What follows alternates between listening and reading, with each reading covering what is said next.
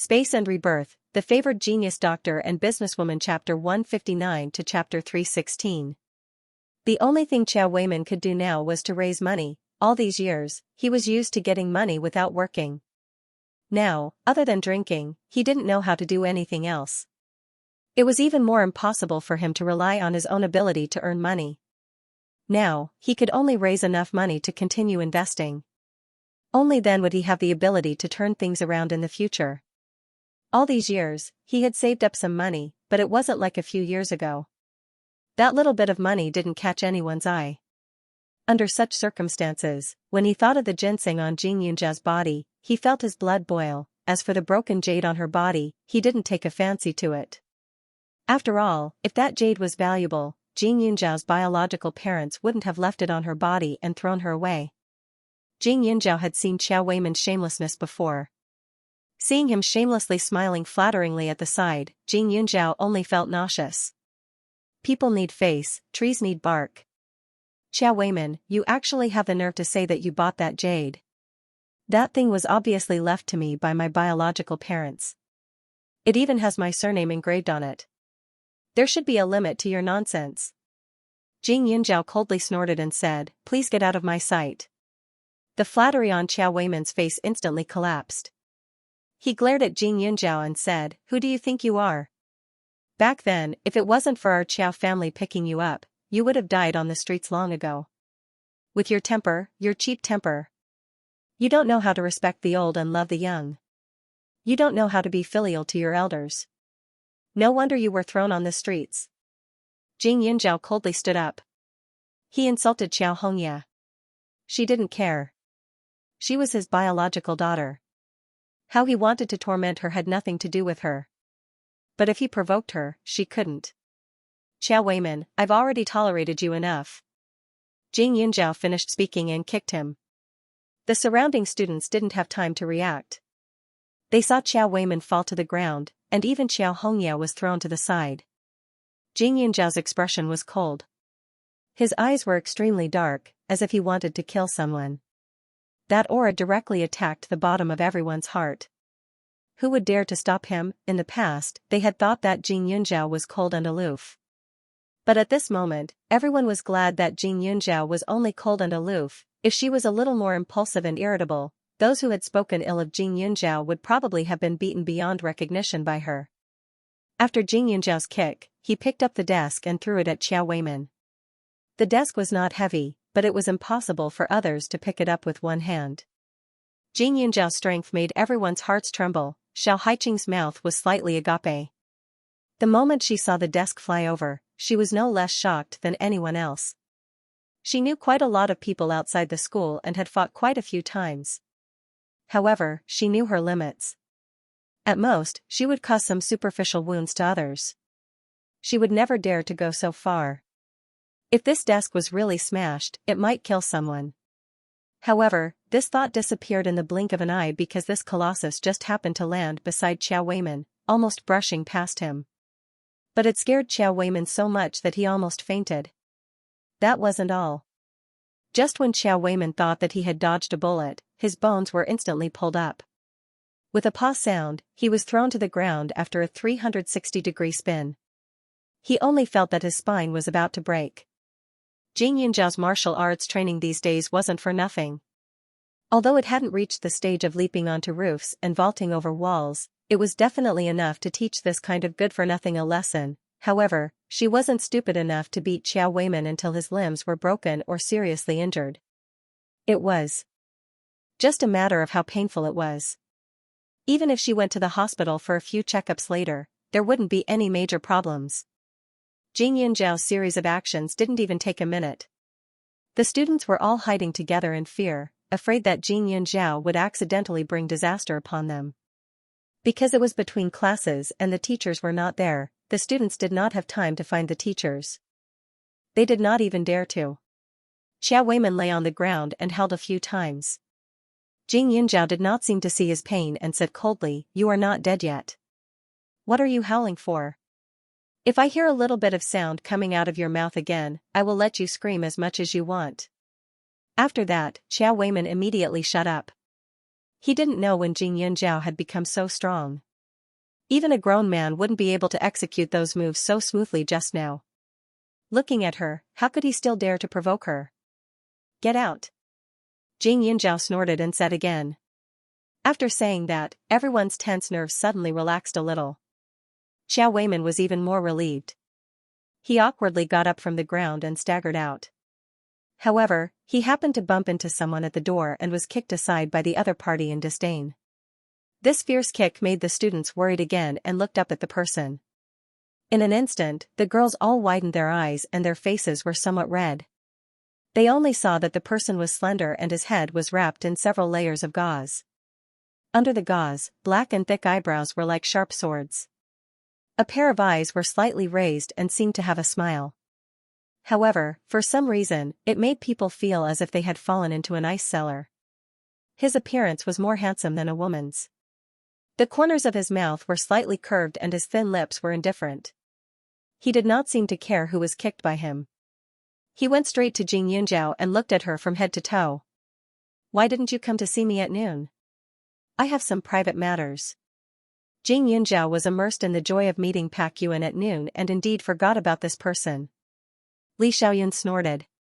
Next time, you can call me and tell me if you have something. Don't make me worry. Jing Yunjiao nodded. They got along very well these past few days. She gradually understood this man's temperament. He didn't have any bad intentions towards her. He was narcissistic and arrogant. As long as she went along with him, Li Xiaoyun's attitude would definitely be unbelievably good. Sure enough, after Jing Yunjiao expressed his cooperation, his originally unhappy expression immediately became much better. He turned to look at his classmates, as if he didn't see their panic. He revealed a gentlemanly smile and said in a strange tone, "Our Yunjiao likes to be quiet. If he's a little grumpy sometimes, then it must be someone else's fault. Since someone else has made a mistake, then it doesn't matter if he fights." Xiao Haiqing's eyes lit up. That's right. Furthermore, that's because it didn't fall into my hands. Li Xiaoyun's expression turned cold, causing everyone's heart to skip a beat. They couldn't help but feel a chill.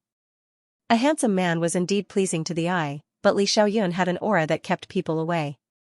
At this moment, his eyes seemed to be filled with killing intent, causing people to feel a chill in their hearts.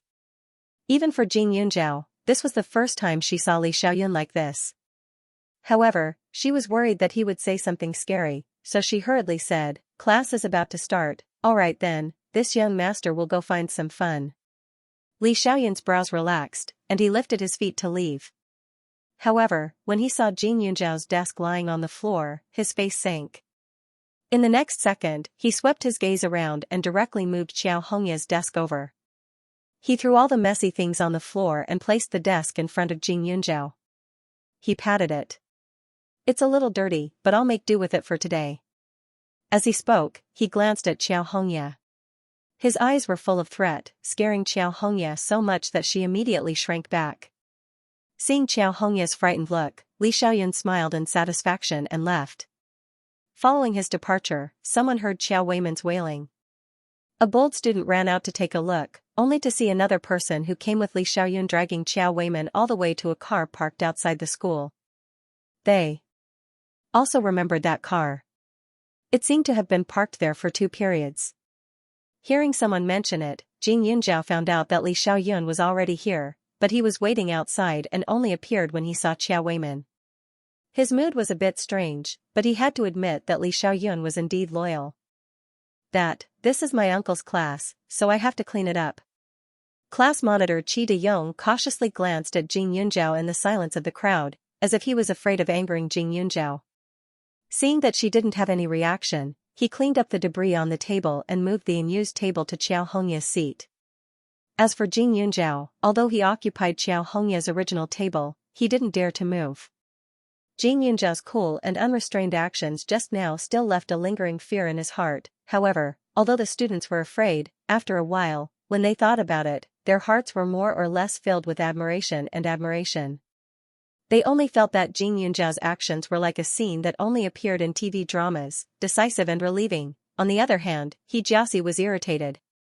She was the one who secretly informed Xiao Weiman to harshly reprimand Xiao Hongya and Jing Yunjiao. This Qiao Weiman naturally didn't dare to slack off in order to curry favor with her and quickly arrived at school. However, she didn't expect this man to be so useless.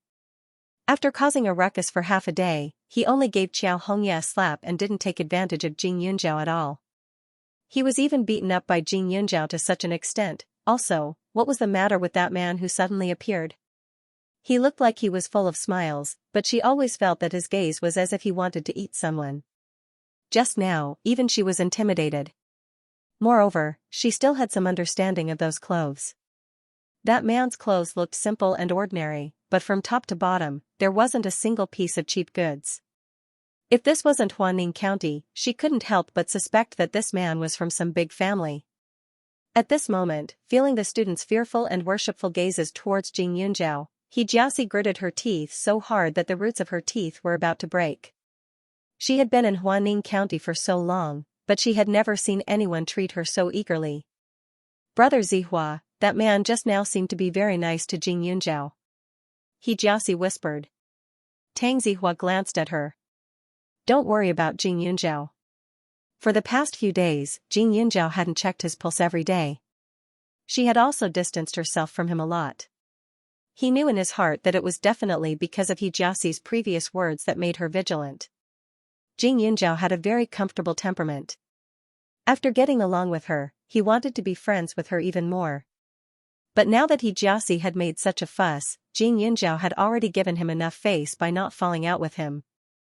Xiaxi pouted, feeling very wronged. However, this was just the beginning.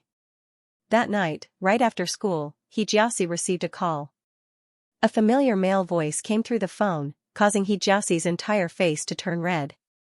Avoiding the crowd, Xiaxi bellowed furiously, "What are you trying to do?" It was Chao Xing on the other end of the line. At this moment, Chao Xing's mood was pretty good. Xiao Hongye was much more obedient than before, and she had actually helped him come up with a good idea. At this moment, when he heard this rich family's young Mrs. Delicate shout, he laughed lewdly. "What do you think I want to do? Didn't we have a good time doing it at noon?" Xiaxi's eyes were completely red, like a little lion that was about to explode. However, this lion's claws weren't sharp enough. She quickly compromised and said somewhat helplessly, "Don't you just want money? I'll give you money, 100,000. 100,000? I've already inquired about your he family. What is 100,000 to you? This time I don't want much, just 1,000,000. Give me 1,000,000 to play with first. If you don't do as I say, at worst, I'll just send it to your childhood sweetheart to take a look. Let's see if their family will still want a broken shoe like you." Chao Xing's words were like a knife digging into Xiaxi's heart, making her whole body tremble. This matter could not be leaked out. Otherwise, even if Tang Zihua fell in love with her in the future, the Tang family would no longer acknowledge her existence.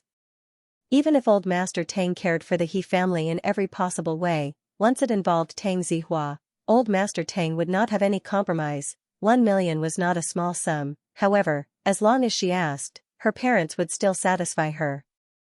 After all, the future of the He family depended on her. "I can give you 1,000,000, but after you take the money, you have to return the video to me. You're not allowed to speak of this matter, or else I'll kill you." Xiaxi gritted her teeth. Chao Xing sneered, somewhat impatient, "I know, transfer the money to my card first." After he finished speaking, he hung up. At this time, Xiao Hongye was sitting beside Chao Xing. It was her first time doing such a big thing, so she was inevitably nervous. However, when she heard Xiaxi's compromise, she couldn't help but be delighted. "Chao Ji, we agreed, we'll each take half, bitch." Chao Xing slapped her. "Are you still qualified to talk terms with me? I, Chao Xing, have helped you so many times in vain, but you hit me when I'm down at the most crucial time. Now that I'm out, you're sticking to me. Do you think I'll believe your flowery words? Xiao Hongye, it's not the first time we've dealt with each other. How can I not understand you?" Chao Xing pinched her face and leaned closer. "This time, I won't be so stupid as to be fooled by you again. I've already recorded all the words you said to persuade me to kidnap Xiaxi. If you dare to make trouble again, when I'm caught later, we'll both die together." After he finished speaking, Xiao Hongye revealed a frightened expression. In the end, she was still a little young. When Xiaoxing came out, she was only left with panic and fear. In order to make Xiaoxing happy, she directly exposed Xianxia. After persuading him for a long time, Xiaoxing finally agreed. However, she didn't expect that Xiaoxing actually came prepared. Seeing Xiao Hongya's desperate look, Xiaoxing's heart immediately felt refreshed. He had raped Xianxia, so one more wouldn't make much of a difference. Xiao Hongya, this girl, he had long taken a fancy to her. If he didn't properly torment her now, could he still be considered a man? Xiaoxing directly pressed Xiao Hongya under his body. Very quickly, in the crowded room, a whimpering sound could be heard. Xiao Hongya never dreamed that she would be eaten clean by Xiaoxing, this hooligan. Everything was going downhill. It was as if everything was against her. It was getting worse and worse. It shouldn't be like this.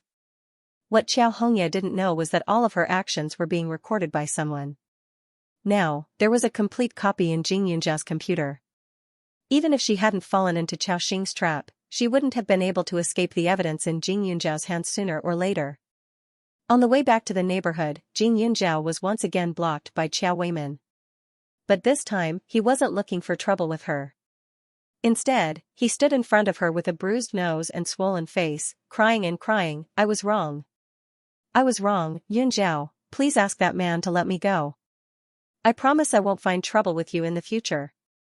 Please ask him to let me go, I really can't take it anymore." The other 3 people who came with Jing Yunjiao all looked at him in astonishment. Hearing Qiao Weiman's words, Jing Yunjiao could also guess that the injuries on his face were caused by Li Xiaoyan's men. However, Jing Yunjiao would rather believe that there were ghosts in this world than believe Qiao Weiman's promise. He was just admitting defeat after suffering a loss for a while. After a few days, who knew how righteous he would be again? Get lost. A good dog doesn't block the way. Hitting people was also addictive. Jing Yunjiao didn't even frown as he kicked him. Qiao Weiman's legs were trembling. After being kicked by Jing Yunjiao, he rolled to the side like a ball.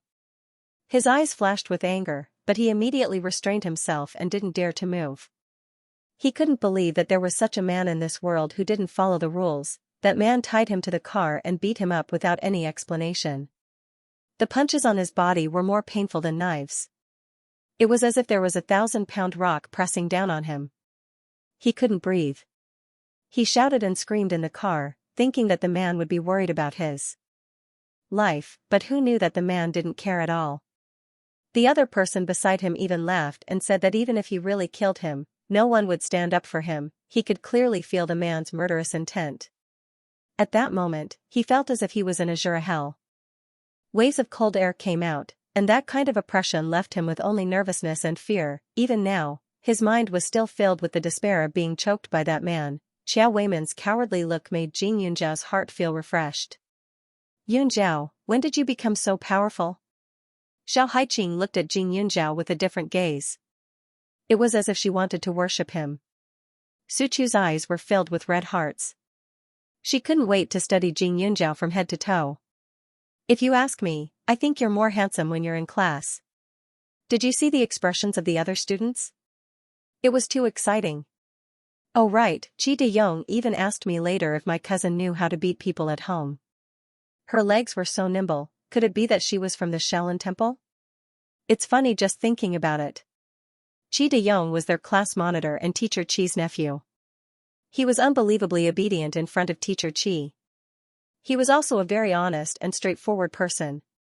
Although his grades were good, he was a fan of martial arts novels. He often talked about martial arts with a group of boys, but it was all just random gestures. In Suchu's eyes, compared to Jing Yunjiao's performance just now, it was all showy and impractical. "You also learned martial arts from that mysterious old man?" Xiao Haiqing asked with a face full of gossip. Jing Yunjiao nodded. Xiao Haiqing's eyes were shining. She looked at Jing Yunjiao as if she was the female lead in a movie. Gan Jinchen and Suchu didn't know about this mysterious old man. When they heard this, they were also interested and asked Jing Yunjiao to explain in detail. But thinking about the old man in her space, Jing Yunjiao's heart was moved. The old man kept saying that he was her ancestor, but until now, she still didn't know who her biological parents were. If her biological parents were dead, then there should have been other relatives, right? Why was she abandoned on the streets? If she met in the future, how should she treat them? Jing Yunzhao's mind was in a mess, but after a while, she couldn't help but laugh at herself. It was too early to think about these things now. Let nature take its course. Jing Yunzhao returned to the dormitory as usual. In the middle of the night, there was a pair of eyes staring at Jing Yunzhao's room with overflowing hatred. When Xianxia thought about how she was forced by Cao Xing, her heart felt like it was being bitten by thousands of ants. She was in so much pain that she wished she was dead. And all of this was because of Jing Yunzhao. If she didn't cause Cao Xing to be arrested, she wouldn't have betrayed Cao Xing, and Cao Xing wouldn't hate her to the bone. There was also Xianxia. That slut treated her like a maid and thought she was a princess. But in the end, wasn't she also humiliated by hooligans? What qualifications did she have to get close to Tang Zihua? Xianxia was thinking about Tang Zihua when she saw a familiar figure walking towards Jing Yunzhao's unit. If this person wasn't Tang Zihua, who else could it be? Tang Zihua was dressed in sportswear and looked like he was very familiar with this area. One look and you could tell that it wasn't his first time here. Xianxia's eyes widened. She couldn't help but call out, Tang Zihua? Tang Zihua turned around in shock, only to see a pair of hazy eyes staring at him in the darkness. The girl was wearing a small pink skirt, her long hair draped over her shoulders. Her face was a little haggard, as if she had suffered some grievances. Why are you here? Tang Zihua asked, puzzled. He was somewhat on guard. It hadn't been long since he transferred schools, but now he knew that Jing Yunzhao and Xianxia didn't get along. These two weren't biological sisters, so it was hard not to be afraid of Xianxia appearing in this neighborhood.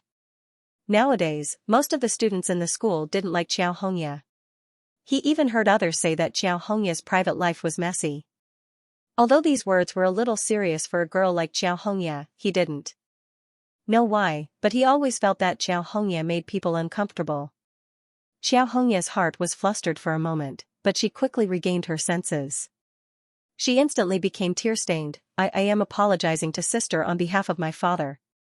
Tang Zihua suddenly felt a little helpless. He suddenly understood why he didn't like this seemingly gentle Xianxia. Too artificial. He had seen many girls like this. At the banquets held by the Tang family every year or at the banquets that they were invited to, there was no shortage of tear-stained girls. They obviously had healthy bodies, good looks, and were loved by their families, but they always looked like they had suffered a great grievance. It was as if they were telling the world how sad and pitiful her life was, as if everyone was bullying her. But what was the truth? They would always use this kind of attitude to gain sympathy and care from others. Therefore, compared to girls like this, he felt that those girls who were ostentatious were more natural. For example, Jing Yunzhao and that Xiao Haiqing by her side. Direct and straightforward. When speaking to them, there was no need to consider whether the other party's words had other meanings. Tang Zihua's gaze deepened. I don't think she needs your apology. After he finished speaking, he glanced at Xianxia, secretly shook his head, and continued to walk upstairs. Xianxia was unwilling to give up. She mustered up her courage and followed behind. When Suchu opened the door, she also hurriedly stepped into the room. However, as soon as they entered, Xianxia's heart flashed with a bit of jealousy. This house was very spacious, with 3 rooms and a living room. It was very clean, and there was a faint fragrance in the room. There were also all kinds of books placed in the room. How lucky was Jing Yunzhao? Not only did she have a good relationship with Tang Zihua, but she also managed to make friends with Suchu and Gan Jingchen, 2 roommates with decent statuses. Jing Yunzhao's current life was what she had imagined. When Suchu saw Xianxia, she immediately screamed, Xianxia, what are you doing here? We don't welcome you here. Xianxia lowered her head, the rims of her eyes reddening. She bit her lip and looked at Suchu carefully. What did I do wrong to make you guys be so fierce to me? If Zihua can come, why can't I? Moreover, I really sincerely want to apologize to my sister. I won't steal her limelight in the future, and I won't make her unhappy again. Today's Xianxia was 10,000 times more wrong than usual, especially after the physical and mental devastation she had just experienced. Her crying was extremely realistic, and her tears flowed down like a string. It simply stunned Suchu. Gan Jinchen frowned and looked at Tang Zihua with a somewhat reproachful gaze. Tang Zihua was very innocent. Who knew that Xiao Hongya's skin would be so thick that she would actually break in with him? Jing Yinzhao heard the commotion and came out of the space. As soon as he opened the door, he saw Xiao Hongya crying and complaining at the same time. Pursing his lips, Jing Yinzhao smiled faintly and walked to the sofa to sit down. He put an envelope on the coffee table and said faintly, "Since you're here, sit down." Xiao Hongya was stunned. She didn't expect Jing Yinzhao to be so easy to talk to this time. How could Xiao Hongya refuse? In order to show off in front of Tang Zihua, she immediately walked over. "Thank you. Although we don't have the same surname, you'll always be my sister in my heart. We grew up together for so many years, and I've always treated you as family." "Family?"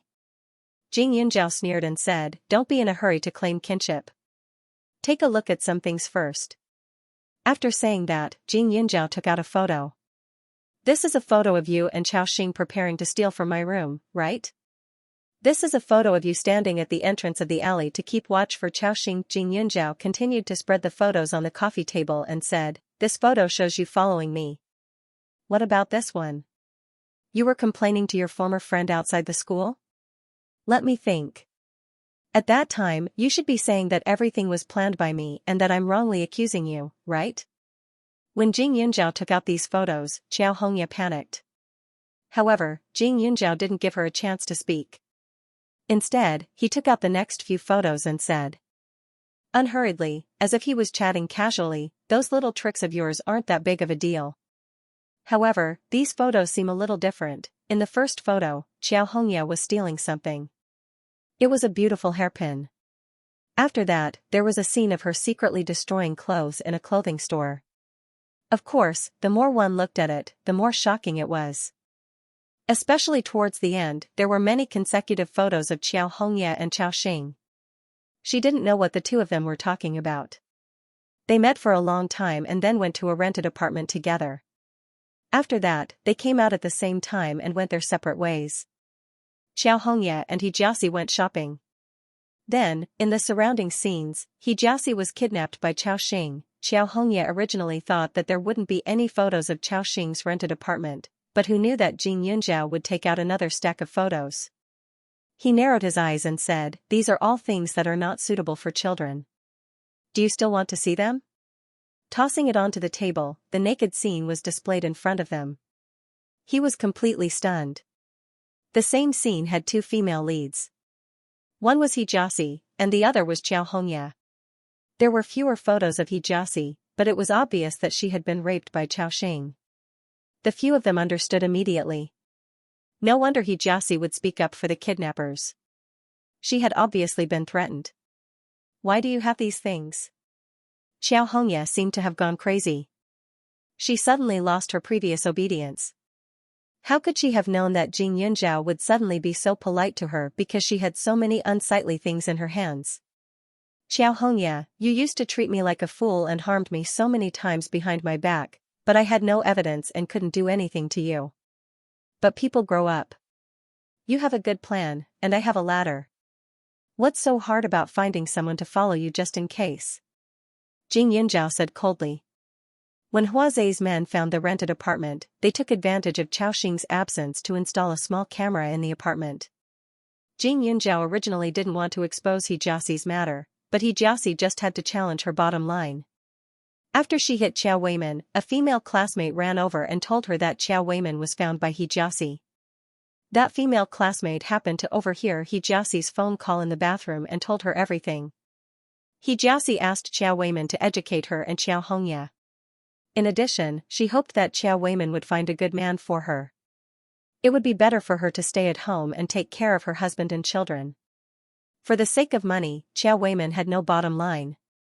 If she and Li Xiaoyun hadn't beaten Qiao Weimin up, she believed that Qiao Weimin would have done everything he could to make her lose her chastity on the way home from school today. So much so that the scene from her previous life could have happened again. Hijiasi provoked Xiao Hongya and caused her to be bullied by Chao Xing, but her heart was twisted and she couldn't bear to see others live well. Originally, she thought that although this He family's eldest daughter was willful and mischievous, she was pitiful to be tormented like this. She wanted to let her off, but she insisted on making things difficult for her. Since that's the case, let's get rid of her in one fell swoop.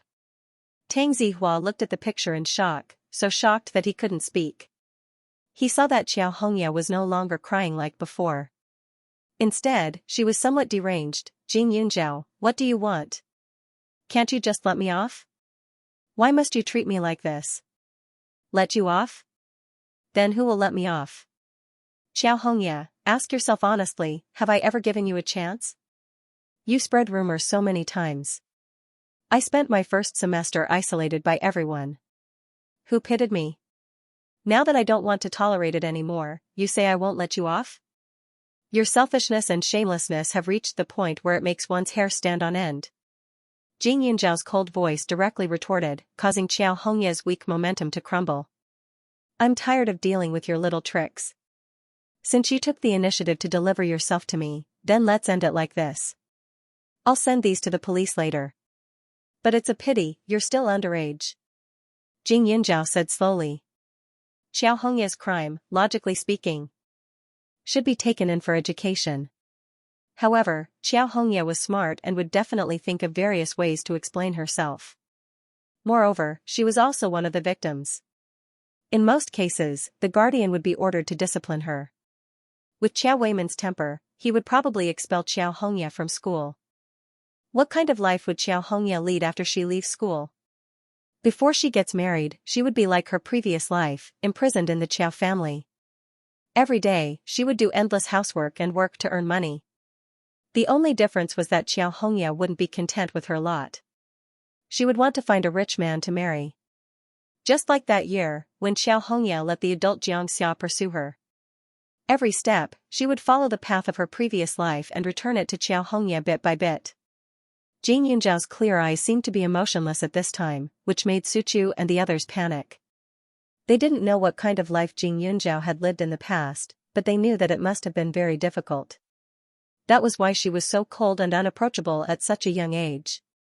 Xiaohongya really panicked this time. What should she do? If she could, she would kill Jing Yunjiao. But that was impossible. There were so many people around. What about the photos?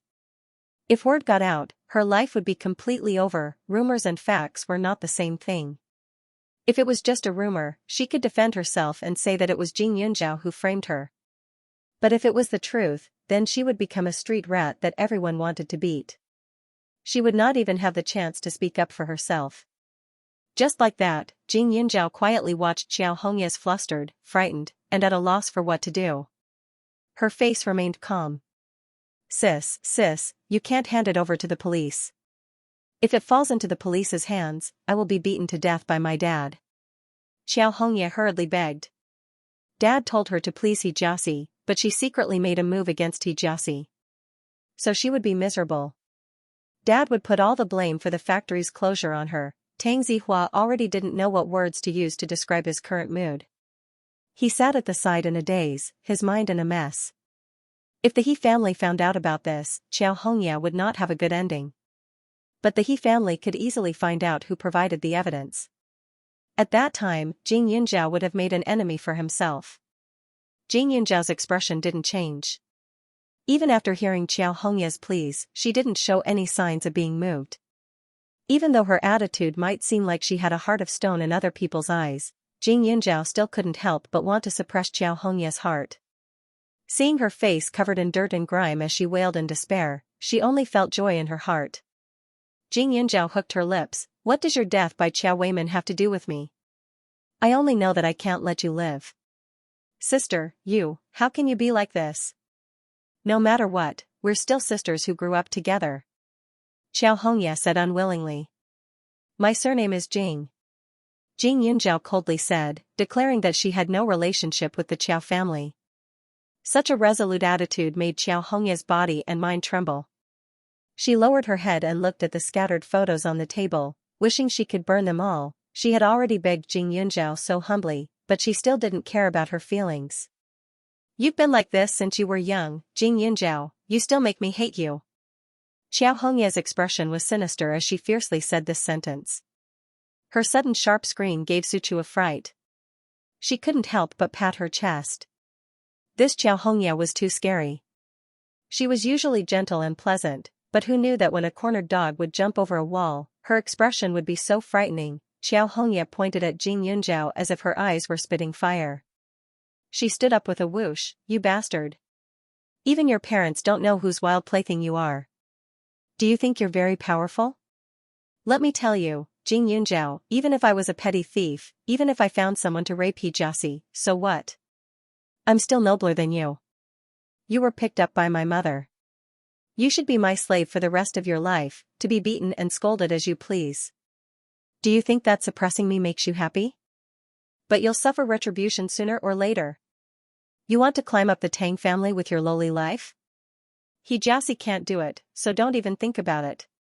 After tearing apart Xianxia's hypocritical skin, her threatening appearance was immediately displayed in front of everyone. Tang Zihua's expression was ugly because he, Jing Yunzhao, had been misunderstood more than once. He didn't expect that Xianxia would still think that there was something going on between him and Jing Yunzhao. Moreover, such words actually came from the mouth of a girl. Jing Yunzhao was an orphan whose parents were unknown, but he never felt that Jing Yunzhao was inferior to others. This Xiao family, if they hadn't adopted Jing Yunzhao back then, they might have let Jing Yunzhao off. The air seemed to have solidified. Su Chu had never encountered such a situation before and was momentarily at a loss for words. However, she was afraid that Jing Yunzhao would be upset because of this, so she revealed an angry expression and felt pity for Jing Yunzhao. Gan Jingchen was the same, but he believed that Jing Yunzhao was calm enough and had the ability to solve the problem. "Actually, you're the one who wants to climb up the social ladder of the Tang clan, right?" After a while, a mocking voice suddenly sounded in the silent room. Jing Yunzhao spoke again, "Are you done scolding me? In my eyes, other than hooting a few words, you don't have any ability at all. Are you worthy of talking about nobility with me? I hate to be compared with animals the most." After Jing Yunzhao finished speaking, he reached out and arranged the photos. Other than these photos, there was actually a set of videos and a few copies. Now, as long as she sent a text, Huazei's people would immediately hand these things over to the police. She took out her phone, typed a message, and sent it out after confirming it. Cooperate well with the request for exaggeration. After all, if you're taken in and educated, how am I supposed to play? Jing Yunzhao glanced at her and handed a stack of envelopes to her. As for these, they contain your first time in your life. I'll give them to you as a souvenir. Jing Yunzhao looked down at her. Under Xianxia's resentful gaze, he let Tang Zihua into her room to take his pulse and treat his illness. Xianxia's heart-wrenching scream came from outside. Her voice was crazy, scaring all the children in the building. Su Chu glared at her fiercely and threatened, "I'm going to tell the police that you're here." The next second, Xianxia ran away in a sorry state. She saw Jing Yunzhao's text, but she didn't know what Jing Yunzhao edited and didn't know who the text was sent to. So she wasn't sure if Jing Yunzhao had really called the police. So at this moment, she was scared and worried, but she didn't know what to do. Run away? She didn't have any money on her, and she was young. If she ran away from Huaning County, she might not be left with a bright future. Find Xiaoxing? Xiaoxing shook her head again. She definitely couldn't. Xiaoxing would be alerted when the time came. Once both of them were caught, she wouldn't have the chance to defend herself anymore. After thinking about it, Xiaoxing still decided to return to school, hoping that Jing Yunzhao was just scaring her. Xiaoxing only returned to the dormitory at 10 o'clock in the morning. The girls in the dormitory naturally despised her to the extreme, but Xiaoxing didn't care about what these people thought. She tossed and turned in bed. In the middle of the night, the girls in the dormitory were woken up by knocking on the door. The teachers cooperated with a group of police officers and took Xiaoxing away in front of everyone's eyes. In order to fulfill their responsibilities, these teachers naturally asked about the situation. When they did, they were shocked to the extreme. In the morning, the whole school had already heard about it. As Xiaoxing's homeroom teacher, Teacher Qi was very sullen. He had taught students for dozens of years, and no one had ever committed a crime during his tenure, let alone a girl who looked gentle and demure on the surface. Moreover, with Xiaoxing's grades, she originally didn't have the qualifications to enter Class 1. She was completely pulled into class 1 by the investor, the He family, for the sake of their daughter's playmate. At that time, he thought that this girl's grades were good, so he made an exception and accepted her. Who knew that she would ruin his many years of good reputation? Chao Xing was also arrested along with Chao Hongyi. When Chao Xing re-entered the palace, as expected, Chao Hongyi went back on her words. Chao Hongyi claimed that she had been threatened by Chao Xing from start to finish. She displayed her acting skills and wrongly accused Chao Xing to the point that both man and God were indignant. This time, the crime was very serious. As the victim, he was, of course. Moreover, He Jiaxi and Chao Hongya were both minors, especially Chao Hongya, who wasn't even 16 years old yet. Rape and extortion. Chao Xing took a big tumble this time. By the time this case was completely settled, it was already more than a month later. As expected, Chao Hongya voluntarily withdrew from school. At the entrance of the campus, the He family's car had been waiting for a long time. However, it was different from before. They had changed to an ordinary driver and the car was not as luxurious as before. After all, she was no longer qualified to marry into the Tang family. The He family felt uncomfortable and treated her differently. Chao Hongya, you're really good. He Jiaxi looked at Chao Hongya, who had also left the school, her eyes full of hatred. After these days of torture, Chao Hongya was like a walking corpse. Her face and body were full of scars, all thanks to Chao Weiman. Chao Weiman's attitude was completely dependent on this Miss He Jiaxi, I admit that I've let you down. But do you think I sent those photos to the police? I'm not so stupid as to dig a hole for myself. It's all Jing Yunjiao's doing. How pitiful. Forget about me, but you, the daughter of a big family, actually couldn't beat a bastard and rushed back to Ning City like a stray dog. How pitiful. Chao Hongya said coldly, too lazy to put on airs. Chao Hongya's eyes were full of sarcasm, not restraining herself at all. In the past, she had to lower herself to He Jiaxi because of her father. But now, for money, her father didn't even want her anymore, scolding and beating her up. Since she suffered such a big grievance, then why should she give in to He Jiaxi? Apart from her family background being better than her, what else could He Jiaxi compare to her? He Jiaxi's heart was currently filled with hatred. She had suffered a loss and caused such a thing to happen, causing the He family's 10 years of planning to go up in smoke. Naturally, the He family had investigated a bit, but the result they received wasn't Jing Yunjiao, but a hoodlum. However, with Chao Hongya's explanation, she understood everything clearly. Jing Yunjiao must have bribed that hoodlum to do it on her behalf, killing 2 birds with 1 stone, destroying 2 people. This Jing Yunjiao pretended to be virtuous, keeping a distance from Tang Zihua on the surface, but behind his back, he was actually so sinister. However, she wouldn't let Jing Yunjiao off, but she also wouldn't let Chao Hongya off. In the end, if Chao Hongya didn't sell her out, she wouldn't have been defiled by a hoodlum. Now that this matter had spread like wildfire in Huaning County's schools, when she returned to Ning City, there would definitely be people investigating what she did in Huaning County. At that time, even if she had 10 mouths, she wouldn't be able to explain herself. No matter what, she couldn't stay in Ning City anymore. After she returned, she could only go abroad for a period of time and wait for the matter to die down before returning. As for Tang Zihua, He Jiaxi clenched her teeth. If she couldn't have him, then Jing Yunjiao shouldn't think about it either. Even if she left, she still had ways to deal with the 2 of them. He Jiaxi got into the car with hatred. The car sped off, quickly leaving Huaning County's boundary. Chao Hongya returned to Ning Town, but this matter had been stirred up for so long that it had already spread throughout the town. The people outside had spread rumors that Chao Hongya was vicious and sinister. Now, everyone was avoiding her. Chao Weiman despised this daughter of his for making him lose face and dragging down his future, so he was even more displeased with Chao Hongya. Even Chao Hongya's younger brother, Chao Zizhou, felt embarrassed and avoided her when he returned home on the weekends. Chao Hongya was responsible for taking care of Chao Weiman's basic necessities at home. Her pair of slender jade fingers had always been fair and tender, but after a few days, they had become slightly rough. Moreover, whenever she dressed up a little cuter and prettier, there would always be people calling her a vixen when she went out to buy groceries. There were even some ignorant children who would rush up and scratch her. A week later, Xianxia learned to be smarter and changed into Yiqin's old clothes. Clothes make the man. Without her beautiful clothes, without her student temperament, and without the favorable impression of others, the current Xianxia looked like a sloppy old woman from afar.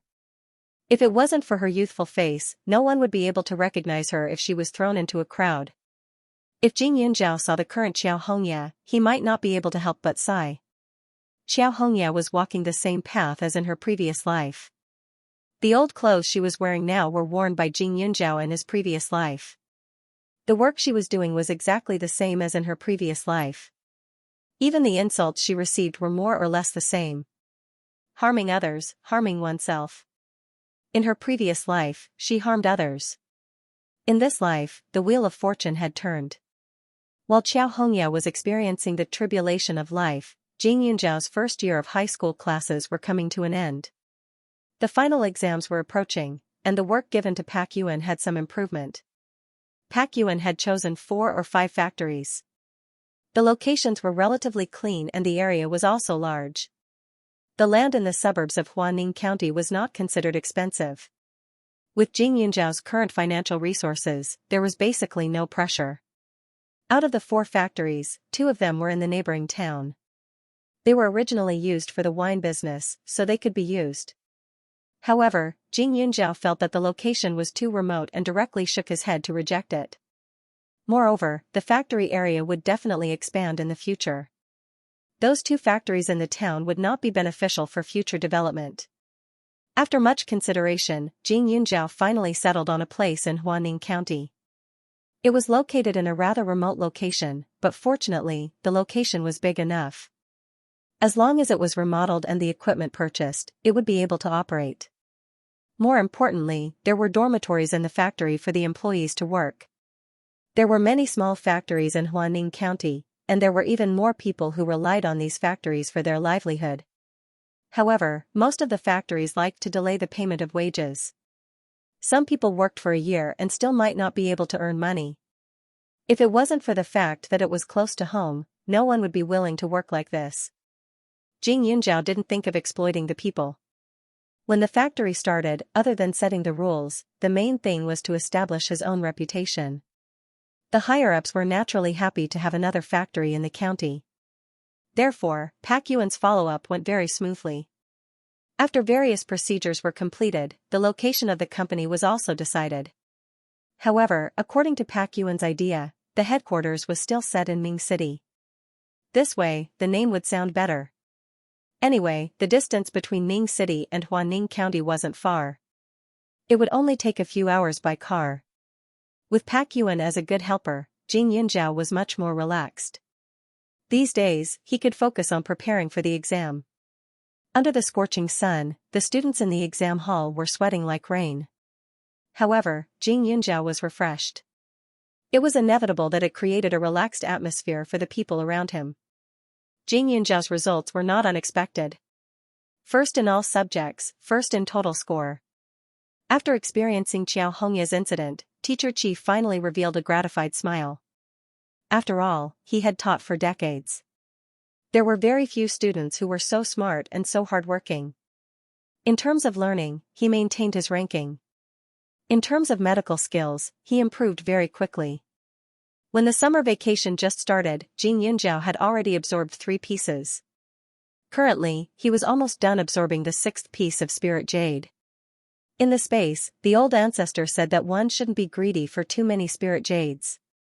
However, she felt that her tolerance was stronger than expected. Other than the first time when she absorbed it, she felt a little uncomfortable. After that, the next few times were very smooth. Moreover, she felt like she wasn't full yet. After thinking about it for a while, Jing Yunzhao still decided to give it a try. Fresh blood dripped into the jade, and in an instant, the 2 pieces of spirit jade entered her mind at the same time. Jing Yunzhao only felt a buzzing sound in her mind, as if something had exploded. He tried his best to suppress the splitting headache. After a while, the tip of his nose became slightly hot, and 2 streams of blood flowed down. At the side, the little bug wiggled its body and jumped. The blood that dripped from Jing Yunzhao's nose immediately stained its body. The icy blue body shook violently, and the little bug immediately retreated back into the soil. After an unknown amount of time, Xianxia finally felt his headache get better. He sighed faintly in his heart. Fortunately, it was only 2 pieces. Otherwise, his head would have exploded. The ancestors' words were not without reason. In the future, it was better not to try such things again.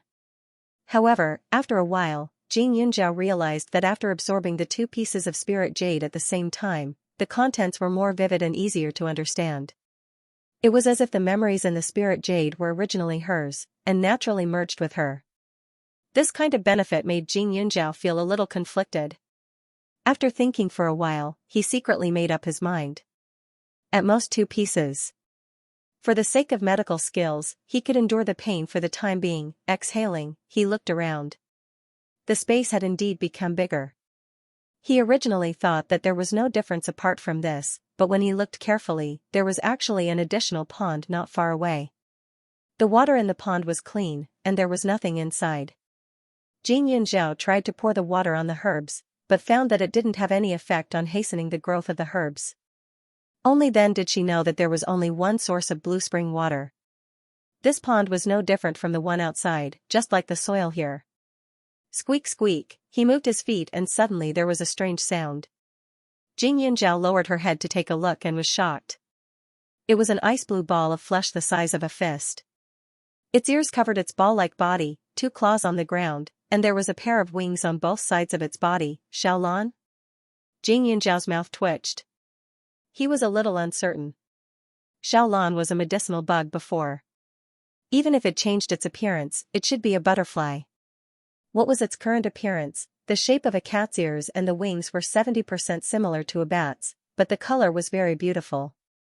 It still had no neck. There was an ice blue piece of flesh on its forehead like a leaf. Its eyes were big and round, and there was a thin and long tail behind it like a vine. Xiaolan tried hard to flap its wings. After a while, it finally rose from the ground. However, those fragile wings seemed to be unable to support its weight. Its entire flight direction was crooked. The other medicinal bugs led by it were neatly arranged and wriggled their bodies. They were obviously very excited. Xianxia was a little stunned.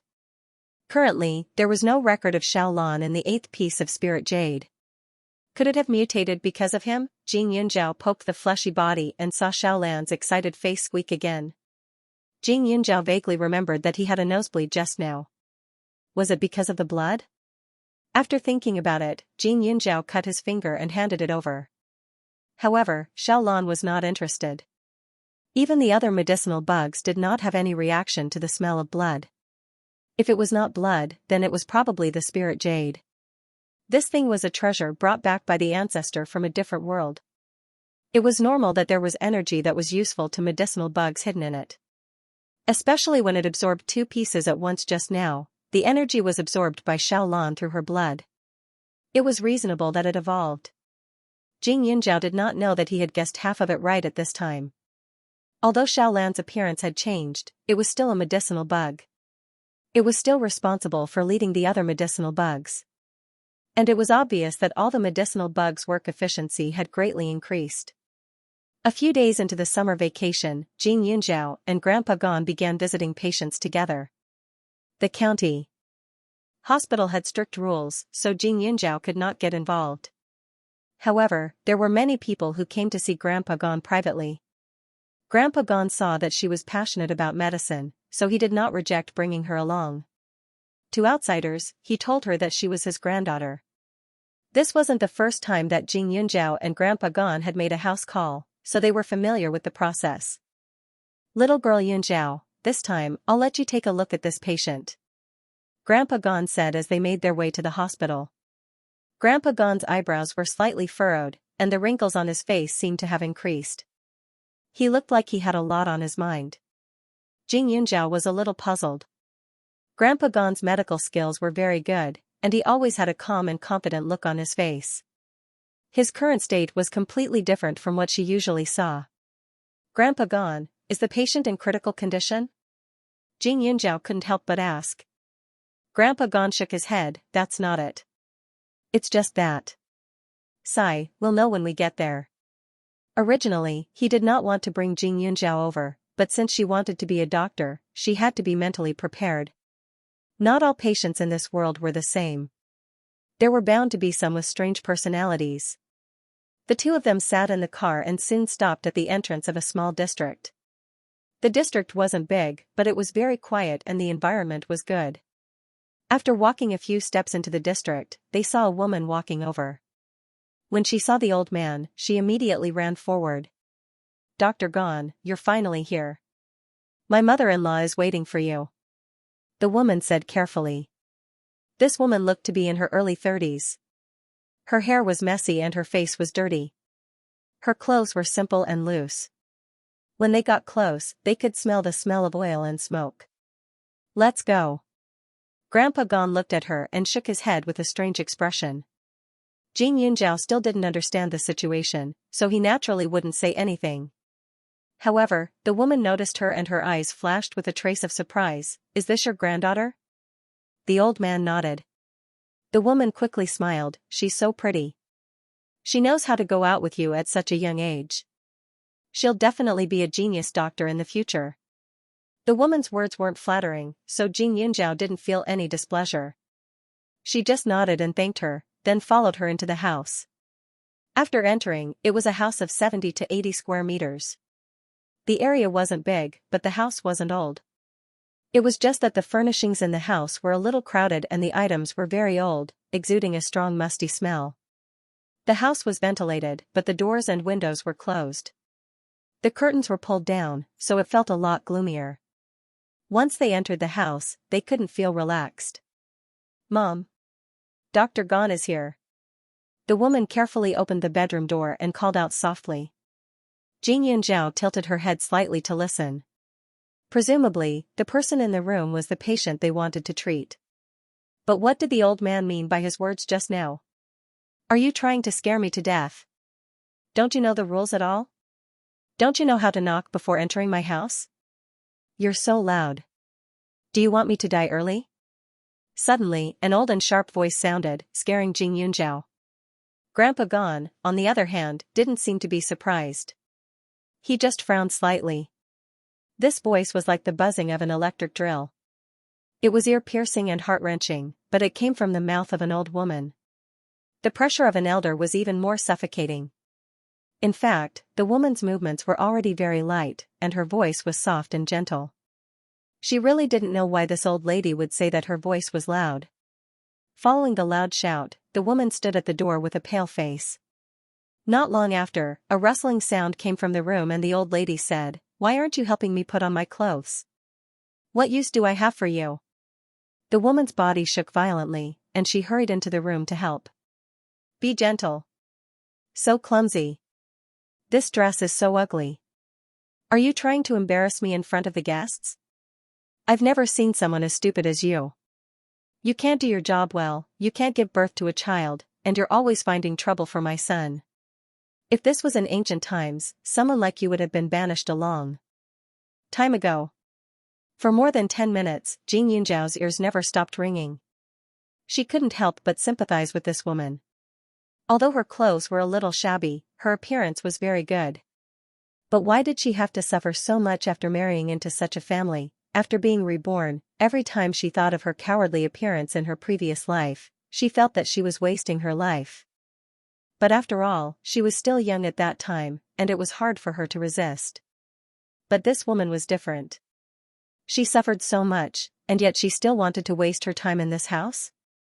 How could she endure the feeling of being insulted and trampled on? Xianxia's mind was filled with all kinds of thoughts. After a while, the old lady who was yelling finally walked out with the help of the woman. The old lady was dressed in traditional Chinese attire. Her face was filled with happiness, and her slightly plump body was almost pressed against the woman beside her. She was wearing a pearl necklace around her neck and a golden ring on her finger.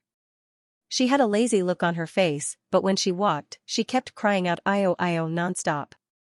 It was only a few steps, but after walking for a while, she finally fell onto the sofa. She raised her eyes to look at old man Gon and said, "Dr. Gon, can you prescribe some more medicine for me? My body is still hurting and itching." Dr. Gon secretly shook his head. He walked over and took her pulse. Your problem isn't that serious to begin with. You'll be fine after taking this medicine for a few days. You're itching again. Is it because you've been eating seafood recently? If it wasn't for the fact that he had already paid the consultation fee and promised to treat this old lady, he wouldn't have wasted his time with this old lady. Who's the one who wronged me? My old bones are hurting like crazy. How can I not listen to the doctor? I've been taking this medicine every day, and I've been avoiding certain foods. Xianxia, don't you think so? The old lady opened her mouth and howled. She lifted her eyes to look at the woman and asked. The woman was startled and hesitated. Elder Gon was certain that Xianxia didn't want to lie, but she dared to speak the truth. He didn't want her to speak, so as to prevent this old lady from making a fuss again. He simply wrote a prescription. I've added a medicine to your prescription. Take it on time, but if it relapses again, I can't do anything about it. Oh right, girl, take her pulse. Elder Gon said this, but his face was already showing signs of annoyance. The old man had always had a good temper. Even Xianxia rarely saw him like this. However, when he thought about it, it made sense. Some people had terminal illnesses that couldn't be treated, but some people didn't cherish their own bodies. They gambled with their own bodies and played around with others. Xianxia really didn't understand the point of treating a patient like this. Xianxia stepped forward. The old lady looked at her with some dissatisfaction, but because Grandpa Gon was there, she endured it and let her take the pulse. However, the old lady was a little impatient. In the blink of an eye, she pulled her hand back, giving him a look that said, I've already given you a chance. Xianxia asked a few more questions, but the old lady still ignored him. Instead, it was the woman next to her who answered carefully. The old lady's waist was not good. When it hurt the most, she could not walk at all. Moreover, her whole body was itchy and unbearable. Xianxia then asked the old man about the medicine, but he found something very funny. The old man's medicine was to treat the root of the problem. After drinking it, the pain would be relieved. Only when the body was in good health would the itch be relieved. However, the room was filled with a faint ointment smell, especially on the old lady's body.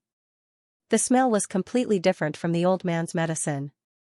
Old lady, it's useless to cover your body with antipyretic ointment. The illness is caused by the body.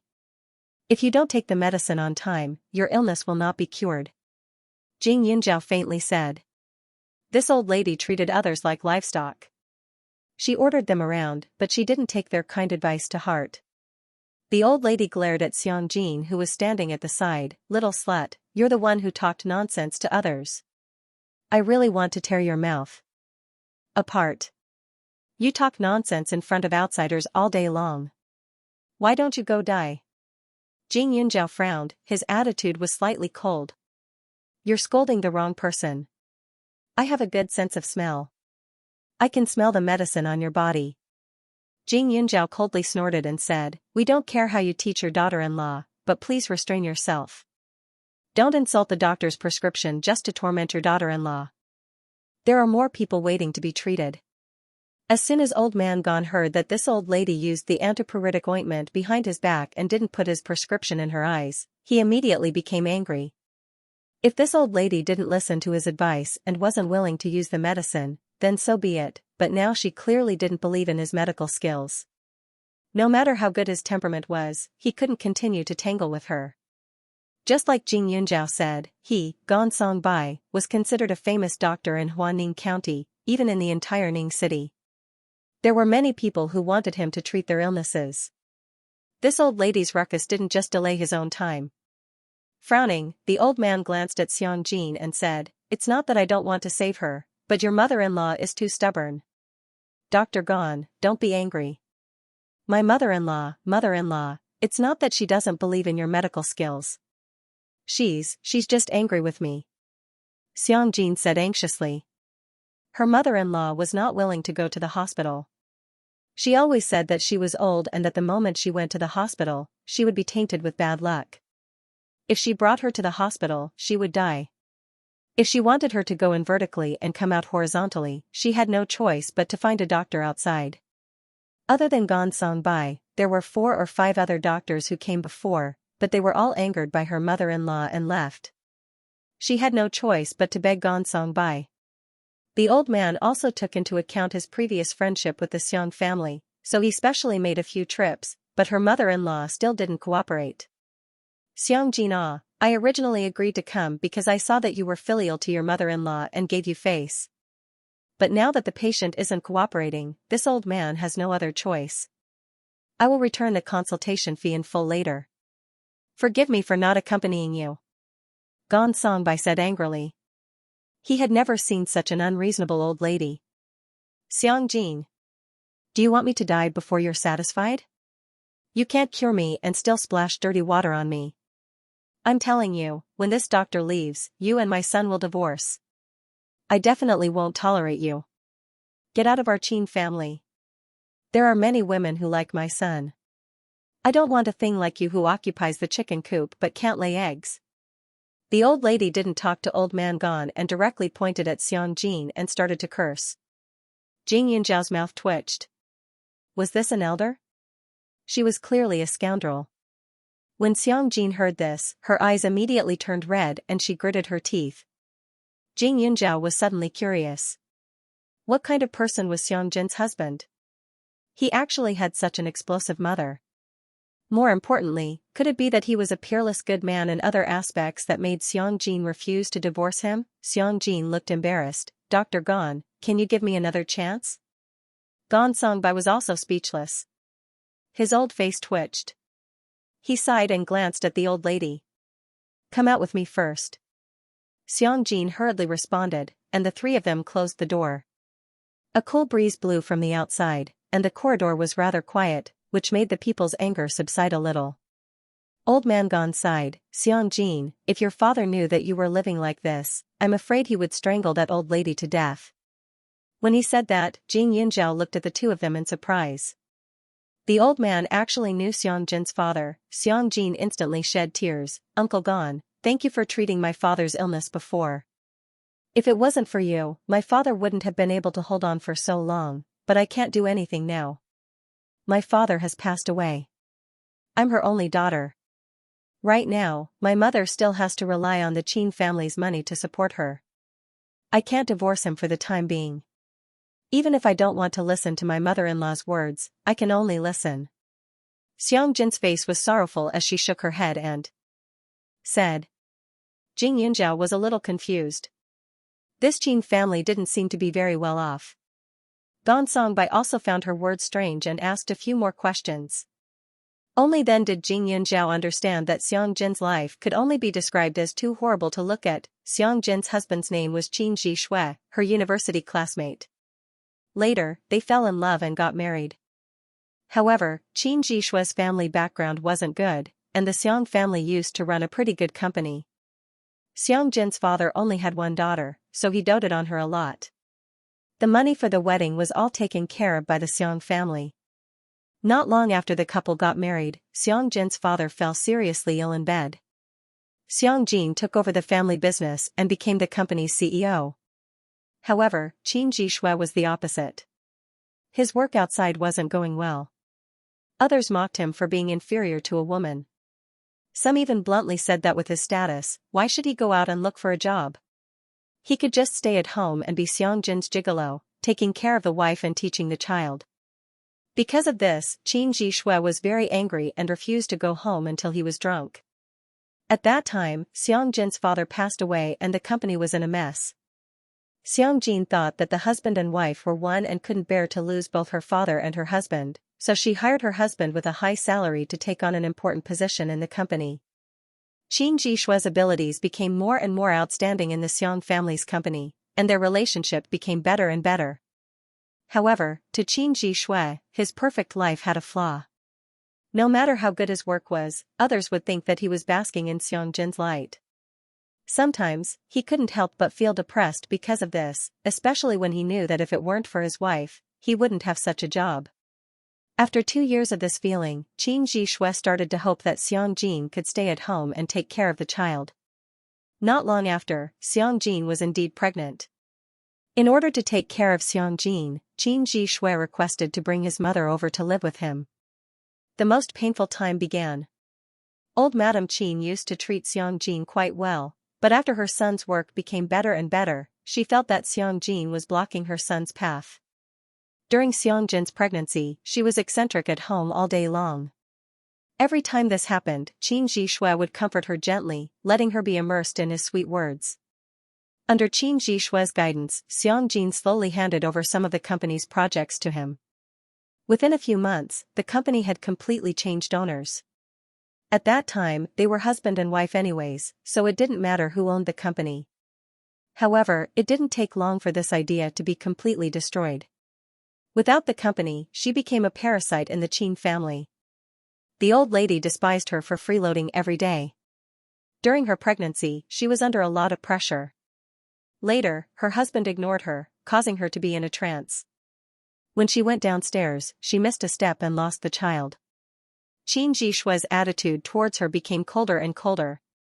Old Madame Qin simply said that she wasn't used to life in Ning City and insisted on moving back to Huaning County no matter what. She even insisted on having her daughter-in-law accompany and serve her. Xiangjin was naturally unwilling, but Qin Zhishui simply used her mother to threaten her. When Xiangjin's father died, Xiangjin's mother suffered a bit of shock and couldn't recognize anyone anymore. Moreover, she started spouting crazy words and had been receiving treatment in the hospital. Now, Qin Zhishui said that if she didn't listen to him, he wouldn't care about her anymore. Xiangjin had no choice but to let Qin Zhishui torment her. She had thought of filing a lawsuit. After all, this company originally belonged to her, but she had personally signed those documents back then. Moreover, the funds of the Xiang family's company were slowly transferred away, and Qin Zhishui used that money to do other businesses. Now, the company had already undergone a complete makeover. When Jing Yunjiao finished listening, he sighed in his heart. Xiangjin was too foolish, but the wolf hid it well. From her description, Qin Zhishui did indeed treat her well in the beginning. It was indeed too difficult to guard against such a person. Jing Yunjiao didn't have the intention to meddle in other people's business, but because Gong Songbai and the Xiang family knew each other in the past, his expression was a bit heavy right now. Even if I save this old lady, she won't know how to repay the kindness. She might even torment you even more. How about this, you bring me to see your mother? Gong Songbai pondered for a moment before suggesting. If you're willing to make a trip, that'd be great. It's just that Qin Zhishui won't let me leave Huaning County at all. He used the name of the patient's family to reject all visitors. I can't see my mother at all. Xiangjin was also a bit anxious. Jing Yunjiao pursed his lips. He was a bit tempted by this Xiangjin. Currently, the company was lacking manpower. It was easy to recruit ordinary employees, but there were very few capable ones. If what Xiangjin said was true, then recruiting her under his banner should be a pretty good choice. However, Jing Yunjiao wouldn't reveal the company's matters before confirming whether she had the ability or not. Now that Xiangjin said this, Gong Songbai also had no other choice.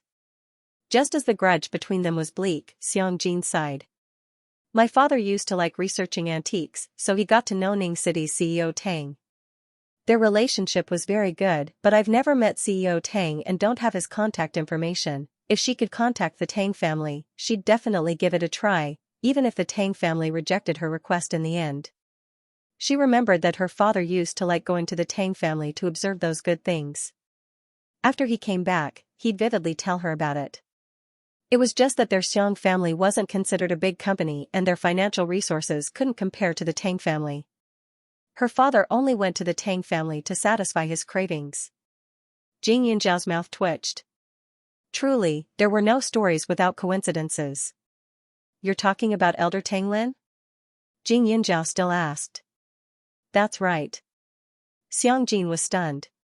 Jing Yunjiao exhaled. I can give you his number, but I'm not sure if he'll help you.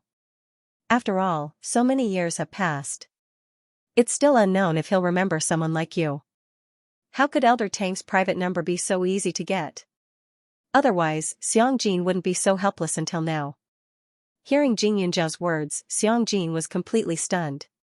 She didn't know if it was true or false. Even Gong Songbai looked at her in surprise. He didn't quite understand. When did this girl become acquainted with Ning City's leading figure? And there was even a way to contact him. Really? Xiangjin's heart almost stopped beating. Why don't I give you my phone? You can contact them now. But I have a request. Jing Yunjiao paused for a moment before he continued, if Elder Tang is willing to help you, you can look for this person after you settle your family matters. If he recognizes you, you will need to work in his company. Is that okay? Jing Yunjiao took out a business card with Pak Yuan's contact information. Jing Yunjiao's attitude was a little strange, which confused both of them. However, Xiangjin reacted quickly. At this time it was related to her mother, so she immediately nodded. The next second, Jing Yunjiao handed her the phone. At this time, Elder Tang was leisurely drinking afternoon tea when a call came in. Seeing Jing Yunjiao's name on the screen, he couldn't help but feel a little better. However, when he picked up the phone, he heard an unfamiliar female voice. When he heard it again, his face turned ugly. There weren't many people that he could call friends with, and this old Xiang was one of them. Although many years had passed, he still remembered their previous friendship. After old Xiang died, he wanted to take care of the Xiang family. However, after investigating, he found that Xiang Jin's husband was not bad, so he let it go. In the end, it was all an illusion? Grandfather Tang immediately sent someone to investigate again. Xiang Jin, on the other hand, felt much more relaxed after receiving his promise. She felt like the gloomy clouds that had been pressing down on her head for so many years had dispersed in an instant. Thank you, little sister. Don't worry, I'll definitely, little slut, what are you dawdling outside for? You can't even keep a person here, what use are you? I'm hungry, hurry and come back to cook for me. Xiang Jin hadn't finished speaking when the old lady's insults came through the door. Jing Yunjiao's brows twitched, only to see Xiang Jin clenching her fists, her eyes bursting with hatred. I'll go in first, Uncle Gon, you. Xiang Jin's brows loosened. Now, she could see that there was some cleanliness. Since your problem has been solved for you, then I won't take care of this patient anymore, Gon Songbai said directly. These days, the ruckus made him restless. Originally, he wanted to bring Jing Yunjiao here to learn, but who knew that this old lady would be even fiercer than before. However, looking at Jing Yunjiao's previous attitude, it was clear that he also had confidence in that illness. His standard wasn't inferior to his. Xiang Jin didn't insist on keeping them here. After sending off Jing Yunjiao and Gon Songbai, she returned to her house alone. Not long after, the insults came one after another. The neighbors didn't care, after all, it was like this every day. Only, they didn't know that this time, the old lady's insults were because Xiang Jin ignored her. Her waist wasn't good, and when it was serious, she couldn't move. When Xiang Jin returned home, she directly locked the door and entered her own house. The old lady was still hung on the sofa. She didn't cook, and the medicine wasn't boiled like before. It was as if the old lady didn't even exist in the house. This angered the old lady to death. She only yelled for a few hours, but Xiang Jin didn't move. Her phone wasn't by her side, so she couldn't call her son. Due to her anger, her body became more and more uncomfortable. She couldn't move at all. Her whole body was itchy, and there were many scratches on her body. At this time, the old lady was somewhat regretful. There were many ways to torment Xiang Jin, but she should have recovered first. On the other side, the old man's speed was very fast. Qin Jishua's company was under pressure from Ning City's tycoon. Gon Songbai was worried about Xiang Jin, so he specially sent Jing Yunjiao over to take a look. As a result, he was completely stunned when he entered the room. Xiang Jin had been tortured by the Qin family for a few years, and the resentment in her heart was not small. Now that she had rebounded, in just a few days, she had tortured the old lady until she was no longer human. At this time, the old lady was still lying on the sofa. When she saw Jing Yunjiao, she opened her mouth but couldn't say anything. Her hoarse voice couldn't make any sound. There were only some fruit pits in front of her. They must have been placed on the table a long time ago, and the old lady happened to come across them. Did I scare you? When Xiang Jin saw her, the hostility in her eyes lessened a little. Jing Yunjiao shook his head. It's okay, but if she starves to death, you'll be the one to suffer. The old lady must have been living on the fruits in front of her for the past few days. She ate, drank, and defecated in the living room. She was weak and sick. If she died, Xianxia would definitely be responsible. However, Jing Yunjiao didn't sympathize with this old lady. If it was her, she would have done it under the condition of protecting herself. Don't worry, Qin Jishui will be back today because I've already informed him of my divorce. Speaking of divorce, Xiang Jin's eyes flashed with joy. Jing Yunjiao pursed his lips. No wonder her dressing today was different from before. It was as if she had regained her vitality. She was dressed appropriately, without the sloppy, decadent, and busy feeling from before. Presumably, these past few days were the most relaxed she had been in years. The smell in the house was heavy. Xiangjin dragged her to sit on a chair in the neighborhood for a while. Not long after, a man rushed out of a car. When he saw Xiangjin, he said, "Are you crazy? Do you know how busy I've been recently? Finding trouble for me at this time, do you still want to take care of your mother?" The man's appearance was very upright. He was in his 30s and looked mature and steady. His clothes were neat and tidy, not a single hair out of place. His appearance was extremely gentle, indeed the type that easily attracted women. However, right now, his anxious and angry appearance was exposed, making him look a little sinister. When he got closer, he could even smell the scent of alcohol. Qin Jishui thought that the person sitting with his wife was a child from the neighborhood, but upon closer inspection, she looked very unfamiliar. He didn't place her in his eyes at all. Xiangjin glared at Qin Jishui with eyes full of hatred and said sharply, "You've received the divorce agreement. Since that's the case, sign it. Otherwise, don't blame me for taking this to court." "You really dare? Xiangjin, have I indulged you for too long? All these years, I've worked so hard outside, wasn't it all for you and my mother to have a stable life? Now you're asking for a divorce? What right do you have? Why don't you think about it? With your current appearance, are you worthy of me? If it weren't for me remembering our old relationship, you would have been chased out of the house long ago. And your mother too, I pay such a large sum of money for you every month, isn't that enough?" Qin Jishui said angrily. However, after speaking, he realized that the wife in front of him seemed to have changed. Previously, every time he came back, Xiangjin would be cooking most of the time. She wore loose clothes and had unkempt hair and a dirty face. Looking at her made him want to vomit. Compared to those women outside, Xiangjin didn't have any redeeming qualities. But today, she had light makeup on her face and her long hair was tied up neatly. She wore a pair of small leather shoes and her previous professional attire. Although the style was very old-fashioned, it had a different kind of charm on her. Qin Jishui shook his head inwardly. Why was he thinking about this? He must have been too busy recently, that's why he thought that Xiangjin looked better than before. Xiangjin had already experienced her most desperate times. Qin Jishui's words couldn't arouse her anger at all. Instead, it made her feel that she was really blind back then. "Qin Jishui, you relied on my Xiang family's assets to get to where you are today, yet you're standing here telling me that everything I have is because of you. Don't you find it ironic?" Xiangjin mocked, then continued, "I asked you to come here to inform you that I'm definitely getting a divorce. I don't want to talk nonsense with you, crazy woman. Where's my mother?" Qin Jishui glared at her in annoyance. He didn't believe that she really wanted a divorce at all. Instead, he felt disdain. "Your mother? Huh. Fortunately, you came in time today. If you were a few days later, I reckon you can only collect her corpse."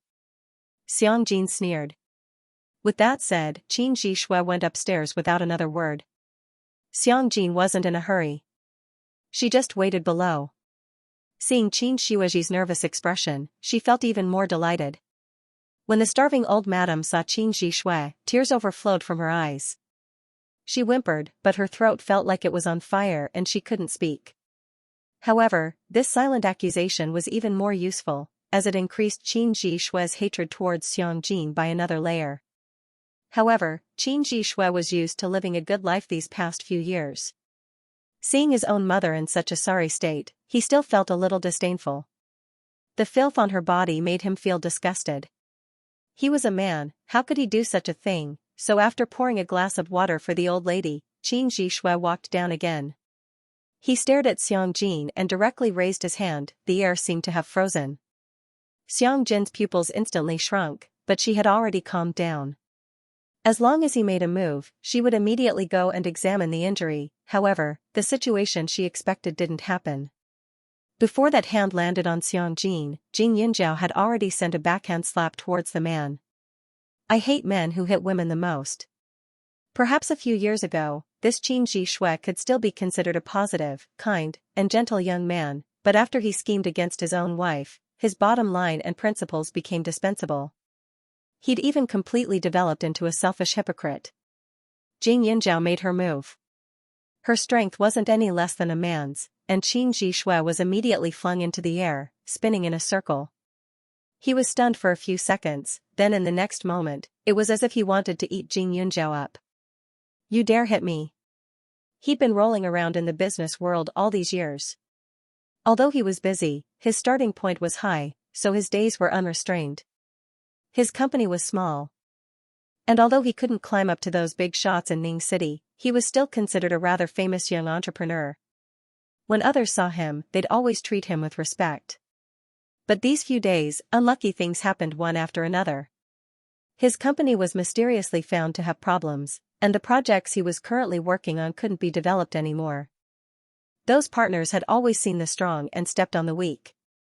Once they saw that he wasn't doing well, those who should withdraw their investments did so, and there were even some who didn't even pick up his calls. Everything happened too quickly. He even suspected that he'd offended someone. You live in this small district. Who are your parents? How did they raise such a child with no upbringing like you? Qin Zhishui immediately raged. When Xiang Jin heard this, she didn't wait for Jing Yunzhao to speak and immediately shielded her behind her. You don't need to find trouble with her, you deserve to be hit. I say, why did you suddenly change so much? Was it this little girl and her parents who instigated you? In this world, there'll always be people who can't bear to see others doing well, meddling in other people's business.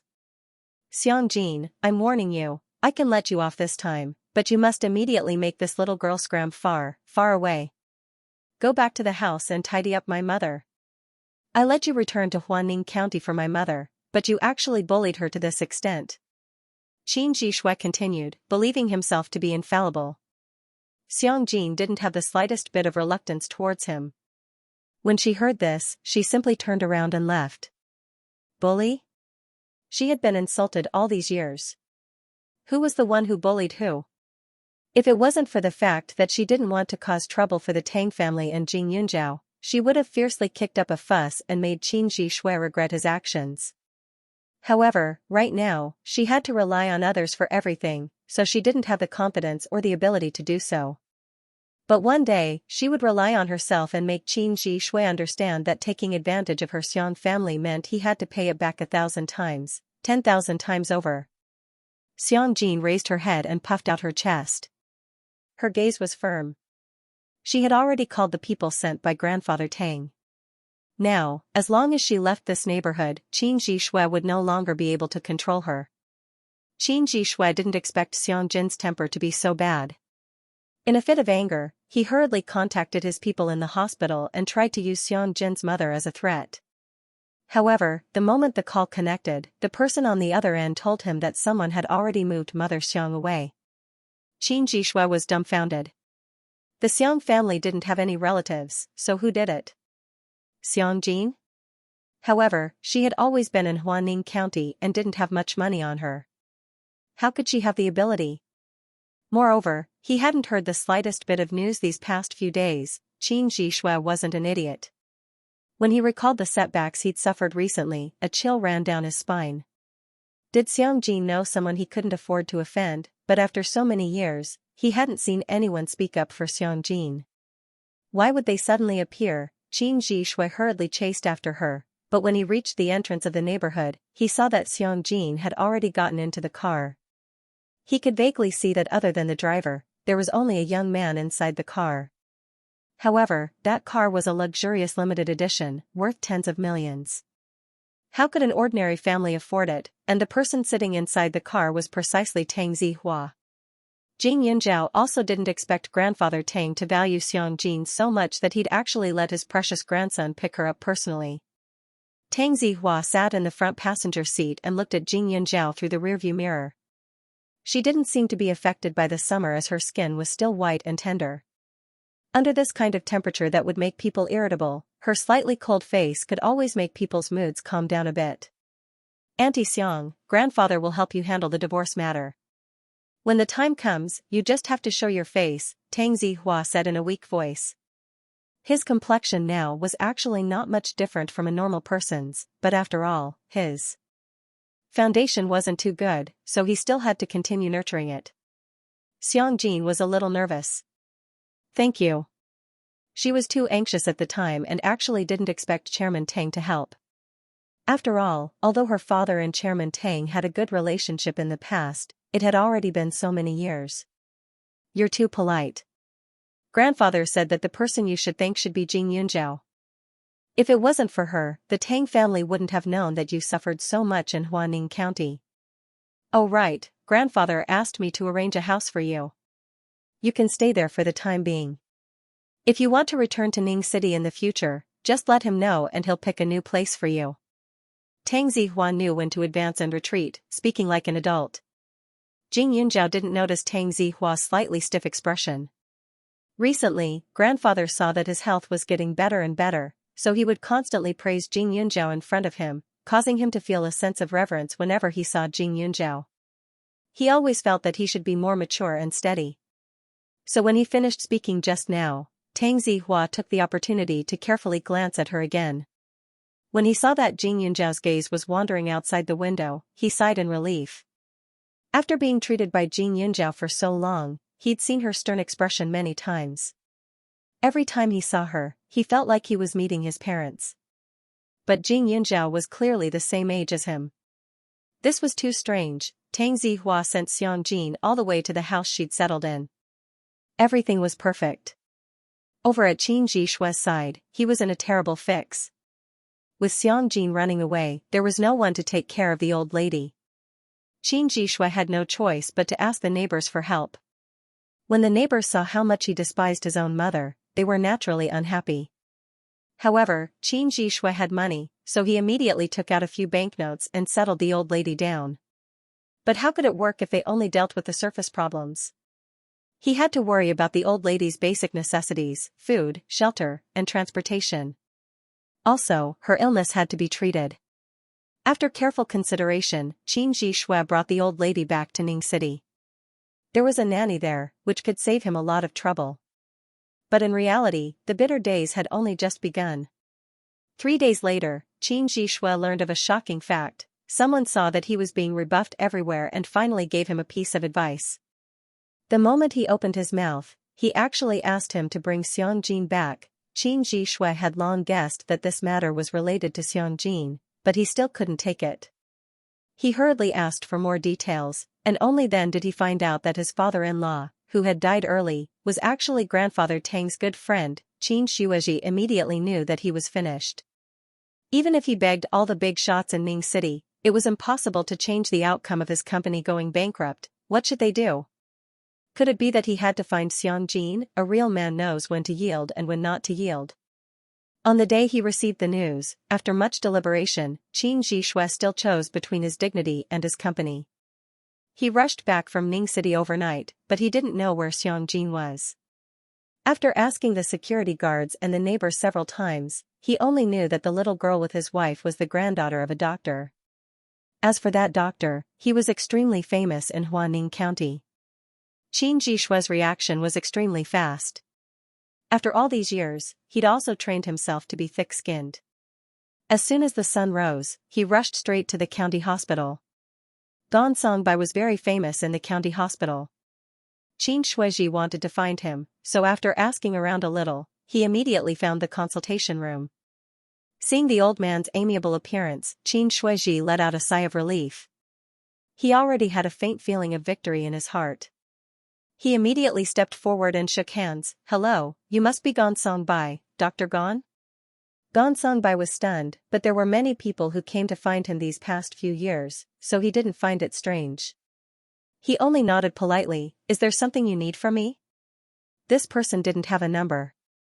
Although his complexion wasn't too good, looking at his anxious appearance, he obviously wasn't here to see a doctor. At this moment, there were still several patients waiting in the consultation room. Xianxia saw them and felt more confident. His expression became slightly more serious. Dr. Gon, I've finally found you. I really didn't expect that a reputable and capable old doctor like you would do such a thing. I asked you to treat my old mother, but look at you, you almost killed her. Shouldn't you give me an explanation? As soon as these words were spoken, the faces of the surrounding patients immediately changed. This Gon family was a family with a heritage of doctors. They were very famous in Huaning County. The county hospital spent a lot of money to invite Gon Songbai to come and treat patients, giving him a lot of freedom. He was more or less different from other doctors. Because of his great reputation, there were many people who wanted Dr. Gon to treat them, causing his #1 consultation room to be hard to come by. But even so, Gon Songbai was still the most popular doctor in the county hospital.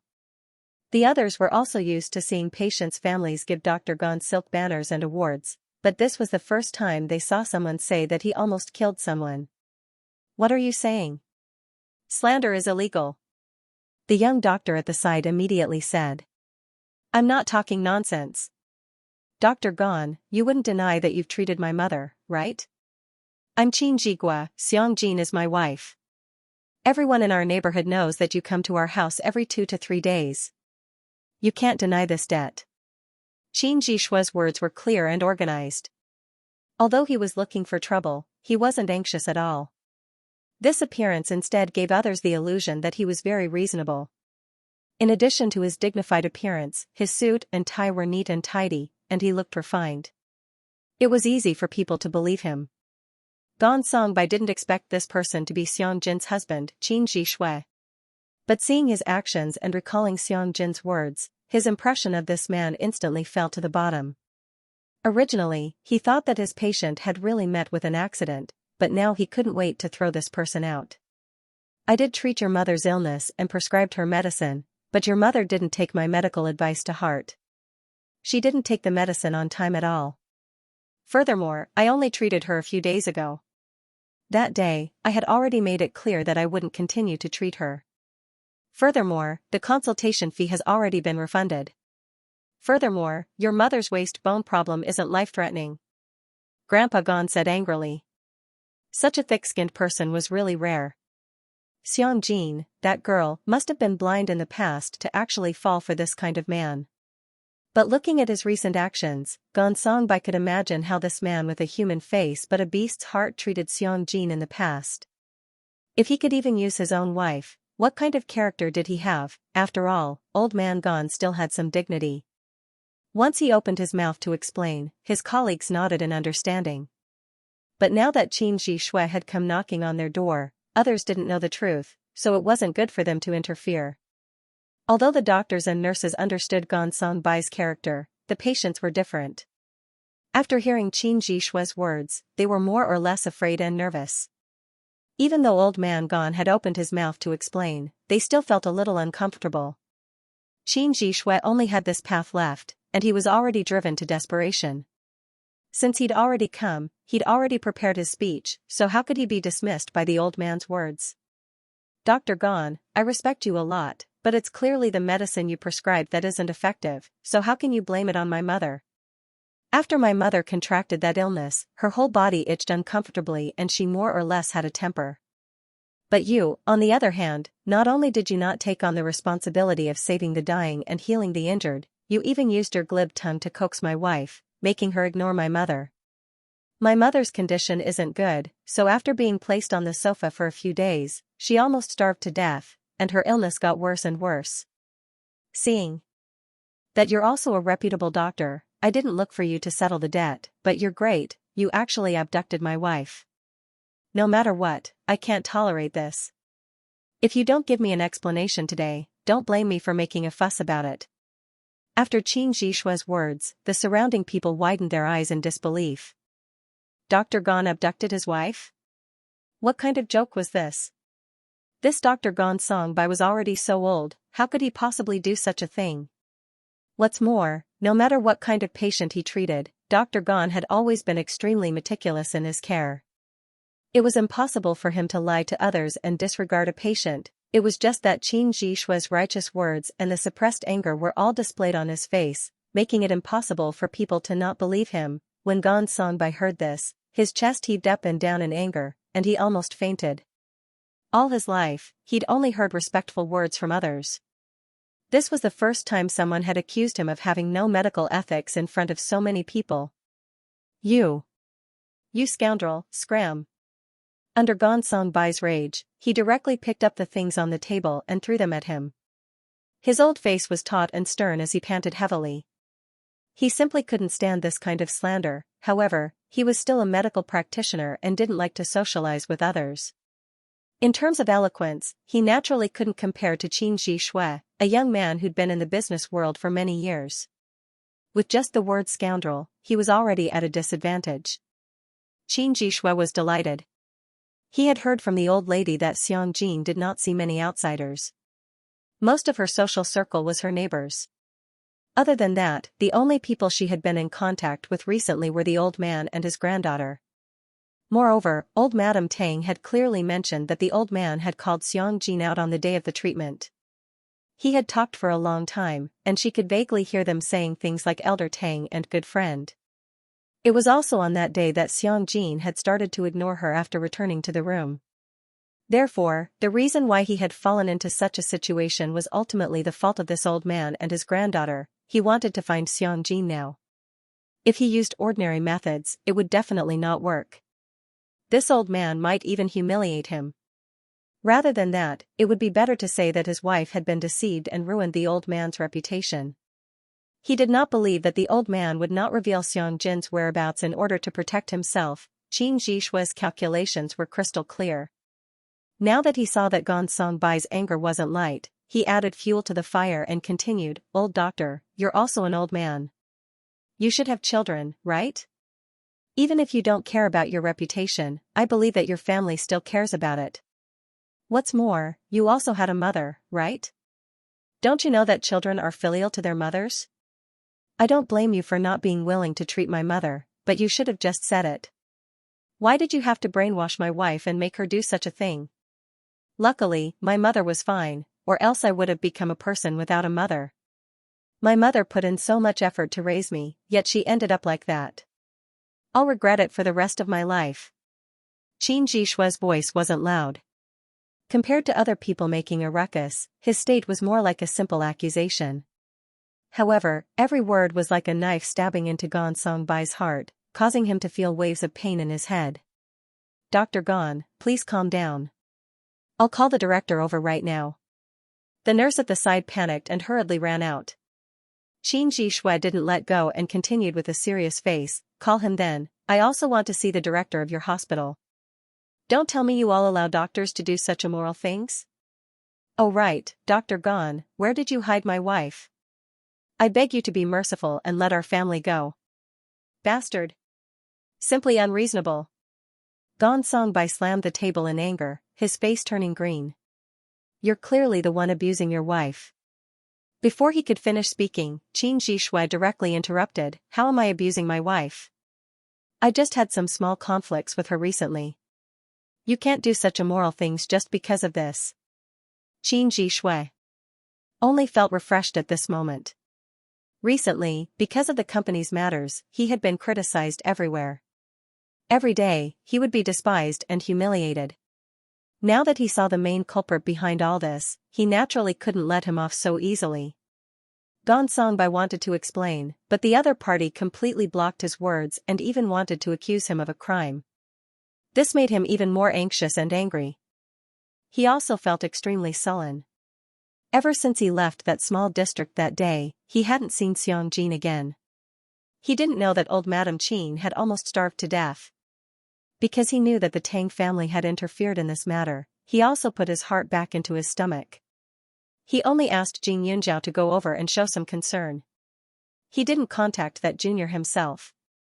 But who would have thought that such an unexpected disaster would suddenly appear? At this moment, he couldn't defend himself. The outside of the consultation room was filled with people. Those people looked at him with eyes full of disdain. This was the first time the old doctor had encountered such a situation. He only felt that smoke was coming out of his 7 orifices. If it weren't for his old age and weak legs, he would have definitely rushed up and beat this Xianxia up. However, after thinking it over, Bai still couldn't think of a way.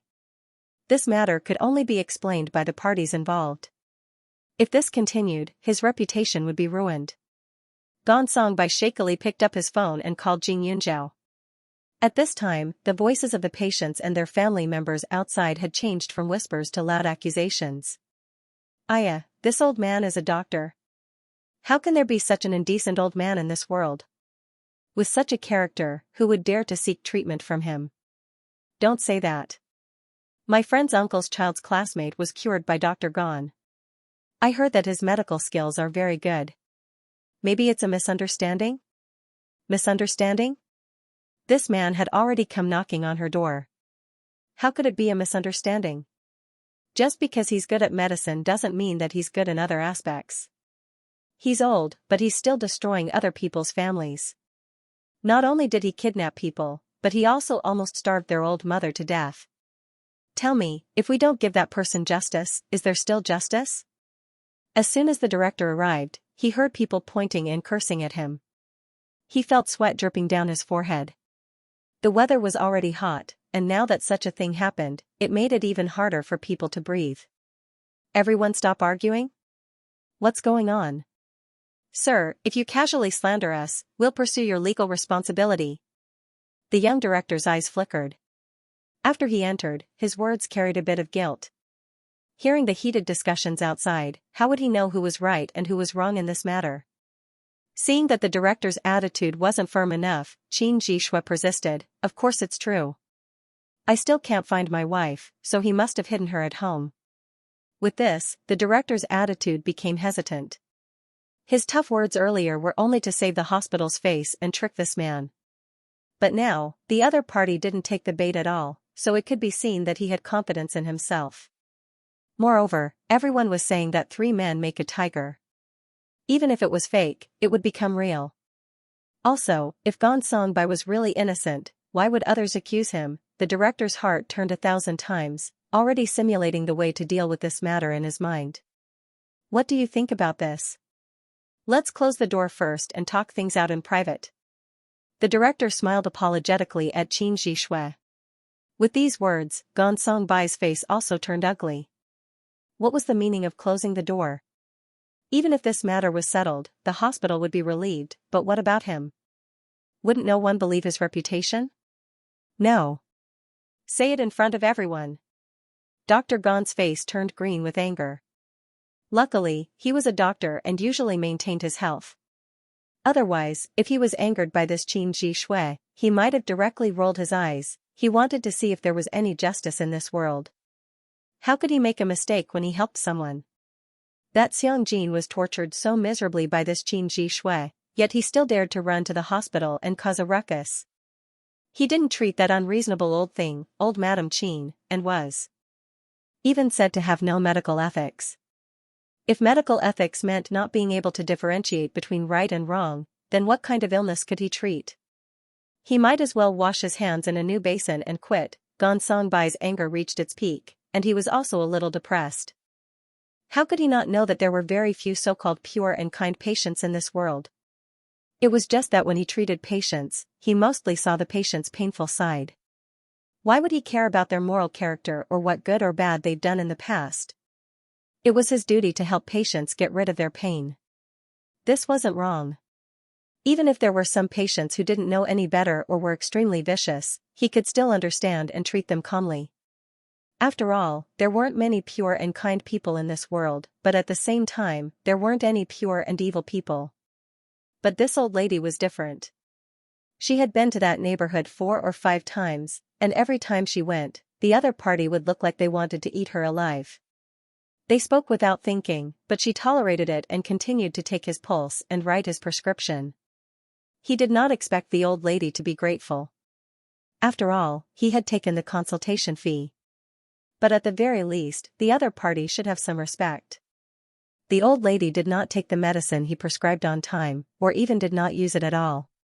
He asked her not to take spicy food or seafood, but the old lady did not listen, causing her to itch more and more. In the end, he tried his best to cure the old lady, but the old lady did not believe him at all.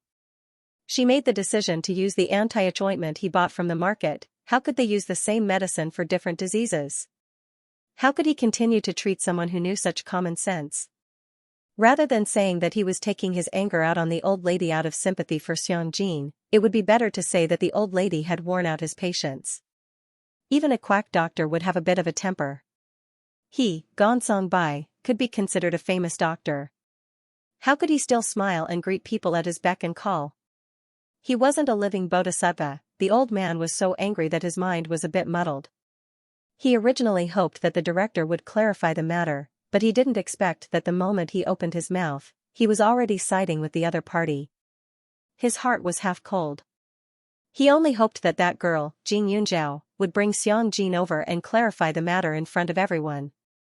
The old man was unwilling to resolve the matter in private.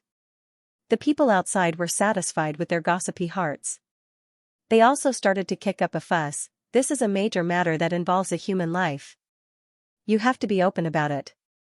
Otherwise, who would dare to seek treatment from this old man in the future? Gonsong Bai supported himself on the table, his old bones trembling. The director sighed, thinking that Gonsong Bai didn't know how to appreciate favors. This director's surname was Liu, the grandson of the hospital's director.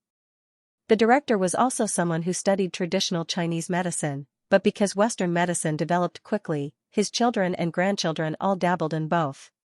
However, this director Liu was still young and only had some foundation in traditional Chinese medicine. Because of his family background, he had long become complacent and thought that he was amazing. Let's talk about it openly then. Director Liu nodded irritably.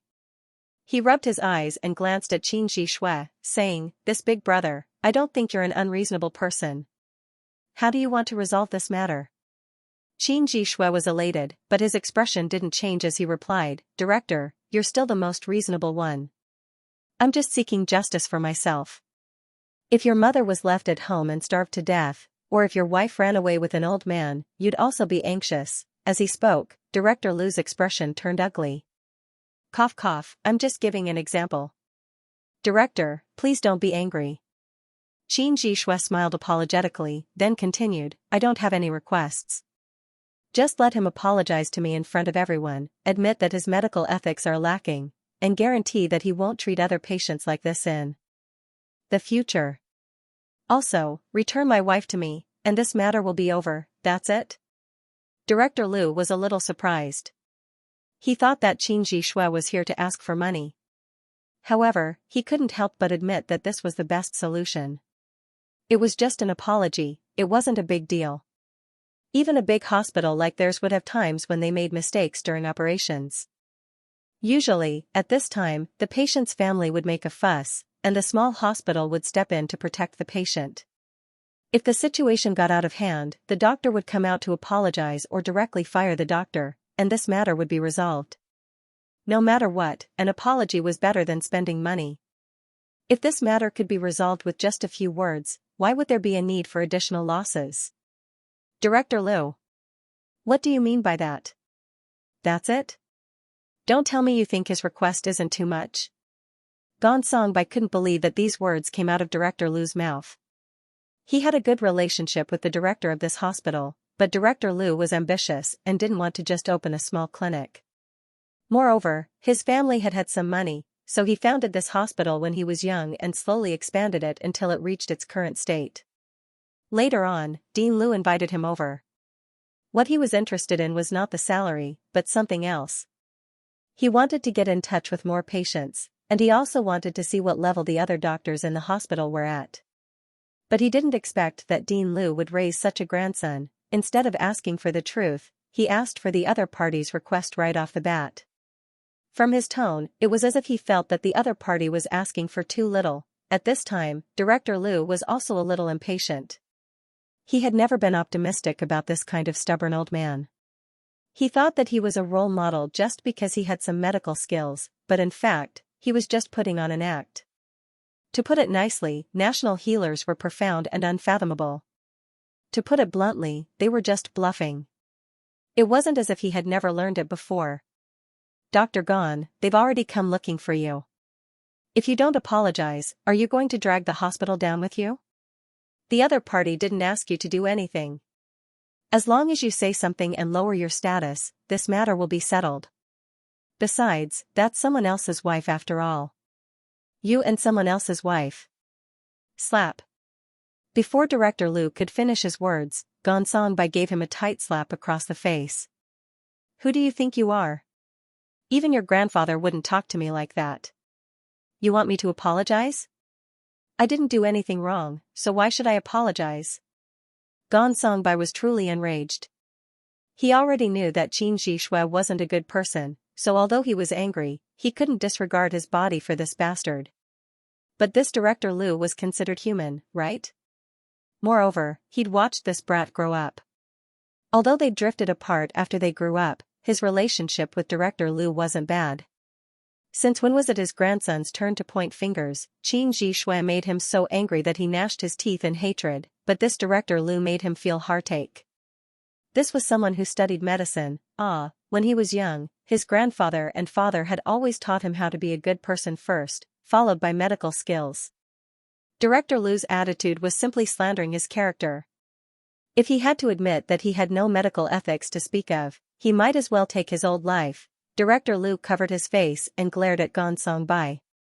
Seeing him act like an elder, he didn't have much confidence, but more than that, he was angry. No matter what, he was still a director and would inherit this hospital in the future. Bai slapped his face in front of so many people, that was throwing his face. How was he going to establish his prestige in the future? Dr. Gon. Don't be unable to differentiate good from bad. This matter of yours has already seriously tarnished our hospital's reputation. We can ask for compensation from you. But seeing that you're old, we won't be so ruthless. Today, you'll find this person's wife, then properly apologize to him and me. Then, we'll consider this matter closed. Is this so difficult? Director Liu roared. Xianxia's mood improved a lot. He thought that this matter wouldn't be so easy to resolve after finding a leader. Who knew that this young director would be such a godly assistant and actually helped him quarrel with Bai? Bai was so angry that he couldn't speak. After all, he was already old. Even if he did take care of his health, he still couldn't stand being tormented like this. Suddenly, he felt dizzy and his head hurt even more. He pointed a trembling finger at Director Liu. Sweeping his gaze around, he saw Xianxia's lips curl into a cold smile. He couldn't hold on any longer and fell back onto the chair with a thump. In an instant, the surrounding people panicked and hurried forward to save him. Director Liu frowned, thinking that Bai was acting with him. When he hit him just now, he used so much strength. How could he be this weak? He must have wanted to avoid responsibility, so he deliberately used a scheme. Unfortunately, Xianxia didn't give up. You really fainted at the right time. But no matter what, your hospital must give me an explanation today. When Director Liu heard this, he said angrily, "Get out of the way. Dr. Gon, everyone knows that your body has always been in good health. Stop pretending now. Even if you continue to pretend, this matter will still have to be resolved later. If you continue to make a fuss and refuse to apologize, I can only represent the hospital to fire you. However, even if you leave, you still have to resolve this mess. Otherwise, you will have to compensate." Chief Surgeon Liu spoke without stopping. The doctors who were familiar with Dr. Gon in the consultation room had extremely ugly expressions on their faces. Chief Surgeon Liu was President Liu's grandson. How could he be so unreasonable? How could the elderly in the hospital stay?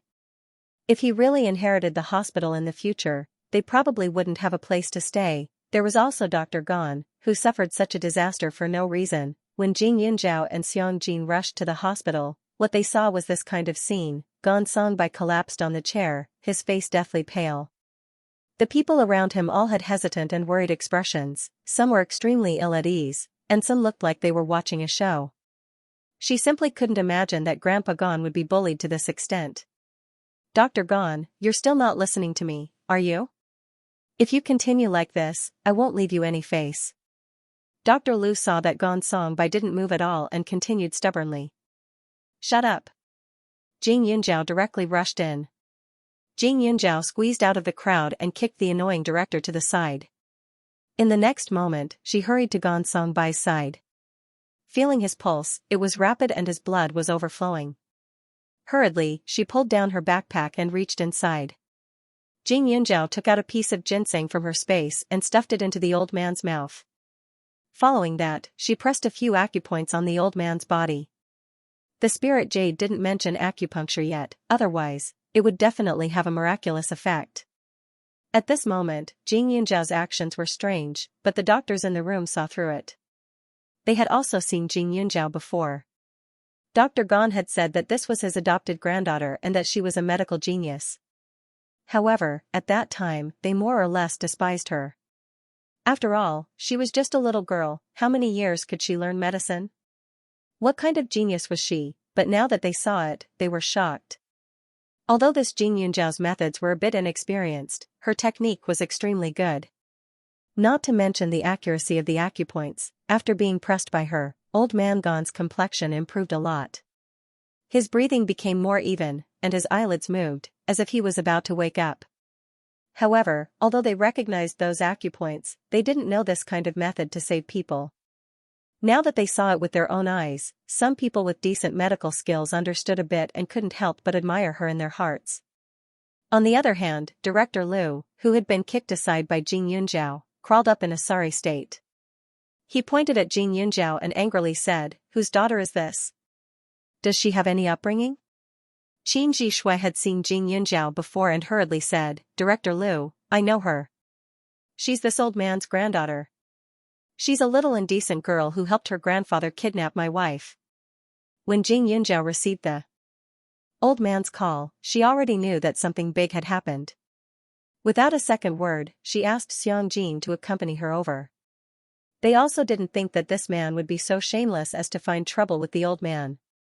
At this moment, Xianxia restrained herself. Jing Yunjiao was still treating Gong Bai, so now wasn't the time to quarrel.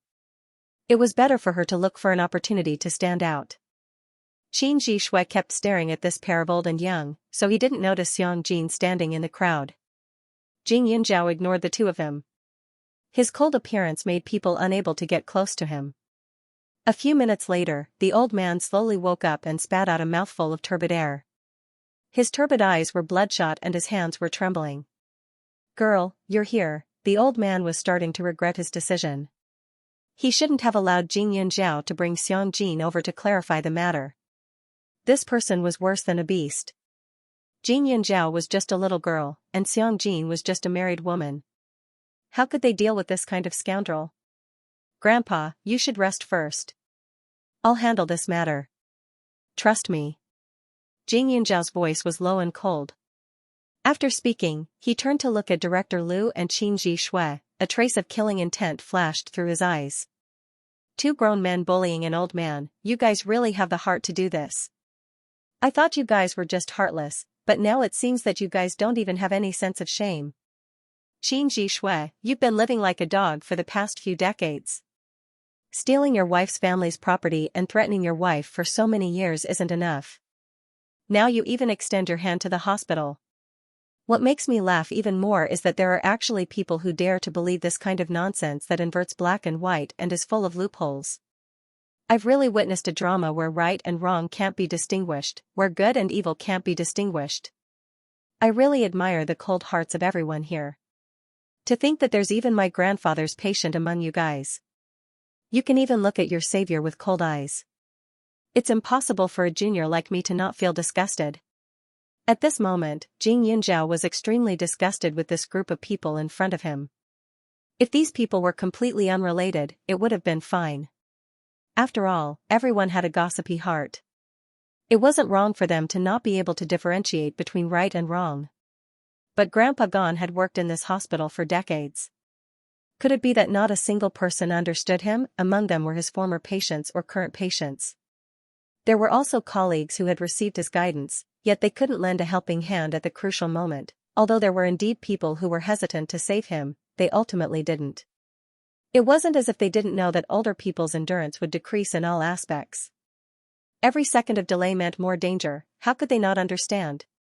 They were only thinking about their own interests and were afraid of being dragged down. Jin Yunjiao's words made a few people who were familiar with Dr. Gon's face turn red. They also felt a little guilty. Director Liu was both angry and annoyed. "You're Dr. Gon's granddaughter? You're so sharp-tongued, saying that we can't differentiate between right and wrong? It's clearly your grandfather who kidnapped someone else's wife." "Oh right, the person who came to complain just now also said that you were involved, right? Little girl, what you're doing isn't good for your family. I heard Qin Zhishui call you Director Liu, right?" Jin Yunjiao's expression was cold as he asked. Director Liu paused, then snorted in acknowledgement. "Someone with a stomach full of idiots like you can become a director? Nepotism? Did you sleep with the director or the director's wife?" Jin Yunjiao didn't show any mercy. "Randomly spouting nonsense? Not Qin Zhishui.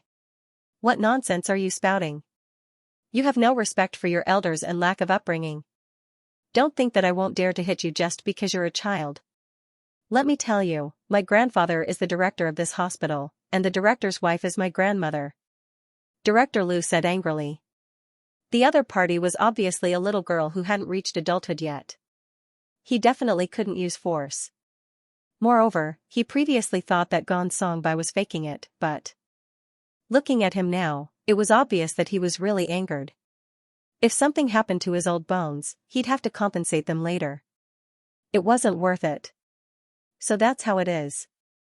Then no wonder an idiot can climb to this stage.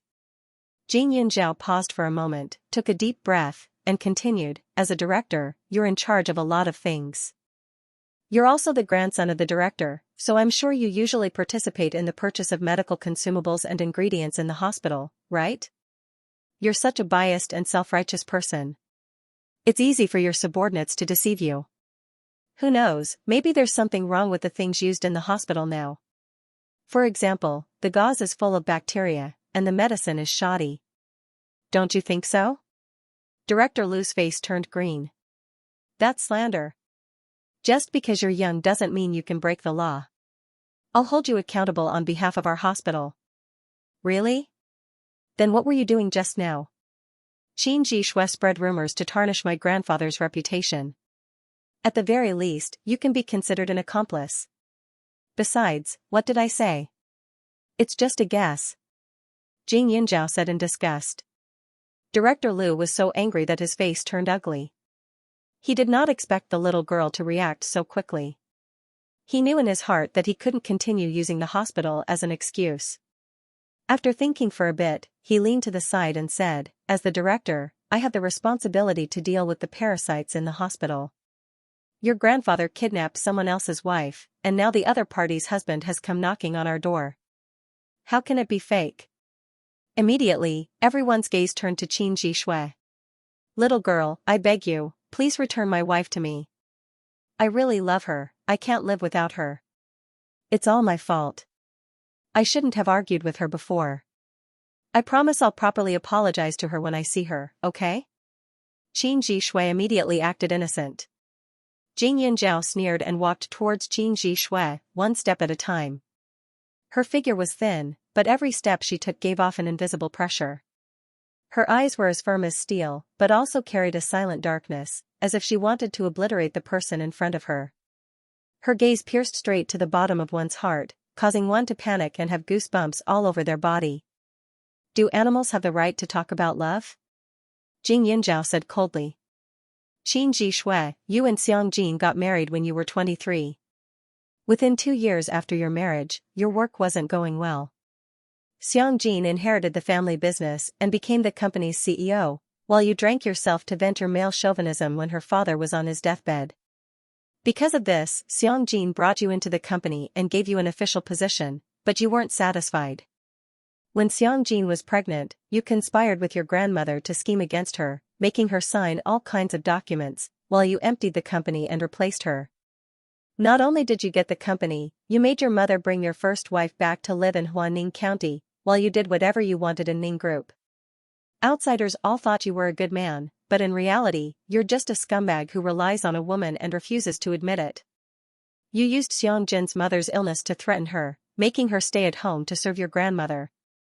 A rich family's eldest daughter, a company's CEO with high qualifications, was tormented by you until she looked haggard, neither human nor ghost.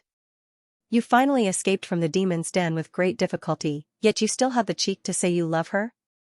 Qin Jishui didn't expect Jing Yunjiao to find out so much about this matter, and was momentarily speechless. At this moment, Xiangjin stood up. Everyone, I'm the wife Qin Jishui was talking about. Xiangjin's expression was complicated as she spoke first. Xiangjin. Ah Jin, I finally found you. Qin Jishui was stunned, but in the next second, he immediately pounced over. Xiangjin didn't hesitate, raising her hand to slap him. Scum. You think I don't know why you're looking for me? Let me tell you, I'll never help you plead with Elder Tang. You've harmed me for so many years, yet you still want to use my connections to help you save the company? Impossible. Xiangjin's words stated the truth. With Jing Yunjiao laying the groundwork and Xiangjin's swift counterattack, the onlookers were already starting to get angry. Originally, this matter was a bit strange. The old man was old and looked amiable. How could he be someone who would mess around with relationships? Originally, everyone was just there to join in the fun. They were skeptical, but now that another version had been revealed, it really stimulated their hearts. Could it be that the person they were indulging just now was a beast in human form? Seeing this well-dressed man calling her his wife, everyone thought that he had suffered a great grievance, but it turned out that he was such a person. Not only did he make use of his wife to achieve success, he even turned his back on her after the deed was done. He even let his wife stay with her evil mother-in-law and be tortured all day long. Now, the reason why he was in such a hurry to find her was to make use of her. Ah Jean. You've been brainwashed by this old man. What nonsense did he say to you?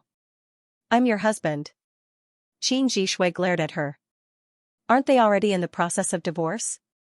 Qin Jishui, you really know how to act. It's a pity I didn't realize it back then. Otherwise, even if I didn't marry for the rest of my life, I wouldn't have found a beast like you. Xiangjin said fiercely, then continued, it's no use even if you waste your energy begging me now. That company has been run by you for so many years, it's already dirty. Now that there's a problem, you deserve it. Oh right, before I came here, I received a call. Right now, someone should have already gone to your villa in Ning City to collect the debt. It's so noisy.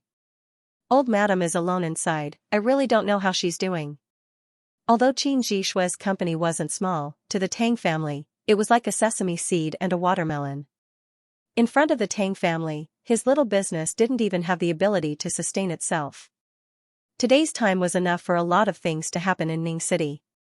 When Qin Jishui heard Xiangjin mention the old lady, that bit of calmness was somewhat shattered.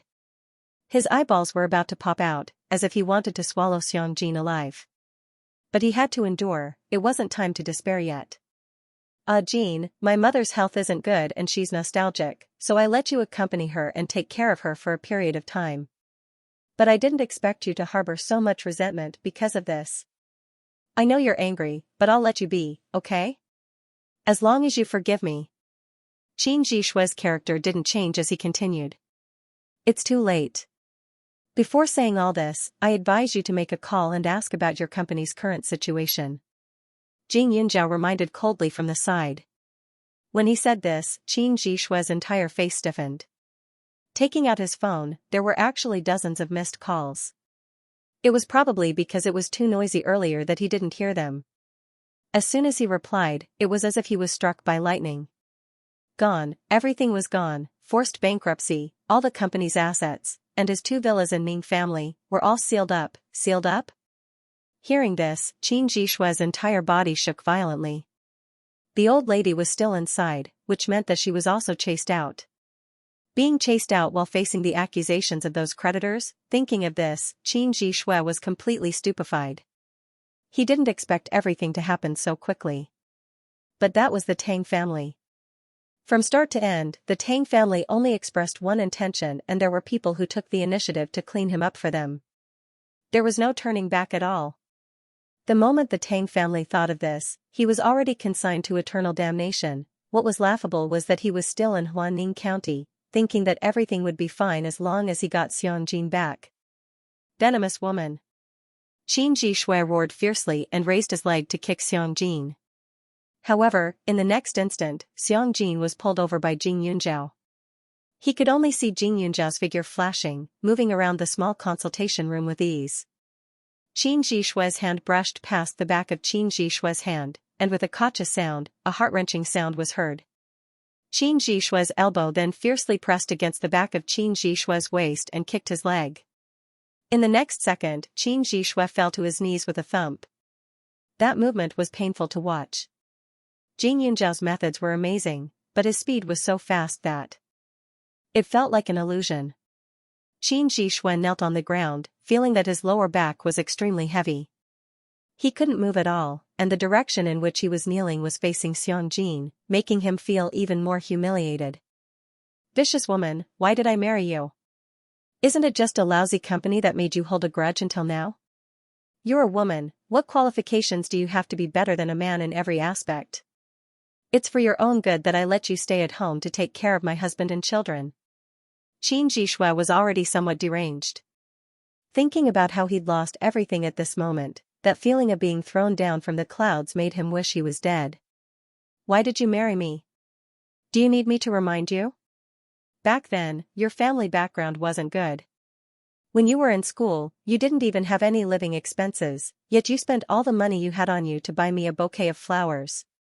I felt guilty and returned the money to you, yet you said that I was insulting your dignity. However, everyone knew that you spent the money on me, so I had no other choice but to treat you to a month's worth of meals. Xianxia said coldly. Speaking of the past, Xianxia suddenly felt that she was really too naive in the past. Perhaps Qin Jishui's ambition had never been small. Back then, Xiangjian's grades were good and her looks weren't bad either. There were countless boys who chased after her, but she never had such thoughts. One time, she met Qin Jishui by chance. At that time, she was with a few classmates, while Qin Jishui was on the other side eating bread, drinking cold water and reading a book. Her friend said that he looked good, but it was a pity that his family background was too poor. She ridiculed him and felt bad about it, so she spoke up for him. After that, it was Qin Jishui's pursuit. At that time, if she knew that speaking up for him would bring about such consequences, she'd rather be the bad guy. Compared to other boys, what Qin Jishui gave her was pitifully little. A bouquet of flowers, and it was such a big deal that everyone knew about it. If she returned the favor, it would seem like she was committing a heinous crime. Moreover, at that time, Qin Jishui's looks weren't bad and his attitude was gentle. She patiently treated him to meals for a month. Now that she thought about it, the food she ate for a month wasn't even on the same level as Qin Jishui's. Qin Jishui's calculations were really deep. A month later, Qin Jishui started to look like he was working hard. He had dark circles under his eyes every day and would fall asleep while walking. There were a few times when he fell down and was battered and exhausted. Everyone thought that he was like this because he was dumped by her and heartbroken. She went to his door to question him, but Qin Jishui told her that he would work hard to study and give her the best life in the future. When they were young, girls of the same age would think that a man who gave his everything to you was deeply in love. She was no different. Only then did she slowly sink into this kind of love. From then on, she paid for Qin Jishui's school fees, living expenses, and bought all his clothes and books for him. During festivals, she would even let him bring all kinds of gifts back to his hometown. Thinking back, other than Qin Jishui's symbolic rejection at the start, he never mentioned it again. Instead, it was as if it was a matter of course. Once she showed that she cared about money, Qin Jishui's attitude changed to one that hurt his pride and wanted to work hard. That look clearly showed that he had her in his grasp. Xianxia only felt her whole body turn cold. Especially when she thought about the past that she thought was beautiful, she felt that she was hopelessly stupid. When a man who couldn't even feed himself talked about love, could it be true love? At this moment, Xianxin's attitude towards Qin Jishui became colder and colder. However, it was different from her previous hatred. Now, there was only disgust and loathing left. Qin Jishue's face was filled with anger as he kept calling her a poisonous woman. His mouth didn't stop. Back then, there were so many people better than you everywhere. Why did I choose you? If I had known earlier, I wouldn't have married you even if you begged me on your knees. Xianxia, don't think that I don't know. You've always looked down on me. You think I'm not good enough for you, so you use your superiority to suppress me. Xianxia shook her head. There was nothing more to say. From today onwards, what awaited Qin Jishue would be days of complete darkness. The onlookers couldn't help but shake their heads. Many of them had poor family backgrounds, but they didn't want their sons to become such a person. If a person didn't even have a conscience and humanity, what was the use of earning so much money? At this moment, Qin Jishue had completely confessed. Director Lu's expression was as if he had eaten a dead fly. Some of the other doctors also looked at him with ridicule and amusement. So it's a misunderstanding. Since it's a misunderstanding, let's just clear it up. Everyone, let's disperse. Security, throw this man out. Dr. Lu waved his hand and said. The moment he said that, the security was obedient and dragged Qin Jishue out. However, the others weren't willing to do so. Especially Jing Yunjiao, who reached out and blocked Director Lu's path. Qin Jishue wasn't a good person, and this Director Lu wasn't any better either. Director Lu, do you think this matter will be settled with just one sentence from you? Jing Yunjiao said faintly, his ice-cold voice making one's scalp tingle. Director Lu also felt a headache coming on. Actually, he should be protecting Dr. Gon, but he just didn't like this old fellow Gon Songbai. Every time he returned home, his grandfather would always tell him that his medical skills weren't good, and that he must learn from Dr. Gon seriously. This Dr. Gon was a stubborn old man. He was smelly and stubborn, and thought that he was amazing. Who was he trying to scare by pretending to be unfathomable every day? Thus, he wanted to take this opportunity to teach this old man a lesson. Of course, if he could chase him out, that would be the best. What else do you want? Isn't the misunderstanding already resolved? Director Lu said stubbornly. Director Lu wasn't even 30 years old. He wore glasses, but he looked a little impetuous. His gaze was drifting, and his tone was casual.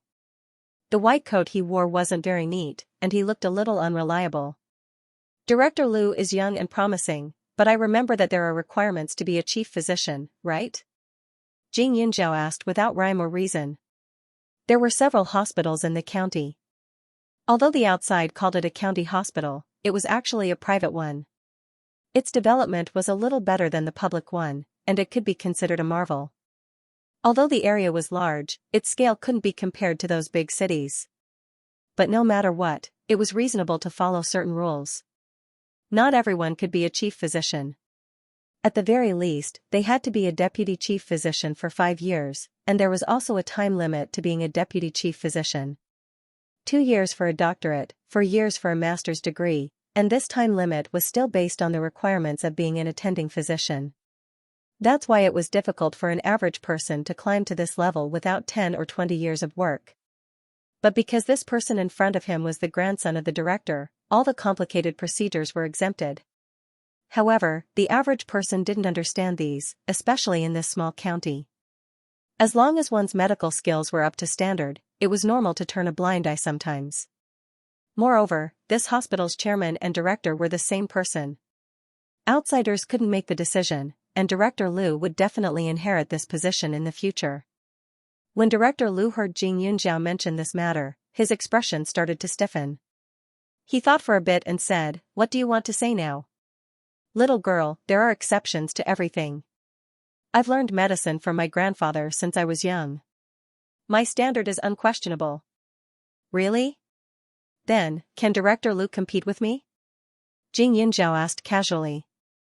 Director Lu was stunned when he heard that. He sneered, "Say that again?" "It seems that Director Lu's ears are not very good." Jing Yunjiao said proudly, "You've been studying medicine since you were young." "Coincidentally, so have I. It's just a pity that I haven't gotten my medical license yet, but I think I'm still better than you." Everyone had seen how Jing Yunjiao had helped Gon Songbai earlier, so they knew she had some skills. However, she was still young and didn't even have a certificate. That didn't sound convincing at all. You said it yourself that you don't even have a certificate. What are you going to use to compete with me? What a joke. Little girl, I advise you to study hard. After a few years, when you return to Huaning County, you might have to beg me to give you a job. Director Lu said disdainfully. That means you don't dare. Even someone like me who hasn't finished my apprenticeship is afraid. It can be seen that you don't have much skill. It seems that people who seek you for treatment must be more careful in the future. Don't risk your life. Moreover, you're the dignified grandson of the director. I believe that even if you want someone's life, there will still be someone to take care of it for you. The patient's death will be in vain. Xianxia said sarcastically, trying to provoke him. Director Lu could choose not to respond, but his image had already plummeted because of the incident just now. As long as he stepped out of here, it was guaranteed that he wouldn't be able to gain the respect and trust of this hospital's patients for a long time. His sensitive identity would also directly affect this hospital. Xianxia's provocation stunned the crowd. They couldn't believe that a little girl who looked underage would dare to be so arrogant. Even if Director Lu's medical skills were not as good as Gonsong Bai's, he was still a professional. Director Lu's pupils constricted under his glasses. His face was serious and unhappy.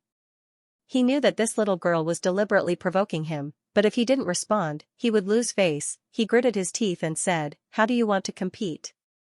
Little girl, no patient here will be your guinea pig. Don't even think about it. Who said that the competition must be about treatment? Director Lu, since you're going to be in charge of this hospital in the future, why don't we compete in something simple and practical? For example, medicinal herbs, diagnosis, Chinese medicine prescriptions, anything is fine," Xianxia said directly.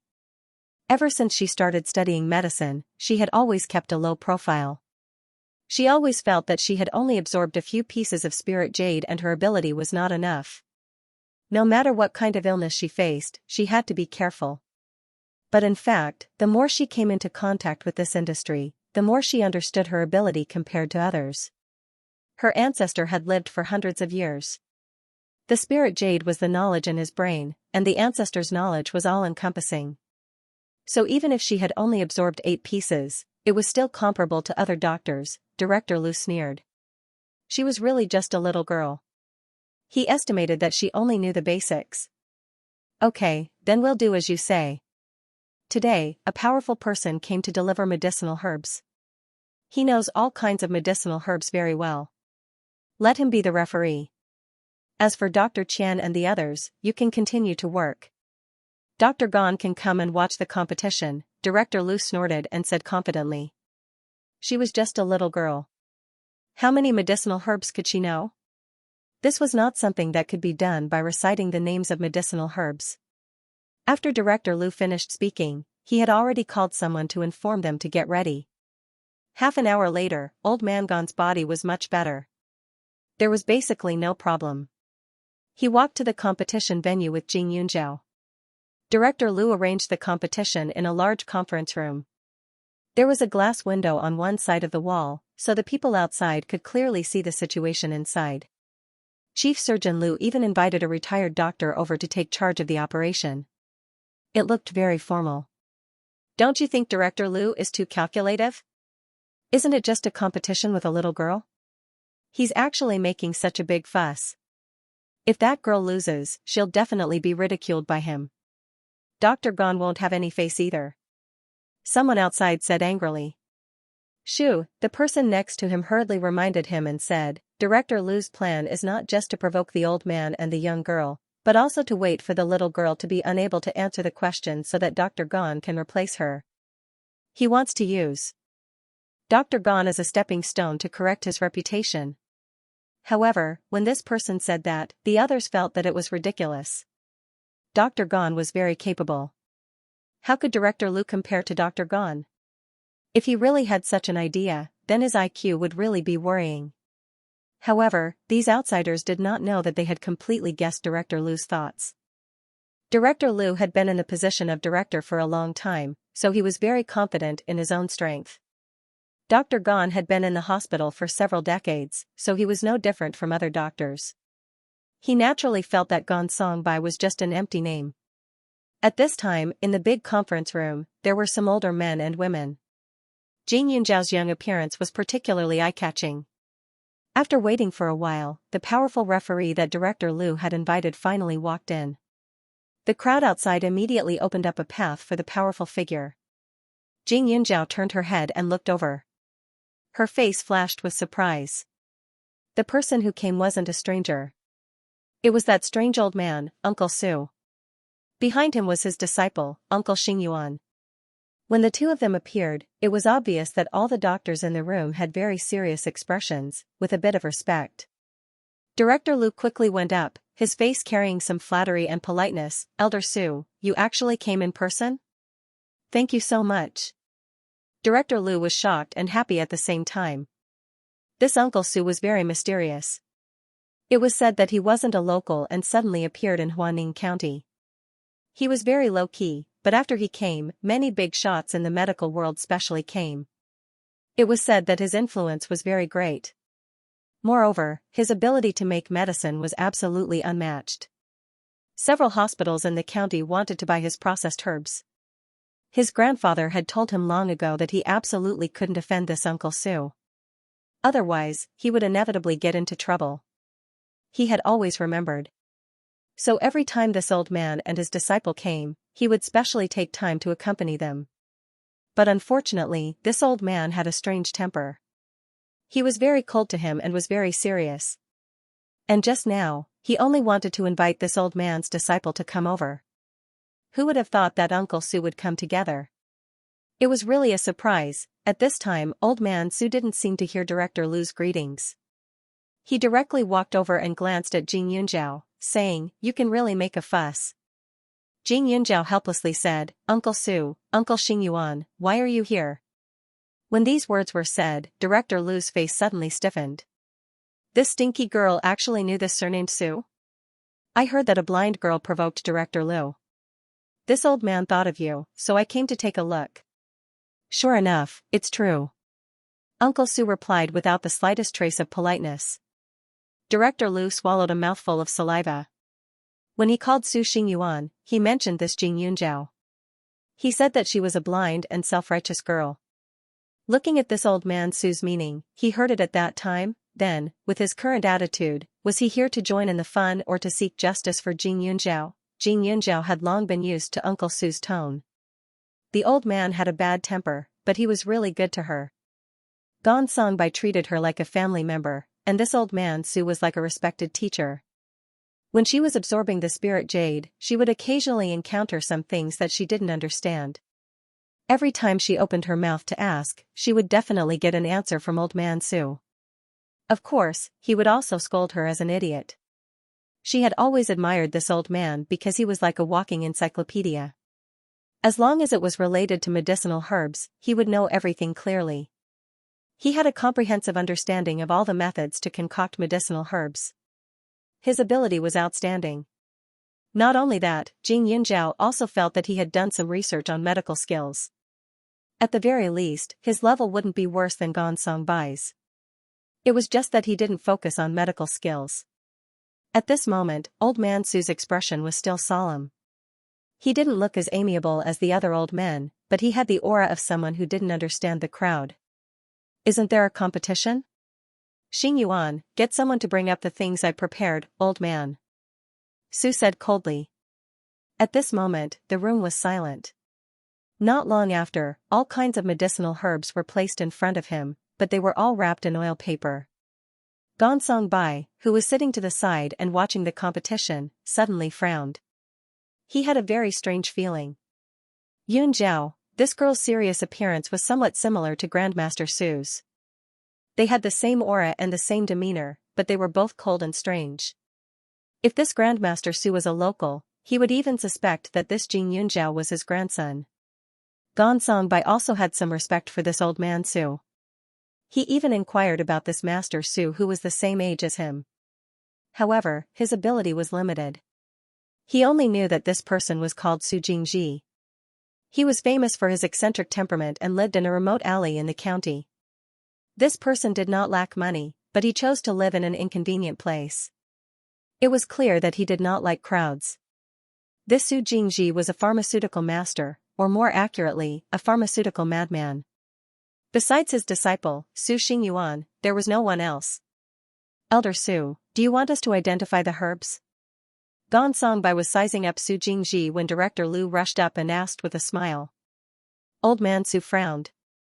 Identify the herbs by smell. Begin. Ah? Director Lu was stunned. What did he mean? Identifying by the smell of the fragrance? That was not necessary, Director Lu. It seems that you don't have much confidence. Since that is the case, I won't be polite. Jing Yunzhao did not think much of it. She took a pen and paper and approached the oiled paper bags to smell them one by one. Some of the herb's smell was very obvious and strong. Generally, experienced doctors could smell it. However, at the same time, there were many herbs that did not have any smell. It was difficult to identify them. However, for Jing Yunzhao, this test did not make it difficult for her. Since young, her sense of smell was more sensitive. Since she had the space and absorbed the spirit jade, many subtle smells could not hide in front of her. Seeing that Jing Yunzhao's speed was extremely fast, Director Lu couldn't just be surprised anymore and hurriedly followed after her. Just this smell made him feel a little confused. Halfway through, he could only smell 3 herbs, agarwood, peppermint, and tangerine peel. As for the rest, he could roughly identify some of them, but there were still some that he did not have a clue about. Jing Yunzhao's speed was so fast that he even suspected that this girl was writing nonsense. 30 herbs, each one was only given 15 seconds. Therefore, after 10 minutes, the first round was over. Director Lu still had not recovered from his shock. He had a bad premonition. In his imagination, this was not the way to compare herbs. Not with the nose, but with the eyes. If he relied on his eyes, he could guarantee that he would be able to recognize all of these herbs. Little Lu, 15. Su Jingji didn't even raise his head. He glanced at his answer scroll and said directly. His answer was a mess. It was obvious that he wasn't sure at all. However, he had some foundation after all. He guessed half of it correctly. Director Lu heaved a sigh of relief. Although the results were a little bad, it was better than he had expected. Jing Yunzhao, all correct. Not bad. While Director Lu was guessing Jing Yunzhao's results, Su Jingji nodded in satisfaction and said, You've done well. Impossible. Director Lu hurriedly rushed forward and snatched Jing Yunzhao's answer. When he saw it, he was dumbfounded. The handwriting on the white paper was neat and tidy. 30 types of medicinal herbs were listed perfectly. Looking at the medicinal herbs, Director Lu thought for a moment and knew that Jing Yunzhao was right. But how did this Jing Yunzhao have this kind of ability? Are you done? If you're done, let's move on to the next round. Su Jingji did not care about Director Lu's thoughts. He glanced at him and said a sentence. After that, he directly asked Xing Yuan to remove the medicinal herbs. Then, he spread out dozens of small paper bags. Here are 10 types of medicinal herbs: Gastrodia alata, Chinese yam, Panax noto ginseng, Morinda officinalis, Chuan fritillary, black medicine, safflower, Eucommia ulmoides, deer antler, and ginseng. However, there are fakes in each of these herbs.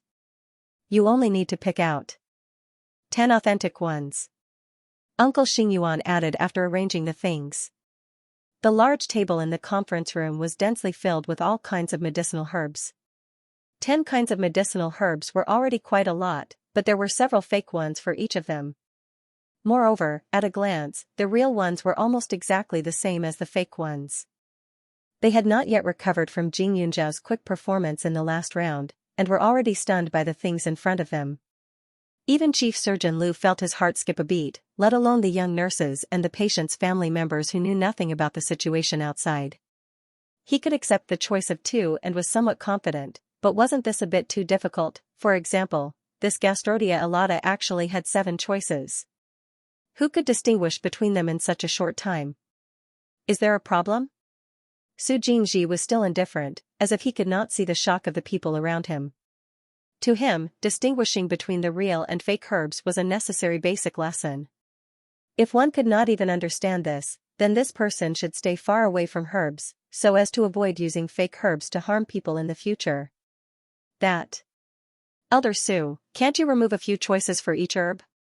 Director Lu pursed his lips and asked with some dissatisfaction. His original intention was to embarrass Jing Yunjiao and Gong Songbai, but Su Jingji had set such a difficult question. Wasn't he also at a disadvantage? Then what was the point of him agreeing to the competition? Remove a few choices? Elder Su snorted coldly, his eyes staring at him as if he wanted to kill someone. Then why don't you just let me help you pick out the real one? Can you compete? If not, then admit defeat and scram. Chief Surgeon Lu choked on his own saliva.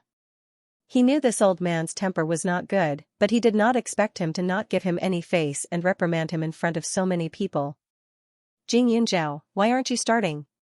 If you are wrong, then don't see me in the future. This old man doesn't want to know trash. Elder Su was also rude to Jing Yunjiao. However, although he said that, Gong Songbai could clearly feel the pride in Su Jingji's eyes. It made him feel that this Su Jingji not only did not see Jing Yunjiao as trash, but also clearly knew her strength. That was why he spoke so unscrupulously. This was strange. Could it be that the mysterious master behind Jing Yunjiao was Su Jingji? If this was really the case, then it had to be said that the little girl's luck was extremely good. Although the Su Jing was strange, he was definitely a capable person with real ability. At this moment, Jing Yunjiao's expression didn't change. He went forward to observe them one by one.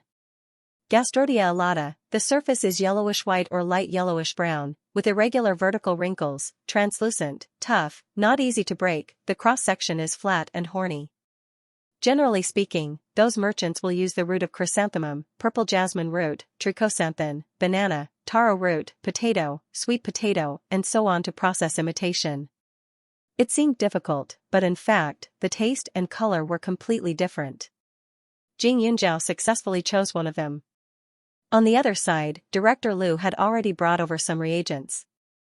She could not help but feel amused.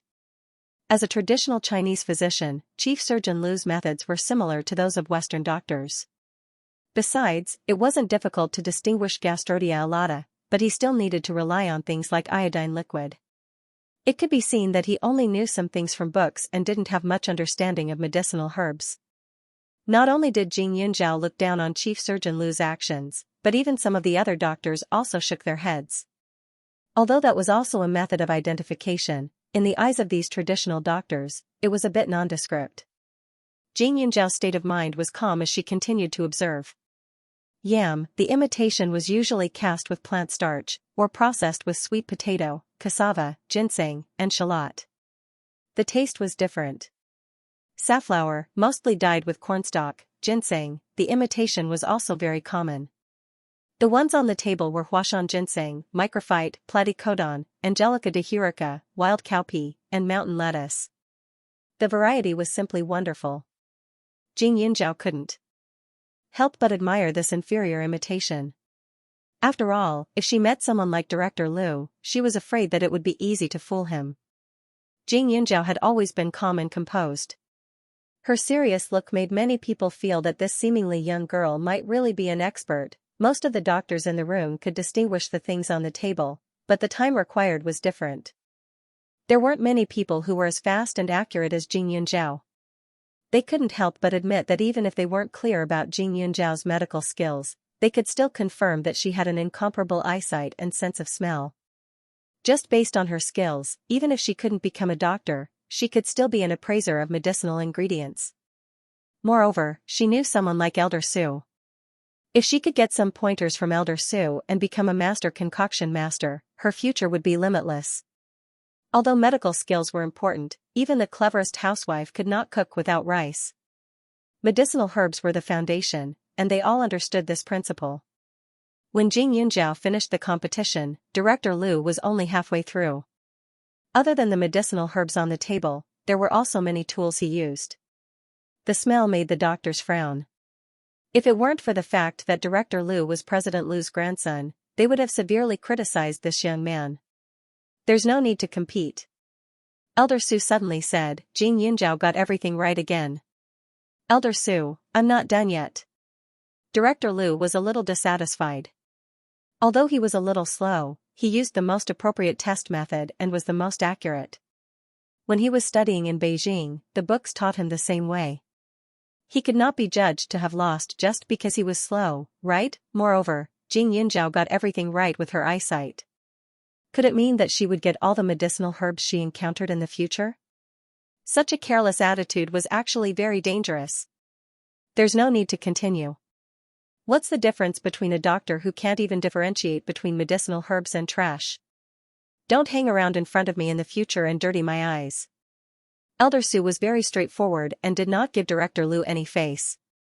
After saying that, he looked at Jing Yunzhao.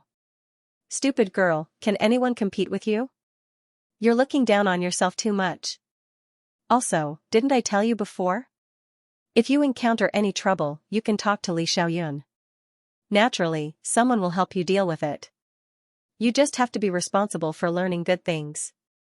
What's there to worry about? Oh right, this old man also got you a certificate.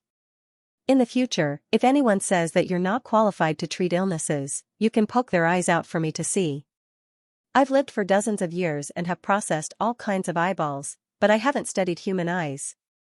As soon as he finished speaking, Uncle Xingyuan behind him handed over a document. Jing Yunzhao opened it and looked at it. His heart was filled with gratitude. To get a doctor's license, one had to go through the formal examination or the apprenticeship test. But even the apprenticeship test was not so simple. But now, Elder Su had solved it for her at once. Elder Su, that's not right.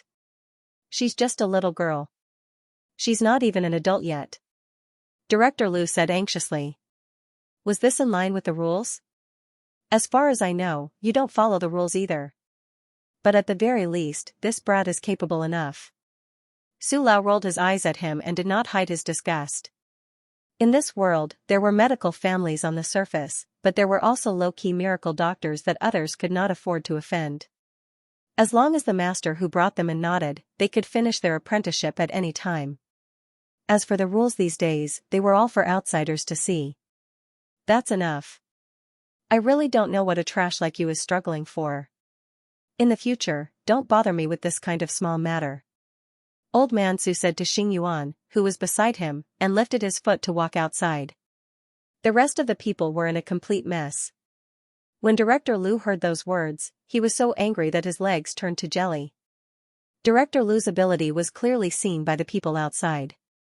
Gong Bai breathed a sigh of relief. He knew that after today, Director Lu could forget about raising his head in the hospital. Moreover, he would have to bear the pressure from the people outside. Even if he was the president's grandson, he might not be able to sit firmly in the director's position. Girl, let's go. Dr. Gon opened his mouth.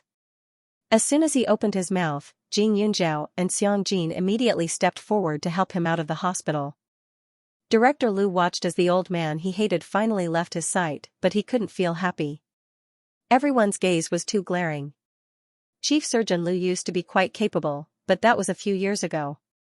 After a long time, he had forgotten most of the things he knew. Most of the patients he took in were those who had been prescribed medicine by others.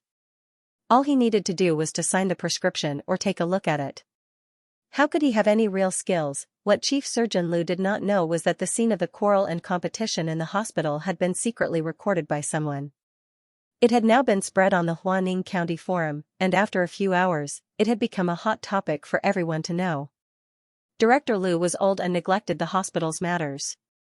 When he heard the news, it was already too late. Once he heard that his grandson not only made Gong Bai sick, but also fired him, he almost had a heart attack. He took Gong Bai as a close friend. If it wasn't because Gong Bai didn't like to socialize and only wanted to treat patients peacefully and steadily, he would definitely have cooperated with Gong Bai to establish the hospital decades ago.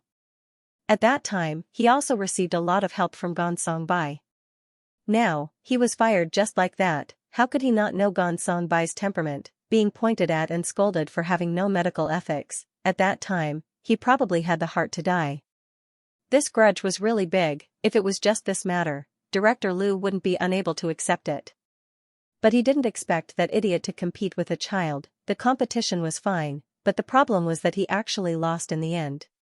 He was even pointed at by Su Jingji and scolded as trash. Ever since the video spread, Director Lu's phone never stopped ringing. Every call was from those people who couldn't afford to offend him, and those people were all after Su Jingji's name. Director Liu wanted to cry but had no tears. Don't look at how Su Jingji was only a pharmacist. His connections were rampant to the point that it made people's hair stand up. Even medical families had to give him face. How could he, the director of a small hospital, afford to offend him? That night, Dean Liu directly removed his own grandson from his position. He even declared that his grandson would never inherit the hospital in the future. The next morning, someone directly stripped Director Liu of his qualifications to practice medicine. Director Liu was still a little confused. He did not understand how so many things had happened in one night. While Director Liu was down on his luck, Qin Zhishui's name spread even further. The public was more concerned about this scum man. In that video, Qin Zhishui's hypocritical appearance was still fresh in their minds. Qin Zhishui's house and car were both seized, so he could only take the old lady back to their old home in Huaning County. Along the way, they were mysteriously spat on a few times by someone. At first, they thought it was just a coincidence, but when they got back, they discovered that the front door of the house under their old mother's name was painted full with the word scum. Not long after, his phone number was also found out. They harassed him day and night, and he was annoyed beyond endurance. Unfortunately, the old lady's illness had yet to recover, but she had already offended all the doctors in Huaning County. Her problem was getting more and more serious. It was no longer a state where she could be cured with just a few doses of medicine. Qin Zhishui had no money on him and no longer had the ability to hire the neighbors to help take care of her. However, he had always felt that he was a cut above others. Making him take care of the old lady's urine every day was worse than killing him. As for Xianxia, she finally got a divorce as she wished. Qin Zhishui was naturally unwilling, but everything was enforced. He was not allowed to resist at all. Inside the house filled with junk, there wasn't even a job. Qin Zhishui laid on the bed in despair. He could even hear the painful howls coming from the other room. Qin Zhishui didn't know how his life ended up like this. Everything seemed to have returned to a decade ago. At that time, he was so poor that he didn't even have any living expenses left. The old lady would always praise him for being smart and sensible outside, boasting to her relatives and friends that not only did he get into a university, he also had a generous scholarship. She even said that he could rely on his own ability to earn all his expenses outside, making him suffer unspeakably. His roommates all wore branded clothes. No matter how poor they were, they wouldn't live like him. Even when he was resting, he had to be tutored by those students. Moreover, those children from wealthy families were very difficult to manage. As a tutor, he didn't do a good job at it. It was also at this time that a boy from his dorm took a liking to Xianxia. He overheard a few words and found out that Xiangjian's father was the CEO of a company. Not only was she good-looking, she also had a good temper and rejected many people's pursuit. The moment he saw Xianxia, he felt somewhat unreconciled. They were all humans, but there was always a distinction between high and low. What he couldn't achieve in his lifetime, Xianxia had it since birth. She was rich, so she bemoaned the state of the universe and pitied the fate of mankind. Her gaze towards him was filled with sympathy. So, he used all methods to get close to her. Of course, Xianxia was indeed a good woman. It was hard for him not to be moved, but he knew what he wanted even more. Seeing Xianxia turn from a proud rich family's young miss into a haggard old woman, he felt that his uneasy feelings were finally pacified. There were many women outside, but he had never thought of divorcing Xianxia. It was not because he loved Xianxia very much, but because Xianxia was different. Every time he saw her, he knew that he was successful, and those people outside would never understand. Qin Zhishui's mind was in a mess. The old lady was itching unbearably and was about to go crazy. She started scolding, "You good-for-nothing trash, you can't even control a woman. You caused me to have to suffer with you at this age. Tell me, what's the point of raising you? What kind of sin have I committed to give birth to such an unfilial son? I told you to call Dr. Gon, but you didn't listen. You want me to die, ah?" The demonic sound entered his ears, causing Qin Zhishui's veins to bulge. He gnashed his teeth in anger.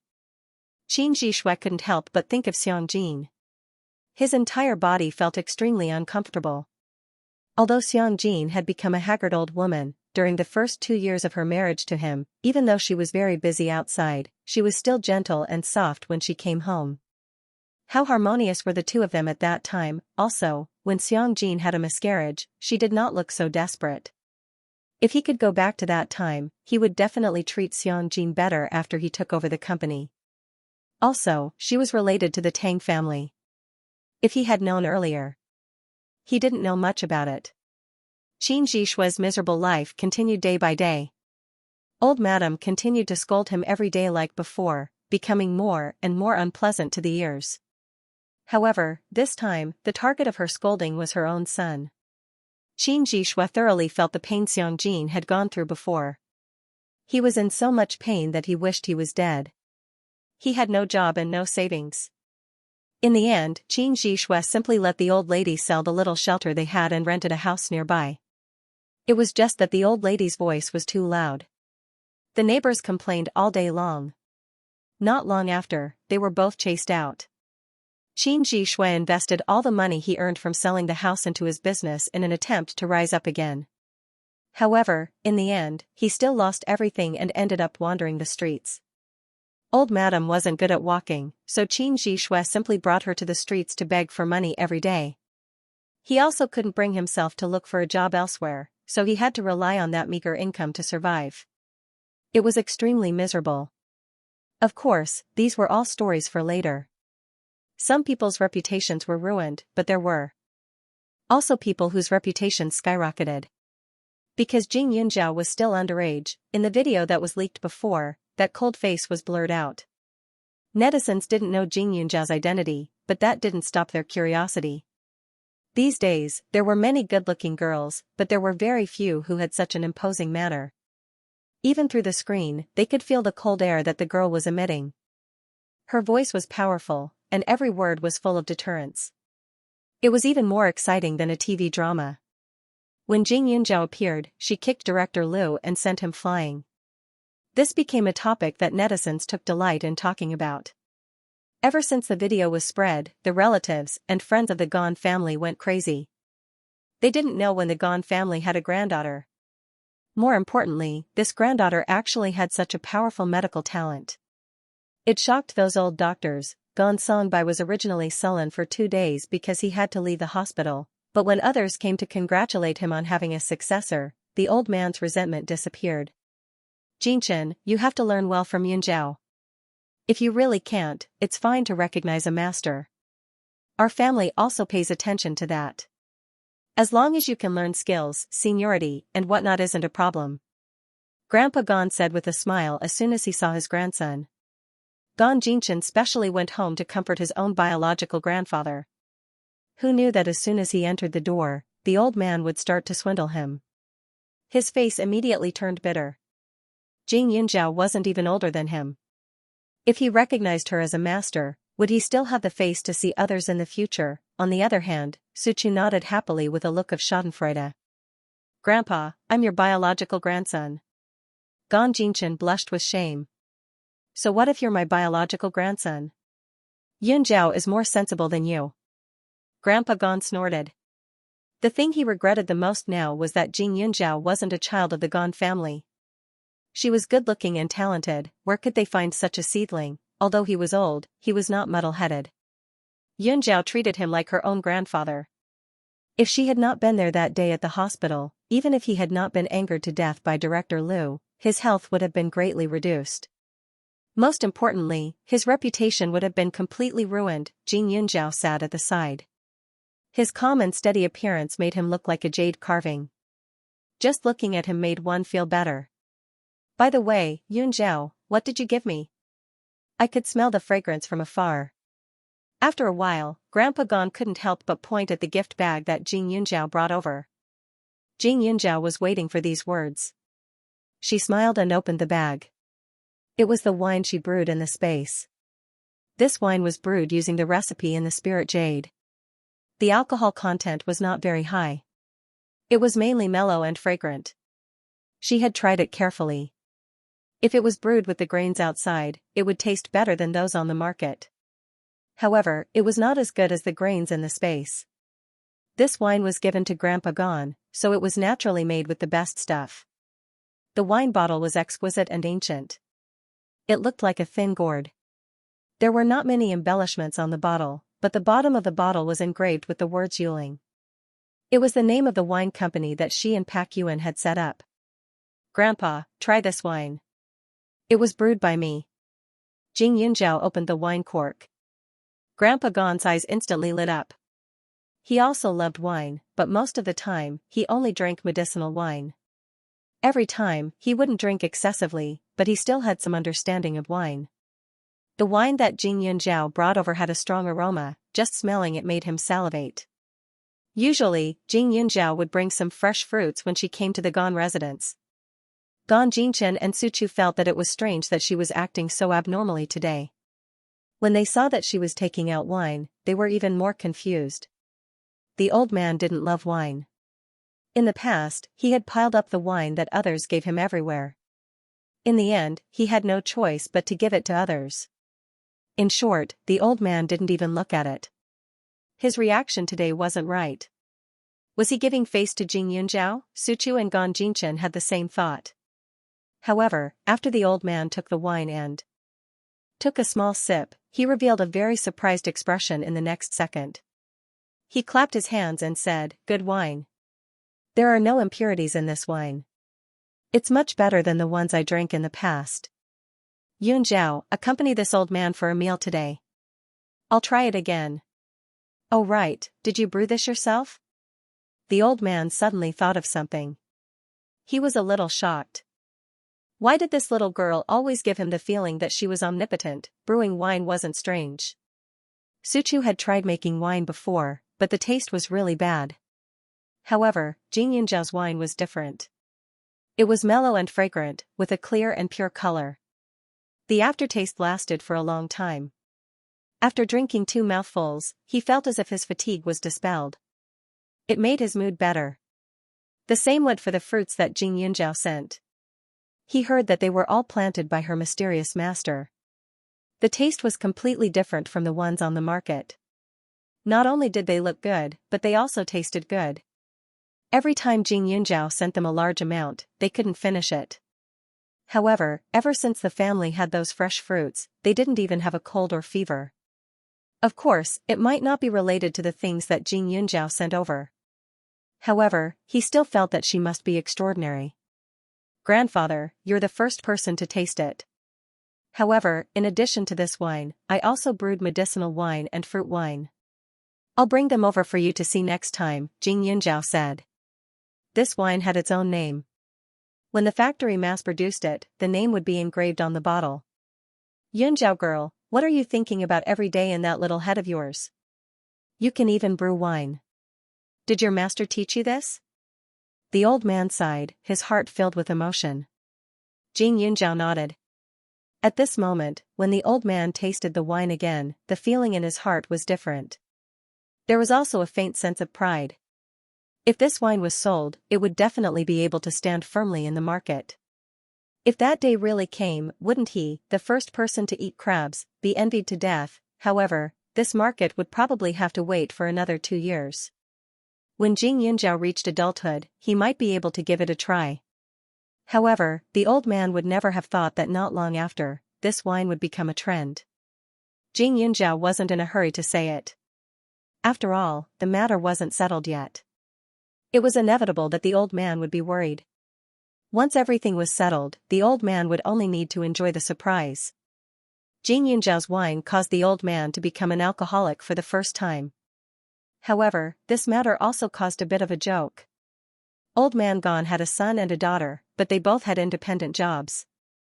Recently, the old man's matter had caused a lot of commotion. It was impossible for them not to know.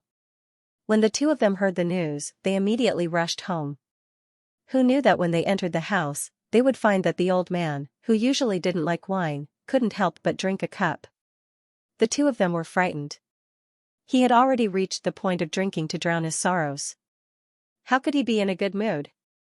As a result, the two of them hurriedly discussed sending the old man out on a trip to relieve his boredom. They even secretly changed the old man's wine into water.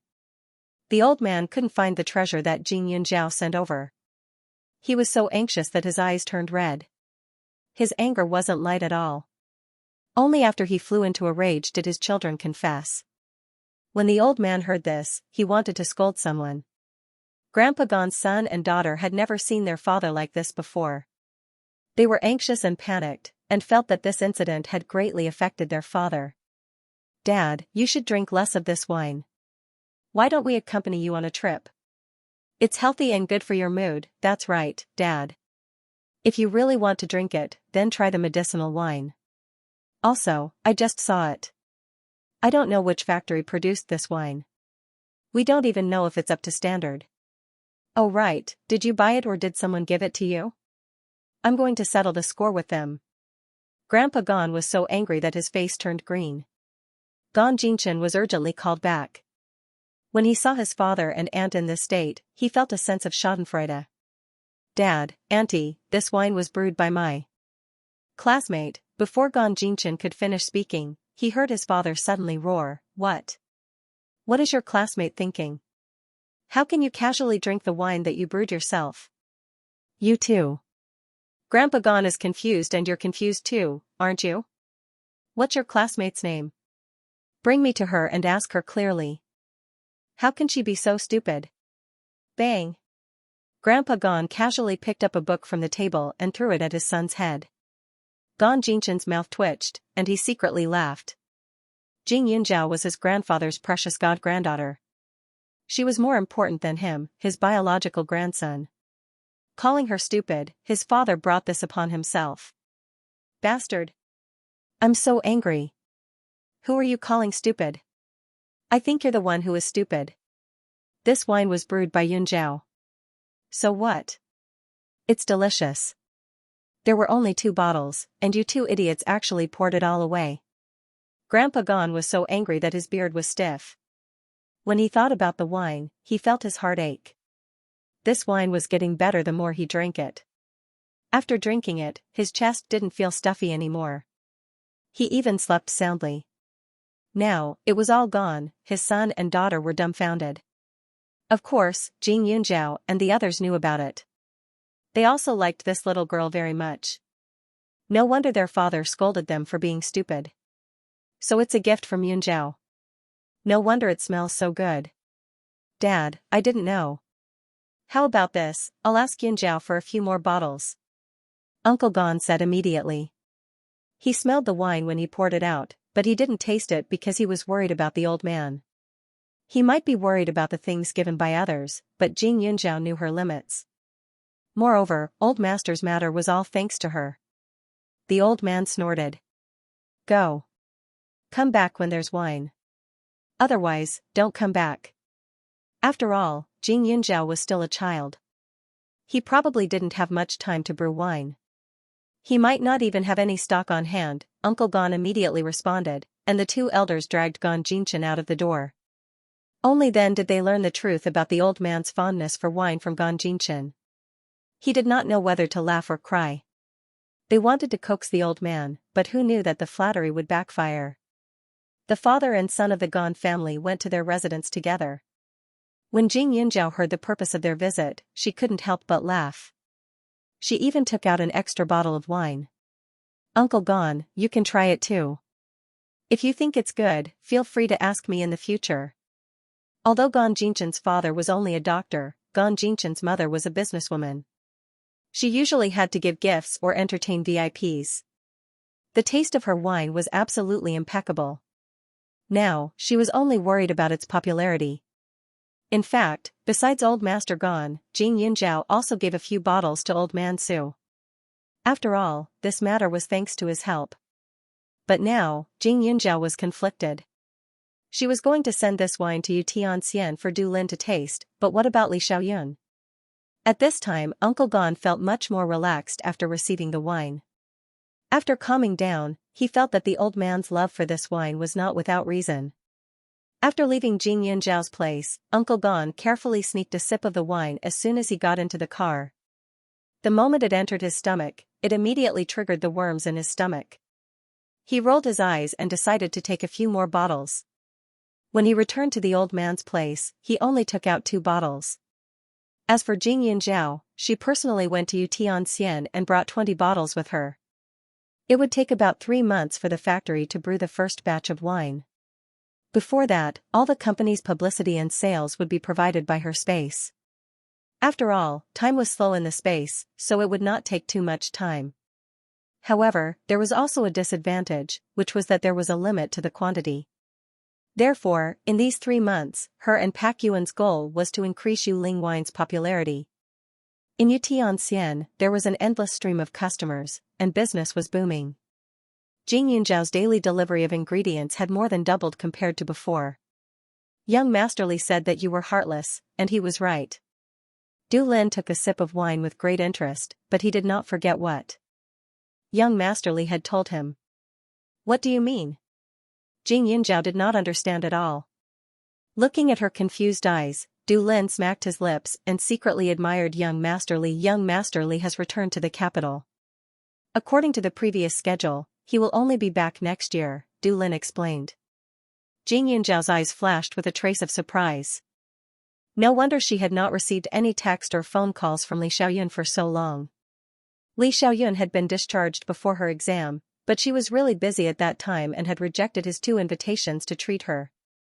Although she occasionally thought of him recently, she felt that a young master like him would have a lot of things to do, so she did not take the initiative to contact him. When did he leave? I was thinking of giving him a few bottles of wine, but since he's not here, forget it. Jing Yunjiao inexplicably let out a sigh of relief. Li Xiaoyun was a very suitable person to make friends with, and the 2 of them could get along well. However, she did not like the scrutinizing look in his eyes. This person was too smart. In addition, he had the advantage in terms of age. He could always guess her thoughts, so when they got along, her emotions would often be exposed in front of him. Seeing Jing Yunjiao's attitude, Du Lin couldn't help but laugh. You went back during the exam. Before young Masterly left, he said that if I didn't take the initiative to mention it, you wouldn't think of him. I didn't believe him at first, but now it seems that he was right. Little Yunjiao, don't be fooled by young Masterly's arrogance. I can guarantee you that the reason why he stayed in Huaning County for so long this year is all because of you. The next time he comes back, it's better if you treat him more gently. He's already at the age where he can get married. If he thinks that all the girls in the world are as cold as you, he might end up alone in the future. Du Lin laughed again. Half of it was a joke. Jing Yunjiao only treated it as a joke. But he had to admit that it was a pity that there was no overbearing and smart person like Li Xiaoyun by his side. A few days later, Yuling Wine's first 7-star wine, which was brewed with 7 types of grains, began to show signs of improvement. Yutianxian's reputation was quite good. During this period of time, Du Lin would pick out a table of customers for them to try. These customers were mostly influential people. They would naturally ask about the wine once they tasted it. When they heard that it was a new product launched by a new company, they were somewhat disappointed, but also somewhat expectant. In addition, Gan Jinchen's mother specially bought a batch from Jing Yunjiao.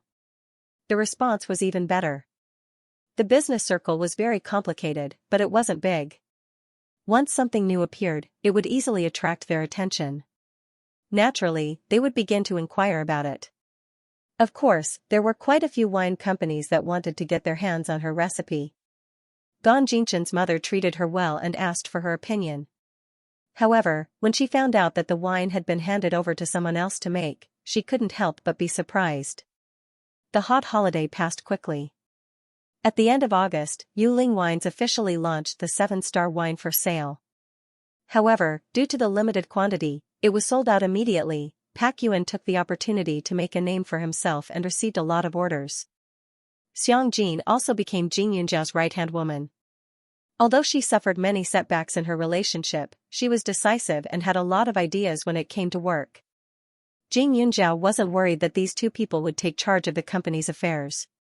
Seeing that school was about to start in 3 days, Jing Yunjiao went out with Xiao Haiqing to shop and prepare the things they needed for school.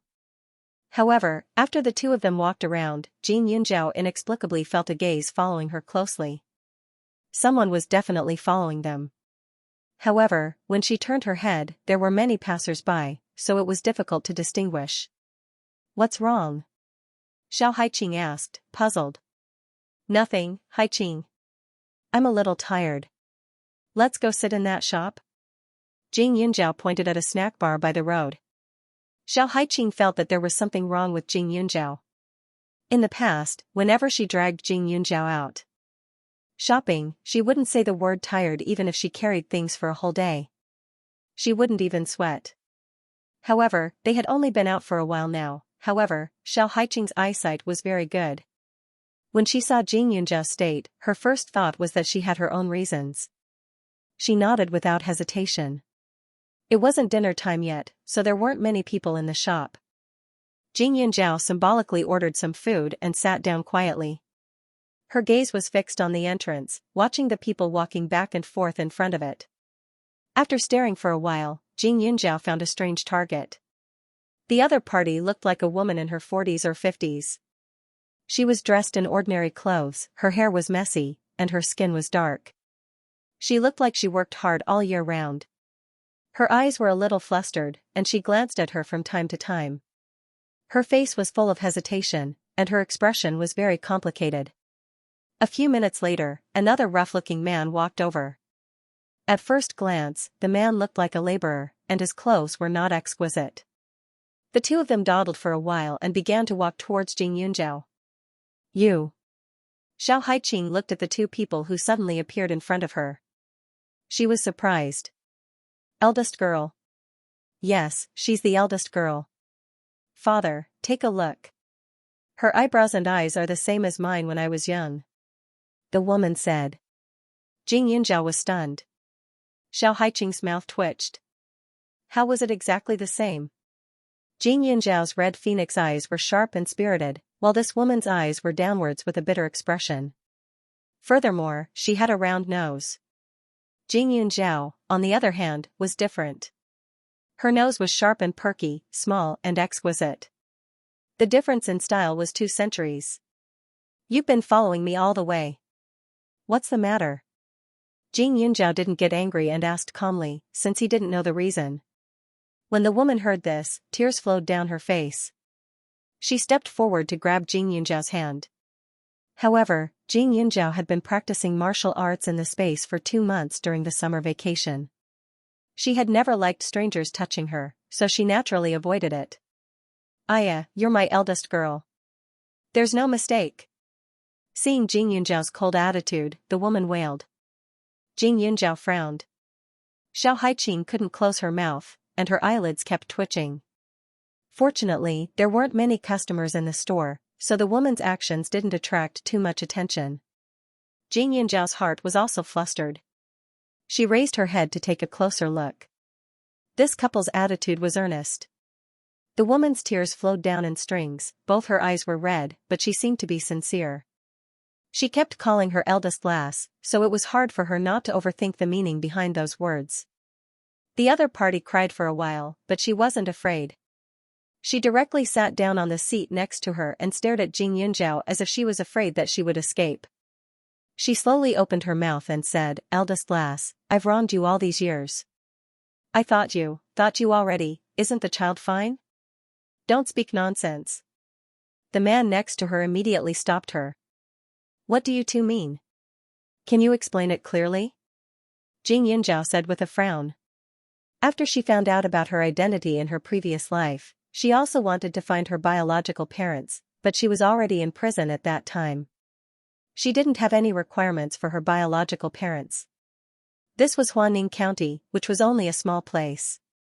It was basically impossible for her parents to be rich and noble. Moreover, if their family was really well off, then there was no reason for them to abandon her. So when she saw the two people in front of her, Jing Yunjiao was already half believing and half doubting. "Lass, you have a small gourd jade pendant on you, right?" The two people looked at each other and asked. Jing Yunjiao's gaze was complicated as she nodded. "Then there's no mistake. You're our child. Your surname is Jing, and it's engraved on the jade tablet. When I gave birth to you, your grandmother saw that you were a girl, so she secretly threw you away behind your father and me. I searched the entire village but couldn't find you. Eldest lass, don't blame me. I've also missed you all these years. The woman cried. Jing Yunjiao pursed her lips and her expression was calm. Xiao Haiqing was already so shocked that she couldn't speak. Her mouth was opened so wide that an egg could be stuffed in. After a while, she carefully opened her mouth and said, Yunjiao. These were Jing Yunjiao's biological parents. However, for some reason, she felt that it was very strange, or rather, she was somewhat unwilling to believe it. Of course, it wasn't that she despised the two of them for looking poor, but she felt that they weren't quite the same as Jing Yunjiao. Whether it was their eyebrows or silhouettes, there wasn't the slightest bit of similarity. The only convincing thing was the jade token. Yunjiao, the Qiao clan knows that you have a jade token. Xiao Haiqing suddenly remembered and reminded him. As soon as Xiao Haiqing said this, the woman next to her immediately said, Are you suspecting that we are imposters? Little classmate, you think too badly of us. Yeah, it's fine if you don't want to believe it. Isn't there a paternity test now? Let's just do it. You're definitely my child. How can I be wrong? Since he had already said so much, Xiao Haiqing really couldn't say anything more. However, it would be best if they could do an appraisal. Jing Yunjiao also nodded. Her heart was already in a mess. Although she occasionally thought about the matter of her biological parents, she didn't have any expectations. She didn't even think that she would meet them. At this moment, she couldn't even maintain her composure. Child, there's no mistake. The woman opened her mouth again but was stopped by the man. She only heard the man say, The child just saw us and can't accept it. How about this, child? I'll leave you my phone number. You tell me where you live and how to contact you. You can tell your adoptive parents and we'll do the appraisal tomorrow, okay? The couple's attitude was sincere and it seemed like their relationship was pretty much confirmed. Jing Yunjiao nodded and the other party introduced them. The man was called Jing Taijun and the woman was called Wang Xian Feng. As for the other details, because their relationship was still uncertain, they didn't say much. The two stopped and talked for more than half an hour before leaving. Xiao Haiqing sighed. She felt that something was off. Yunjiao, do you think they're really your biological parents? Xiao Haiqing asked. The food in front of her was already cold and she didn't have any appetite. She used her chopsticks to stir the food. We'll know after the results are out. Jing Yunjiao was also confused. After all, everything happened too suddenly. She met her biological parents while shopping and they even recognized her at a glance. It was really hard for her to grasp. However, she had been thrown away when she was still an infant. At that time, her eyebrows and eyes had not yet grown. Moreover, babies changed their appearance every day. Even if the woman remembered her appearance at that time, after more than 10 years, the difference was like heaven and earth. This woman did not have discerning eyes, so how could she be sure? Moreover, because this jade tablet was related to space, she specially bought a sturdy chain and strung it up. Normally, she wouldn't take it out and show it to others. Although it was summer, she was wearing a light blue shirt with the buttons neatly fastened. If she didn't do some vigorous exercise, the jade gourd inside would definitely not be revealed. It was impossible for the woman to rely on this jade gourd to recognize her. Moreover, although this jade gourd looked dull like a fake product, how could something left behind by the ancestor be inferior? If this jade tablet was bought by Jing Taijun from an antique stall, then how could the ancestor inside the jade be explained? Could it be that Jing Taijun coincidentally bought something left behind by the Jing family? And if this jade gourd wasn't bought by Jing Taijun but was instead a family heirloom, then it would be even harder to explain. That woman kept saying that she was abandoned by the Jing family's old madam. Since the old madam favored males over females, she would never leave the things left behind by the Jing family's old ancestor to her granddaughter who might not even survive. Jing Yunjiao did not voice his suspicions. After all, the space inside the jade tablet and the ancestor were secrets that could not be revealed to others. Moreover, the results of the DNA test were still unknown. Everything was still too early. Once the results were out, if she really was the daughter of the Jing family, he would naturally think of a way to find out more. After such a commotion, the two of them no longer had the mood to continue shopping. After Jing Yunjiao returned, he asked Pak Yuan to inquire about it. The next morning, they also received the news. This Jing Taijun and Wang Xinfeng came from a village called Water Village near Huaning County. Wang Xinfeng's parents-in-law had already passed away. Jing Taijun was an ordinary worker while Wang Xinfeng was a housewife responsible for farming and taking care of the children. Jing Taijun had 4 children. According to Pak Yuan, this couple gave birth late. The eldest was a girl who was lost a few years ago. The neighbors did not remember the exact time, but she should be around the same age as Jing Yunzhao. The eldest girl had 2 more daughters and the youngest was a son. Currently, the Jing family of 5 was completely dependent on Jing Taijun's meager income. Their days were very difficult. Jing Yunzhao did not have a good impression of this couple who could very well be her parents. Perhaps it was because of the suspicions in his heart, but he always felt that this matter was too inexplicable. No matter what, Jing Yunzhao couldn't turn a blind eye to her parents. After all, she also wanted to know if she was a wild girl that popped out from a crack in a rock. That morning, Jing Taijun and Wang Xinfeng indeed appeared at the entrance of the district. The two were still wearing yesterday's clothes, while Jing Yunzhao was clean and tidy. The material of her clothes looked very good, creating a sharp contrast.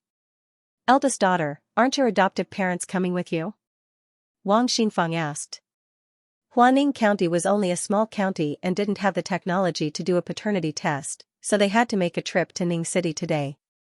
School would start the day after tomorrow, so there was still enough time. However, the results would probably take 10 days to half a month. "I've cut ties with them. I'm alone now," Jing Yunzhao answered. Her face was delicate and pretty, and her temperament was cold and elegant. When she spoke, there was a bit of dignity, which made the couple stunned. However, very quickly, Wang Xinfeng opened her mouth. How can this be good? We raised you up. If you cut ties with your biological parents just because you found them, then how will your reputation be good in the future? It's not because of you. Right now, we're not sure if we're related by blood, so you don't need to worry about this for now. Thank you. Jing Yunzhao's voice was powerful and resonant, polite and distant. Not to mention that they didn't know if they were biological parents. Even if they were biological parents, they couldn't be intimate for a while. Moreover, when she thought about the news Pak Yuan told her this morning, she felt somewhat uncomfortable in her heart. The couple said that the Jing family's elders favored boys over girls, but in reality, Wang Xinfeng's mother-in-law passed away about 15 years ago. In other words, even if her grandmother had abandoned her, the couple had given birth to another child without anyone pressuring them. Her other 2 daughters were 14 and 12 years old, while her youngest son was 10 years old. They would give birth to another child every 2 years until they gave birth to their son. No matter how one looked at it, it didn't seem like they were forced by their elders. Jing Yunzhao's attitude at this time made the couple's faces stiffen. Forget it, forget it. The child hasn't been by our side for so many years, so it's normal for her to have some differences with us. Let's go to the city first. Jing Taijun faintly sighed. The 2 of them had a distressed look on their faces, as if they had suffered a great sin. Jing Yunzhao didn't mind and got on the bus to Ning City with the 2 of them. In the car, Jing Yunzhao's exquisite appearance inevitably attracted people's attention. Wang Xinfeng, who was beside her, saw that people were staring at Jing Yunzhao, so she put on a smile and said, "This is my eldest daughter." Originally, there were only a few glances from the others, but after Wang Xinfeng's words, the car became lively in no time. "Big sister, you really know how to raise your daughter. This girl is so pretty. I think she can be a star." The auntie, sitting next to her, praised. Jing Yunzhao frowned slightly as he sat by the window. He was not used to it. The space in the car was claustrophobic, so it was easy to feel annoyed and stuffy. Moreover, she had never liked being pointed at. Even if the other party had good intentions, the gazes that looked like they were looking at a gorilla made her feel uncomfortable. This girl was beautiful when she was young, but big sister, you don't know. My family's girl was lost for many years. I only found her yesterday. It's been too long. My daughter was still young and couldn't recognize me. That's why I specially went to Ning City to do a DNA test. Wang Xinfeng didn't care if the other party was willing to listen or not and said directly. Most of these people were curious. When they heard Wang Xinfeng's words, many of them turned their heads and stared at Jing Yunjiao for a while. How could you lose her? It's such a pity. If you don't raise the child by your side, you'll definitely become distant. She's already so big. The auntie said out of turn. After she finished speaking, many people expressed their agreement in their hearts. However, at the same time, they also understood Jing Yunjiao's cold attitude. Seeing that this girl was dressed appropriately and the material of her clothes were extremely good, she must have lived a very good life before she found her biological parents. Looking at her parents, they were covered in dirt and grime. With one look, one could tell that their family's situation wasn't very good. This girl must have despised them in her heart, right? Sigh, it's all my fault for only finding her after so long. Even if she blames me, it's only right. However, I believe that the child's nature isn't bad. Everything will be fine in the future. Now that I've found her, I can die in peace. Wang Xinfeng said with a bitter face. Jing Yunjiao's eyebrows twitched. At this moment, her mood became more and more complicated. She wasn't an ordinary 16-year-old girl. In the past, she had been tormented by Xiao Hongya so much that she was extremely sensitive to the tone of other people's words. How could she not hear the ambiguity in her words? All of her words were telling others that she was blaming her biological parents. Also, if her nature wasn't bad, did that mean that her temperament wasn't good right now? Jing Yunjiao took a deep breath. If these were her biological parents, it seemed that there would be trouble in the future. Little girl, you have to be filial to your parents in the future. Look at how tired they are. You can't make them unhappy anymore. When they were about to get out of the car, the auntie next to her said again. Along the way, Wang Xinfeng and the auntie chatted happily. Jing Yunjiao didn't want to talk too much, so she didn't pay attention to them. However, at this moment, when she heard such words again, Jing Yunjiao couldn't bear it anymore. Auntie, if you like educating people so much, you can go back and educate your own children. Do you have nothing better to do now? Also, if they were really my parents, I would naturally be filial to them, but I'm not sure if that's the case. Even if they were, they wouldn't be so tired because of me. Please don't put all the blame on me. I just met this couple yesterday, and I'm already very cooperative by being willing to come over today. Besides, I haven't said a word along the way. Which eye of yours saw me making them unhappy again? After Jing Yunjiao finished speaking, he glanced at Wang Xinfeng. Aunt Wang, don't you have 2 daughters and a son in your family? Why didn't she mention it when she was talking to others? Look, everyone has misunderstood me. They think that you've been looking for me for more than 10 years after you abandoned me. As soon as Jing Yunjiao finished speaking, he exhaled and got out of the car. His back was cold. She had long been used to living without her biological parents. Now, she was willing to acknowledge them not because she lacked family affection, but because she wanted to give herself an explanation.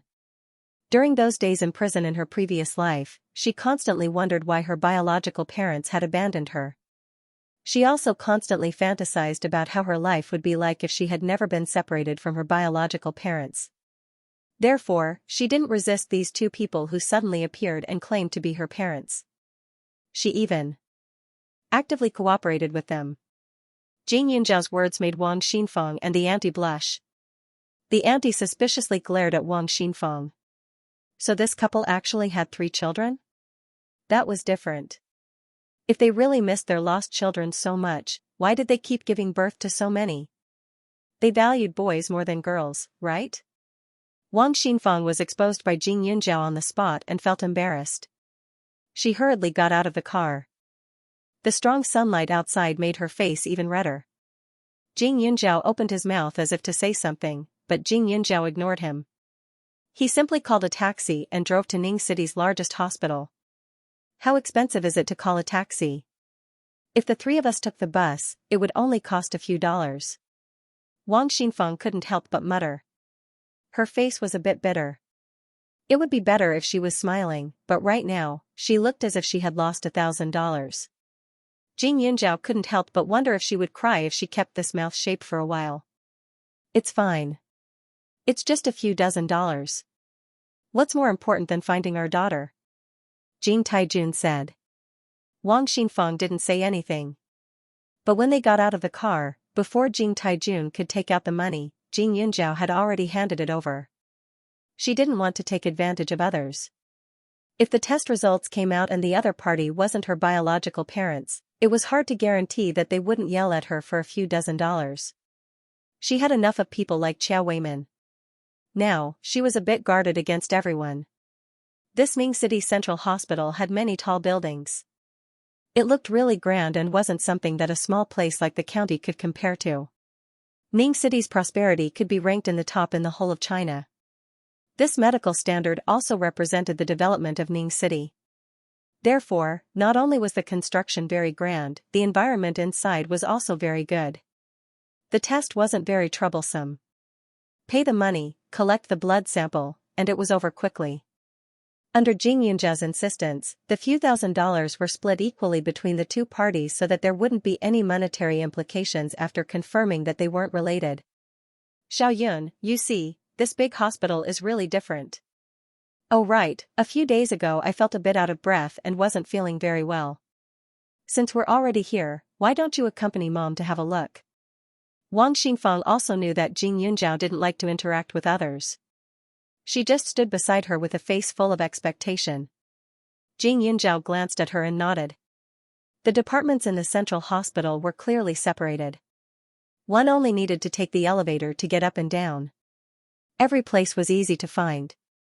Wang Xingfang did a few tests while Jing Yunjiao and Jing Yunjiao waited outside. There were people coming and going in the hospital. Jing Yunjiao stood in the same place, but suddenly, someone bumped into her. Ouch! Why did you bump into me? It hurts so much. The old lady on the ground scolded. I didn't hit you. You threw yourself at me, Jing Yunjiao said directly. There weren't cameras everywhere in the hospital. At least, there weren't any where Jing Yunjiao was at. Little girl, why are you spouting nonsense? Are you her guardian? How did you educate your child? I'm not trying to blackmail you. These days, children are getting more and more immature. The old lady got up and pointed at Jing Taijun as she scolded. Jing Taijun looked a bit embarrassed. I'm sorry. My daughter didn't do it on purpose. How about this, I have a few hundred yuan here. I'll leave some for the fare and give the rest to you. After Jing Taijun finished speaking, he stood in front of her as if he was afraid that she would be bullied. He quickly stuffed the money into the old lady's hands and helped her leave.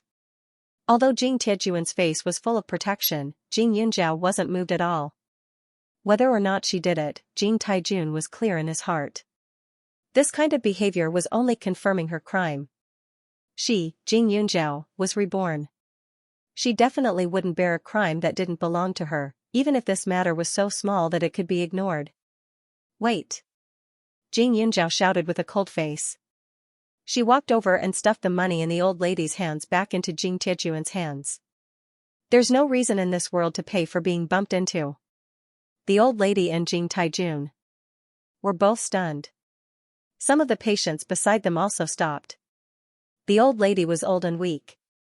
She looked like a weakling. Weaklings were easy to sympathize with. She did not have an advantage in this aspect. Little girl, are you trying to bully the old lady? Didn't you go to school? Didn't your teacher teach you to respect the old and love the young?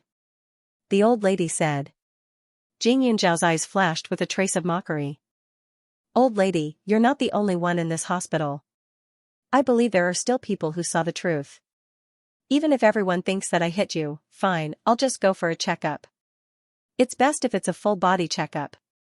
Although it's a little troublesome, I think it's more responsible than a few hundred yuan, right? Jing Yunjiao paused for a moment before continuing, Old madam, I can check every single part of your body, but don't worry, you don't have to pay for it. It's just taking a bit of your blood and tormenting you a bit. If I can't finish it in a day, then we'll continue tomorrow. I'll take full responsibility for this, what do you say? After Jing Yunjiao finished speaking, the old lady's face trembled. I don't want to check, and I don't want your money. I just want you to apologize. The old lady was in a deadlock.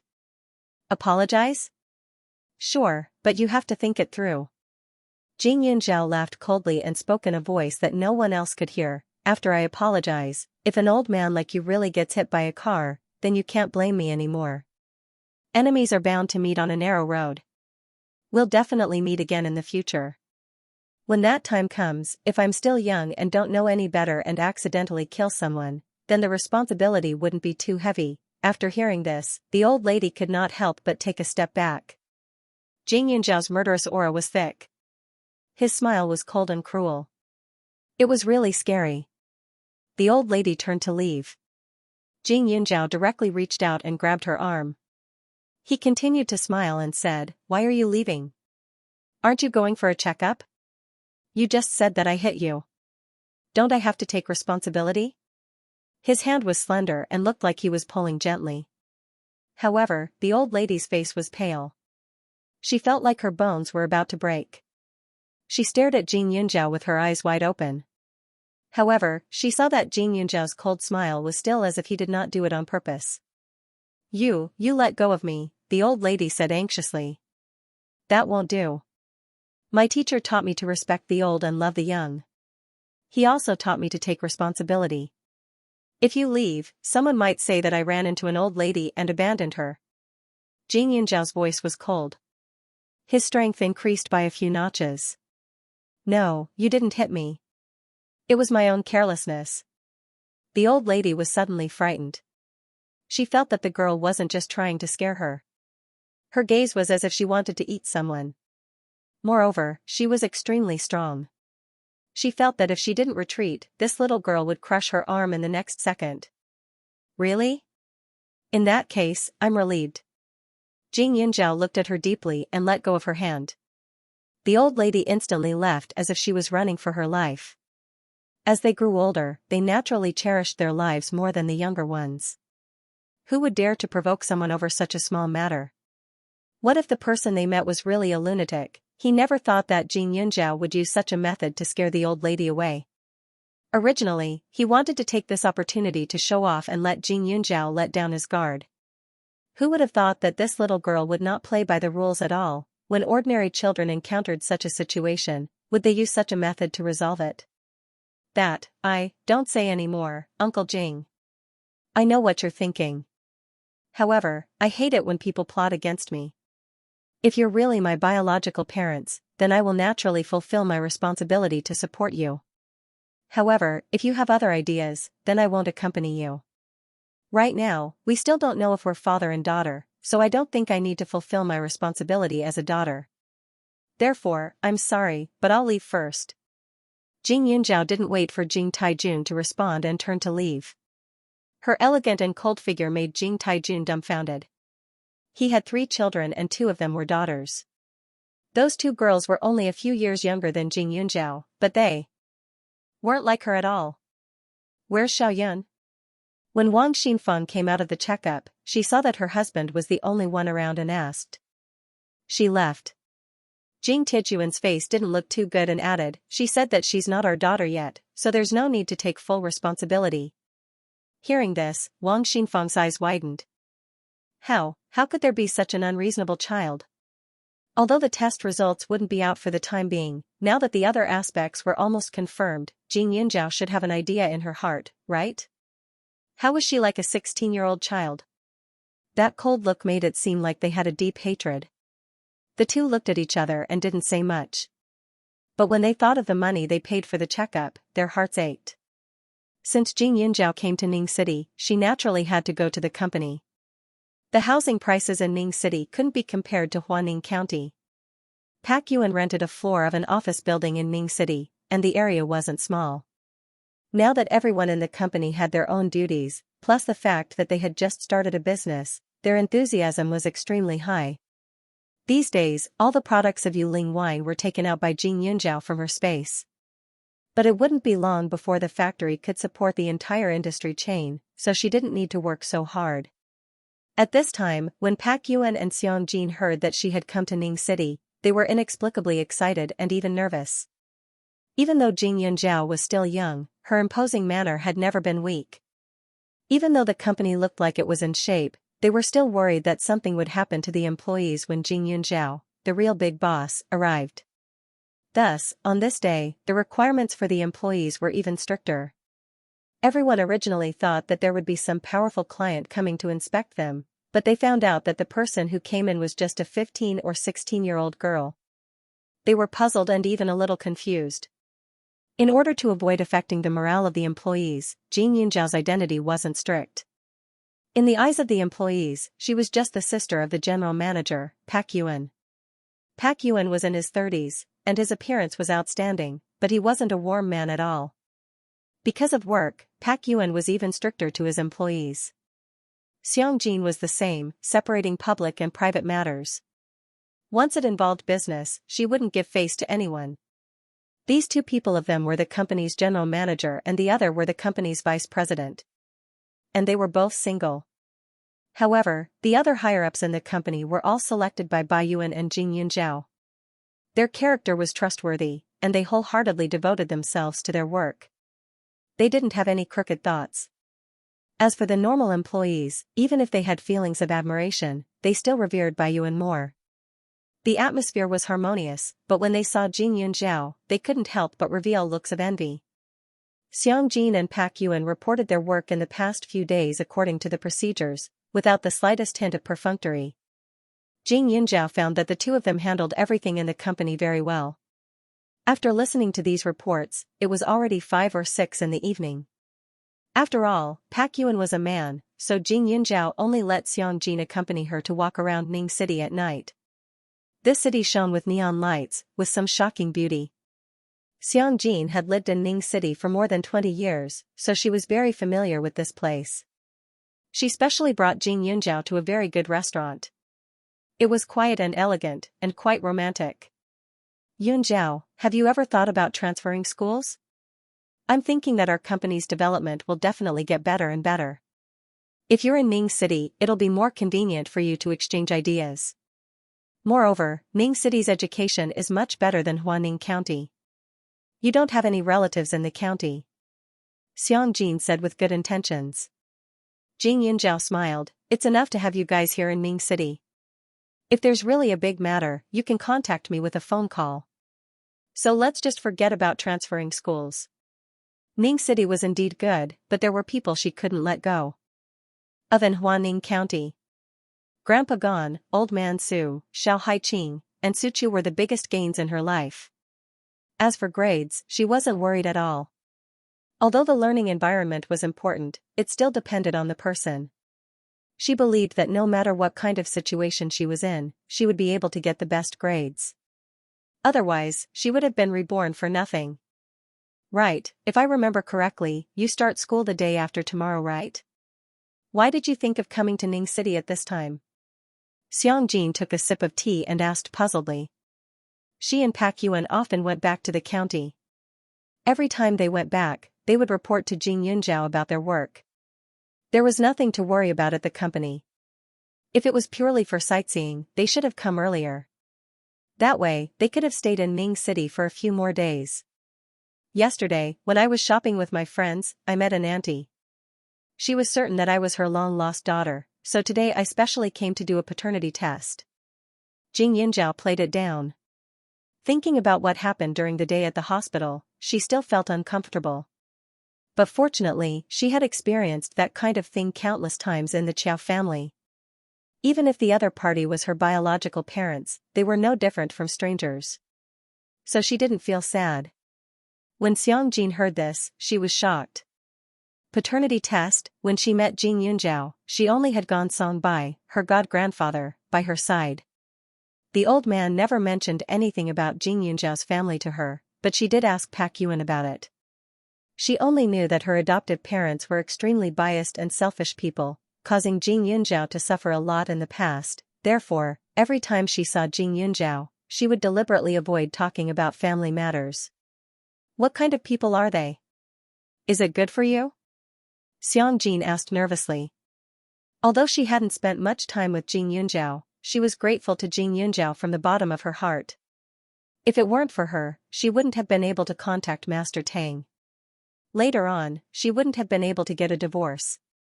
Her life would have been completely ruined. She respected and cared for Jin Yunjiao. She treated her as her boss, but at the same time, she also treated her as a family member and even as a daughter. In terms of age, she and Pak Yuan were older than Jing Yunzhao by 16 or 17 years. It wasn't an exaggeration to treat her as a daughter. It was just that Jing Yunzhao's personality was mature and steady, so they always overlooked this point. Jing Yunzhao stirred the drink in front of her. After the waiter served a few sumptuous dishes and left, she said, "We just met yesterday. I can't tell if it's good or bad, but I'm a very simple person. If people respect me, I'll respect them tenfold. But if the other party isn't easy to get along with, then I'm too lazy to deal with them." When Xianxia heard this, she nodded. Jing Yunzhao's personality was indeed like that. It had to be said that with her temperament, it wasn't easy for her to be taken advantage of in this kind of situation. Even if they were biological parents, after all, they had been separated for more than 10 years. It was still very difficult for them to develop feelings for each other. However, Xianxia was still a little worried. From her point of view, she hoped that Jing Yunzhao and the company would be well. But if that pair of parents knew that the young Jing Yunzhao had amassed such wealth, would they not have any greedy thoughts in their hearts? Yuling Wines was a rising star and had the most advantageous position. Xianxia and Pak Yuan were confident that they could make a name for themselves within a year and gain a firm foothold in Ning City's wine industry. Within 5 years, they even had hopes of making Yuling Wines the leader of the entire industry. They had the best wine recipes and didn't have to worry about development at all, as long as the owner of the company didn't have any problems. "Yunzhao, CEO Bai and I will try our best to contact you through the phone in the future. It's better to be careful during this period of time. Also, even if they're your biological parents, you can't foolishly throw in all your savings before you know what their character is like," Xianxia said. Her meaning was clear. She hoped that Jing Yunzhao would continue to keep the company's matters a secret. This was indeed a bit unreasonable, but it was better to be safe than sorry. If the other party was sincere towards Jing Yunzhao, she believed that they wouldn't have any designs on the company. But what if they had other intentions? Those were parents who hadn't lived together before. They couldn't be compared to ordinary parents. Moreover, they hadn't seen each other for more than 10 years. She didn't believe that they didn't have any other children. In comparison, Jing Yunzhao, who had led a wandering life, definitely wasn't as important as the one by her side. What if she suffered because of this? How could Jing Yunzhao not understand that Xianxia was concerned about her? Her heart also warmed. "Don't worry, I know what I'm doing." She wasn't a selfish person. Towards relatives like Gonsong Bai, she could unconditionally treat them well. But if they were like Qiao Weimin, Jing Yunzhao smiled, a glimmer of light flashing through her eyes. No matter how important blood ties were, they couldn't be compared to feelings. Seeing Jing Yunzhao's calm expression, Xianxia let out a sigh of relief. She didn't forget that although the girl in front of her looked young, she was definitely different from those childish children. Her words even carried an invisible authority that could make her feel at ease every time. "Oh right, Aunt Xiang, how's the old lady? Do you want me to go see her tomorrow?" Jing Yunzhao suddenly asked. Xiangjin's mother wasn't clear-headed because of the shock. She had been recuperating in the hospital before, but how could Qin Shi Shui really let someone treat her? That was why his condition hadn't improved after so many years. In fact, it was getting worse. "It's best if you're willing. My mother doesn't even recognize me now. Uncle Gon went to visit her a few days ago and said that her mind is in a mess. She won't be able to recover in a short period of time. It's best for her to recuperate and then slowly guide her. She also has to pay attention to her daily life. Even the flowers in the house are used to calm her mind," Xiangjin said. Xiangjin had some faith in Jing Yunzhao's medical skills. She wasn't very knowledgeable in this area, but she did know that Jing Yunzhao had surprised many doctors before. Moreover, she never exaggerated and always did what she said. She said she wanted to take a look, so who knows, she might be able to cure the old lady. Xiangjin happily nodded her head in agreement. They chatted for a while eating, and the two of them became more and more harmonious. Just as the two were about to pay and leave after finishing their meal, a woman in a red dress appeared in front of Xiangjin. She looked at her in surprise and said, "Xiangjin. You're Xiangjin, right?" The other party had long wavy hair and a pair of 10 centimeters high heels. She carried a branded bag in her hand and wore a short red dress. Her figure was enchanting and charming. Jing Yunjiao only felt a pair of large breasts swaying back and forth in front of her eyes, so much so that she felt dizzy. Also, that strong perfume smell made her nose itch uncontrollably. You are. Xiangjin was a little stunned. She was clearly shocked by this woman who suddenly appeared. Xiangjin had left Serene City for so many years, and now she had no friends in Serene City. Some of her old friends had even forgotten about her. Director Xiang, why are you so forgetful? The woman smiled charmingly and continued, a few days ago, I saw a news article saying that Director Qin had gone bankrupt. I didn't believe it at first, but then I found some posts on the internet where Director Qin seemed to be a different person. I almost didn't recognize him. The woman said with a sympathetic face, in the past, we were all so envious of you, Director Xiang. Not only did you have such a big family business, but you also had a filial husband. After you retired, we all thought that you were enjoying life. We didn't expect that you were bullied by that beast in human clothing all these years. The woman kept calling her Director Xiang, which made Xiangjin remember. Your little Lu? Xiangjin asked. What little Lu? Director Xiang, I have a name. My name is Lu Danqing. You can call me Miss Lu or Danqing, but don't call me little Lu. It sounds like I'm your errand girl. Lu Danqing rolled her eyes.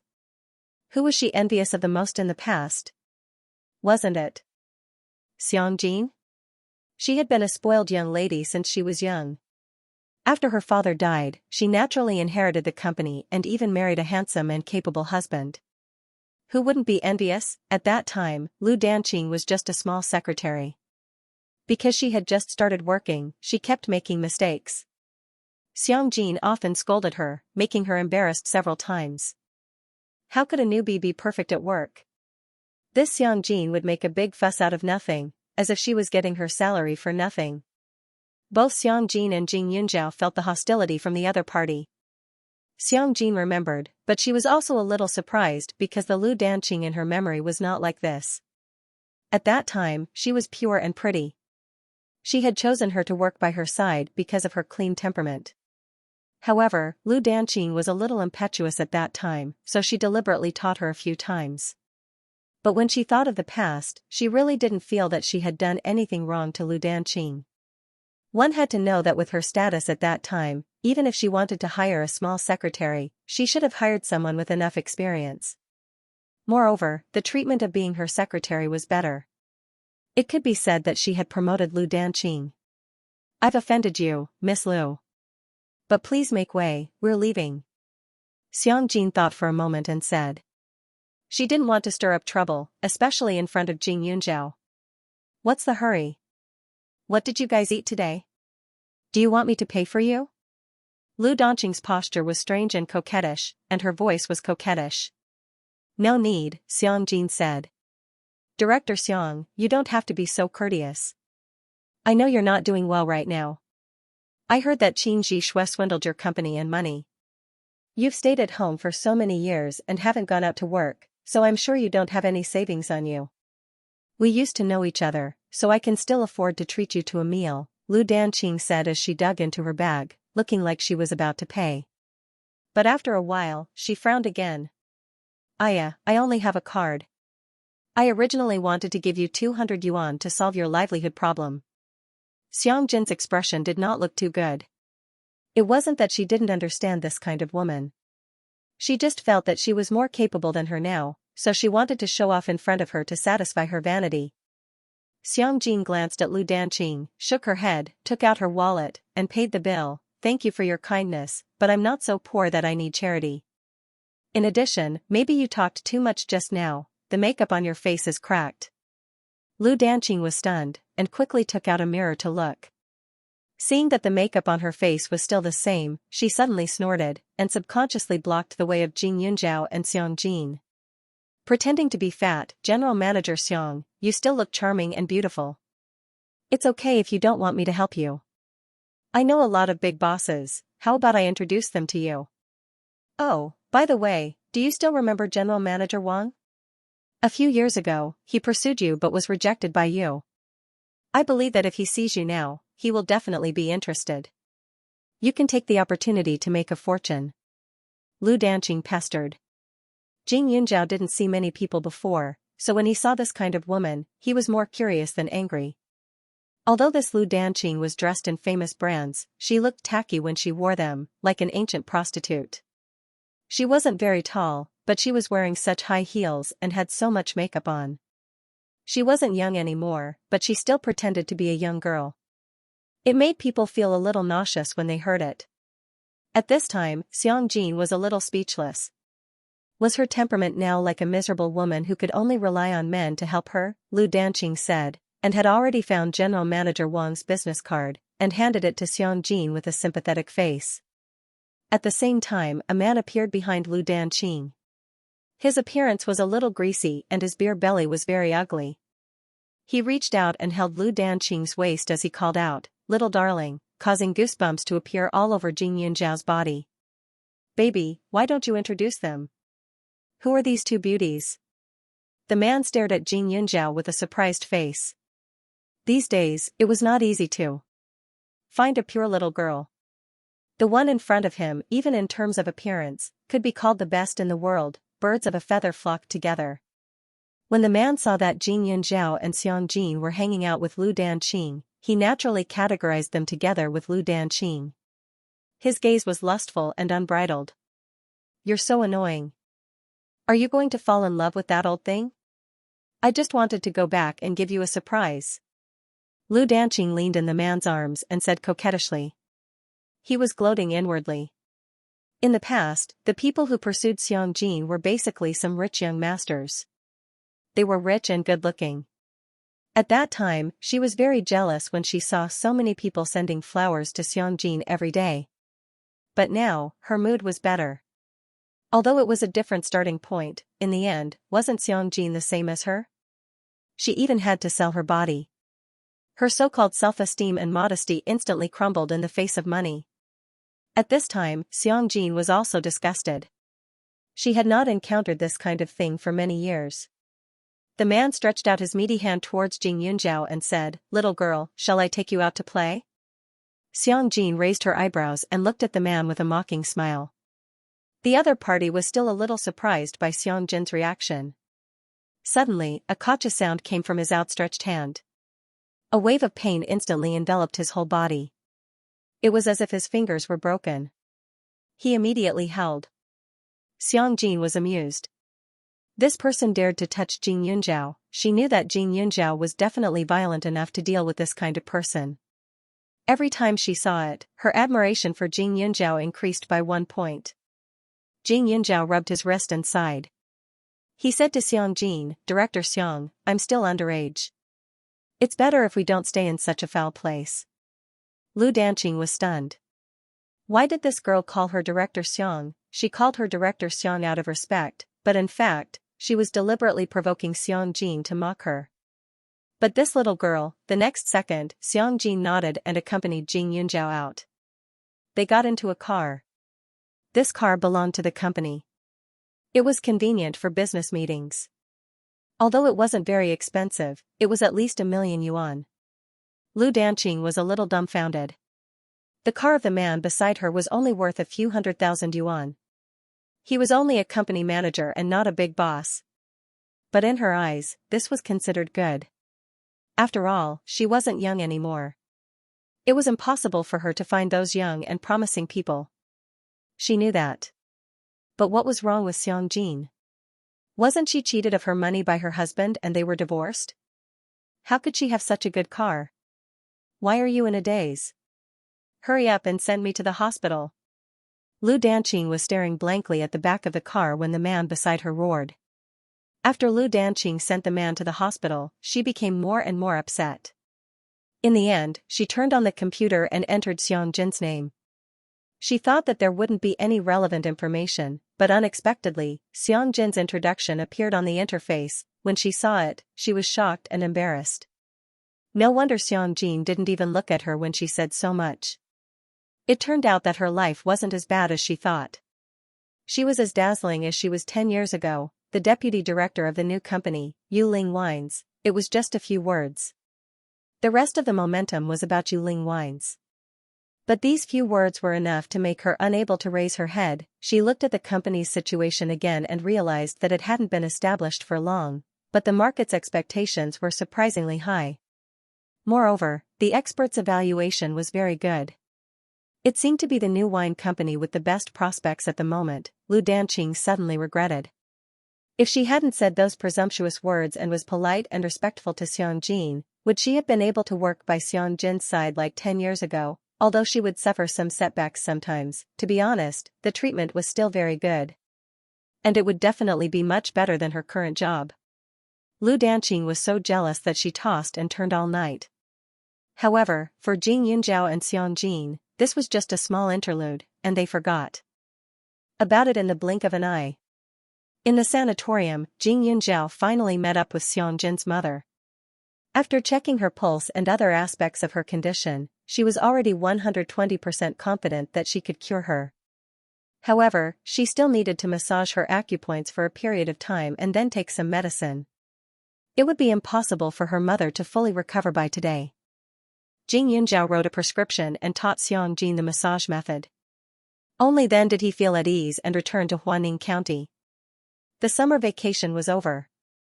On the first day of school, Jing Yunzhao, Su Chu, and Gan Jinchen walked to school together. As soon as they left the neighborhood, they saw a figure anxiously waiting for them. Wang Xianfeng walked over with a face full of concern. "Xiao Yun, your dad and I know that you've started school, so we specially bought you a new set of clothes. I originally wanted to send it to you, but I don't know which unit you live in." As she said that, she stuffed the bag into Jing Yunzhao's hands. Su Chu and Gan Jinchen looked at Wang Xianfeng in surprise. They felt a little strange. Could this be Qiao Weiman's new wife? But how could Qiao Weiman be so nice as to be willing to buy clothes for Jing Yunzhao? Could it be that he wanted to take the opportunity to blackmail Jing Yunzhao? The two cast a surprised look at Jing Yunzhao, but Jing Yunzhao handed the clothes back. "I can't accept this, take it back and return it." She wasn't being polite to Wang Xinfeng, but she didn't like to take advantage of others.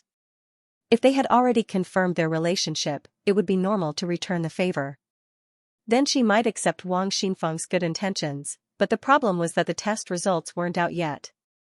Wang Xinfeng's face turned pale, and she looked like she was about to collapse. "Xiao Yun, Mom doesn't have any other intentions, I just want to fulfill my responsibility as a mother. I haven't bought you a single piece of clothing in all these years.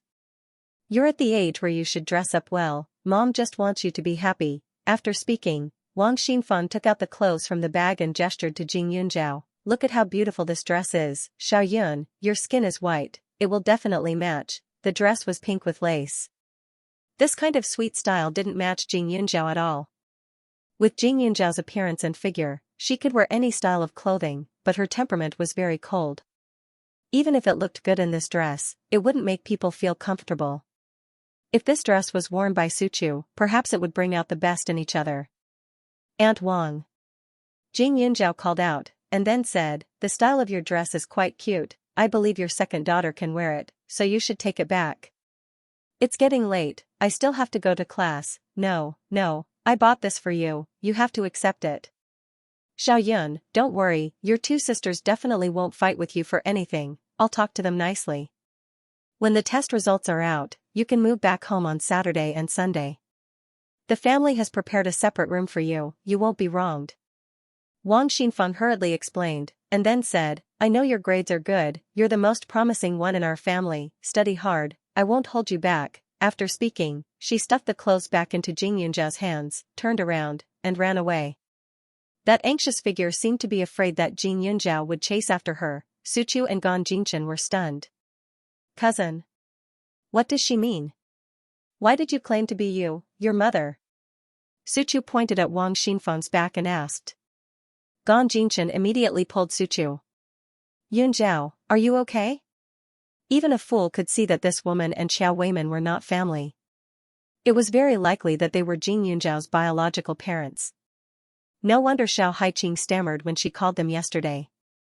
It turned out that she was worried that Jing Yunzhao would be in a bad mood because of his biological parents. "I'm fine." Jing Yunzhao shook his head and turned back to the house to put the clothes away for the time being. If she didn't accept this thing, Wang Xinfeng might come to the school later. She didn't want to make things more troublesome. Actually, Wang Xinfeng and Jing Taijun were most likely related to her by blood. However, she didn't know why, but she didn't have much enthusiasm for them. She even subconsciously wanted to keep a distance from them. Jing Yunjiao sighed and went to the school. She didn't say anything along the way. A new semester, a new grade, but for Jing Yunjiao, there weren't many changes. Arts and science had already been chosen before her rebirth, and the first half of the first year of high school had been redivided into classes, so it was still the same. The students hadn't changed, and the homeroom teacher hadn't changed. At most, a few teachers had changed. Jing Yunjiao was still Teacher Qi's class representative. As soon as she arrived at the school, she was ordered by Teacher Qi to inspect her homework. However, what surprised Jing Yunjiao was that she didn't know when a love letter and breakfast were placed in her drawer. Ever since Xiao Hongye dropped out of school, Jing Yunjiao's bad reputation had almost become a thing of the past. No one mentioned it anymore. Her grades were good and she looked good.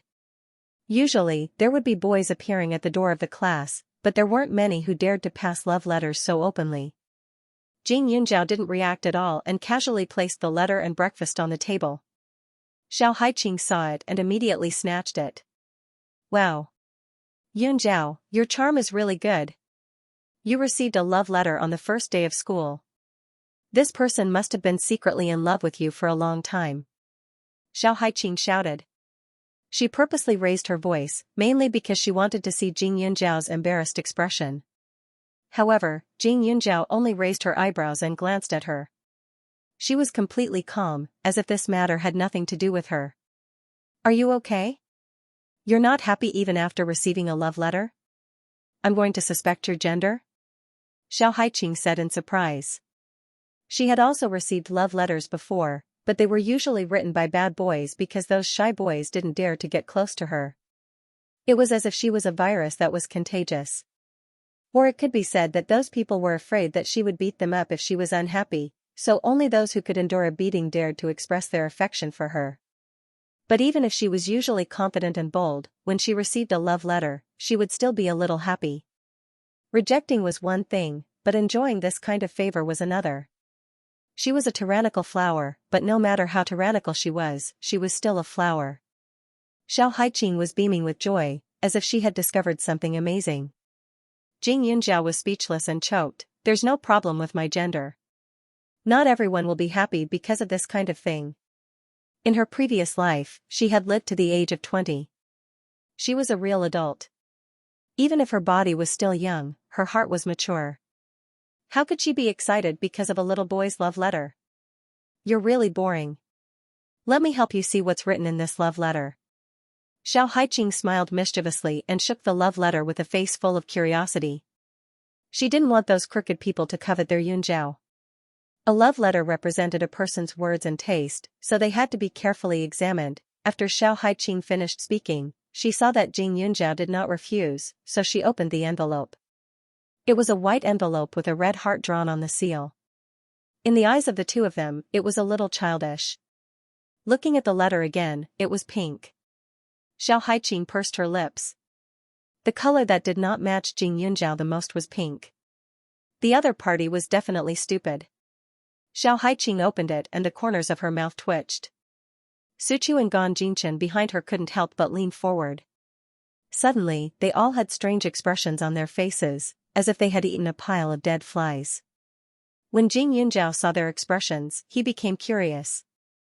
After a while, Xiao Haiqing looked at him sympathetically and began to read, Dear Zhaoer, forgive me for my rudeness, because I feel that I really can't bear to miss you these days. I miss your pair of eyes that are as gentle as water, I miss your tender and alluring little lips, and your pure white skin that is so smooth and tender. Your gentle appearance floats in my mind every day, making me unable to extricate myself. I know that you must like me too. I can often feel your gaze on my body, and every time it makes my heart beat faster. Everything about you is so precious. I want to protect you in the palm of my hand, deep into my bones. There's not a moment when I don't want to hug you tightly in my arms and rub you fiercely. When he said this, Jing Yunjiao's face darkened. Xiao Haiqing felt a little guilty. The first part of the love letter wasn't that disgusting, but the part that they couldn't accept was at the end. You don't have to read it. Xianxia took the love letter with a gloomy face and continued to read it. In the dark night, I fantasize about your pair of sparkling eyes, making me tense up all over my body, making me unable to release my emotions. I want to carve my love for you on my body, caressing it every day and night. You're so beautiful, so outstanding, so tempting. I've dreamt countless times that I have you by my side, under my body, in my heart. Your voice tugs at my heartstrings, making me go crazy for you. Rather than a love letter, it was more like a lewd and obscene image. Xianxia was still a little playful a moment ago, but now she was completely enraged, let alone Suchu and Gan Jinchen. In their hearts, Xianxia was clean and cold. Her character was like a person standing on the edge of a cliff, so quiet that she didn't attract dust. However, this so-called love letter was so disgusting that it made them want to vomit, holding her in his arms and rubbing her wrongly, beside her and under her body. It was simply a fantasy. I've read it. There's no signature at the bottom. Xianxia gritted her teeth and said. If she knew who wrote this love letter, she would beat him up until he was looking for his teeth on the ground. After Xianxia finished reading it, her embarrassment turned into anger. Rather than saying it was a confession of love, it was better to say it was a humiliation. Moreover, at this age, most people's love letters were pure and beautiful, unlike this one, which was filled with lust and lust. It was impossible for her not to be angry. Xianxia had already eaten breakfast. She didn't intend to use the food sent by that person. At this time, Xianxia was even more depressed. She felt that the food made her sick. Without saying anything, she got up and threw the breakfast into the garbage. It's shameful to waste it. God should just strike me to death. Anyway, it's better than being disgusted to death. Xianxia said.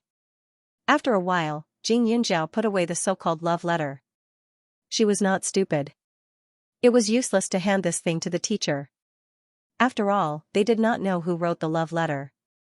In the end, Teacher Qi would at most give a few warnings in class. In the end, others might think that she was too good at tattling or even making a fuss over nothing. As for ignoring it, that was even more impossible. Hai Qing, why did you throw it away? I really want to eat it. Xianxia held his breath for a while, causing his face to turn red. Then, he stared at Xianxia with an embarrassed attitude. Xianxia was stunned. She wished she could hang a question mark above her head to express her puzzlement. Isn't that? Xianxia stuttered, but the moment she opened her mouth, she remembered Xianxia's personality and suddenly laughed out loud. Oh, I get it. Yunjiao, I didn't expect you to have such a strong taste. Her reaction was not as quick as Xianxiao's. Why did he write a love letter? It couldn't be so simple as to express his feelings of longing, right? Xianxia's bashful expression made her feel a little uncomfortable, but anyone with eyes could tell that Xianxia's expression meant like. If that person was from their class, they probably wouldn't just sit by and watch, right? When the time came, wouldn't that person stand up for her? It was just a pity that Xianxia had to suffer. To make such an expression for such a disgusting thing, it was really a big sacrifice. The only consolation was that Xianxia's current expression was really too cute. It was the first time she had seen it. Xianxia blushed and carefully put away the love letter. Suchu, who was slow to react, felt wronged. She wasn't as smart as Xianxia, and she wasn't able to read Xianxia's mind like Xianxia. She looked at the two's strange behavior and then looked at her cousin, Gan Jinchen, who didn't care. She was stunned. How could her god-cousin like that disgusting classmate who wrote love letters? It couldn't be true, right? Suchu was worried for a few classes. When Xianxia wasn't around, she carefully moved in front of Xianxia and grabbed her arm to act cute. Xianxia, cousin can't really like that disgusting guy, right? Xianxia was amused. Suchu was really stupid. Gan Jinchen must have guessed Xianxia's intention, but he didn't explain it to Suchu. He was obviously teasing her. However, looking at Suchu's anxious pout, Xianxia also showed some mischievous interest. Her eyes flashed, and she spread her hands and said helplessly, I can't help it. Yunjiao likes that kind of thing. You don't know, but Yun Zhao was always absent-minded in class. If I didn't remind her in old cheese class, she definitely wouldn't be able to answer the questions. Xiao Haiqing's mouth was full of nonsense. The more she said, the more Suchu's heart jumped. There was only one word in her mind, and that was, "It's over." She knew that her cousin was stubborn and had a strong temper. If she liked someone, no one could stop her. What if her cousin was eaten up by that disgusting hooligan? Suchu also received a lot of love letters, but those love letters were different from Jing Yunzhao's. They were simple and clean, and never made her feel disgusted. At this time, Suchu's face was gray. When Jing Yunzhao came back, her eyes were like a poor abandoned animal. She looked at her as if she was hoping that she would stop at the edge of the cliff and turn back to the shore. Xiao Haiqing and Gan Jinchen were very happy. Because of the strong request of these two bad friends, Jing Yunzhao didn't explain. She had to say, looking at Suchu's appearance, her heart was warm and she wanted to laugh. This kind of prank between friends really made people happy. 3 days in a row. Food and love letters could be seen in Jing Yunzhao's drawer. Each time. It was just that every time, Jing Yunzhao would only look at those breakfasts with pity, acting as if she couldn't bear to eat them and wanted to put them away. Finally, on the 4th morning, Jing Yunzhao saw the name in the love letter. Looking at the name, the corner of Jing Yunzhao's mouth curved into a sinister smile. So the grandson who had been disgusting her for the past few days was him. What a surprise! Xiao Haiqing was more concerned about this matter than her. When she saw the name, she immediately became angry. If it wasn't for Jing Yunzhao holding her back, she would have rushed up and kicked him. "I'll do it myself," Jing Yunzhao said coldly, making people feel an inexplicable chill. God knows how nauseous she had been these past few days. Because of these unrestrained words, her appetite hadn't been very good these days. Moreover, she felt weak all over if she didn't do anything to vent her anger. Now that this piece of sh*t had delivered himself to her door, if she didn't beat him half to death, would she be able to relieve the anger she had been suppressing for the past few days? Early in the morning, Jing Yunzhao's face was colder than the cold winter sun. After putting away the love letter as usual, she stood up with a book that wasn't heavy. She turned around and walked back. Jing Yunzhao took one step at a time. Her thin and weak yet arrogant figure was extremely eye-catching. Her lips were lightly pursed, as cold as usual, but there seemed to be a faint smile on her face. Although this smile made people shudder, in Xianxia's eyes, it was something to be happy about. The first love letter was actually just to test Jing Yunzhao. The words used in the letter were all found on the internet when he wrote a love letter to Xianxia. He felt that only those words would be enough to express his feelings towards Xianxia. Since no one would know anyway, he changed the name of the letter and secretly sent it to Jing Yunzhao. He didn't hold much hope, but he didn't expect Jing Yunzhao to be so easy to coax. After that, he carefully copied a few more. He was even a little excited, so the words he used became more daring. Anyway, Jing Yunzhao was an emotional person. The more explicit the words, the more she would like it. Sure enough, the truth was as he expected. Today, he finally wrote his name on it. Yunzhao. Xianxia gently opened his mouth. He felt that Jing Yunzhao must have used the excuse of asking him for advice to get close to him. Xianxia dropped out of school and he Jiaxi returned to Ning City. Therefore, Jiang Xia's deskmate was now Tang Zihua. Tang Zihua looked gentle, but in reality, his personality was very cold. He usually didn't care about Xianxia, but now that he saw Jing Yunzhao staring at Xianxia, he couldn't help but feel strange. Tang Zihua, move aside first, Jing Yunzhao said. Tang Zihua's health wasn't good. If he was affected, she would have to think of a way to treat him. The boy was stunned. He looked behind her and saw Xiao Haiqing teasingly crooking her finger at him. Only then did he get up in confusion and walked over to Xiao Haiqing and the others. Xiao Haiqing, stop her. Cousin can't be going to confess to that disgusting man, right? Suchu was anxious and said in a low voice. Tang Zihua was shocked when he heard this. What's going on? Disgusting man? Was she referring to Xianxia? That's impossible, right? With Jing Yunzhao's personality, how could she fall for someone like Xianxia, who he thought was useless and even somewhat thick-skinned? Alright, don't say anything and don't ask anything. Just watch, Xiao Haiqing said with a smile. After saying that, they stared at him with their eyes wide open. Yunjiao, please sit down first. Xianxia's attitude was very friendly. Jing Yunjiao hadn't spoken to Xianxia for quite some time. If it wasn't for his memories from his previous life, he would have forgotten about this person. Xianxia was pursuing her? Hee, how could she not know whose idea it was? No matter if it was the previous life or the current life, Xianxia's infatuation with Qiao Hongye had never changed. In the previous life, Qiao Hongye only needed to say one word and Xianxia would pester her relentlessly, pretending to be a good man. In this life, his perverted index had actually evolved. They were still in school, yet he could still be so savage. You, stand up. Jing Yunjiao did not listen to him and said coldly. Xianxia frowned in dissatisfaction. But the little bit of expectation in his heart still encouraged him to do as Jing Yunjiao said. Xianxia's sunny smile looked extremely warm, but just as he stood up from his seat, he saw Jing Yunjiao holding the textbook in her hand and raised her hand to slap him. Pa! The textbook directly slapped half of Xianxia's face red. Using her hand? Jing Yunjiao sneered.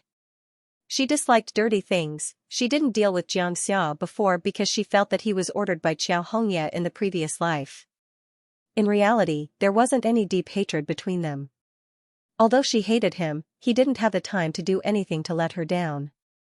So even if he still came looking for trouble in this life, she only punished him lightly and didn't target him like she did Qiao Hongye. But there was a limit to this kind of tolerance. As soon as Jing Yunjiao made his move, the crisp sound of the slap attracted the attention of all the students. Each and every one of them was shocked beyond words. Jing Yunjiao, are you crazy? Xianxia shouted. He felt a burning pain on his face and his ears were ringing. Pa! Jing Yunjiao raised his hand and slapped him again from another angle. In an instant, the red marks on both sides of his face were symmetrical. Jing Yunjiao raised his head and snorted coldly, you'll know in a moment whether I'm crazy or not. After she finished speaking, she slapped Xianxia's face like a torrential downpour. The book wasn't thick, but it was extremely painful. The problem was that he was currently trapped in his seat by Jing Yunjiao, so he had no way of getting out. Not long after, a bang sound was heard. Xianxia fell to the ground sullenly. He screamed and tried to crawl under the table, but just as he stretched his head out a little, Jing Yunjiao dragged him back like a mouse. Immediately, he was pushed against the wall and all the books on his table were thrown at him. Jing Yunjiao's violent behavior made all the students in the class dumbfounded. Their class hadn't been established for long, but this wasn't the first time they saw Jing Yunjiao hit someone. Who was it last time? It was Jing Yunjiao's adoptive father and Qiao Hongye. They were beaten so badly, but those two deserved it. But what did Xianxia do? He actually provoked Jing Yunjiao to this extent. If this continued, wouldn't he be beaten to death? The class monitor, Qi Daong, hurriedly ran over to mediate the fight, but unfortunately, he was pulled over by Xiao Haiqing. Class monitor, are you sure you want to go? I promise you, our Yunjiao is too angry right now. He might not be able to recognize you. If you go in, we won't be able to save you. Xiao Haiqing reminded him with a smile. Qi Daong couldn't help but shiver. He swallowed his saliva and said, Jing Yunjiao. Is there a problem with his mental state? Could it be that he would act up regularly? This was too frightening. Look at how badly Xianxia was beaten up. No. Class monitor Qi Daong immediately shook his head. Now wasn't the time to be tangled up in this matter. Qi Daong glanced at the pitiful Xianxia, then looked at the fierce Jing Yunjiao. In the next second, he ran towards the office. At this moment, Xianxia's face was already swollen beyond recognition. Blood was flowing from the corner of his mouth. He was already in a daze. He used to be quite handsome, but his original appearance was nowhere to be found. Jing Yunjiao did not hold back at all. Every punch and kick left Xianxia unable to endure. In less than 2 minutes, Teacher Qi rushed over with a group of people. He was so anxious that he was sweating profusely. When he saw this scene, he almost fainted. Of course, although he was a teacher and was worried about Xianxia, as an elder, he was even more worried about Jing Yunjiao. Even if she continued to go to school in the future, there would definitely be a stain on her record. Stop. Jing Yunjiao, stop right now. Teacher Qi roared. Because he used too much strength, he coughed a few times. When Jing Yunjiao heard Teacher Qi's voice, she stopped. She stepped back, took out a tissue from her bag, and wiped her hands and shoes. She looked like a psychopath who had just killed someone and was obsessed with cleanliness. It was simply hair-raising. Teacher Qi panted a few times. Jing Yunjiao walked forward and said, "Teacher, don't be angry. I'll cooperate. Whatever you say, I'll do it." Before she took action, she had to think of a way to protect herself. So what if she beat someone up? Xianxia asked for it. He was still gasping for breath. Moreover, she would at most make him suffer a little, but she wouldn't hurt his internal organs. She wasn't stupid enough to push herself into a fire pit. From Teacher Qi's point of view, it was as if he had only seen the real Jing Yunjiao today. As her class representative, Teacher Qi had paid quite a bit of attention to this little girl who had no parents to care for her. However, every time he paid attention to her, he felt very gratified. This was because Jing Yunjiao was very sensible and well-behaved in school. Although she was estranged from many of her classmates, she still had her own circle of friends. She never caused trouble, and although her grades were good, she was not inflexible. However, after seeing her today, this Jing Yunjiao's personality was the complete opposite of her appearance. She was thin and weak and looked very fragile. If he had not seen it with his own eyes, he would never have believed that Jing Yunjiao was the one who did it. Jing Yunjiao. What happened to you? Teacher Qi said angrily. Cooperate? At this point in time, was this a problem that could be solved with cooperation? Xianxia was beaten up like a pig's head, and the Jiang family would definitely know about it. When that time came, would they let her off? Teacher Qi, I wouldn't hit someone for no reason. In the past, there were so many people spreading rumors about me, and I could still tolerate it. Now that I'm so ruthless towards Xianxia, it's enough to prove that Xianxia did something that I couldn't control. Since he's already like this, Teacher Qi, I'll have to trouble you to contact the Jiang family. If there's any responsibility, I'll bear it. Jing Yunjiao stood straight, her voice crisp and her attitude decisive. When Teacher Qi heard this, he was so angry that his beard curled up. What should I say? Sai, send Xianxia to the infirmary first. Jing Yunjiao, come with me. Bear the responsibility? With such a serious injury, compensation was a given. In addition to compensation, the Jiang family would definitely ask Jing Yunjiao to drop out of school. Otherwise, how could they appease their anger? Teacher Qi was fuming. He was already thinking about how to talk to the Jiang family later. If Jing Yunjiao was expelled, it would be a pity. Jing Yunjiao followed Teacher Qi to a place outside the classroom where there was no one else. Teacher Qi then said, "Tell me clearly, why did you beat someone up?" "It's not a big deal, it's just that Xianxia disgusted me," Jing Yunjiao replied. "Don't tell me all this nonsense. I want to hear the real reason. Xianxia wasn't your deskmate, and he didn't do anything to you. How could he disgust you? Do you have any evidence?" Teacher Qi asked again. "Teacher Qi, I naturally have evidence." Jing Yunjiao took out one of the love letters. The content of this love letter was the least overboard of the three, but when Teacher Qi saw it, his face turned ashen. Teacher Qi was already old. He was a serious person and his personality was inevitably a little traditional. He had always disliked this kind of young romance. If it was outside the school, he would not be too disgusted, but in this school, Teacher Qi absolutely could not tolerate it. Therefore, when he read the contents of the love letter, he was so angry that he wanted to crawl into a hole and hide his face. This was his student. At such a young age, she actually wrote such explicit things. He had collected many love letters over the years, but this was the first time it was so serious. Fight. She deserved to be beaten. Teacher Qi was so angry that his hands were trembling. Keep it well. When Xiangxia's parents come later, take this out. The Jiang family should also want to save face. Take this love letter and have a good chat with them. Teacher Qi could not be too explicit. If Teacher Qi had some sympathy for Xianxia a second ago, then at this moment, he could not wait to throw this shameless thing out of the school. Teacher Qi also knew that the world was becoming more and more open. He couldn't possibly use the old rules to restrict these students. But this Xianxia was too much. If the Jiang family didn't give up and insisted on finding trouble with Jing Yunzhao, then as a teacher, he had the right to prevent students like Xianxia from continuing to stay in the class. "Thank you, teacher," Jing Yunzhao said sincerely to Teacher Qi. Although she didn't have good luck with her classmates, she had good luck with her elders. So what if she didn't have parents? She received a lot of benefits. Teacher Qi sighed and went back to inform the Jiang family's parents. Xianxia was sent to the infirmary while Jing Yunzhao continued with her lessons. After one lesson, a couple appeared at the entrance of the classroom.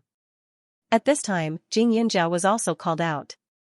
Jing Yunzhao had just stepped out of the classroom when the man raised his hand to slap her. Jing Yunzhao's gaze turned cold and he directly clamped down on the man's wrist. Subordinates should follow the example of their superiors. I finally know why Xianxia is like that. The man obviously didn't expect Jing Yunzhao to be so righteous. His expression became worse and worse. Xianxia's mother was a beautiful woman. She gave people a feeling of arrogance. "I've heard my son mention you before. Jing Yunzhao, right? I heard that this student of yours has always been restless. He messes around outside and likes to accuse others. I thought it was just a child playing around and didn't take it to heart. I didn't expect you to be so vicious and beat my son to such a state," the woman said. At this time, Xianxia's injury had already been bandaged. He hid behind the couple with a cowardly look. "Teacher Qi, I know this isn't something a teacher can handle. So I've already contacted your head teacher. If you don't expel this Jing Yunzhao today, don't blame me for making a big deal out of this," Father Jiang said angrily. The Jiang family was a relatively wealthy family. Xianxia's father opened a tea house in the county. The environment was tranquil, so the business was pretty good. Xianxia's mother opened a clothing store in the busiest commercial street in Huaning County. Although it wasn't a big business, the annual income wasn't low. In the tea house opened by Father Jiang, there were usually some big shots who liked peace and quiet who would go to take care of business.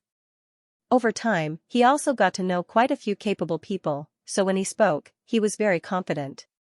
Jing Yunzhao let go of his hand, but at this time, he just calmly watched all of this.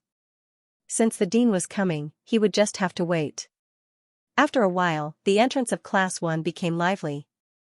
The director was worried that it would cause a bad influence, so he invited them into the office. Even though Jing Yunzhao had no parents and no backing, she was still the undisputed number one in the whole school. She represented the school in all kinds of competitions and won awards. She could definitely be called the face of the school. This teaching director wasn't a muddle-headed person. He still wanted to put the truth first. "Director, what else is there to talk about? Let her parents compensate and then expel her from school." Father Jiang had a stomach full of anger. Teacher Qi's face was stern. "Jing Yunzhao didn't hit people for no reason. According to you, it's reasonable for her to hit people? What kind of teacher are you? You're always biased. I know Jing Yunzhao's grades are good, but our Xianxia isn't a bad child who can't be helped. Now that Jing Yunzhao made a mistake, why should he protect her?" Mother Jiang was furious. Xianxia's mother's voice was very shrill, so Teacher Qi didn't have a chance to interrupt. He couldn't help but feel a little angry. At this time, Jing Yunzhao took out the 3 letters that she had prepared. The Jiang family's parents were stunned for a moment. They were a little confused, but when they saw the red heart drawn on the letter and recalled what their son had said to them before, they instantly understood. This was the love letter their son had written to Jing Yunzhao. Isn't it just a love letter? Who hasn't had their first awakening of love when they were in school? If everyone used violence to solve problems like you, wouldn't the school be in chaos? Moreover, our Xianxia was just joking with you. Why don't you take a look at your own status? You're just an uneducated child with no parents. How can our Xianxia like you? Mother Jiang scolded. Jing Yunzhao wasn't in a hurry. After she finished scolding, she slowly opened her mouth and said, "It seems like your family thinks that this matter isn't important. All right then, I agree to pay the compensation and transfer schools. However, at the same time, I will upload these 3 letters online and make the truth public. What do you think?" Teacher Qi originally thought that there was only 1 letter. Now that he saw 3, he was even more annoyed. However, Xianxia's parents sneered and said, "Make it public then. Who hasn't written a love letter before? It was just a few confession letters. Could it be that there was something shameful inside?" No matter what, this Jing Yunzhao definitely couldn't be in the same school as their son. Who cares if she transferred or dropped out? Moreover, they could just wait until she transferred and talk to her new school's leader. Who knows, she might be kicked out in the blink of an eye. No. You can't make it public. Just as Xianxia's parents were feeling smug, he suddenly shouted from behind them. The corners of his mouth twitched and he instantly sucked in a breath of cold air. "Son, are you okay?" Mother Jiang immediately asked out of concern. Her son was just too kind. She really didn't understand why the school would protect an uncivilized wild girl like Jing Yunzhao.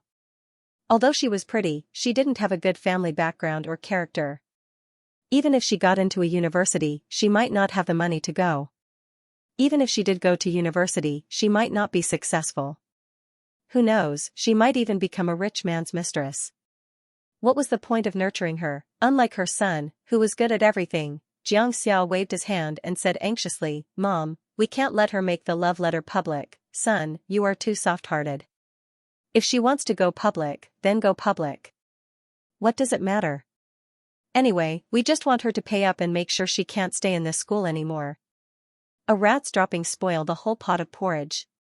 How can mother be at ease if a person like her is in the same school as you?" Mother Jiang earnestly advised. Hearing his mother's words, Xiangxia's face turned red, not knowing what to do. I can't let others see what I've written." Xianxia choked. Father Jiang snorted. "You're a real man. You're just chasing after a woman and writing some words of love. Others won't say anything if they see it." Jing Yunzhao had a mocking look on his face. If it was just an ordinary love letter, people would only admire it or gossip about it. Moreover, Xianxia was still young, so no one would take this kind of thing to heart. But Xianxia's love letter was different. Not to mention children, even adults wouldn't be able to accept it. The first letter was at least a little taboo and didn't dare to be too direct. But after that, especially the last one, the whole letter was filled with color. It was a long speech and was even more serious than those articles that were banned from reading online. Not only that, his name was signed at the bottom. Jiangxia's face was ashen. He suddenly grabbed his father's clothes and hurriedly said, "Dad. You can't make it public. If others find out, I'll really be finished." Jiangxia's shout stunned the Jiang family's parents. "Son, do you really like this Jing Yunzhao?" Mother Jiang asked in a daze. Naturally, she didn't think that there was anything shameful in her son's love letter. After all, in her heart, her son was modest, polite, cultured, and refined. He had good grades and a good personality. He was even the class monitor in the past. Although he wasn't anymore, he was still quite popular. A love letter written by such a smart and sensible child would definitely be of high standard. Because of this, his parents didn't have any intention of stopping the release of the love letter. But since her son was so against it, it meant that he was either shy or he really liked Jing Yunzhao. But if that was the case, her son definitely wouldn't be willing to let Jing Yunzhao drop out or transfer schools. Jiangxia's expression was ugly. After holding it in for a long time, he said, "This is what I wrote for her. I don't want others to see it." Mother Jiang had an expression that said, as expected, "Son, if you insist on getting into a relationship at such a young age, I won't object. But you have to open your eyes and look for one, right? Look at this Jing Yunzhao. What redeeming qualities does he have? This kind of person will only harm you." Mother Jiang said bitterly. Father Jiang was also very unhappy. After all, this Jing Yunzhao didn't have any intention of respecting his elders. He was too arrogant and unruly. At this moment, Teacher Qi was so angry that he had a headache. He's simply rotten wood that can't be carved. This child's own writing isn't clean, and he actually pushed the blame to Jing Yunzhao. "Headmaster, I really can't teach a child with this kind of character." It was said that parents were the first teachers of their children. This was absolutely true. He usually didn't like this Xianxia. The main reason was that this child's character wasn't very good. Although his grades were good, he was too arrogant. He seemed humble, but in reality, he was more or less self-righteous. For example, in class, he would often say things that were beneficial to himself. Also, behind his back, he liked to badmouth other students. Not all teachers like snitching students, especially someone like Xianxia. His nephew was the class monitor of this class, so he had a better understanding of the situation in the class. When he returned home, he would more or less spill the beans, such as who had a good relationship with whom, and what kind of problems had befallen a classmate. From his nephew, he had heard a lot about Xianxia making friends everywhere, but in reality, Xianxia had always mentioned the faults of those friends in front of him. One set of words in front of him and another set behind his back. At such a young age, he had already learned to be two-faced.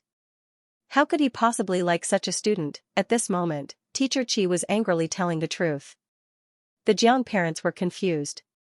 Teacher Qi, what do you mean by this? Father Jiang immediately asked. Just take a look for yourselves. Teacher Qi pointed at the love letter and said angrily. After Jing Yunzhao hit Xianxia, she made a copy of the 3 love letters in her office to prevent this family from acting shamelessly. She was currently holding the original in her hand and was handing over a copy of the letter to Xianxia. The 3 love letters were passed around by the director and the Jiang family's parents. The director's face alternated between red and green as he looked at the letter. He couldn't describe what he was feeling in his heart. The Jiang parents' faces also changed greatly. Mother Jiang shook her head repeatedly. This is definitely not written by my son. Her son was so obedient and sensible. How could he write something like this? Whether it's true or not, you can ask your son. Jing Yunzhao shouted coldly. Xiangxia's body trembled. When he wrote the letter, he didn't think that there would be such a day.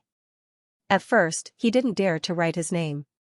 However, after confirming that Jing Yunzhao liked it, he felt a sense of excitement in his heart, so he signed his name. But now, it seemed that Jing Yunzhao was purposely tricking him. Mr. and Mrs. Jiang looked at their son suspiciously.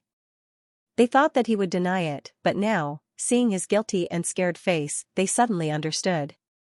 No wonder he wouldn't let Jing Yunzhao spread this love letter no matter what. What do you want? Jing Yunzhao, although my son wrote something he shouldn't have, you shouldn't have beaten him up like this.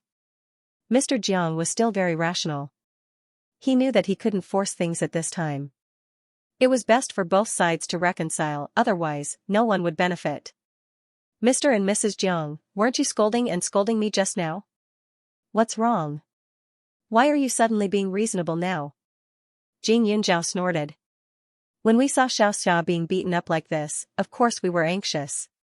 Jing Yunzhao, both sides are at fault here. Mr. Jiang continued.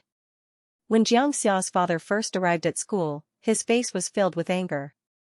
If it wasn't for Jing Yunzhao blocking him with her hand, she would have definitely been slapped by this man. After causing a ruckus, now he wants to solve the problem peacefully? It was too late. Jing Yunzhao wasn't worried about compensation or expulsion. She had a reason for beating him up and held the moral high ground. As long as this love letter was spread, the one who would be criticized would definitely be Xianxia. Perhaps others would even praise her for resisting such a malicious pursuit. Jing Yunzhao held the love letter in his hand and flipped it back and forth. With a casual expression, he said, I don't think I did anything wrong. If I were to do it again, I would hit him even harder. I'm still an underage child. Your family's Xianxia gave me such a love letter. That's a visual insult. I feel that my soul has suffered a huge blow. From today onwards, I will be disgusted with men because of this. I have a feeling that I don't want to have any contact with men for the rest of my life. Therefore, I feel that this matter has seriously affected my future life. Who knows, I might not even be able to marry and have children like normal people. Oh, right. When he handed over the love letter, my deskmates and friends didn't know that there was such a filthy thing inside, so everyone read it together. They must have suffered a huge blow. Also, with so many people reading this love letter, does this count as spreading obscenity? Jing Yunzhao's words were spoken in a soft and gentle tone, but they were like a 1,000-pound hammer that smashed into the hearts of the Jiang family members.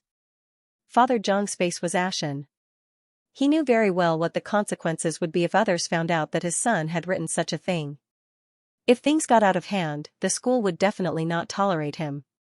Now was the era of the rise of the internet. Once the news spread on the internet, the impact would be even more serious. In the future, no matter where his son went, he would be guided by others. It would be very difficult for him to find a good school to continue his studies. Moreover, even his father felt that the things he had written were somewhat unacceptable, let alone others. Even if it was normal for a person to express it in such a way, in the eyes of others in the future, Xianxia would be seen as a mentally unhealthy child. They might even think that he was a pervert. Therefore, this matter could be either light or heavy. Everything depended on Jing Yunzhao's attitude. Jing Yunzhao, what are you trying to do? Just say it all at once. What will it take for you to return this love letter to us? Father Jiang took a deep breath and tried his best to restrain his anger as he spoke to Jing Yunzhao. At this moment, he had no choice but to beg. Mother Jiang felt the contrast between reality and reality. Her body swayed and her eyes turned red. The gaze she used to look at Jing Yunzhao was filled with hatred and anger. She really felt like she was holding back her anger.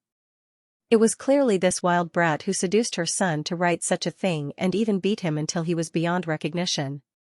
Why was it that in the end, not only did she not receive any punishment, she even had to turn around and beg for forgiveness?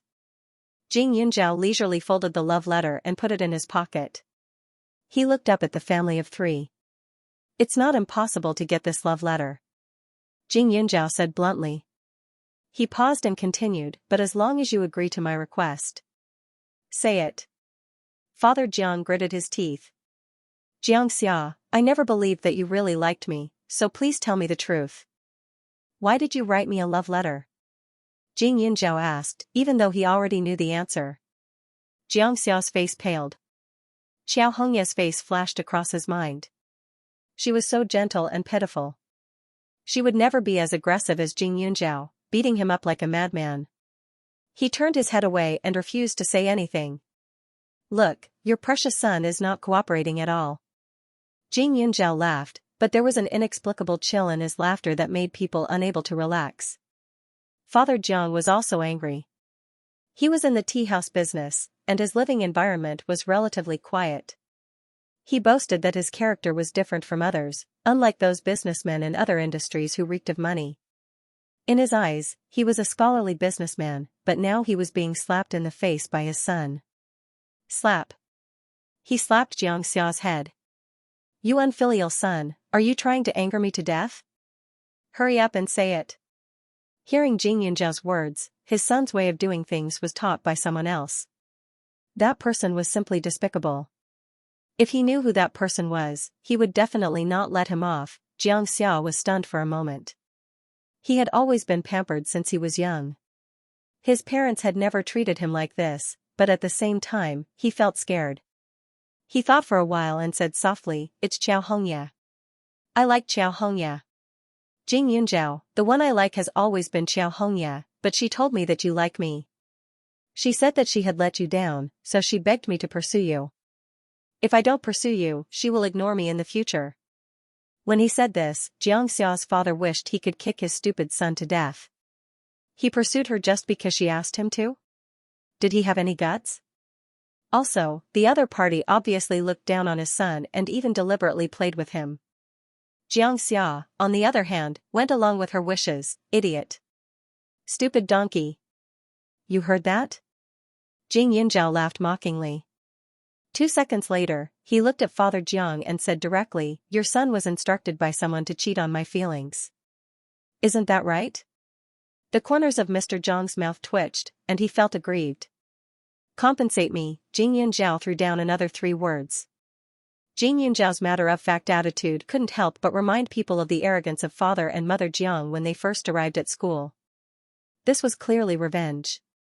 Teacher Qi didn't know what to say. Should she let people off whenever possible? Although he was old, he wasn't that stupid. Fortunately, this girl was smart and imposing. Otherwise, such a good seedling would be gone. As for Xianxia, although he was also a seedling, his roots were spoiled. How much do you want? Father Jiang choked, and Mother Jiang felt her head buzzing. How much do I need? Don't worry, it's not a lot. 50,000 yuan for psychological damage. Also, I'll let bygones be bygones. As for this love letter, you guys decide what to do with it. With such good literary talent, it can be considered an epic work. How much would it be worth in the market? Oh, right, don't say that I'm extorting you. I'm a coward and can't stand being scared. Jing Yunjiao said matter-of-factly, as if he wasn't threatening anyone. The head of teaching was a little confused. He didn't know if he should stop this matter. After all, this was indeed extortion. But if he really stopped it, it was hard to say if Jing Yunjiao would resent him. In any case, the Jiang family would definitely hate him to death. Also, it was best if this matter could be resolved perfectly. Otherwise, if word got out, it wouldn't be good for the school. Settling this in private was beneficial to both parties. The Jiang family's parents gritted their teeth. They were angry at Jing Yunjiao for asking for an exorbitant price, but they were even angrier that Xianxia was caught red-handed. If Xianxia didn't write his name, then as long as they didn't admit it, these 3 letters wouldn't have anything to do with them. Now, not only did they fail to get the person, they even lost their own lives. The Jiang family's parents were frustrated, and as the person involved, Xiangxia's mood was even worse. He wasn't stupid. At first, he didn't even think of writing his name. If it wasn't for Jing Yunjiao's happy face, he wouldn't have been fooled. Moreover, he didn't expect Jing Yunjiao to be so daring. He actually beat him up in front of everyone and even took this thing out to threaten him. After all, if this love letter were to spread, he would be finished, but Jing Yunjiao's reputation wouldn't be any better. However, he didn't know that Jing Yunjiao was already prepared for a long battle. She was also surprised that Xianxia couldn't help but confess after 3 days. However, it wasn't hard to understand. Xianxia had always been self-righteous. Not only was he narcissistic, he also liked to judge others by his own standards. When he saw how she looked when she received the love letter, he probably felt that his literary charm was irresistible. At this moment, the Jiang family's parents were hesitant. After a while, they finally made up their minds. Jing Yunjiao, don't be too greedy. 50,000 yuan for psychological damage is too much. We can't agree to it. How about this, we'll give you a total of 30,000 yuan. Hand over the love letter, Father Jiang said. The Jiang family didn't lack money, but this money shouldn't be spent like this. Jing Yunjiao raised his eyebrows. Impossible. Don't be greedy. Otherwise, you won't get a single cent. Father Jiang said angrily. Whether I can get this money or not isn't that important to me. However, it's different for your son. I still have to go to class, so I can only give you 10 minutes to consider. If you still aren't willing, then forget it, Jing Yunjiao said. Father Jiang looked like he wanted to eat Jing Yunjiao alive. He was angry and pained. He was a businessman. How could he not understand Jing Yunjiao's intentions? 50,000 yuan was just compensation for emotional distress. If she wanted the love letter, she would have to give her 100,000 yuan. 100,000 yuan was enough for Xianxia to go to a good school in Ning City. However, there was no way to restore his reputation. Even after a few years or decades, this love letter would become something that Xianxia would be ashamed to mention. When Father Jiang saw his son's terrified and pleading gaze, no matter how angry he was in his heart, he could only swallow that sullen feeling. In the end, he said with a sullen face, 100,000 yuan at most. If you're still unwilling, then we'll go our separate ways. I'll bring my son to get his injuries examined. When the time comes, you'll be the one to compensate. Deal. Jing Yunjiao smiled cheerfully. She had earned 100,000 for nothing and even beat up Xianxia. She had really profited. After both parties had agreed, Jing Yunjiao didn't hand over the love letter immediately. Instead, she waited for the Jiang family's parents to transfer the money to her before making them sign a guarantee that Xianxia's injury had nothing to do with her and that they wouldn't hold her responsible. Only then did she give up. After the Jiang family's parents received the love letter, they burned it on the spot just in case. Only then did they angrily bring Xianxia home to recuperate. This family of 3 was simply sullen to the extreme. Especially when they saw how steady Jing Yunzhao was in protecting their interests, they felt as if there was a huge rock pressing down on their hearts. It was unbearable. The Jiang family's parents couldn't vent their anger on their son. Naturally, they found Xianxia. Xiao family. Xiao Weiman sat crookedly in front of the dining table. He picked up a peanut and threw it into his mouth, chewing loudly. His breath reeked of alcohol. Xianxia was tidying up her dried clothes. Seeing her somewhat rough fingers, she curled her lips. She really didn't know when this kind of life would end. There were many girls in town who dropped out of school early. Although they weren't old, there were still some who got married a few years later. Today, her father looked at her strangely. She didn't know what he was thinking. While she was busy, Xiao Weiman received a phone call. Suddenly, he smiled apologetically. After hanging up, he suddenly rushed into her room. Quickly go and prepare a few new dishes. Also, change your clothes. There will be guests coming later. Don't embarrass me. Xiao Weiman threw down a sentence that didn't allow any rebuttal. Xianxia was very smart. When she was alone with Xiao Weiman at home, she never dared to resist. She knew what kind of person her father was. She wasn't Xiao Zizhou. She wasn't a man. She didn't have the qualifications for Xiao Weiman to be polite and gentle to her. Xianxia obediently prepared a few dishes according to Xiao Weiman's request. She changed into her beautiful clothes. Not long after, there was a knock on the door. The person who entered was a middle-aged man about the same age as Xiao Weiman. His body of fat piled up his eyes into slits. His face was somewhat pockmarked, and his smile was lewd. Xianxia shuddered. She already understood what Xiao Weiman wanted to do. Xiao Weiman always felt that she was the one who ruined the Qiao family's business, so he didn't like her at all. In addition, her reputation wasn't good now. If she didn't carefully avoid him, who knows how many times she would have been beaten by him. He had previously said that since she didn't want to go to school, then she should get married early and have children. However, he knew that there wasn't a single person in town who would take a fancy to her. So he had always been just saying it. But now that this man suddenly appeared, it was obvious that Xiao Weiman found him. The other party looked at her with an expression that said he was determined to have her. Xiao Weiman was her biological father. She wasn't Jing Yunzhao, that bastard child. How could he treat her like this? Quick, pour some wine for your brother Qian. Xiao Weiman snorted. Brother Qian? Xianxia was extremely uncomfortable. This person was obviously old enough to be her father. That man with the surname Qian sat down and waited for Xianxia to come forward with a look of enjoyment. Xianxia's legs felt like they were filled with lead. She dawdled for a long time before she finally walked over. Just as she stepped forward, that man with the surname Qian pinched her waist. Of Hongya's, Xianxia. Big. Big brother, Qiao's. Of Qiao, brother Qiao. Of Xiao Weiman. The man with the surname Qian said, then changed his tone and said, this time, I'll give you a share of the ship. Invest some money in it, and I'll definitely not forget about you when we make money. Our Ningxiang town is surrounded by mountains and rivers, and the water is filled with gold. Many people are eagerly waiting to buy our ship. Don't worry, we'll make huge profits with a small investment. With one sentence, Xianxia understood. Xiao Weiman was going crazy thinking about money. Every 2 to 3 days, he would think about investing. He had already lost a lot of money. Now, in order to get involved in the business of the big ship, he actually sold her. Although she was protected by the law at her age, no one cared about this kind of small town. Her former junior high school classmates even held banquets and got married right after school, but what should she do now? Why couldn't she follow this old man for money that didn't belong to her? Xianxia's heart was in a mess.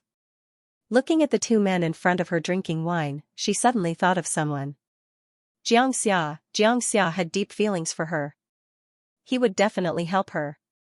Xianxia wasn't just thinking about it. She clenched her teeth and kept pouring wine into their mouths. Not long after, Xiao Weiman and Xianxia were already drunk and unconscious. In the next moment, she rummaged through their bodies and found more than $1,000. She took the money and rushed out of the house without another word, heading straight for the county. Coincidentally, right after Xiao Hongye left, Xianxia's parents found the Qiao family. Xiao Hongye didn't close the door when she left, so the Jiang family's parents directly walked in.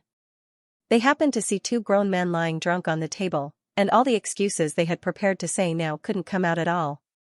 Especially after seeing such a scene, they felt that this family must be scoundrels. They didn't want to cause trouble, so they turned around and headed back to the county. Xiao Hongye was the white moonlight in Xianxia's heart. When he received Xiao Hongye's call for help, he agreed without thinking.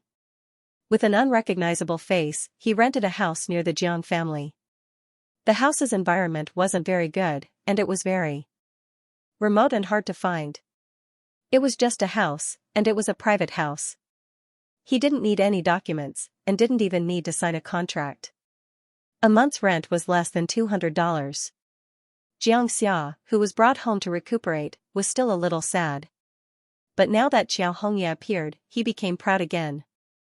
Although the house wasn't good and couldn't be considered a golden house to hide a mistress, he still had a feeling that Xiao Hongye belonged to him from now on. He became high-spirited. He even wanted to tell Xiao Hongye that when he wrote those love letters, he only thought of Xiao Hongye. It was a pity that the love letters were burned. Otherwise, he really wanted to let Xiao Hongye see them. Xiao Hongye's departure directly tricked Qiao Weiman. If that Xianxia didn't get the little girl he liked, then it was fine. But his wallet was emptied, so he made a fuss. For the sake of his great investment, Qiao Weiman naturally coaxed him like he was his ancestor. Not only did he return the money, he also repeatedly promised that he would definitely send Xiao Hongye over to him. Only then did he understand. However, Xiao Hongye never appeared. Qiao Weiman had no choice but to panic. He thought about it and called the police. A missing person was considered a big matter. Some people in the town who knew Xiao Hongye had provided clues, so after some investigation, they could only confirm that Xiao Hongye had gone to the county town. As for where she went, they could only slowly search for it. Jing Yunzhao and Xiao Hongye's relationship wasn't shallow, so the police naturally found her. Ever since his rebirth, Jing Yunzhao had seen the police several times. He couldn't help but find it ridiculous. However, the faces of these police officers were much better than those prison guards. Someone saw you and Xiao Hongye meet with their own eyes, but she disappeared afterwards. Jing Yunzhao, we hope that you can cooperate with the investigation. As long as you tell us the truth and don't break the law, we won't make things difficult for you. The policeman's face was solemn. Jing Yunzhao wanted to cry but had no tears. This was simply an unexpected disaster. But after thinking about it, Jing Yunzhao immediately opened her mouth. Who said so? Xianxia or Qiao Zizhou? Xianxia was no longer her classmate. He rested at home for a few days before coming to class. However, he didn't look like he had suffered a setback. As for Qiao Zizhou, Jing Yunzhao rarely saw this former brother of hers. He was different from Xiao Hongye. He was a bit of a male chauvinist and didn't care about women at all. No matter how much she quarreled with Xiao Hongye, Qiao Zizhou would only look at her with disdain. In the past, other than mocking and ridiculing her or forcing her to do some housework, he didn't do anything in secret. Jing Yunzhao knew that it wasn't that he didn't want to, but that he didn't like it. After Jing Yunzhao finished speaking, she looked at the policeman's expression and knew that she had guessed correctly. As expected, it was one of these two people. It couldn't be Qiao Zizhou. He was a person who cared about his face, so it could only be Xianxia. However, thinking about Xianxia's condition these few days, Jing Yunzhao laughed faintly. Can you believe Xianxia's words? Uncle Policeman, I advise you to investigate Xianxia. He and Qiao Hongye have a close relationship. If Qiao Hongye ran away from home, the person most likely to seek shelter from is him. You really don't know where Qiao Hongye went? The policeman still didn't believe her. That's right. Jing Yunzhao confirmed. Just as Jing Yunzhao finished speaking, a couple walked up the stairs.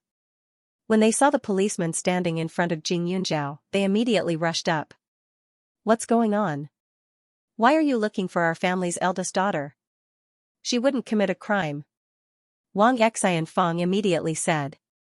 Jing Taijun's eyebrow sank. He quickly passed a few cigarettes over. Children don't know any better. If there's any problem, you can talk to us adults. Don't worry, we're just here to understand the situation. It's not that there's a problem with this child. Little classmate, no matter what, if you have any news, you have to inform us immediately. It's not safe for Xianxia to be alone outside. You two used to be sisters, so you should help if you can, right? The policeman politely reminded her. After that, he didn't say anything else. Jing Yunzhao looked at the file in Jing Taijun's hand and looked at his attitude. She didn't need to look at it to know the result of the test. The couple waited outside for a while. After school in the afternoon, Jing Yunzhao accompanied the two to a nearby restaurant. She opened the file and took a look. Indeed, it was in accordance with the law of heredity. The probability of paternity was greater than 0.9999. This also meant that they were father and daughter. Jing Yunzhao had mixed feelings for a moment. She had thought of this result before, but when she saw it, she didn't know how to face it. Especially when she thought of how miserable she had been in her previous life. Now that she saw them, she felt even more speechless. A child who was abandoned. That was not a nice word to use.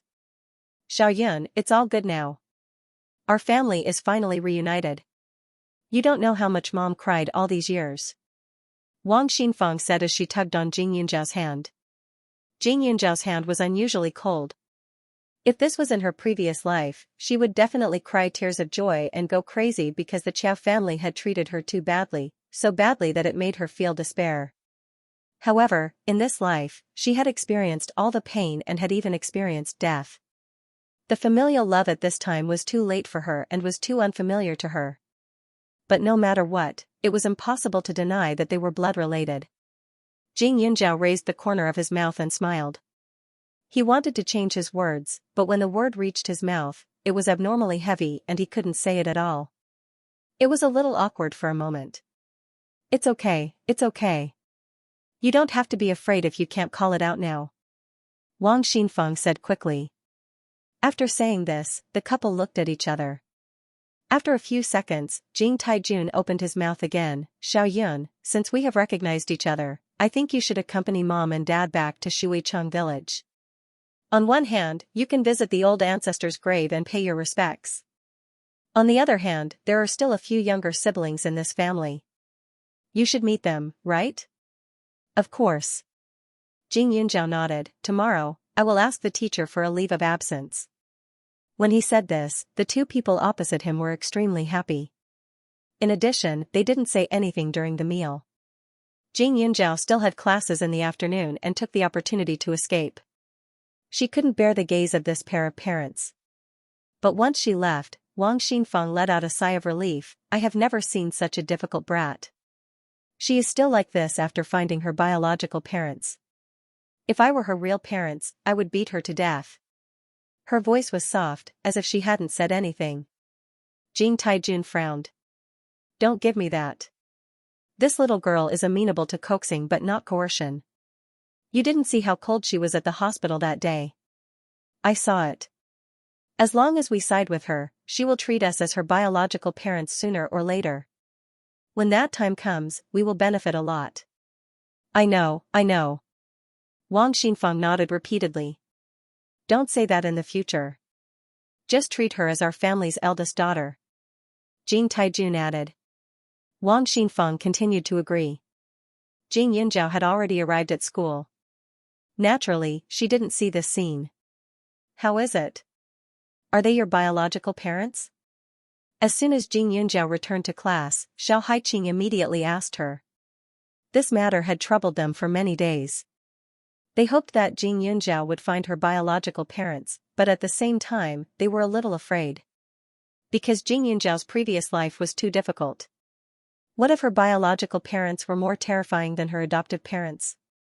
Wouldn't that be jumping into a fire pit? They didn't mean to think of people as bad, but Jing Yunzhao was different. She was an abandoned orphan. How good could parents who couldn't even protect their child be? Biological. Jing Yunzhao said in a muffled voice. Ah? Xiao Haiqing was speechless. That's too much of a coincidence. But Yunzhao, didn't they say anything? They must take you to see your 3 younger siblings, right? We'll go tomorrow morning. I'll tell Teacher Qi later. Jing Yunjiao replied. Her voice was listless. Xiao Haiqing and Suchu could naturally feel it. Finding her biological parents was a happy thing, but the premise was that she still had expectations for them.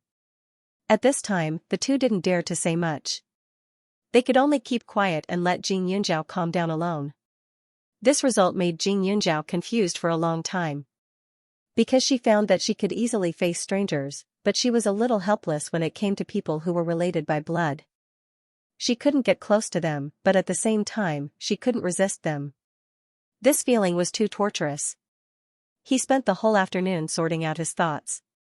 When he returned to the space at night, the fresh medicinal fragrance seemed to have cleared his mind. Xiao Lan flopped around in front of her. It seemed to have sensed her emotions and was very obedient today. Outside, a phone rang. She heaved a sigh of relief and left the space. When she saw Li Xiaoyun's name, she was stunned for a moment. This person had been gone for so long, but he finally remembered to contact her. Hey!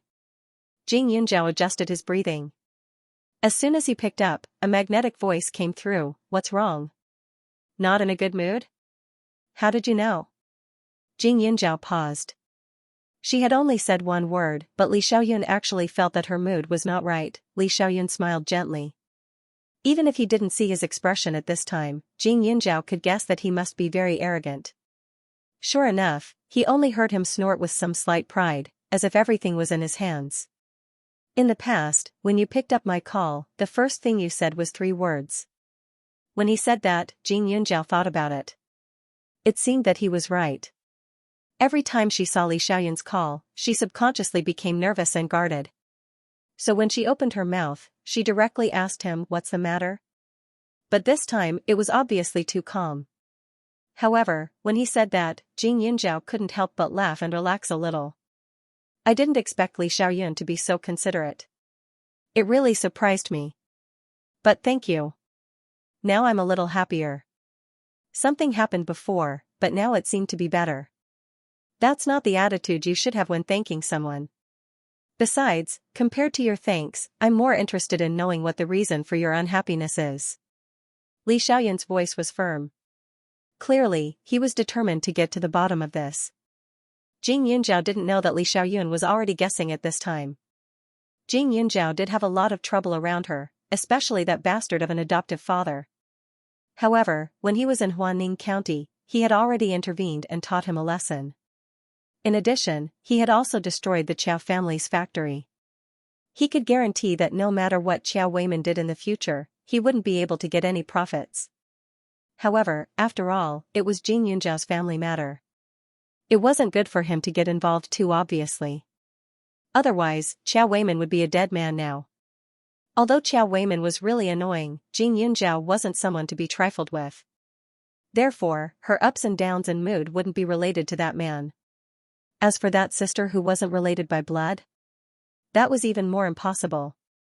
He had investigated. Although the other party was scheming, it was very difficult for her to threaten Jing Yunjiao at present. At this time, Jing Yunjiao pursed her lips and was at a loss for words. After a while, Jing Yunjiao suddenly said with a smile, "Private matter, young masterly.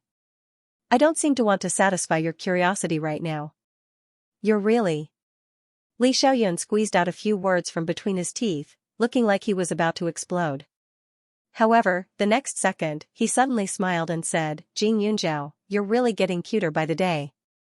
This young master will know even if you don't say it.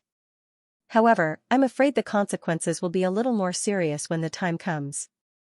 Li Xiaoyun had said the same words before. For example, when they were in the hospital, Li Xiaoyun would always threaten her as if the consequences of offending him were unimaginable. However, so far, everything was still the same. Li Xiaoyun was a young master with a bad temper. He would occasionally flip out. As for this temperament, it was sometimes good and sometimes bad. However, in her opinion, the threat was not high. Li Xiaoyun was obviously used to Jing Yunjiao not paying attention to his words. He still continued to chat with Jing Yunjiao. The two of them didn't talk much each time. However, the strange thing was that time seemed to pass very quickly. Moreover, Jing Yunjiao would become more rational. This person could easily evoke her thoughts. Therefore, after hanging up the phone, Jing Yunjiao's entire person calmed down. She even somewhat thought it through. The previous life was not this life. Let nature take its course. The next morning, Jing Yunjiao first went to buy a few gifts, then carried 2 bottles of wine and some fruits to Water Village. This small village was very remote and could be considered the village with the least amount of development in Huaning County. When Jing Yunjiao arrived at the station, she gave Jing Taijun a call.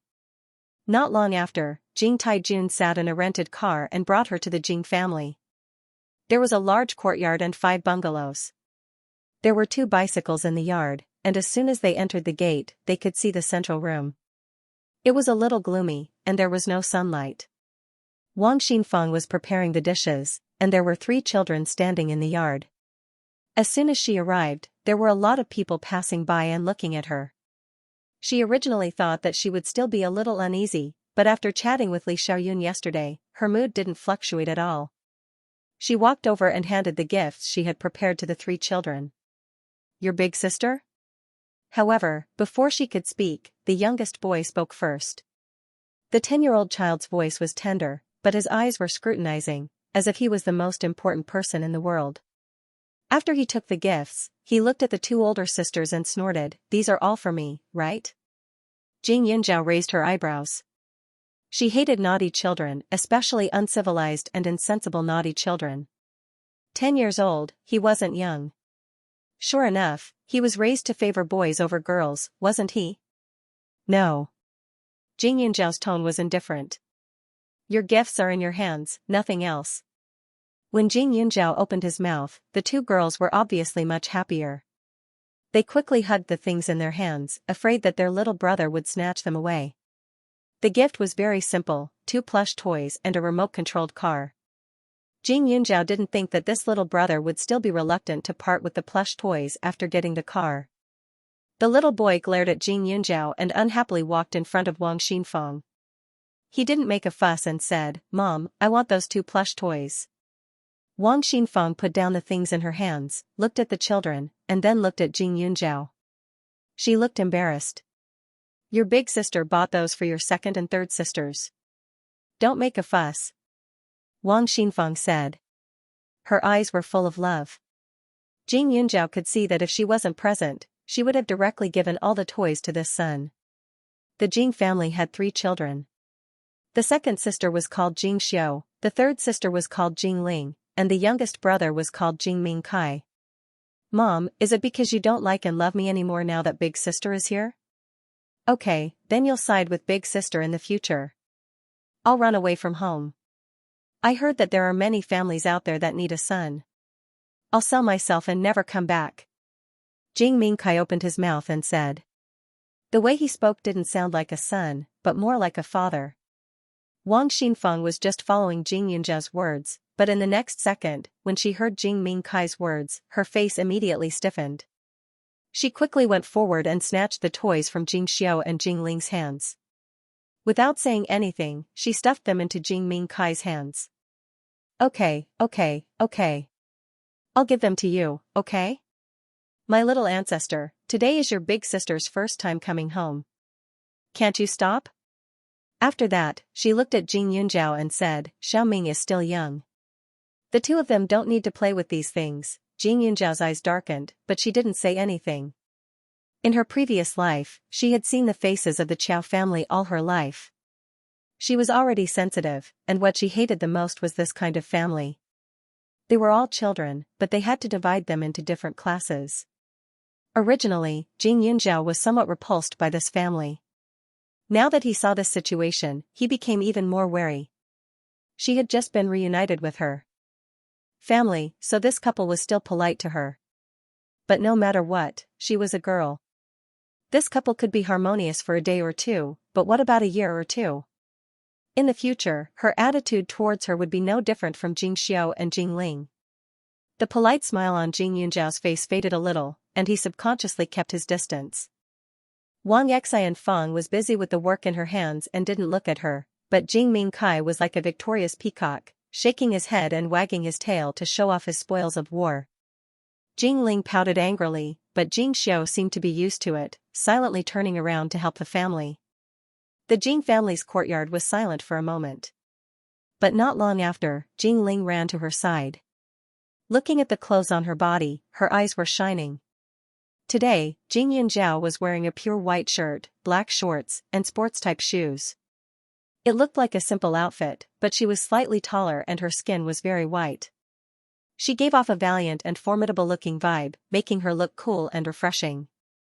But although the clothes were simple, the style was not outdated, and the quality was not bad. It could be considered branded clothes, and it was all chosen by Xiao Haiqing. "Big sister, your clothes are really beautiful. It must be very expensive? Our mother is really generous. Big sister, and I don't have many new clothes all year round." Jing Ling reached out to touch Jing Yunjiao's clothes. Jing Yunjiao originally wanted to avoid it, but considering that the two girls in the Jing family were not favored, she did not show any signs of avoiding others from approaching. It was just that Jing Ling's hands were stained with ashes, and suddenly, there were 5 fingerprints on her white shirt. Jing Yunjiao frowned. She allowed others to get close, but that did not mean that she could tolerate others taking a mile after giving an inch. Previously, when she gave the gift, this Jing Ling specially went to wash her hands. Now that her hands were full of ashes, it was obvious that she had just touched it. Yet, she used such hands to touch her clothes. How could Jing Yunjiao not understand this little trick? "I'm sorry, big sister. I forgot that my hands were dirty, but your clothes have already been messed up by me. It won't look good wearing it. How about this? My mom also has a shirt, you can change into another one." Jing Ling quickly said. "No need." Jing Yunjiao said. "How can that be?" Jing Ling quickly shook her head. She turned around and ran in front of Xianxia and Feng. With a sensible look, she said, "Big sister, Mom also agreed. I'll bring you to change." "Yes, big sister. You should change into another one. Later on, the neighbors will all come to see you. If they see you wearing dirty clothes, it won't be good." Xianxia and Feng also said. Jing Yunjiao lowered her head and looked at her clothes. The 5 fingerprints were very obvious. She had a lot of similar shirts in her space. There was no need to wear other people's clothes. "I have spare clothes in my bag. I'll just borrow a room," Jing Yunjiao said. As soon as she finished speaking, Jing Ling's face stiffened. She pursed her lips, but when she saw the beautiful clothes on Jing Yunjiao's body, she reluctantly nodded her head. She was a 12-year-old child, yet she insisted on having a scheming look on her face. Jing Yunjiao wasn't blind, how could she not tell? Moreover, Xiao Hongye already knew this trick when she was 5 or 6 years old. What was Jing Ling's little trick? With that said, Jing Yunjiao suddenly felt that Xiao Hongye's bad nature seemed to have been brought out from her mother's womb. She was very bad since she was young. Year after year, she became more and more terrible. Other families rarely had people like her. Jing Xiao had been watching from the side. At this time, Jing Yunjiao wanted to use the room. She quickly took her into the room and locked the door. Big sister. You can change. I won't look." Jing Xiao said embarrassedly with her back facing Jing Yunjiao. Jing Yunjiao had a singlet under his shirt, so he wasn't afraid of being exposed. On the other hand, this Jing Xiao, whether it was her personality or appearance, was quite beautiful. She looked like an honest person, completely different from Jing Ling and Jing Mingkai. "I heard that you're in the 3rd year of middle school, right?" Jing Yunjiao asked as he changed his clothes. Jing Xiao nodded, but her expression was a little gloomy. "But after this year, I'm afraid I'll have to drop out of school. My mom said that we don't have enough money at home. Mingkai will be in junior high in less than 2 years, and by then, the family will have to provide for him wholeheartedly. Xiaoling is more likable than me, and she'll have a bright future." To put it bluntly, she was the only child in the family who wasn't good, so she had to drop out of school to support the family. Jing Yunjiao was momentarily at a loss for words. She had a lot of assets now, and supporting a few people wasn't a problem. But she didn't want to open her mouth for some reason. Perhaps it was her nature to be selfish, but she felt that some things should be separated clearly. Especially when she saw how much Wang Xinfang pampered Jing Mingkai, she was even more certain that as long as she opened her mouth to subsidize, she would be the same as her previous life. Everything would revolve around this family. That's right, big sister. Jing Xiu suddenly lowered her voice and carefully said, "Put away the clothes you changed out of. And also, it's best to put your school bag under your eyes." Jing Yunzhao looked at her with some surprise, but found that Jing Xiu's face was red. She didn't know how to explain, and finally, under her gaze, she lowered her head. Third sister and little brother like to rummage through things. In short, you have to be careful, Anne. I heard from father and mother that you are now supporting yourself, so you have to watch your money. In short, don't give father and mother money. After saying this, Jing Yunzhao was stunned. Jing Xiu stuttered, looking very nervous and guilty. After Jing Yunzhao changed her clothes, she quickly walked out as if nothing had been said. Jing Yunzhao pursed her lips, took her bag and walked out. Sure enough, the moment she stepped out, Jing Ling followed behind her. She looked around the room, but when she didn't find what she wanted, she went straight to Jing Yunzhao. "Big sis, where's your old clothes?" "I put them away, why?" Jing Yunzhao asked knowingly. "Didn't you change into a new one? Let me wear your old clothes." Jing Ling wasn't polite and said directly. Jing Yunzhao smiled coldly. If she directly said that she didn't have any clothes to wear at the beginning, maybe next time she would bring a few clothes and give them to her directly. But she directly used a scheming method to snatch it. It was true that she recognized her relatives, but she didn't want her to be a fool. "Those are my clothes. Even if I don't wear them after taking them off, they are still mine, do you understand?" Jing Yunzhao raised her eyebrows and leaned back to avoid Jing Ling suddenly reaching out to grab it. When she said this, Jing Ling was suddenly unhappy. "Why are you so stingy? Look at how beautiful the clothes you are wearing are. My sister and I don't have nice clothes, and I didn't ask you to buy me new ones. What's wrong with asking for old ones?" Jing Yunzhao was angered by her and laughed. She couldn't understand this kind of worldview. Because others didn't have it, she should give up her own things? Was this a robber's logic? "Jing Ling, is there something wrong with your brain? Not to mention that this thing is mine, I have the right to control it. Just based on the size of the clothes, it is not something you can wear. Do you think your body can support it?" She was about 1.67 meters tall. Although she was thin, the areas that should be developed were not left behind. Although she was not as hot as Xiao Haiqing, she was very well proportioned. Jing Ling was only 12 years old this year. Her chest was flat, and she was shorter than her by a bit, but she wanted to wear her clothes. Being said like this by Jing Yunzhao, Jing Ling's mouth, she was angry. What big sister? She didn't match her clothes. What's so great, she was just 2 more lumps of flesh than her. She didn't know what she was, she didn't know what to think, and she ran, to find Jing Mingkai's Jing. She was S's, she S's to look S2's, to look to hers the bag. She's TT this A's.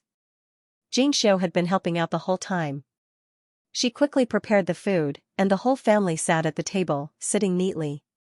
"Mom, what kind of treasures are in big sister's bag?" Before they started eating, Jing Mingkai stretched his head out and asked. Jing Ling's face was full of pride. She sat on the stool and twisted, as if as long as Wang Xinfang nodded, she would immediately rush up and snatch the bag to take a look. Wang Xinfang was stunned and looked at Jing Yunzhao. That cold look made her lose some confidence. What can there be? Isn't it just clothes and books? Don't worry about the children, hurry up and eat. Jing Taijun said. Actually, it wasn't only Jing Mingkai and Jing Ling who were curious. Even Wang Xi and Feng wanted to know what Jing Yunzhao carried with him every day. Every time she saw Jing Yunzhao would always have this bag by her side. Just now, when she entered the door, she reached out to help, but Jing Yunzhao rejected her with a smile, as if no one was allowed to touch that bag. Jing Yunzhao also expected this, but he pretended not to hear it. This bag was her trick. Every time she wanted to take something from her space, she would use it to cover it.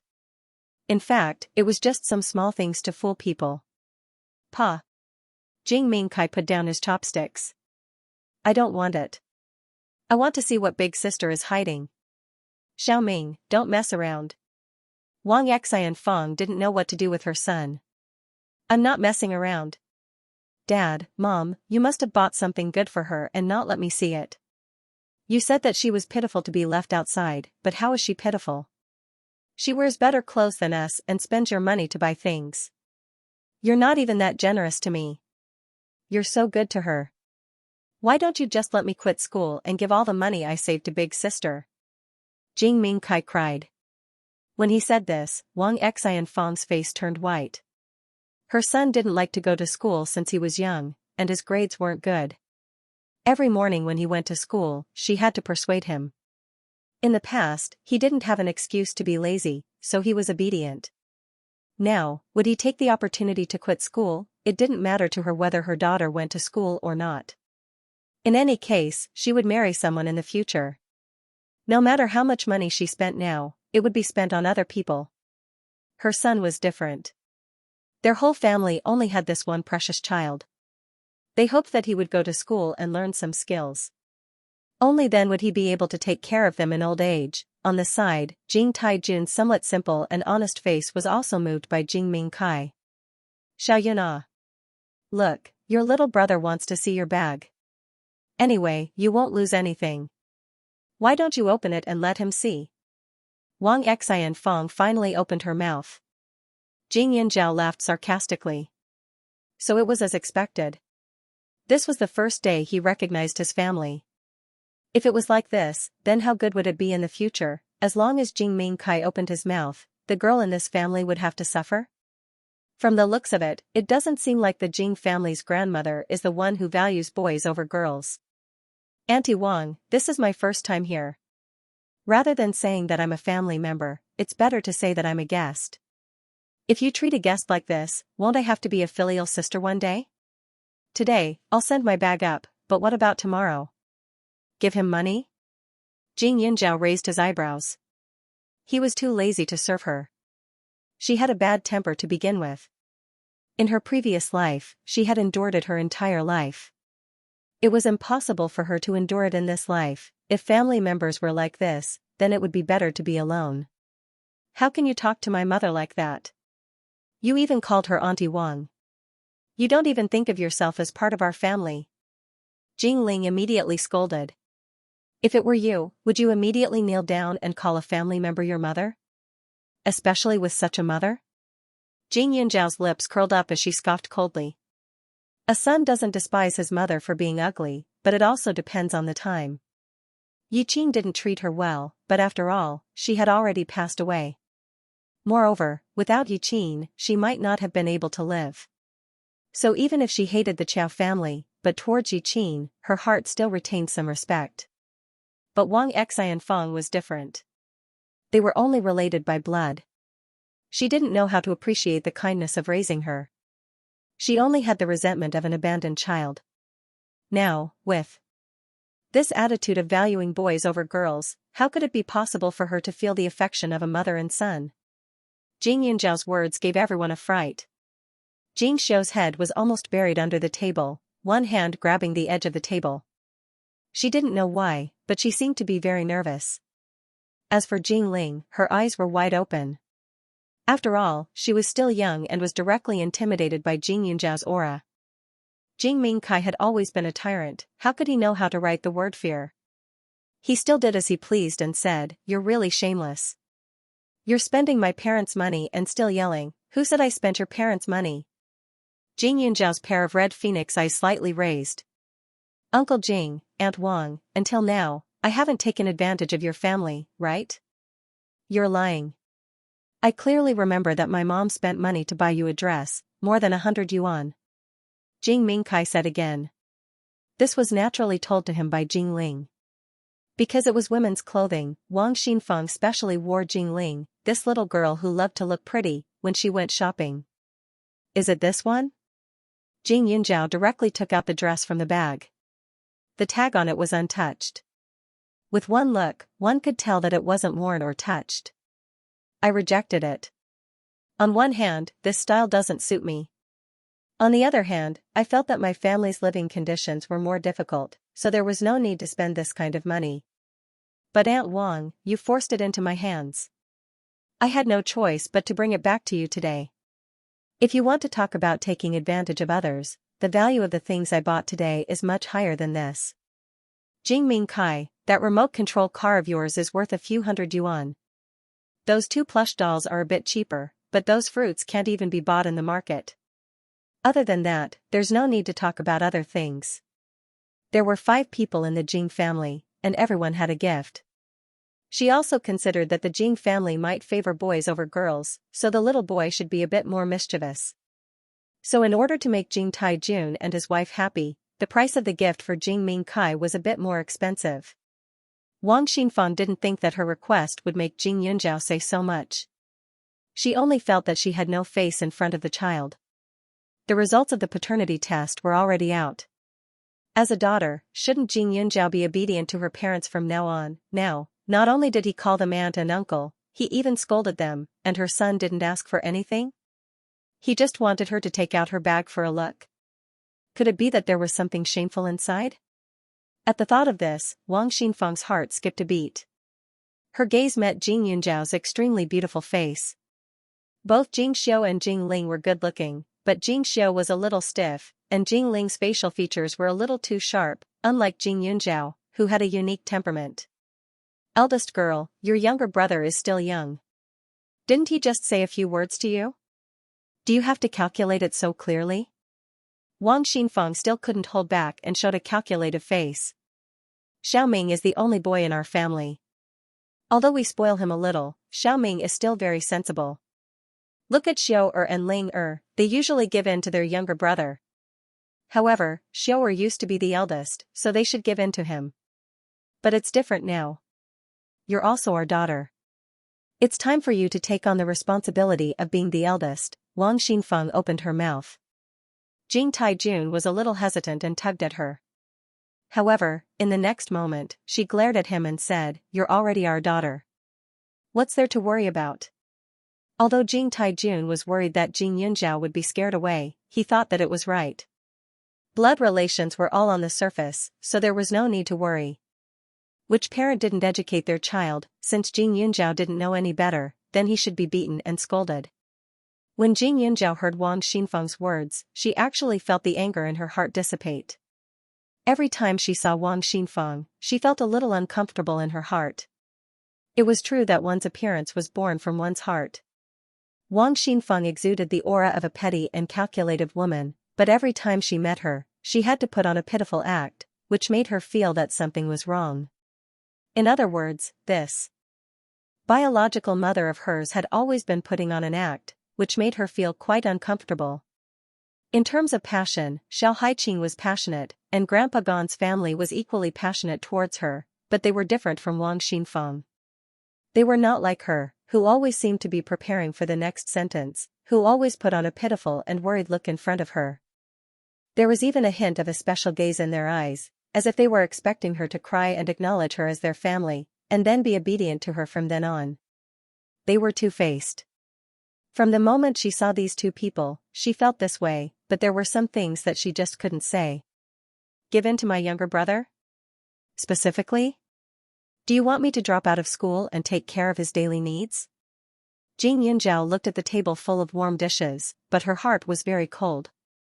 Her adoptive parents were like this, and her biological parents were like this. How many lifetimes had she been a bad person to be tormented like this? Wang Xinfang sighed, "Daughter, it's not that I don't love you, but you haven't been home for so many years, and you don't get along with your younger brother and sister the moment you come back. Won't the family be even more chaotic in the future? As the saying goes, if the family is harmonious, everything will prosper. Your younger brother and sister are still young, so you should give in to them and bear with it. Our family is also like this. We don't have any money, so we decided to support your younger sister for another year before dropping her out of school. Now that both of you have dropped out, we can also take back the land that we rented out. Our lives will definitely get better in the future." Jing Yunjiao's face was as cold as ice. She thought that she could endure for a few days, at least until she could call her mother before being so biased. She didn't expect that she couldn't endure it on the first day. You say it as if it's my fault that I haven't been home for so many years. Jing Yunjiao snorted softly and said, since we're already out in the open, you can also tell me the question in my heart. Back then, was it you or the old lady who threw me away? Your grandmother threw it. Wang Xingfeng glanced at Jing Taijun and said. Jing Xiu's body trembled. Then where did the jade on my neck come from?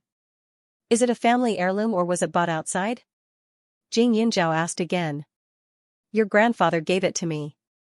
I tied it around your neck. Your grandmother doesn't know about it, Jing Taijun explained. One last question. You haven't seen me for more than 10 years, so how did you recognize me at first glance? Don't tell me you saw the thing on my neck.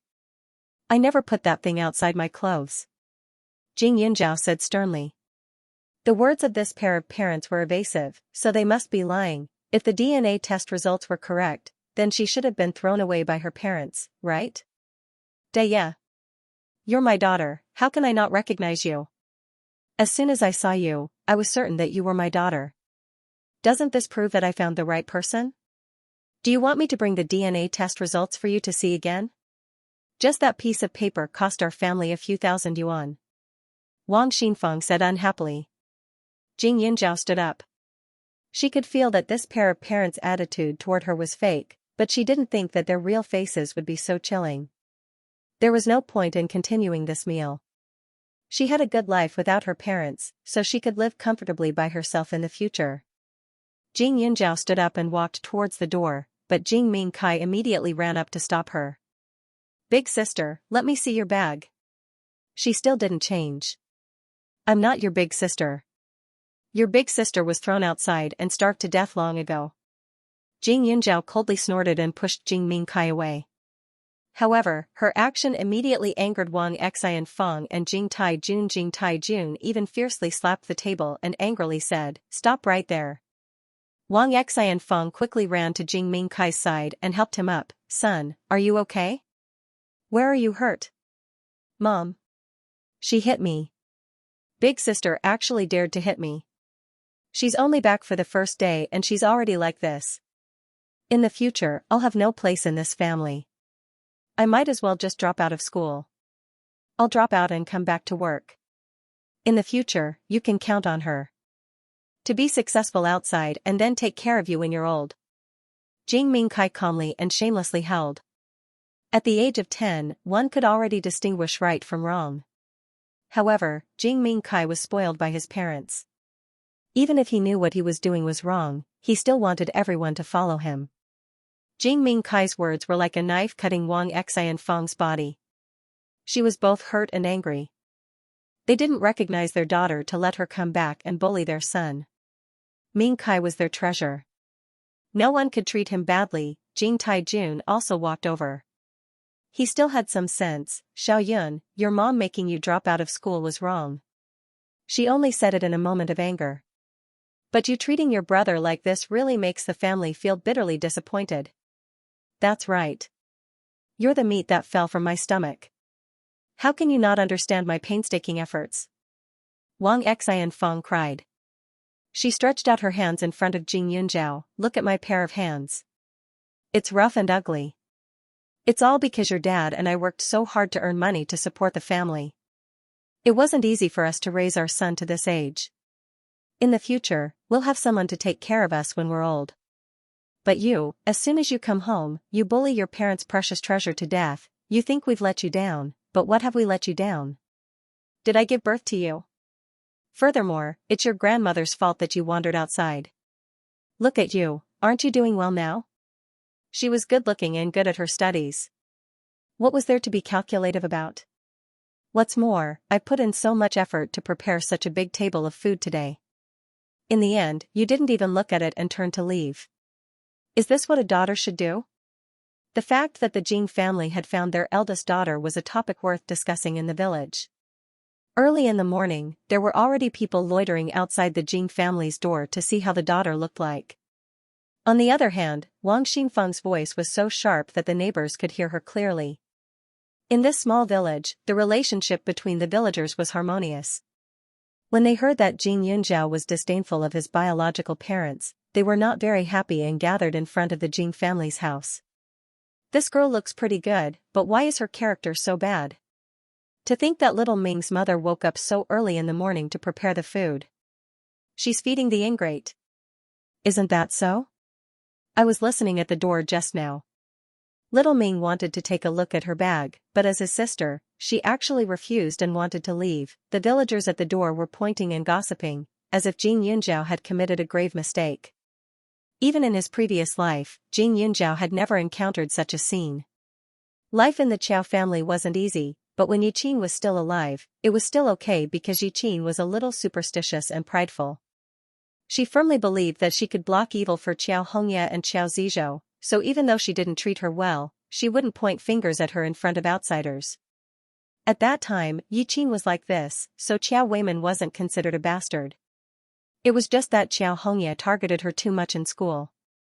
It wasn't until after Yiqin's death that everything became worse, and she became hated by everyone in town. But even so, the people in town were more or less rational. In addition, their relationship with the Qiao family wasn't that good, so very few people meddled in other people's business. At most, they would say a few words behind her back. There had never been so many people surrounding her and cursing her word by word. This feeling was like being dragged into a slaughterhouse, as if she wasn't a human, but an animal. Jing Yunjiao's body trembled slightly. She suddenly rejoiced that she didn't meet this pair of parents in her past life. In her past life, she had great expectations for her parents, and her state of mind wasn't as strong as it was now. If she was treated like this at that time, she would be so ashamed that she wanted to die. She might even go crazy under these gazes. But now, she was more rational. I suddenly have some doubts. Are you really my parents? Biological parents can actually favor boys to such an extent that they can scold their daughter who left home for so many years in front of so many people. Jing Yunjiao mocked. And ridiculed.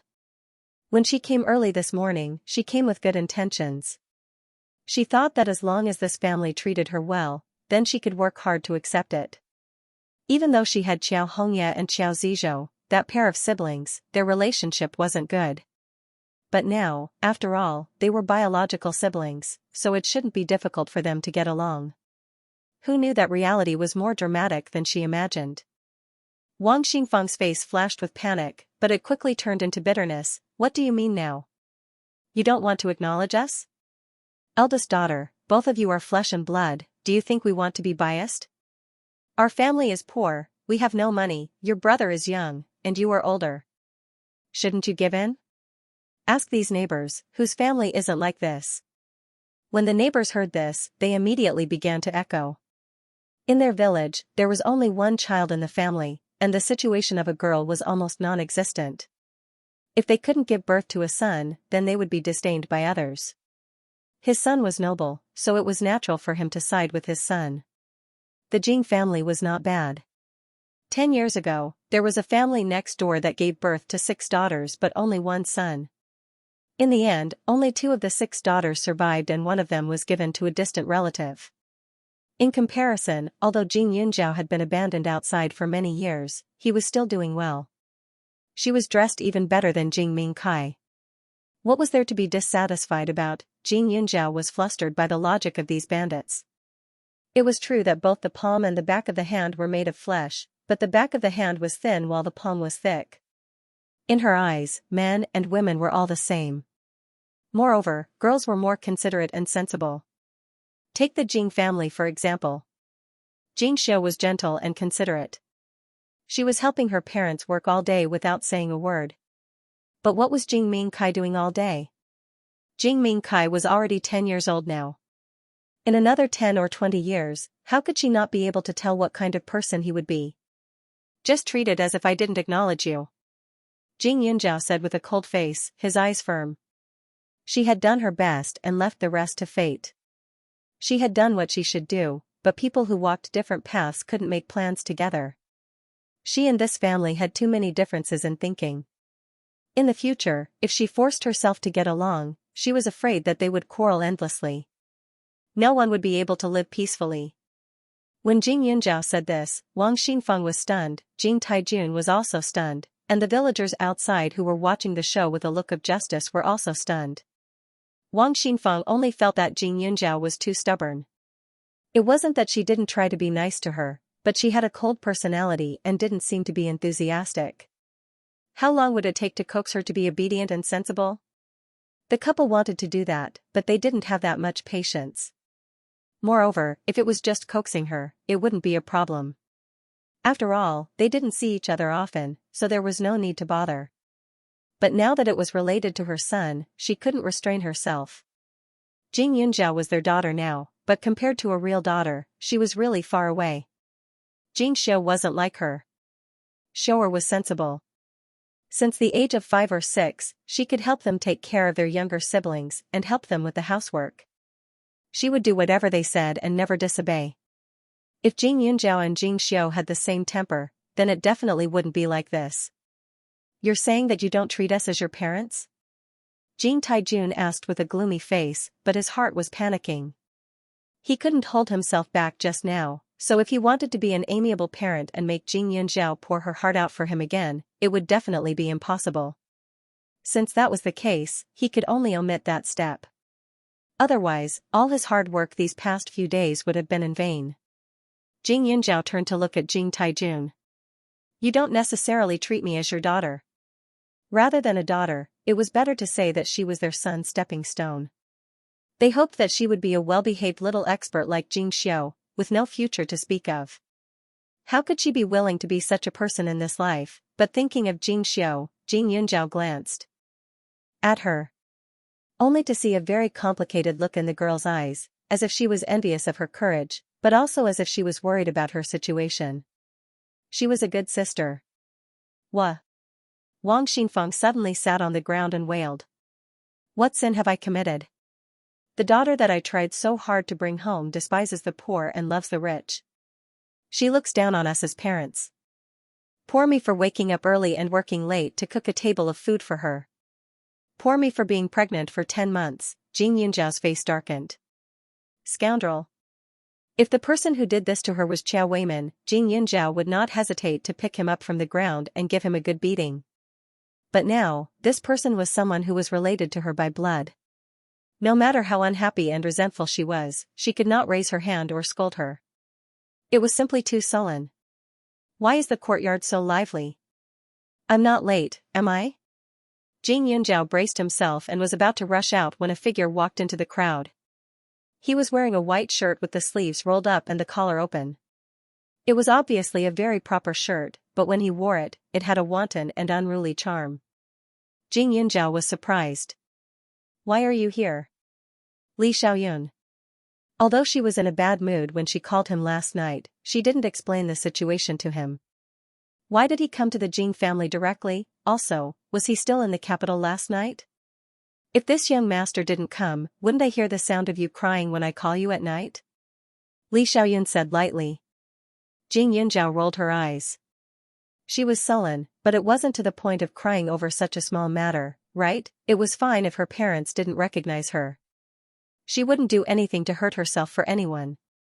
Whether she was selfish or heartless, she should love herself more. If Li Xiaoyun didn't come, this pair of parents would cry their eyes out and she would still have to leave. Even if she saw him on the road in the future, she would just treat him as a stranger. Li Xiaoyun had an air of nobility about him.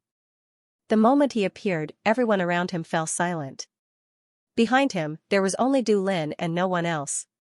Du Lin, on the other hand, glanced at Wang Xianfeng on the ground and curled his lips. He finally understood why young Master Li said that Jing Yunjiao had met with trouble and even ran back here. The behavior of biological parents was really tragic. One had to know that Jing Yunjiao was still a little girl who had yet to reach adulthood. Since she had found her biological parents, the responsibility of guardianship would naturally be transferred to them. The things they could decide were much more than her adoptive parents. Moreover, if Jing Yunjiao resisted and broke off their relationship, then Jing Yunjiao would definitely be scolded by others until she couldn't raise her head. When Jing Taijun saw these people, he was shocked. He hadn't seen much of the world, but he could tell that these two people weren't simple. He felt uneasy, but when he remembered that he was Jing Yunjiao's biological father in name, he felt more confident. He stepped forward and asked, "Who are you? This young master has just arrived." "I only heard a few cries from afar. I didn't hear anything else." "Why don't you repeat it for this young master?" Li Xiaoyun picked his ears and said casually. He directly ignored Jing Tijuan's existence. Jing Taijun was just a rough man. When dealing with a young girl like Jing Yunzhao, he could still exert the aura of a father. However, when facing an outsider like Li Xiaoyun, his aura was useless. Wang Xinfeng, on the other hand, was more powerful. She didn't care about her reputation. As long as she knew that she was her biological daughter, no one could do anything to her. Therefore, she said, "What a sin. My eldest daughter is still so young, but now she actually brought an unknown outsider to our house to cause trouble. If we die, how can we face our ancestors?" Li Xiaoyun raised his eyebrows. "Aren't we still alive? Did you buy all these things?" Li Xiaoyun pointed at the pile of things in the courtyard and asked. Jing Yunzhao nodded. "That's good. Du Lin, take the things. We're leaving," Li Xiaoyun ordered. "Yes." Du Lin hurriedly agreed. These were the fruits that Jing Yunzhao had brought over. His Xianxia had sold them at a very high price. It was simply a waste to give them to this family, even though it was difficult for an honest and upright official to resolve family disputes. Young Master Li was not an honest and upright official. He was the best of the scoundrels, the overlord of the best. He was a man of his word. If he could torment Xiao Weiman until he went bankrupt, he would naturally be able to make the Jing family's life more difficult in the future. Of course, as long as Jing Yunzhao agreed. Du Lin took his things while everyone was still in shock. He was ready to leave at any time. Li Xiaoyun smirked. "I've seen a lot of bad people, but it's rare to see people like you. It doesn't matter if you're related by blood or not, but from today onwards, it's gone. Wasn't it just a paternity test certificate? This young master has plenty of ways to get you a few different ones." After Li Xiaoyun finished speaking, Jing Yunzhao was also a little surprised. What did he mean by that? Get a few more? Could it be that he wanted to make use of his connections to make the real goods in the hands of these two parents fake? But at the same time, a ridiculous idea flashed through Jing Yunzhao's mind. He glared at Wang Xinfeng. After Li Xiaoyun finished speaking, he pulled Jing Yunzhao and was about to leave. Jing Taijun saw this and panicked. "Where are you taking our family's daughter? Someone come quickly. This heartless wild man who came out of God knows where is trying to kidnap our Jing family's daughter." In an instant, an ear-piercing howl was heard. Jing Yunzhao was also shocked when she heard this. After Wang Xinfeng shouted her words out loud, the villagers outside felt even more righteous. In the blink of an eye, they scattered like birds, but when they reappeared, each of them was holding a shovel, an iron rod, and a lethal weapon in their house, surrounding the three of them tightly. When Jing Taijun saw that there were so many people helping him, he became more confident. He was Jing Yunzhao's father, so he had the right to make her stay at home and not go anywhere. At most, he could force her to stay and lock her up.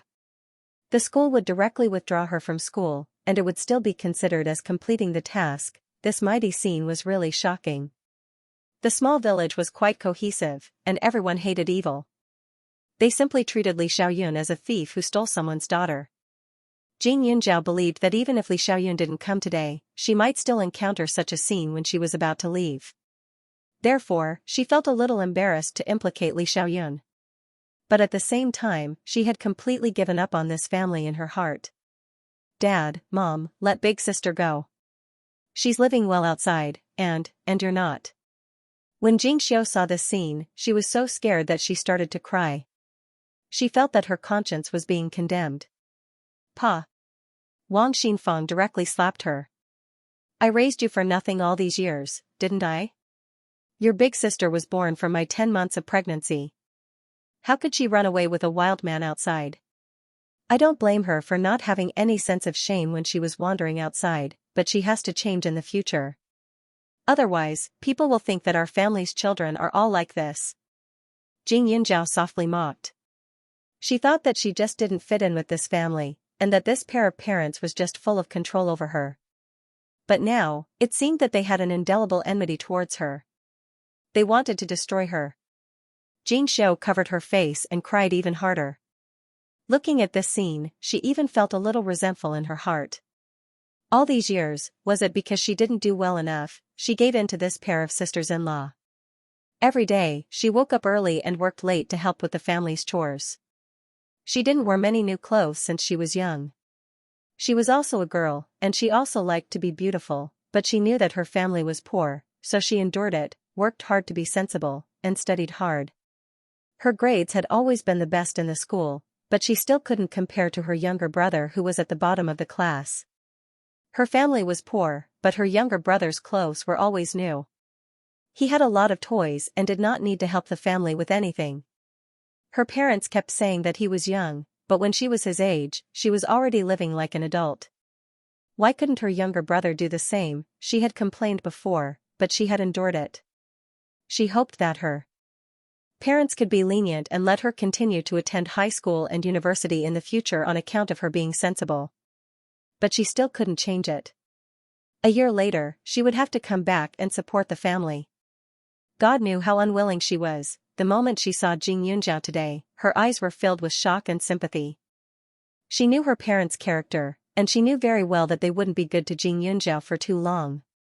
In the future, Xianxia, this older sister, would become as insignificant as she was. So she wanted to tell her to leave quickly and not acknowledge her family. Fortunately, her older sister was really different from her. She was very powerful and would not blindly obey her younger brother. She could even straighten her back and leave coldly. She was very envious, but now that she saw the other uncles targeting her, she was burning with anxiety. How could these uncles be like this? What if they really hurt her older sister and her friends? Xianxia's mood was complicated. She even wanted to tell Xianxia the other truth. A long time ago, she heard her parents mention that she did have an elder sister. After she was born, she was indeed lost by her grandmother. However, she was left in the mountains. Her parents went to look for her, but she was already dead. They even buried her. However, this matter was not auspicious, so outsiders did not know. She didn't hear those words clearly at that time, so there might be some discrepancies.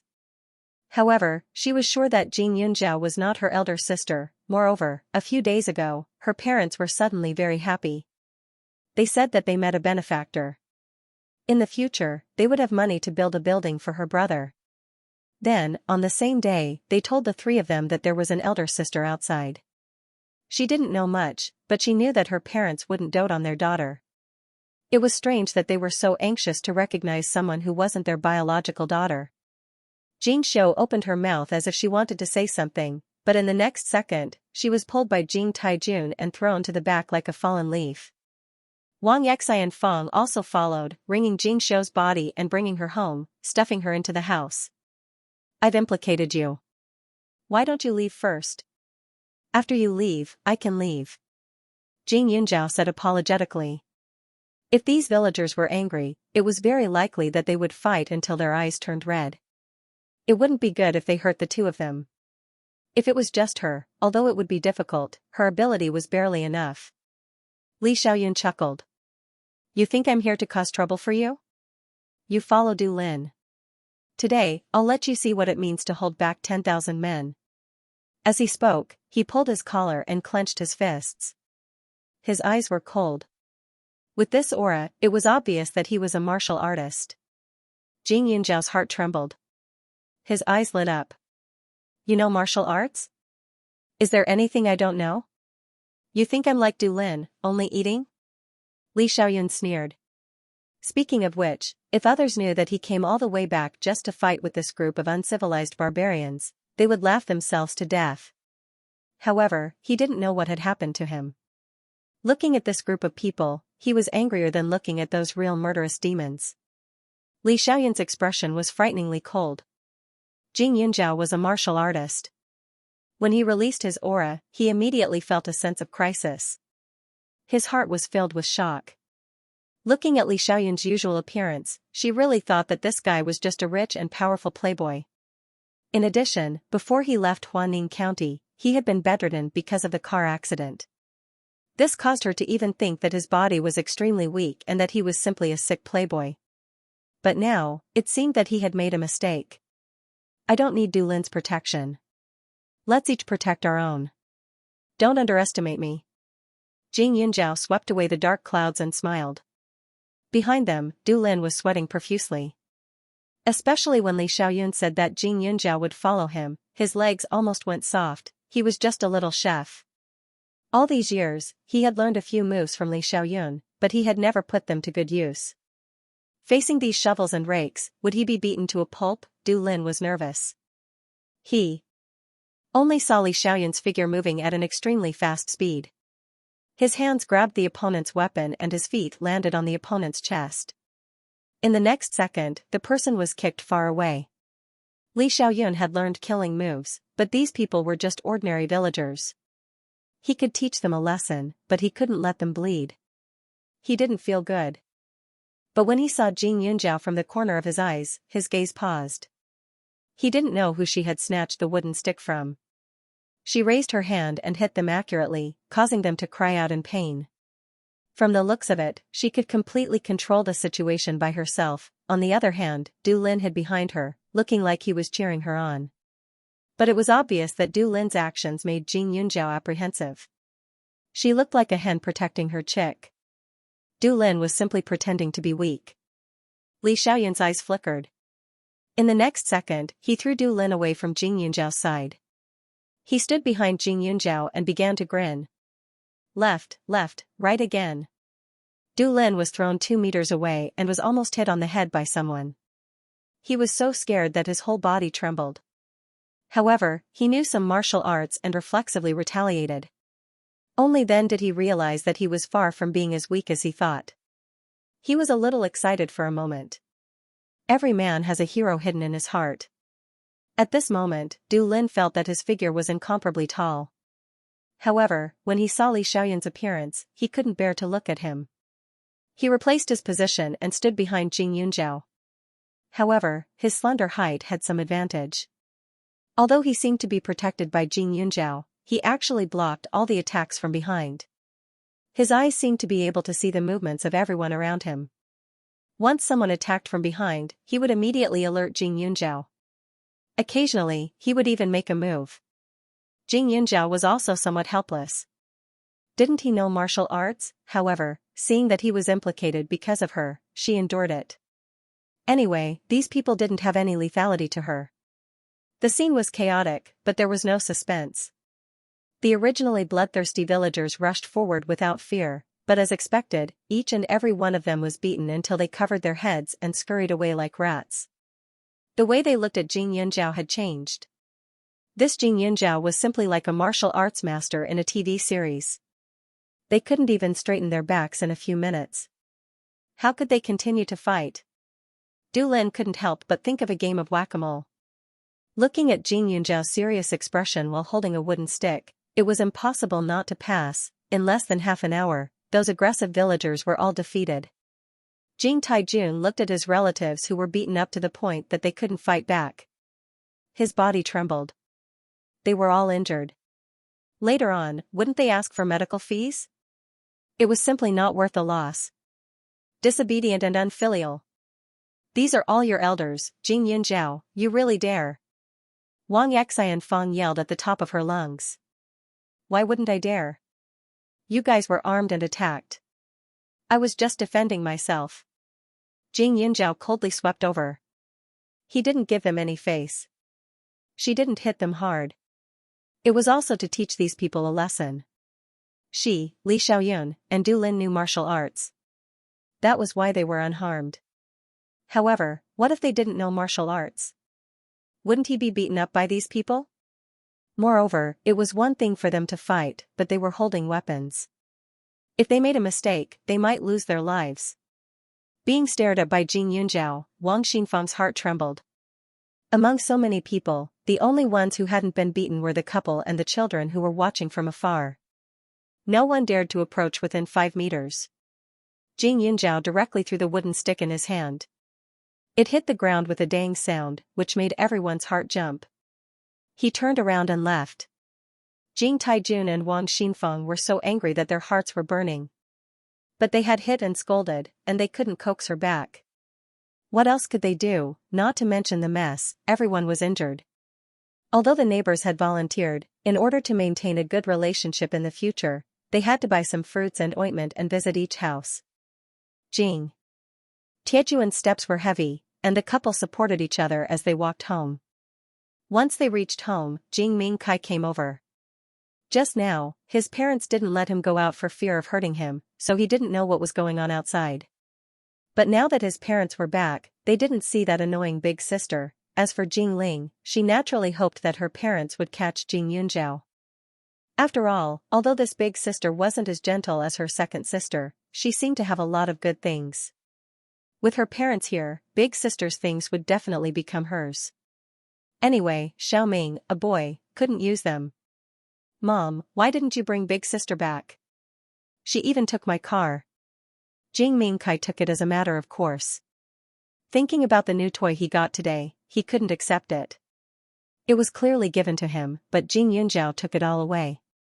Stingy bastard. I'll buy you one later. It's all because of you today. If you hadn't asked for her bag, things wouldn't have turned out like this. Wang Xinfeng was irritated. She turned around and opened the door, entering the room where Jing Xiu was locked up. Mom. Jing Xiu's face was cautious. There was a red mark on her face. It was clear how hard she was hit. Wang Xianfeng looked outside. Seeing the other two children playing with their own things, she let out a sigh of relief. She then asked, "What's the matter with what you said today? She's an outsider, why are you so protective? Did mom raise you for nothing all these years?" Thinking about Jing Yunzhao, she didn't think much of it, but she felt that her daughter knew something. Jing Xiu panicked and shook her head in fear. Mom, I'm wrong, of course you're wrong. I don't know what sin I committed in my past life to give birth to useless brats like you. You're all a waste of money. Let me tell you, your big sister is the reason why our family can't build a building. Maybe you can continue to go to school. But if you don't understand and lose the money in your hands, you'll see how I'll deal with you. Wang Xianfeng warned. Jing Xiu panicked. Her small body trembled. Tears fell down. She was scared and panicked, but more than that, she was conflicted. What her parents did was wrong. Although she didn't know what they wanted to do, her big sister wasn't happy that she accepted this family. She wasn't their daughter, but she had to suffer like her. It wasn't fair. Wang Xianfeng looked at her daughter's pitiful appearance and let out a sigh of relief. She had looked forward to this child so much, but later, she hated her so much. After she married into the Jing family, she couldn't get pregnant for 3 or 4 years. The pressure made her collapse several times. Everyone in the neighborhood looked at her strangely. She didn't even dare to leave the house. Her mother-in-law was especially fierce. She used the word grandson to torture her every day. Later, she finally had an elder brother. When she thought she could finally become the master, she didn't expect to give birth to a brat. The word disappointed wasn't enough to express her feelings. If her mother-in-law didn't throw the child away, she might have gone crazy and strangled her to death. At that time, her husband found the dead child and buried her on the mountain. At that time, she heaved a sigh of relief. She always felt that with her eldest daughter dead, her bad luck should also be over. In the future, she would definitely be able to give birth to sons continuously. Sure enough, she didn't have to wait too long before she got pregnant again. She even thought of a name for her son and told everyone she met that it would definitely be a son. Who knew that it would be a daughter? At that time, her mother-in-law had already passed away, so Jing Xiu was alive and well. Then came Jing Ling, and finally Jing Mingkai. The pressure she had endured over the years was not something that could be explained in a few words. Jing Mingkai was her life, while Jing Xiu and Jing Ling were her debt collectors. They were her enemies from her past life, reincarnated just to anger her to death. Luckily, Lauda was gone. Otherwise, if she really ended up like Jing Yunzhao, she might not even be able to live until now. Even though Jing Xiu's head was lowered, she could still feel her mother's displeased gaze, which made her afraid. Cry, cry, cry.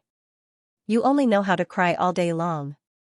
Our family's fortune is all gone because of your crying. Wang Xianfeng scolded a few times. She stretched out her hand and hit Jing Xiu's temple hard, Xianxia had long been used to this kind of unfair treatment. She could be hit or scolded without fighting back, but in her heart, she was vaguely envious of Jing Yunjiao, this fake elder sister. She was so powerful and so disobedient. If only she could, but in an instant, she shook her head and sighed at such a young age. If it was her, she would definitely be beaten to death by her parents. Jing Xiao continued to deal with the housework with a heavy heart. On the other side, Jing Yunjiao and Li Xiaoyun were already on their way back to the county. Du Lin was driving while Li Xiaoyun was playing with the remote-controlled car that Jing Yunjiao bought with a faint smile on his face. "You sure are kind, buying such a good gift for a brother you've never met before. If this young master didn't come today, wouldn't this gift of yours be like throwing a meat bun at a dog, gone with no return?" If they weren't present, although Jing Yunjiao would have left, he wouldn't have taken the gift with him. He hated being taken advantage of the most, especially by people he disliked. These gifts were nothing in his eyes, but let alone a few hundred yuan, even if it was just 1 yuan, he wouldn't be willing to give it. It was simply spending money to find trouble for himself. "Young Master Li, you're rich and overbearing. How can these toys be called meat buns in your eyes? Don't joke around. Besides, it's Yunjiao's first day of reuniting with his family, so it's only right to be polite. I just didn't expect that family to bully him like this. But this time, they've kicked an iron plate." Du Lin ridiculed as he drove. Today, he was addicted to it. He thought that the tricks that young Master Li taught him over the years were useless, but who knew that they were quite powerful. Li Xiaoyun let go of his hand and snorted. He opened the window and casually threw the car out along the mountain road. Du Lin raised his eyebrows and didn't say anything. With young Master Li's temper, he wasn't surprised. It was just throwing a small toy. If he was really angry, killing someone would be as easy as blinking an eye. Speaking of which, why didn't you tell young Master Li that you were reuniting with your family? Even if you didn't tell him, you should have told me. We're business partners and close friends, right? Du Lin said unhappily. Last night, Li Xiaoyun had woken him up with a phone call. Only then did he know that Jing Yunjiao had found his biological parents. Young Master Li had connections in Huaning County, so it wouldn't be difficult for him to find out. Otherwise, she would have to face those people alone. Although it was a good thing to be independent, she was still a young girl. She couldn't be too mature. Even outsiders like them felt sorry for her, let alone young Master Li. He didn't know what Li Xiaoyun meant, but he knew that Li Xiaoyun treated Jing Yunjiao differently. However, he didn't know how different it was. But no matter what, it was the first time he saw Li Xiaoyun care so much about someone else. "I didn't expect them to be so impatient today," Jing Yunjiao said softly, "but that's good, we don't have to be so hypocritical in the future." Although she found it a little hard to accept their enthusiastic fawning before, one would not slap a smiling face. It was not good to treat them too coldly. Now that everyone's intentions were out in the open, there was no need to put on an act. She believed that this pair of parents wouldn't be stupid enough to take the warm route with her. It was even hard to say if they would meet again in the future. But thinking of this, Jing Yunjiao suddenly thought of Li Xiaoyun's words before. In addition to the suspicions she had these days, that thought began to stir. After thinking for a while, she finally opened her mouth and asked, "Young Master Li, you can forge an identification report?" She felt that everything was too much of a coincidence, but if the piece of paper she believed in could be easily forged, Jing Yunjiao's heart sank.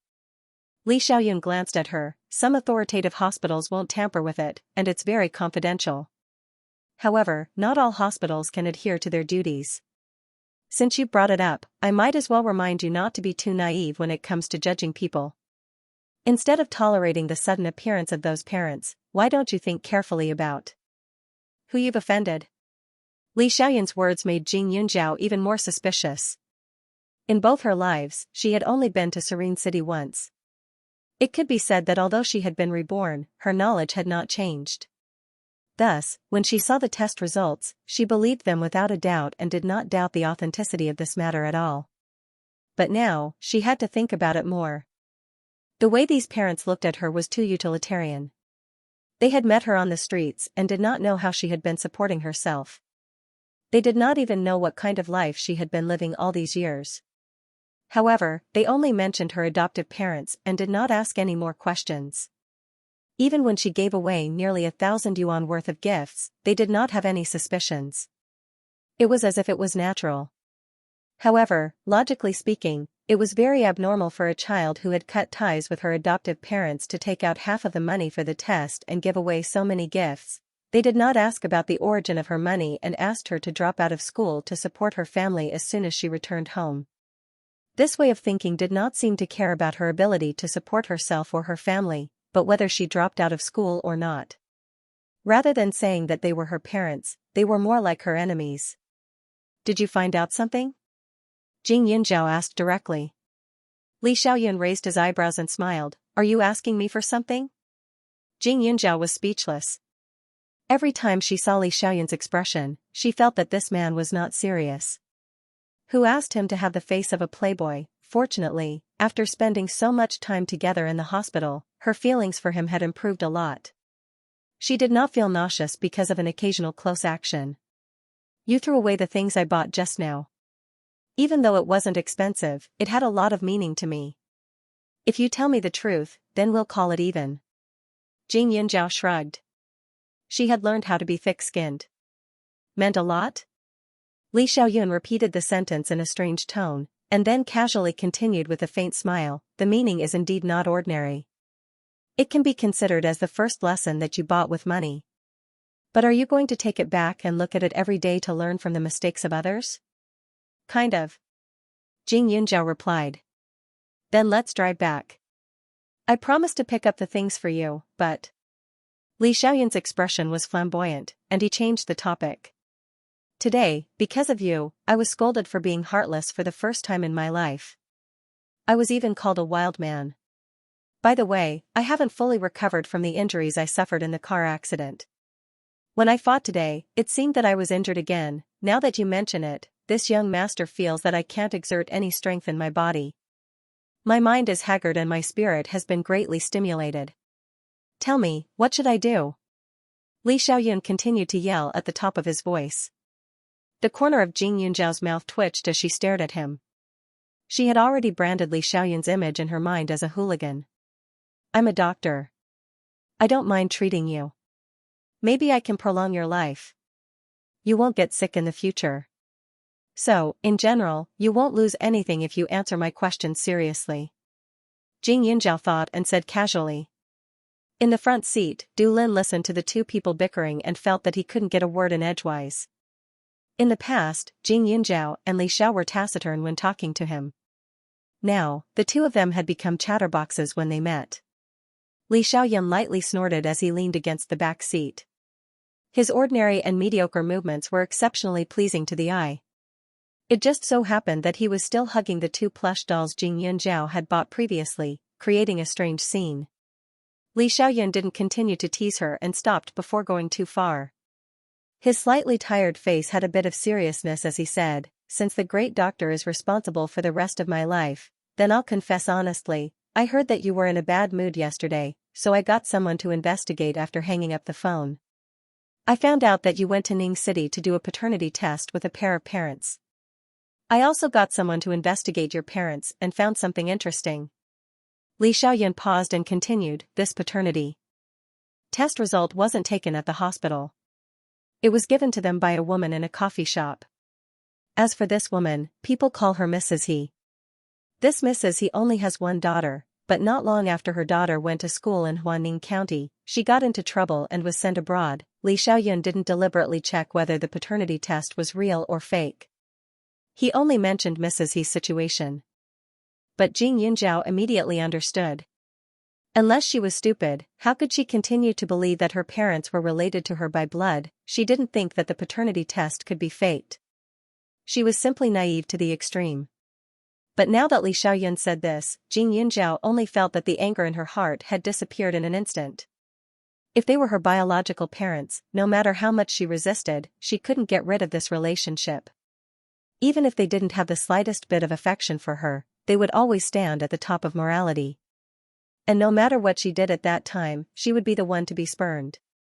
Moreover, she had been neglected by her adopted parents all these years. If her biological parents were to do the same, then she really wanted to cry but had no tears. Li Xiaoyun, thank you, but can you help me with something else? Jing Yunzhao asked after thinking for a while. Speak, Li Xiaoyun said proudly. Do another paternity test for me. Be sure to tell the truth. Since you're in Jingdu, you should be familiar with the most authoritative paternity test organization there.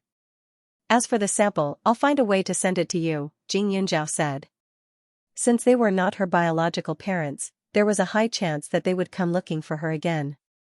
At that time, it would be easier to get their hair. No problem. Li Xiaoyun agreed readily. Thank you, Jing Yunzhao said sincerely. If it wasn't for Li Xiaoyun this time, she would probably have to wait a few more days before she could react. At that time, who knew how long she would have to suppress the anger in her heart? If you really want to thank me, come to the capital in 2 years for the college entrance exam, Li Xiaoyun said coldly. Jing Yunzhao was taken aback. Sure, she was originally going to the capital, okay? In the future, her business couldn't be settled in a corner. The capital was the most prosperous capital in China. If she didn't go there to see the world, then she would have lived her life in vain. However, at this moment, Jing Yunzhao realized that she was still too weak. Li Xiaoyun only took one night to find out all these things that gave her a headache. This was the difference in power. At this moment, she desperately wanted to become stronger. Jing Yunzhao's eyes were deep in thought. She didn't notice that Li Xiaoyun's handsome face, which was looking out the window, had deliberately restrained a smile. Jing Yunzhao and the other two returned. After thanking him again, they prepared to go their separate ways. Li Xiaoyun didn't stay in the county that day and went straight back to the capital. Jing Yunzhao couldn't help but be moved by his act of loyalty.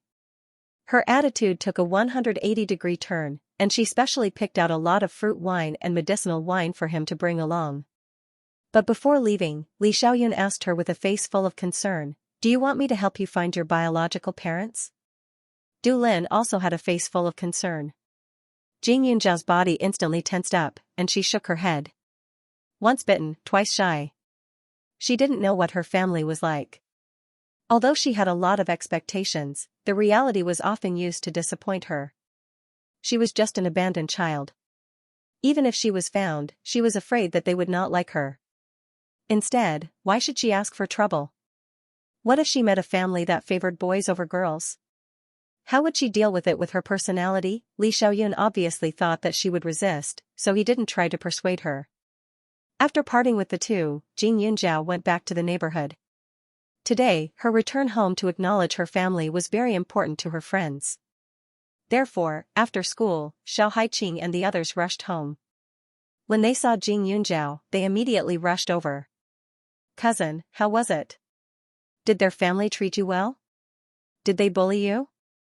Do your brothers and sisters look like you? Suchu quickly asked. Gan Jingchen also had a face full of concern, but he wasn't as straightforward. As Suchu. You came back so early? Didn't they ask you to stay overnight? Before Jing Yunzhao could answer, she saw Xiao Haiqing pull Suchu and Gan Jingchen over and sit directly next to her. She forcibly held her face and looked into her eyes as she asked, "Do they love you? If they don't treat you well, you have to say it. Don't swallow your anger like a resentful wife." They didn't have a good impression of the Jing couple. In short, they were weird. It wasn't that she despised them for being poor and unworthy of Jing Yunzhao. After all, having poor parents was better than having no parents at all. The reason why she was so disgusted was because of her intuition. She couldn't explain it clearly, but she always felt that Jing Yunzhao would be taken away by them. Jing Yunzhao was in a daze for a moment, especially when Xiao Haiqing was holding her face. The distance between them was less than 10 centimeters.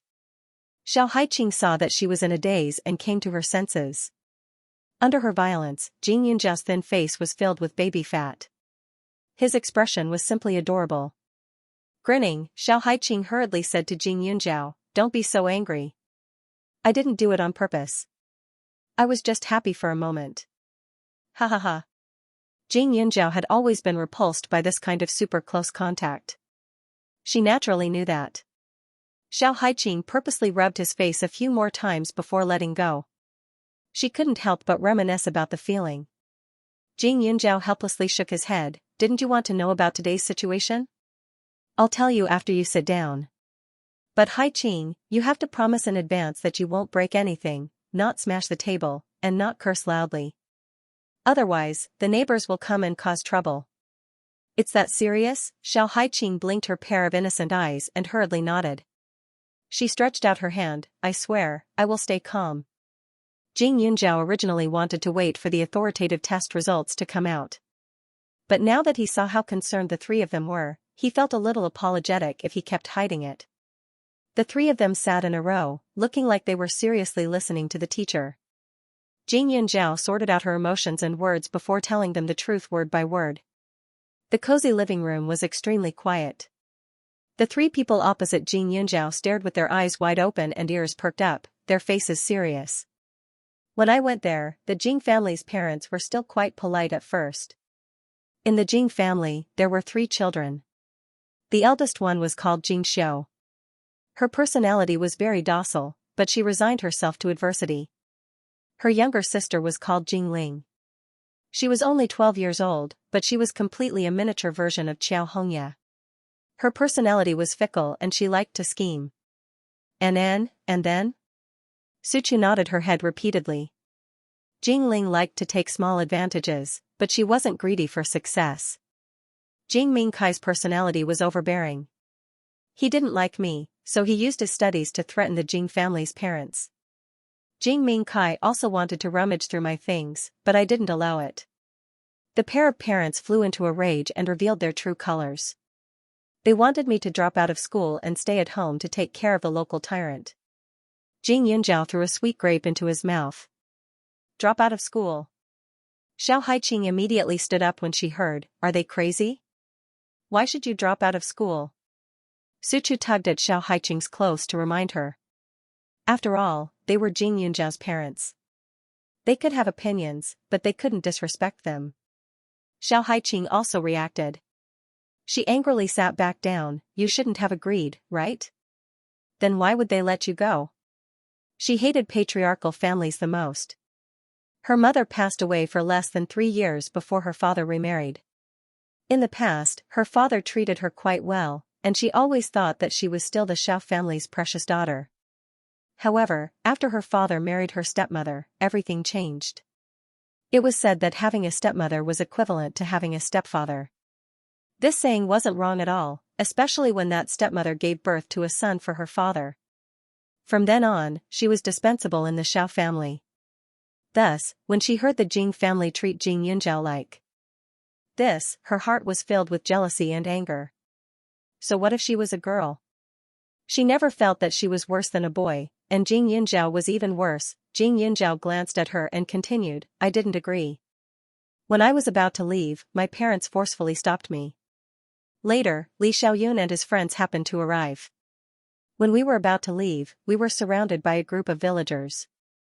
Each of them had a weapon in their hands. If the 3 of us didn't know some martial arts, we wouldn't have been able to come back today. Jing Yunjiao played it down, but the 3 of them had already felt the danger at that time. She was able to escape because she knew martial arts. If she didn't, wouldn't she be beaten up together with Li Xiaoyun? How could they bear to do that? Were they really his biological parents? Xiao Hai-Ching gritted her teeth. Yunjiao, it's all your brother's fault, isn't it? How about I find someone to beat that brat up? You don't need to go home anymore. You don't need that kind of home. She didn't just want to beat him up. She simply wanted to kill that family. Jing Yunjiao had suffered so much in her adoptive parents' house. It was fine if they didn't compensate her, but they actually bullied her because she was young and had no one to rely on. That's right, cousin. That family is too despicable. You don't need to go back anymore.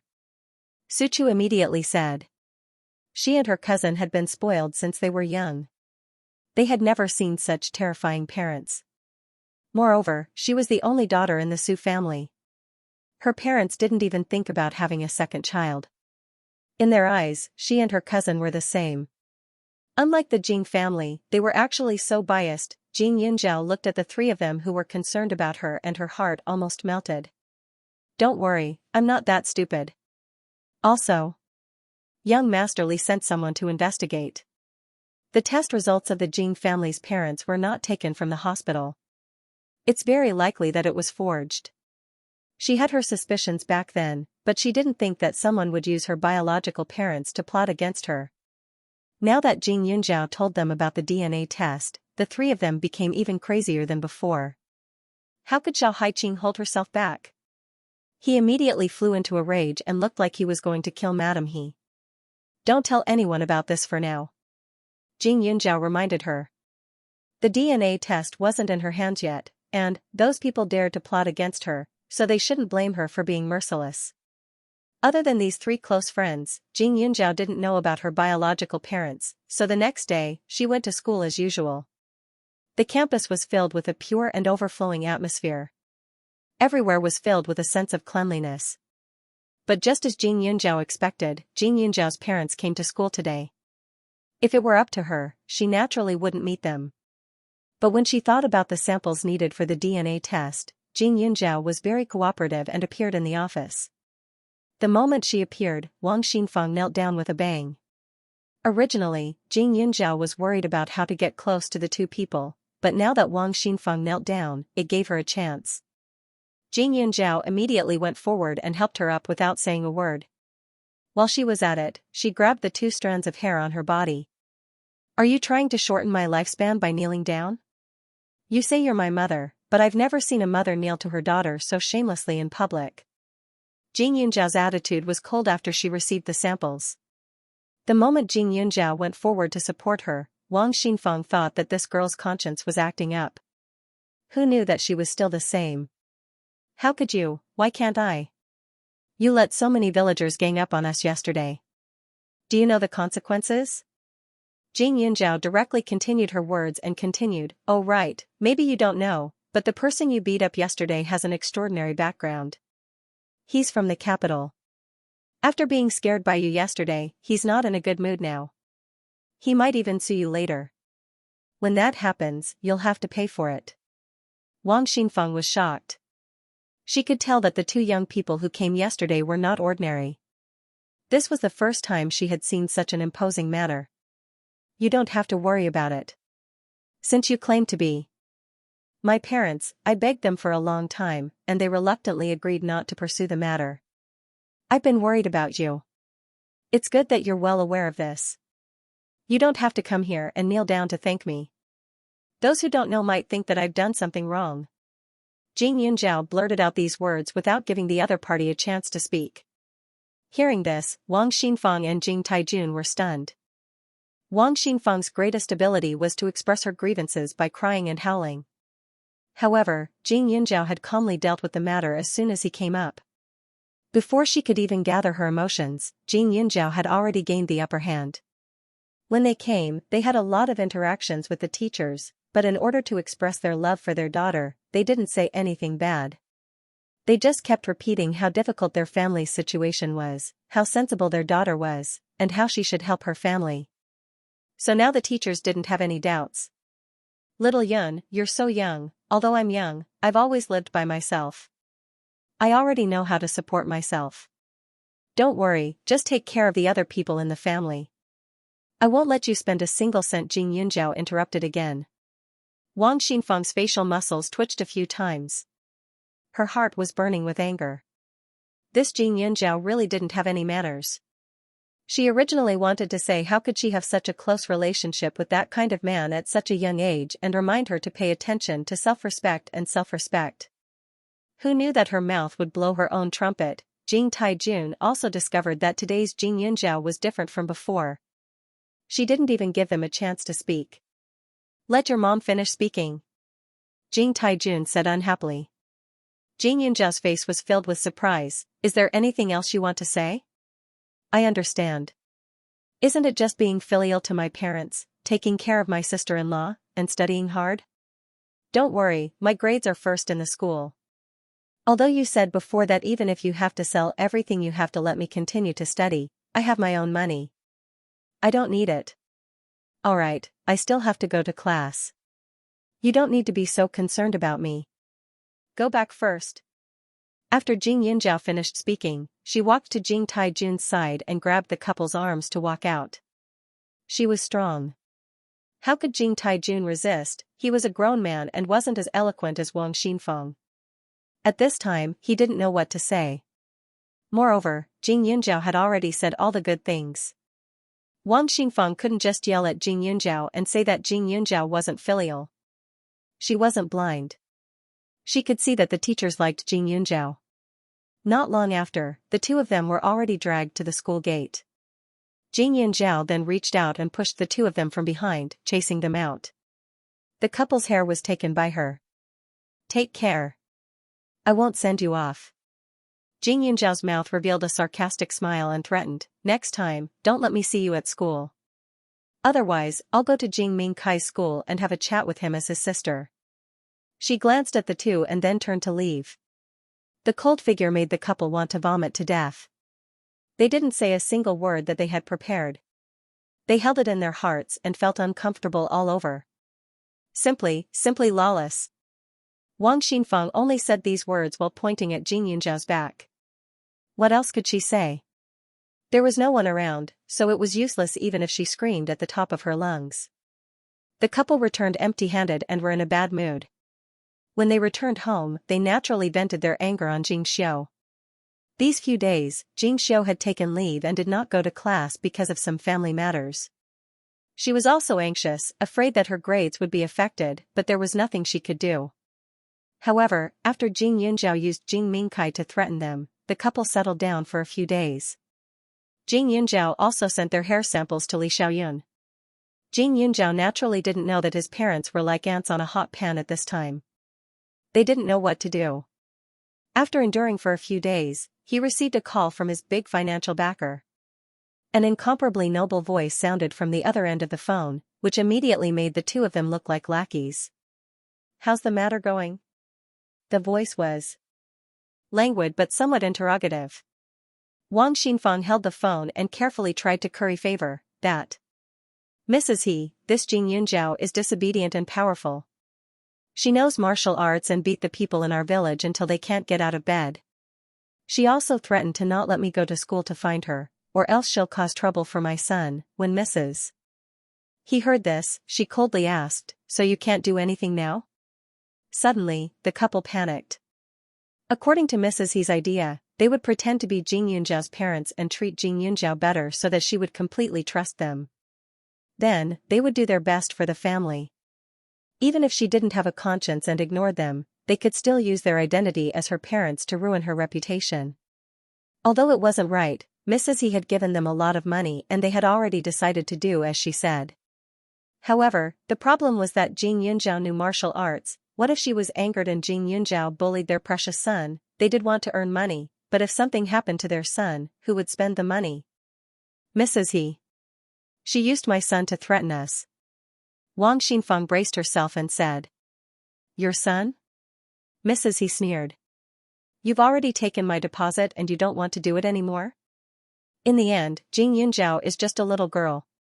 What can she do to your son? But you better not challenge my bottom line. Otherwise, I guarantee that you won't be able to see your son for the rest of your life. Why would she care about someone else's son? She only knew that her precious daughter's chastity was ruined. Not to mention that she was sent abroad, she couldn't marry into the Tang family in the future. Since her daughter was born, the He family had always treated her as the daughter-in-law of the Tang family. Now, more than 10 years of preparation had gone to waste, not only Jing Yunjiao, but also that Xianxia. She would let them suffer worse treatment than her daughter. Mrs. He's words made Wang Xingfeng and Jing Taijun panic. What do you mean by this? You're not allowed to touch my son. Otherwise, I won't let you off. Wang Xingfeng said angrily. Do as you see fit. If you want your son to be well, then you better be obedient. If Jing Yunjiao doesn't live well, then you can live well. Mrs. He said and hung up the phone. Wang Xingfeng and Jing Taijun were left looking at each other in panic. They still remembered that when they first saw that woman, they were very nervous but very happy. She only asked them to do some simple things, but she gave them a deposit of $30,000. She even said that if they succeeded, she would give them another 100,000. If they were satisfied, she would even raise the price to 500,000 and guarantee that they wouldn't have to worry about food and clothing. 500,000. They might not have that much money even if they worked hard for a lifetime. What should we do? How can there be such a vicious person in the world? She actually bullied my son. What right does she have? And I thought she was a good person. Wang Xinfeng immediately cried. Jing Taijun clenched his fist. What are you crying for? If little Ming hears this, he'll make a fuss again. Wang Xinfeng raised her head, feeling wronged. Didn't our Linger see a classmate surfing the internet? He said that you can post anything you want on the internet, and many people will see it. Jing Taijun said in a low voice. Wang Xinfeng listened closely and nodded. Meanwhile, on the other side, Xianxia, who was hiding in Xianxia's small rented house, was finally found by the police. He immediately sent him back to the Qiao family. When Xianxia heard this, he was shocked. He begged the Jiang family's parents with all his might, insisting on getting engaged with Xianxia. Xianxia had always been infatuated with Xianxia, yet the two of them were always in the same room during this period of time. In order to get Xianxia to buy her some good food and fun things, Xianxia decided to give herself to him. Xianxia used to be a young man who indulged in fantasies. After tasting the forbidden fruit for the first time, he couldn't help himself and listened to Xianxia's every word. He even forgot that he was still a high school student. The Jiang family's parents were simply stunned. They simply couldn't believe that Xianxia was hidden by their son. Her son actually wanted to get engaged. How old were they? If they really got engaged, their relatives and friends would laugh at them to death. The two of them naturally didn't agree, but Qiao Weiman brought Xianxia straight to the door. The Jiang family was well off, and Qiao Weiman had already squandered most of the family fortune. He was a person who liked to take advantage of others, and now that the Jiang family owed him, he naturally wanted to take it back one by one. Qiao Weiman's shameless appearance was much worse than Xianxia's. He refused to leave no matter what and made a ruckus so loud that everyone in the neighborhood knew.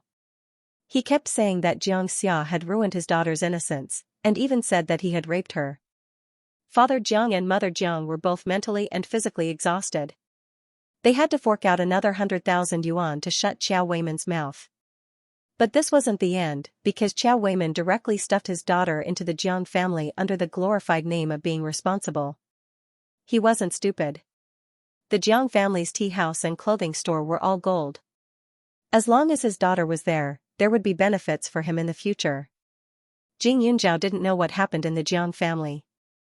Because it was Saturday, she was in old man Su's courtyard. The old man tasted her little wine and nodded in satisfaction. His face was slightly red as he instructed her to pack up the medicinal herbs. Girl, you know quite a lot.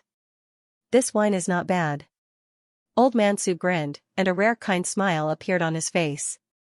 Jing Yunzhao always felt that this old man was very strange. He rarely smiled, and no matter who he was with, his attitude was usually somewhat cold. He liked wine even more than old man Gone, and once he drank, he would definitely get drunk. But after he got drunk, he would become somewhat deranged. He locked himself in the room filled with medicinal herbs in the backyard and often knocked them over, as if he had a deep hatred for those herbs. But even so, every time he looked at her, it was a little different. Especially after he got drunk, the way he looked at her was very kind. There was even one time when a few drops of tears fell, scaring her quite a bit. Old man Su, although this wine is good, it's better to drink less. Otherwise, you'll have a headache when you wake up in the morning. Jing Yunzhao was very respectful and courteous, as if she was talking to a teacher. The old man responded with a gratified sound, but his face was still expressionless. This old man knows, you don't have to say too much. Xing Yuan. Give her the letter. The next second, the old man shouted again. Uncle Xing Yuan stared blankly for a moment, but he was very obedient. He took out a post. This post was green, and there was a very complex fragrance on it. There was nothing written on it, but there was a golden licorice printed on it. It was unknown what the purpose was.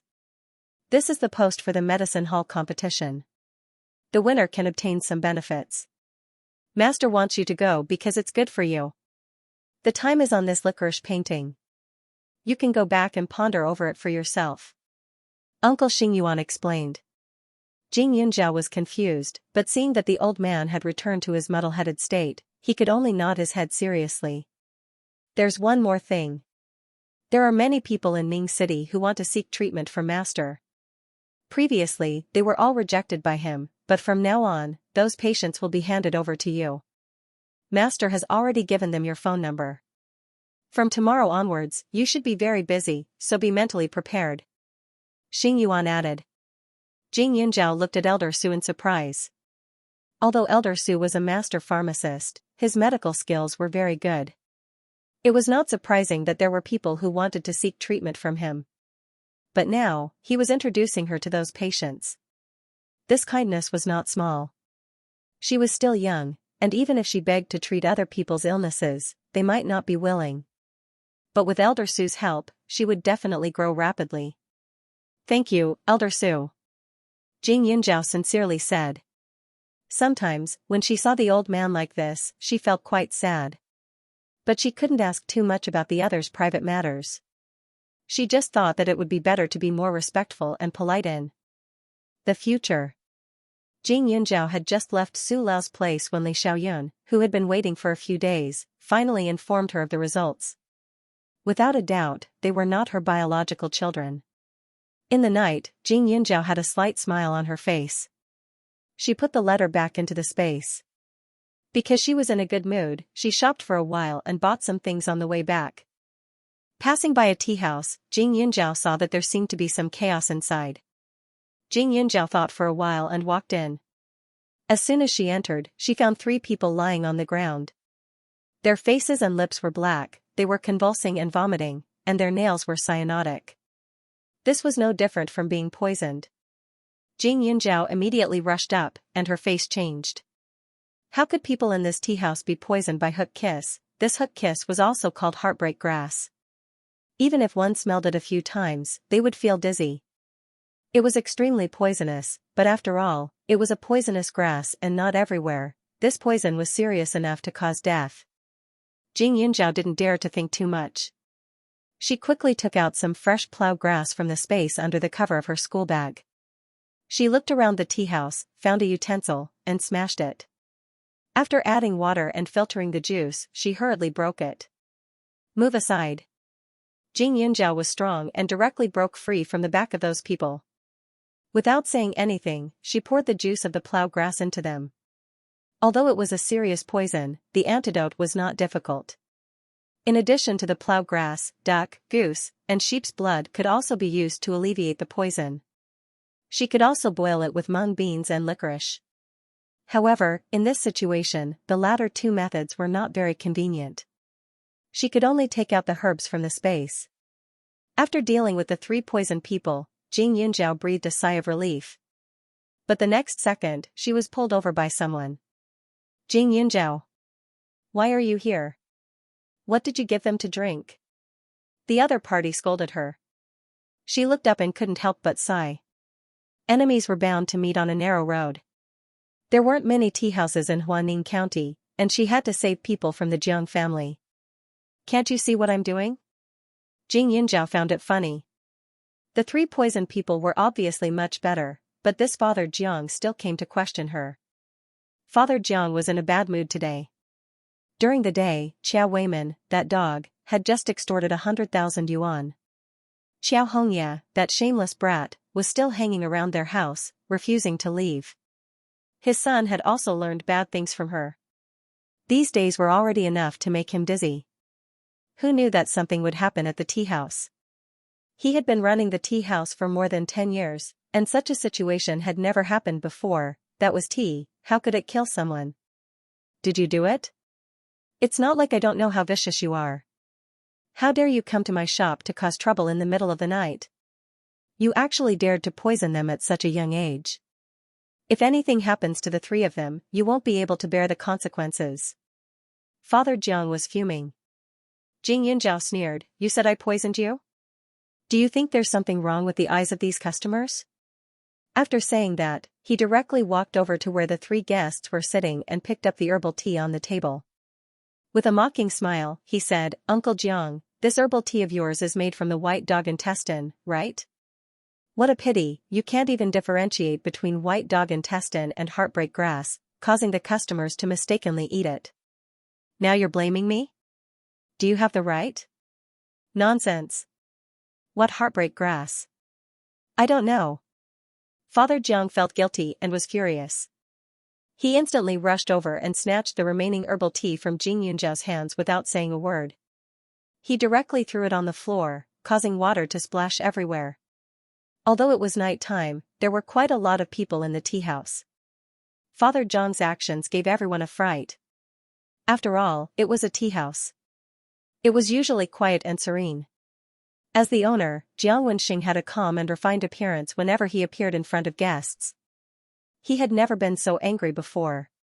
Even when the three of them were twitching on the ground, Jiang Wenxing still had a trace of rationality left and immediately called for an ambulance. But now, he was flying into a rage because of a girl. Moreover, this girl was indeed a little strange. His appearance was outstanding, and his temperament was cold and threatening. He wore the simplest sportswear and carried a bag on his back. As soon as he appeared, he gave the three of them some strange water. However, what was shocking was that the three twitching people were obviously much better. Now, even their complexions had almost recovered. Listening to what she said, she actually said something about heartbreak grass? It was even more confusing. Jiang Wenxing was extremely nervous. Jing Yunjiao actually said it was heartbreak grass poison. Then, he might have made a mistake. White dog intestine and heartbreak grass were very similar in some aspects. This herbal tea was found a few days ago in another place. The villagers there usually used white dog intestine to make tea, saying that it could prevent the stomach from burning up. After drinking it, he felt that the taste was not bad, so he used it. But most of the people who came here drank some famous tea. There were not many people who ordered this herbal tea. Today, there was only one herbal tea business. Who knew that such a big thing would happen? When he asked for the recipe of white dog intestine to make tea, the villagers had mentioned heartbreak grass. But at that time, he didn't take it to heart. After all, they were two different plants. He wouldn't be so stupid that he couldn't distinguish between them, but today, his emotions were really unstable. Could it be that he made a mistake because of a moment of confusion? Jiang Wenxing thought about it and immediately shook his head. It wasn't his fault. It must be Jing Yunjiao's doing behind the scenes. Otherwise, why would she appear here at 7 or 8 in the evening? Seeing Jiang Wenxing's expression that looked like he wanted to eat her, Jing Yunjiao said mercilessly, "The thief is crying thief. Your tea house also has surveillance cameras. You can take a look at it. I only came in for 10 minutes. When I arrived, people were already like this? You can even poison them? Besides, this herbal tea was prepared by you. I believe that there should be some leftovers in the kitchen, right? We'll know who's at fault when the police arrive. You want to pin the blame on me now? Are you an idiot?" He wasn't just an idiot, he was a mad dog. Jiang Wenxing lost all his face after being scolded by Jing Yunjiao. But at the same time, when he thought of the leftover white dog intestines in the kitchen, he was shocked. It was as if his feet were filled with lead, and he was completely dumbfounded. He would be able to find out after checking, but he couldn't transfer the rest of the things in front of everyone. But what if the police came? His shop was definitely finished. Jiang Wenxing's heart was burning with anxiety. His entire person was a little dazed. Jing Yunjiao had saved these three people after all, so he didn't leave. "Little girl, this intestine-severing grass. What exactly is it?" The surrounding people who saw the poisoning reaction couldn't help but ask in shock. Jing Yunjiao didn't hide anything. She opened her mouth and said, "Intestine-severing grass is commonly known as big tea medicine. Its entire body is poisonous. The most poisonous parts are the roots and leaves, especially the buds and leaves. Only a few pieces are needed to kill. When this poison acts up, it will cause weakness in the limbs, unclear speech, vomiting, diarrhea, and even directly cause the heart to stop contracting. The most frightening thing is that during the whole process, the poisoned person is conscious." The heartbreak grass looked like honeysuckle, so the chances of eating it by mistake were quite high. Of course, this poisonous grass wasn't completely useless. In terms of pharmacology, it could disperse blood stasis and relieve pain. It could also kill insects and relieve itching, as well as treat some skin diseases. Jing Yunjiao mentioned its toxicity, so naturally, she wouldn't hide its medicinal properties. she even mentioned the treatment method. Everyone present was shocked and couldn't regain their senses. Although these words came from the mouth of a little girl, they actually felt that it was very believable. Thinking back, they all felt that their reactions were a little funny. Why did they feel this? Little girl's aura was like that of an old doctor who had practiced medicine for many years. It made them involuntarily feel a sense of trust. It was too strange. Even Xianxia didn't realize that her aura was different. The more she absorbed the spirit jade, the more it was contaminated with the medicinal scent. At the same time, the most mysterious thing about it was that it carried the old ancestors' medical ethics.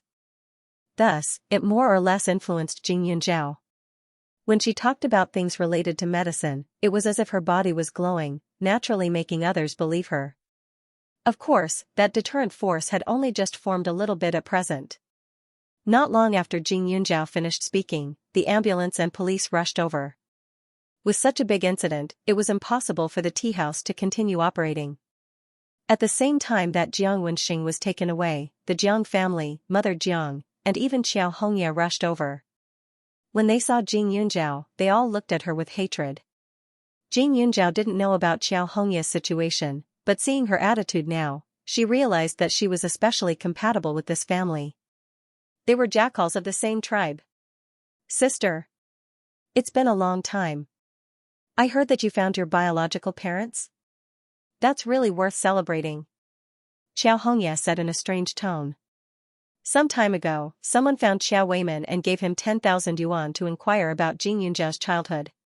For example, the jade gourd token on her, and the time when she was brought home. And these 2 days, she heard from Xianxia that a strange couple found Xianxia.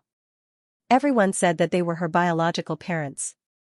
It wasn't hard for her to figure out why that person had asked Xiao Weiman about Xianxia's identity. At first, she was a little angry. How could an abandoned wild child find his parents? But now, her mood was much better. The situation at home of Xianxia's parents was hilarious. It was even messier than theirs. Sure enough, Xianxia was not a person who deserved to be related by blood. So what if she left the Qiao family? Even if she returned to the Jing family, she would still have to suffer. At this moment, Xiaohongye had a mocking smile on her face, as if she had seen Xianxia's miserable encounter. She simply wanted to laugh out loud. He's here? Xianxia raised his eyebrows and smiled, then said in surprise, "Don't tell me you're already preparing to get pregnant and have a child?" Xiaohongye could feel the mockery in Xianxia's eyes, and her body trembled. This was the thing that made her feel the most inferior. She relied on the Jiang family, so it was impossible for her to get pregnant and have a child now. But she had to be engaged to Xianxia in order to use everything the Jiang family had. But she was also unwilling to be imprisoned in the Jiang family forever and be a little woman. She was still so young. When she was in school, everyone said that with her grades, she could enter a key university. Her temper and appearance were so good that even those rich kids would take a fancy to her. In the end, she would definitely marry into a rich family. She hadn't seen what a rich family was like, but it definitely wasn't like the Jiang family. Xiaohongye glared at Xianxia with hatred in her eyes.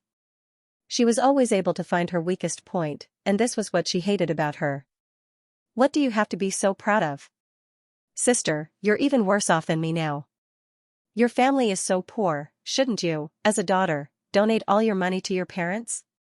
Oh right, didn't you always say that my parents didn't treat you well and that you didn't have enough to eat and warm clothes? Now it seems that if you were living in your biological parents' house, you would have starved to death long ago. Xiaohongye hugged Xianxia's arm and said arrogantly. Starving to death is better than being killed by you, don't you think so? Xianxia said. However, looking at how she was showing off, Xianxia didn't give her any face and continued, Xianxia definitely loves you, otherwise he wouldn't have slept with a girl who slept with someone else. I just don't know if Xiaoxing would break out of prison and kill you in a fit of anger if he finds out that you're with someone else. Xianxia was just saying this casually.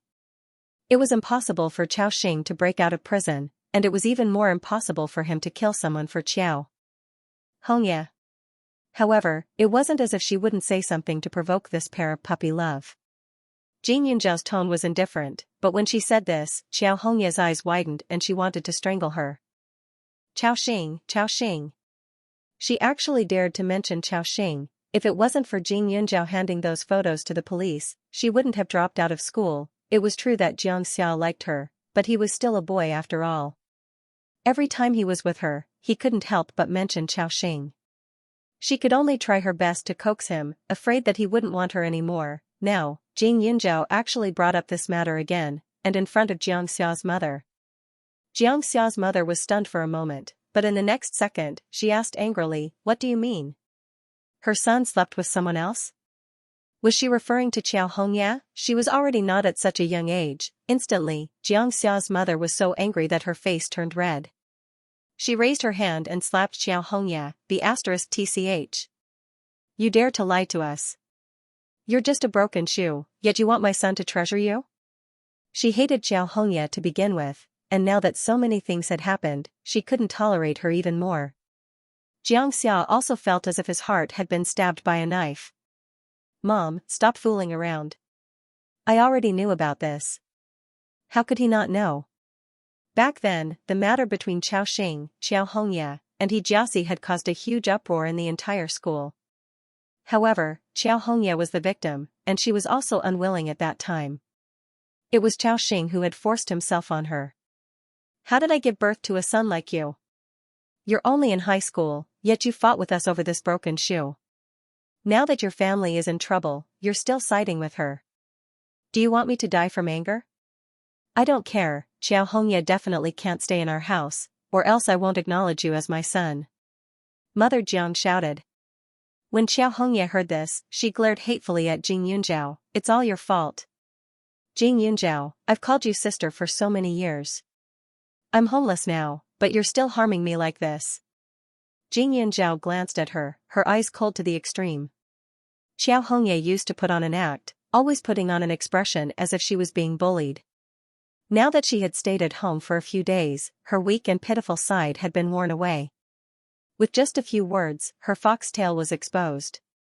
She had already treated Qiao Hongya as an enemy, but now, looking at her, she only felt that she was laughable and pitiful. This kind of Qiao Hongya was really regressing as she grew older. She wasn't as smart as she used to be. Jing Yunjiao was too lazy to bother with Qiao Hongya. Qiao Hongya felt that her attitude was condescending, making her feel uncomfortable. Not long after, news came from the hospital that the 3 victims were no longer in danger. Of course, this also showed that her emergency treatment was indispensable. There were even more family members of the victims in the tea house, surrounding Mother Jiang and the others so tightly that not even a drop of water could trickle through. The police also found the remaining heartbreak grass in the tea house. The Jiang family couldn't shirk the responsibility for this accident. At this time, the serene tea house was in a mess. Mother Jiang had always paid attention to her status and looked like a rich lady. Now that she was facing so many people, how could she maintain her previous attitude? She was extremely flustered. Xianxia had always been self-righteous. Looking at these troublemakers, his mood became more and more irritated. "Your tea house's tea almost killed my husband. Our family of 5 almost lost our support. You shameless profiteers, if you don't give me an explanation, I won't let you off. Number 1 tea house. I think it's filled with poisonous tea. This kind of lousy place shouldn't be opened. Let's smash it. Yes. Smash it." As the crowd argued, they started to fight. The tea set on the table fell to the ground in an instant, making bang-bang sounds non-stop. Jing Yunjiao stood on the other side, far away. Now that this matter had nothing to do with her, she could totally leave. It was just that there were a few people surrounding her, thanking her profusely. Moreover, the entrance was also blocked by a group of people. "Little sister, thank you so much. The doctor said that if you didn't save them in time, the 3 of them would have really lost their lives. Little classmate, you are our family's savior. Which school are you from? Later, we will personally go to your house and school to thank you. We must let everyone know that your actions are worthy of praise." Jing Yunjiao's expression was calm, while Qiao Hongya's face was filled with jealousy and resentment. What did Jing Yunjiao do to make these debt collectors so grateful? They were all negotiating with these people, but Jing Yunjiao, on the other hand, was actually so blind as to accept other people's gratitude. Since she was so powerful, shouldn't she come over and tell everyone to scram? At this moment, Xianxia was being pointed at and scolded. She felt extremely wronged. She wasn't even a member of the Jiang family. Our family is also very surprised that something happened to them, but it's not right for you to make trouble like this. Besides, my father's tea house has been open for more than 10 years and there hasn't been any problems. Who knows, it might be the three of them who are trying to frame us for benefits. Xianxia, who had been forced into a corner, said. Hearing this, Xianxia was so angry that she rolled her eyes. Idiot, although there were some people here to join in the fun, there weren't many of them. The rest were the relatives and friends of the three families. Yet, Xianxia said that they had harmed themselves and framed them. Wouldn't these family members be even angrier? As expected, Xianxia's words were like a stone that caused 3 ripples. One of the men on the other side was so angry that his face turned red. He pointed at Xianxia and said, "Look at what he's saying. Saying that we framed them. Little brother, you almost lost your life just now. Using their lives to frame you? Are you worthy? Besides, the police came just now. Are the things that they took from your kitchen fake?" Xianxia's face was red from holding back his anger. However, when he saw that his own tea house had turned into a mess, he was even angrier. Anyway, our tea leaves have never had any problems. Why are you insisting that it's our fault? Didn't the things that were taken away still not be tested? Maybe there's no problem at all. Xianxia did not agree with Xianxia's words. She knew clearly that this matter was related to the tea house. The best way to deal with it was to admit their mistake. Moreover, now was the best time to admit their mistake. Jiang Wenxing had been taken away, leaving only this widow and her child in the tea house. Whether they cried or knelt, they could do whatever they wanted. There were many men among these people who would more or less sympathize with them. When the time came, they might be able to turn this into a small matter and not have to pay much money. Now, Xianxia, this idiot who only knew how to drag them down, actually said such low-level words. He was simply looking for trouble. Little brother, you said there's no problem, right? That's good. If the police find out later that it's related to the things that were taken away, then you can go to the streets and kneel down to apologize. Can you do that? Why should I apologize? Those 3 people didn't die. Xianxia was also angry. They were only poisoned, not dead. If it was really their fault, then couldn't they just pay the medical fees? Also, their tea fees were waived. They could just not come in the future. What right did they have to make him kneel down to apologize? Fortunately, these people did not know what Xianxia was thinking. Otherwise, they would have been angered to death. Hearing Xianxia say such shocking words, Xianxia finally couldn't take it anymore. Her eyes reddened as she looked at the crowd with tear-stained eyes. "Uncles and aunties, this matter is our fault. We will definitely take responsibility for it. Xianxia is only acting like this because he's too worried about his father. Please don't make things difficult for them." When Jing Yunzhao heard this, the corner of his eyes twitched. What identity did Xianxia have now?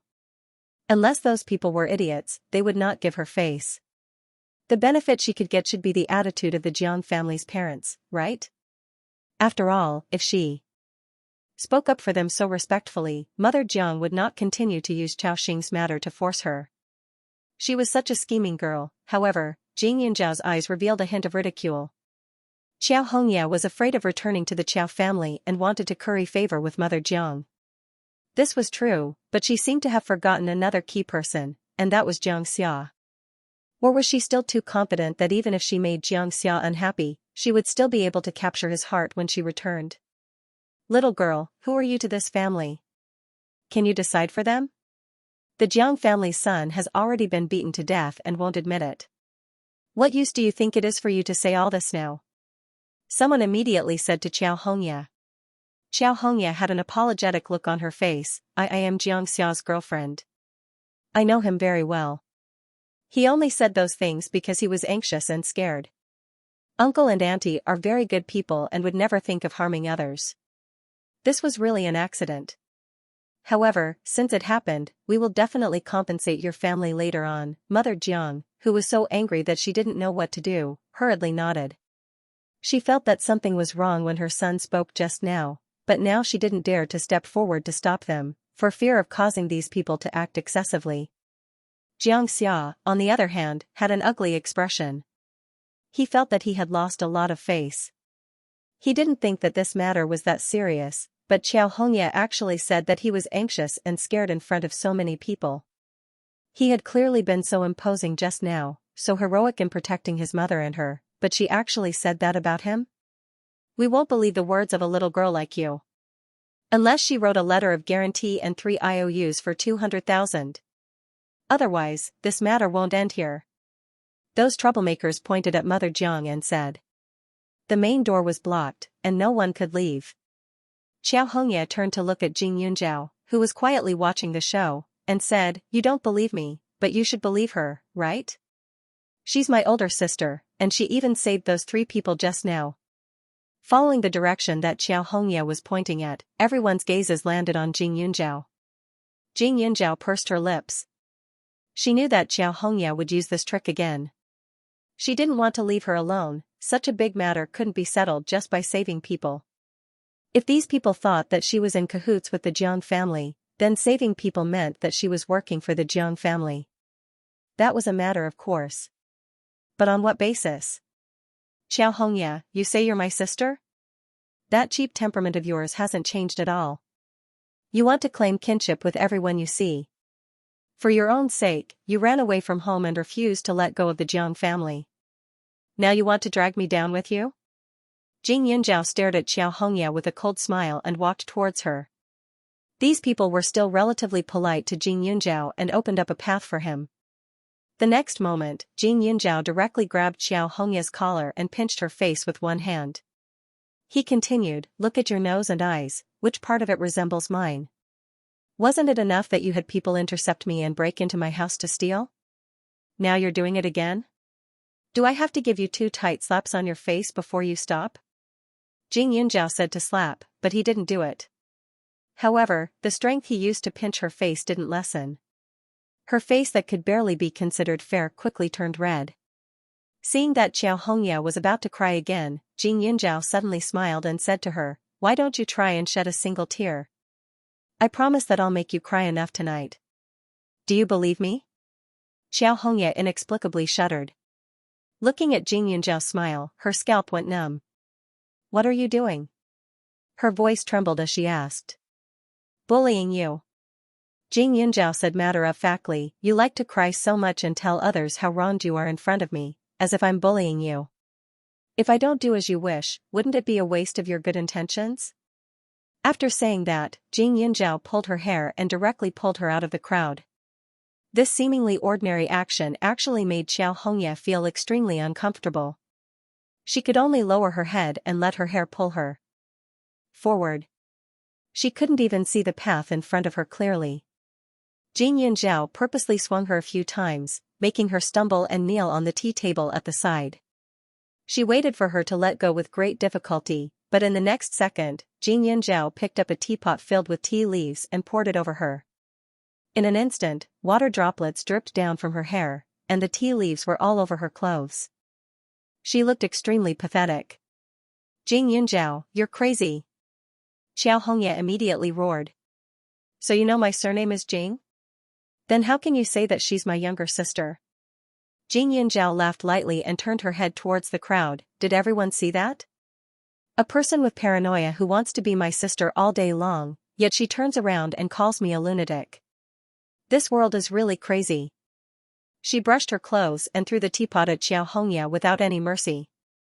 Everyone was shocked. Xiaohongye was wearing an exquisite white dress. At this time, her hair was dyed yellow and looked extremely ugly. Her hair was disheveled, and she looked like a female ghost. She glared with a look of hatred. That look made people shiver. Was this the little girl who looked so obedient and begging in front of them just now? It couldn't be, right? But the truth was, there was no mistake. Now that she said that this pair of girls were sisters, it was really impossible to believe. Moreover, they really didn't look the least bit alike. Moreover, how could sisters quarrel like this? But if they weren't sisters, then this little girl in the white dress was too hateful. She actually wanted to establish a relationship with Jing Yunjiao to plead for the Jiang family. How could the promises of this kind of person who was full of lies be trusted? Xiao Hongyan knelt on the tea table. That bit of self-esteem of hers was completely shattered. Being swept by other people's disgusted gazes, that feeling was like countless heavy hammers hammering her heart, causing her to tremble in fear. She was afraid that she would always be like this, always being looked down upon by others. Jiang family. Are you going to write an IOU or not? Xiao Hongya's thoughts were interrupted by an angry roar, causing her to shiver. Shrinking her head, she climbed down from the table, carefully not daring to make a sound. Jing Yunjiao had really changed. Previously, even though she had been schemed against by Jing Yunjiao many times in school, she still felt that Jing Yunjiao was still the unloved brat in their family. As long as she moved her mouth, Jing Yunjiao would be ashamed and unable to refute. But the truth was, she didn't know when it started, but her words no longer had any effect. No one believed her anymore. Everyone even started to think that Jing Yunjiao was the one in the right. Xiao Hongya bit her lips lightly and lowered her head, restraining the unwillingness in her eyes. Xianxia was blocked on the other side and couldn't care about her. Moreover, seeing that the people in the room were becoming more and more violent, even looking like they were going to beat someone up, Xianxia admitted defeat in his heart. Mom, you should write an IOU. Finally, Xianxia said to his mother, who was so scared that her whole body turned cold. Mother Jiang shook her head fiercely. 200,000 for a family, that would be 600,000, moreover, everything in the room had been smashed clean. Their tea house's business would definitely be affected. Also, there was her husband. She would have to spend some money to get him out, right? Then the loss wouldn't be just 600,000, she was also a businesswoman. She clearly knew that if she wrote an IOU now, it would definitely be a big blow to their family. Even though those 3 people were hospitalized, they were fine now. Even if they had to pay compensation, they didn't need to spend so much. 20,000 for a family wasn't enough? No. You can't write it.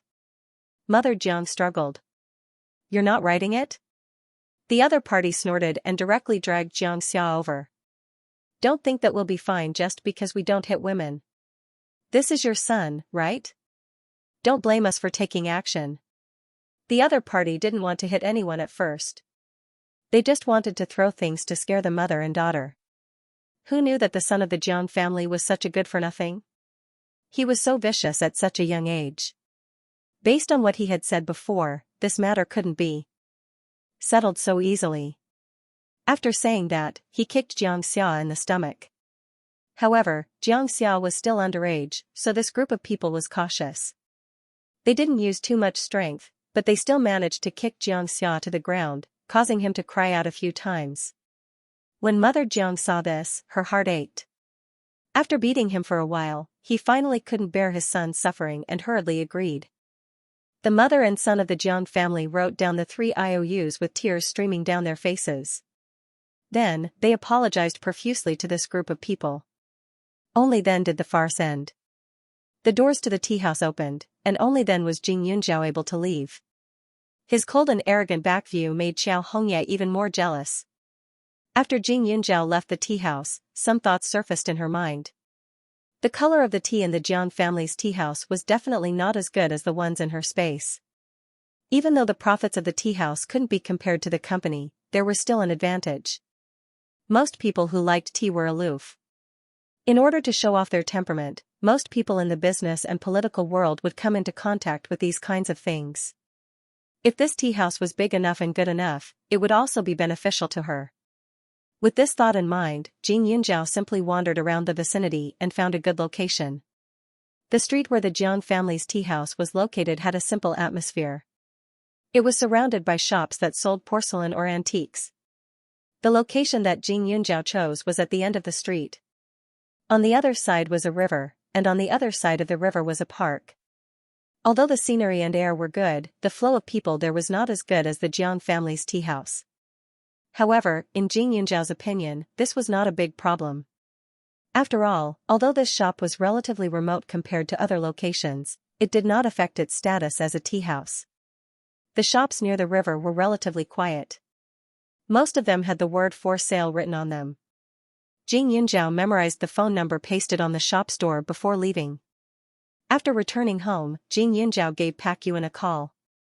On one hand, she asked him to recruit a few waiters to cook and sell tea. On the other hand, she hoped to negotiate with the owner of the shop to discuss the price. Yuling wine was currently on the rise. Although it currently had a stable income, it had invested a lot in the early stages. The capital could not be recovered so early. Therefore, the money that could be spent on this shop was not much. Jing Yunjiao also decided that if the price was too outrageous, she would temporarily rent it. The next morning, Jing Yunjiao received 5 consecutive calls.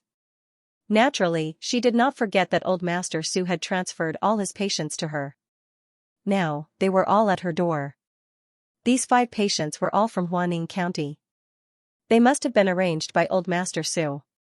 Jing Yunjiao arranged the time through the phone and left their addresses. Then, she proceeded with them one by one. Those who were able to find old Master Su definitely did not have a common cold or fever. After changing into a clean white shirt, Jing Yunjiao took the medical box that old Master Gon had given her and went out in a dignified manner. Many people in the neighborhood had seen Jing Yunjiao before. Now that they saw her carrying a medical box so early in the morning, their gazes were filled with curiosity. However, her temperament was not considered friendly. Therefore, no one asked much along the way. She took a taxi and headed straight to her destination. The place where the first family lived was a little remote. It was a residential compound, and the surrounding scenery was excellent. When Jing Yunjiao knocked on the door, she instantly heard an anxious voice coming from inside the house. "Dr. Jing?" The moment the door opened a little, the other party called out nervously. However, when he saw Jing Yunjiao's face, he was stunned. In the next second, he looked at Jing Yunjiao's surroundings. "You don't have to look. I'm the one who called you this morning," Jing Yunjiao said politely. In the morning, the other party was very enthusiastic and excited. She did exchange a few words with this person, but presumably, this family thought that the person who came was a famous old doctor. You're the miracle doctor that Elder Su introduced?" The woman's face was filled with surprise and doubt. Jing Yunjiao was surprised. "Godly doctor?" This was not something that old man Su would say. Every time old man Su watched her concoct medicinal herbs, he would usually say that she was stupid and that her skills were not good enough. He rarely praised her. "Can I go in?" Jing Yunjiao didn't deny it and asked. These people doubted her medical skills entirely because of her age. If she were to be modest at this moment, not only would it not increase their trust, it would also make them doubt her ability even more. Arrogance, in fact, was also a kind of capital. The woman who opened the door hesitated for a moment, but still nodded. Please. After speaking, Jing Yunjiao walked in. There were some flowers and plants in the courtyard, but there weren't many household items. It didn't look like a place where people lived for a long time. Entering the central room, there was an old lady and a 13 or 14-year-old boy on the bed. When Jing Yunjiao saw the old lady, she couldn't help but think of Xianxin's mother-in-law. Her heart trembled. "Mom, this is the godly doctor that Elder Su introduced. What do you think?" The woman looked at the old lady with some difficulty. This old lady was in her 70s or 80s. She was extremely thin and her skin was covered with age spots. She looked like a bag of bones, and one could almost see her bones with the naked eye. The old lady hurriedly got up and pounced over. "Godly doctor? You're the godly doctor? You must save my grandson." The corner of Jing Yunjiao's mouth twitched. She had been suspected too many times. Now that someone had suddenly appeared and called her a godly doctor, she really felt a little uncomfortable. The woman sighed. "Mom, our lure might be. The godly doctor is so young, and Elder Su isn't willing to come." "Shut up." A second ago, old Madame Su had a pleading look on her face, but in the next second, she shouted coldly, "Old Mr. Su is a man of virtue and prestige, and he never talks nonsense. Since this young doctor was introduced by old Mr., he must be a real doctor. Besides, we've brought Luer to see many doctors in the past, but all of them had unfathomable faces. Weren't they all useless?" The woman choked. "That's true." After speaking, she bowed lightly to Jing Yunjiao. Little godly doctor, I shouldn't have doubted you. I hope you won't be angry. Take a look at my son. The patient's family being so kind simply exceeded Xianxia's expectations. However, thinking about it carefully, there were still many ordinary people in this world. People like Qin Zhishui and his son weren't many. Xianxia nodded and walked to the bedside to take a look.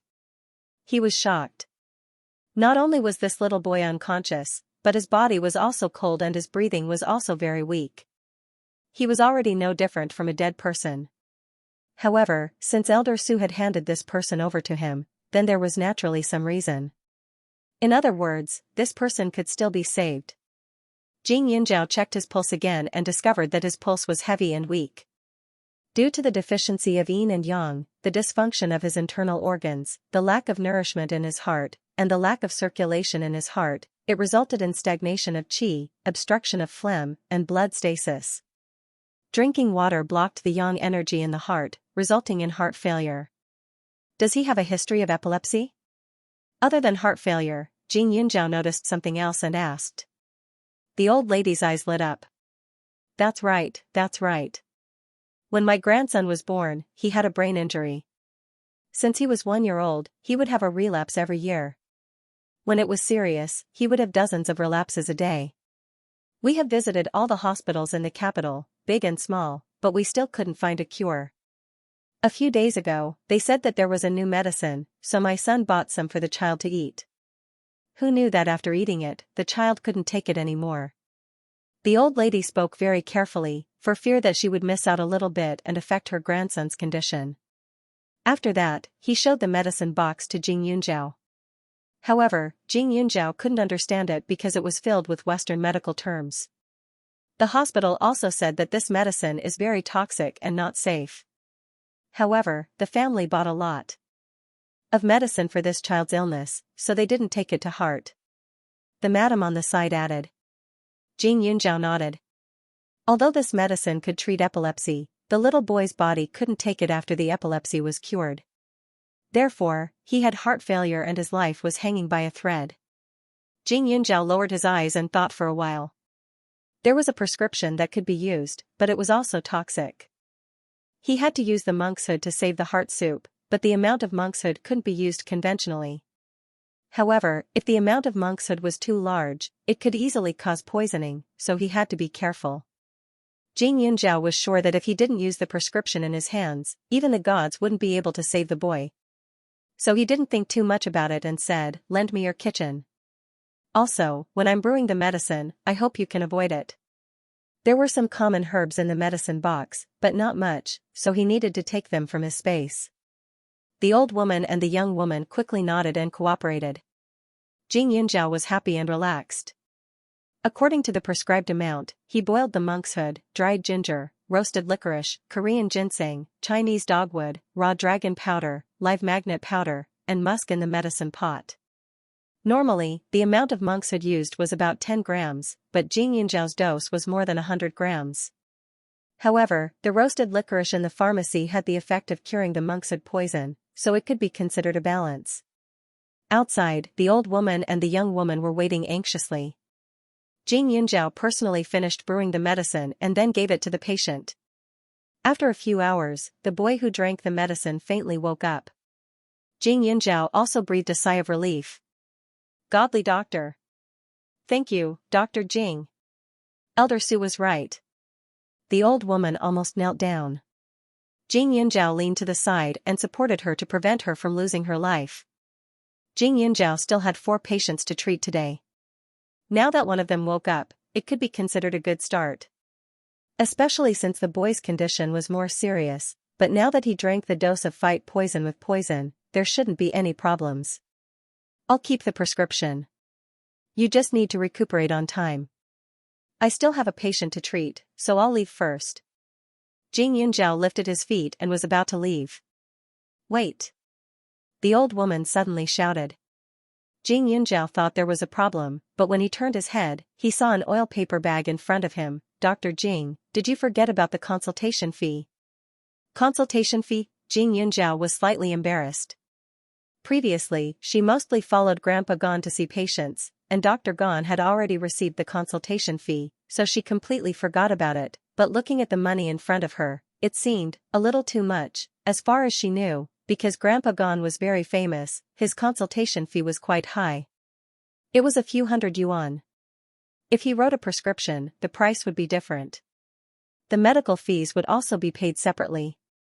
However, regardless of whether the illness was cured or not, the consultation fee would not be reduced.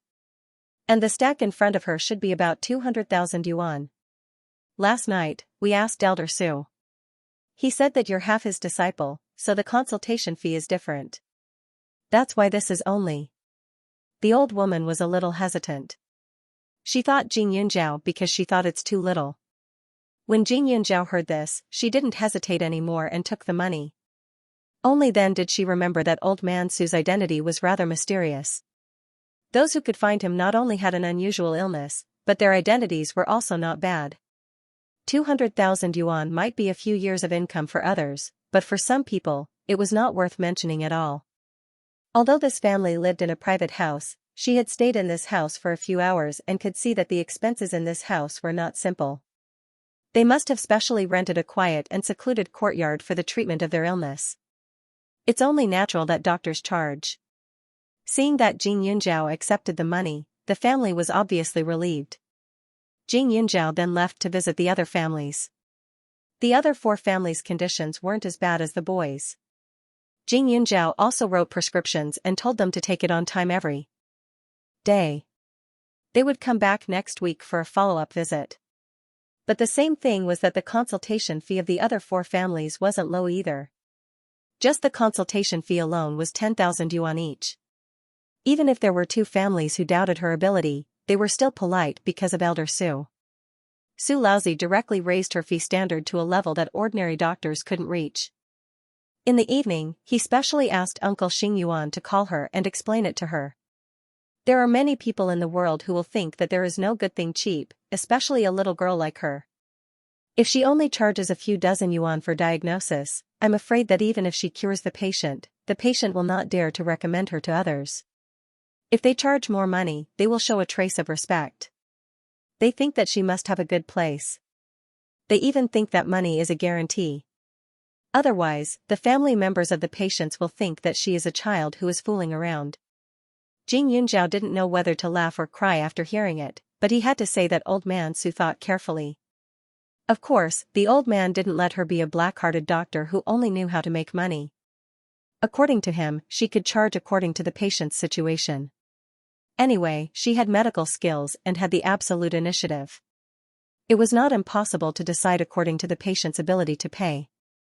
After being taught by Su Laozi, Jing Yunjiao suddenly became a lot more open-minded, but Su Laozi was afraid that Jing Yunjiao would run this way thoroughly in the future. On this Sunday, Jing Yunjiao was so busy that the sky turned dark. Going to school is a kind of relaxation for her now. Early in the morning on Monday, more than 100 people gathered outside the school. Just look at these people holding banners with a face of justice. The students passing by are puzzled. They don't know what happened at all. They all stand curiously to watch the situation from afar. Jing Yunjiao and Su Chu arrived at the school gate and saw the big words on the banner. They stopped. Women's Academy despises the poor and loves the rich. They abandon their own parents. They have talent but no virtue. Su Chu didn't think about it at all. Seeing Jing Yunjiao stop, he asked suspiciously, "What's the matter with you, cousin?" "Well, you stay away from me, or you will be in trouble later," Jing Yunjiao said. Among them, there were 20 to 30 villagers from Water Village. Previously, they had been beaten black and blue by her, so of course, she could recognize them now. There were also dozens of people. Some were holding microphones, some were holding pens and paper, and some were carrying cameras. The rest were activists who came from nowhere. They cheered for her and kept asking about the meaning of education. Aside from these, there were also some parents who were sending their children to school with concerned looks on their faces. There were also school leaders who were trying their best to deal with the situation. It was very lively. Why? Su Chu didn't understand, but when she saw Jing Yunjiao staring at the crowd, her face fell. It can't be, right? Could they be talking about Was it his cousin? Look at the banner, despise the poor and love the rich? Nonsense, Suchu was instantly enraged. She clenched her fists and said, I'll help you to reason with them. What right do I have to criticize you? They're not your biological parents. They all knew that Jing Yunzhao got the test results the night before yesterday. They didn't have a good impression of the family who claimed to be relatives. You know the truth, but others don't know. Jing Yunzhao converged her coldness and suddenly smiled. It's good to make such a big deal now. The bigger the trouble, the more miserable the family will fall. Jing's life is really hard, but poverty is not the reason to be vicious. There are many poor people in the world, and she used to be. Cousin, what are you going to do? Show them the test results? Suchu asked first, and then she associated it with herself. In an instant, her eyes became bright. Don't worry. If you want to destroy people, you must first make them crazy. Some people are still far away. Jing Yunzhao took off her school bag from her back and handed it to Suchu. She smiled peacefully, and then raised her eyes and walked over. Suchu was still pondering over Jing Yunzhao's words when the person beside her walked into the line of sight of those people. She suddenly felt that the lonely Jing Yunzhao at this moment was like a little sheep, and those who bullied her were vicious jackals with bloody mouths, waiting for her to fall into the trap. Suchu's heart was stifled with anger. Her cousin was not alone. The next second, Suchu took small steps to catch up. It's her. It's this Jing Yunzhao. She's the first in your school. One of the villagers pointed at Jing Yunzhao and said. In an instant, the others turned their heads at the same time like automatic instruments, and those cameras instantly made caw-caw sounds. The flashes were incomparably dazzling. You're Jing Yunzhao? May I ask if Jing Taijun and Wang Xinfang are really your parents? Classmate Jing Yunzhao, with what kind of mentality did you abandon your biological parents and sever ties with them? I heard that you even used your own brother to threaten your parents. Is this true? Classmate, is your boyfriend a rich family's son? Didn't he personally come to send you to school? Why did you violently beat up the villagers in Shuicheng village to vent your anger? Every sentence was like a sharp blade, and even Suchu's heart bled when she heard it. It was the first time that Suchu had seen such a horrible scene. There were so many people, and they clearly looked very kind, but the words they said were not the slightest bit considerate, as if they had a crazy hobby of digging into other people's private affairs. F***CK. A group of beasts. Suchu was stunned and did not know how to help, but Xiao Haiqing had unknowingly walked to her side and scolded. The next moment, Xiao Haiqing directly pushed away the people in front of her and barged in, standing side by side with Jing Yunzhao. Although she might not be able to help much, Suchu felt that if there was one more person by Jing Yunzhao's side, it should be a lot calmer. With this thought, Suchu also squeezed in, and stood on either side of Jing Yunzhao with Xiao Haiqing, staring at the crowd with a pair of eyes filled with hatred. The school's leaders were already at their wits' end. Teacher Qi stood in the corner with Qi Deyong beside him. Teacher Qi's back was slightly bent as he sighed. In front of him was a reporter who kept asking, "You're Jing Yunzhao's class teacher, right? May I ask how is her performance in class? Don't you think it's very unique? Are you done? Jing Yunzhao is very good. How did she offend you?" Qi Deyong saw his uncle trembling and immediately shouted angrily. He and Jing Yunzhao had been in the same class for quite some time, and the two of them were considered to be Teacher Qi's right-hand men.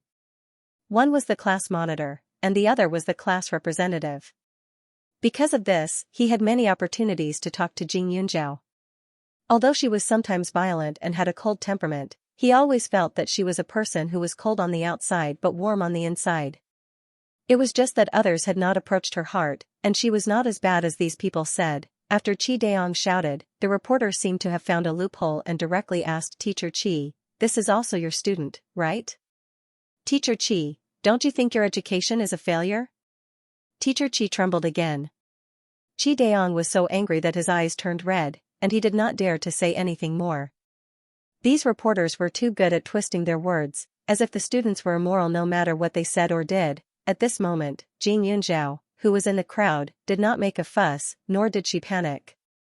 She stared coldly at everyone present, remembering every face present. She was a very vengeful person.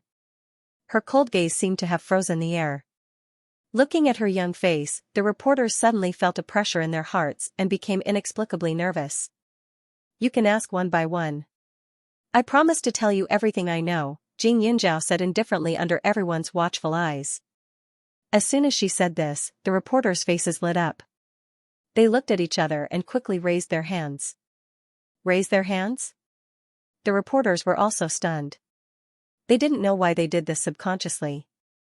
Logically speaking, when facing such a person, they only needed to throw out a few sharp questions. Why did they have to raise their hands and wait for her to choose? She wasn't some powerful person who was highly respected. How strange. You ask? Xianxia pointed at a person and asked. The reporter who was pointed at felt his heart skip a beat. He quickly said, Xianxia, I heard that you were an orphan when you were young. When you grew up, you cut ties with your adoptive parents, right? That's right. Xianxia was very straightforward. With a simple explanation, the people below were all excited.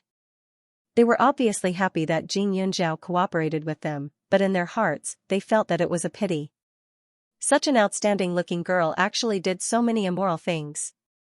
Then what kind of attitude did you have when you cut ties with them? They raised you for more than 10 years. Don't you have any feelings of gratitude in your heart? The reporter quickly asked. Xianxia suddenly smiled. That smile had a sense of vicissitudes and isolation, with some indifference and ridicule. It swept across the reporter's face, making the reporter panic. Did he ask the wrong question? Of course I have gratitude. Of course there is gratitude. Yiqin picked me up and fed me for so many years.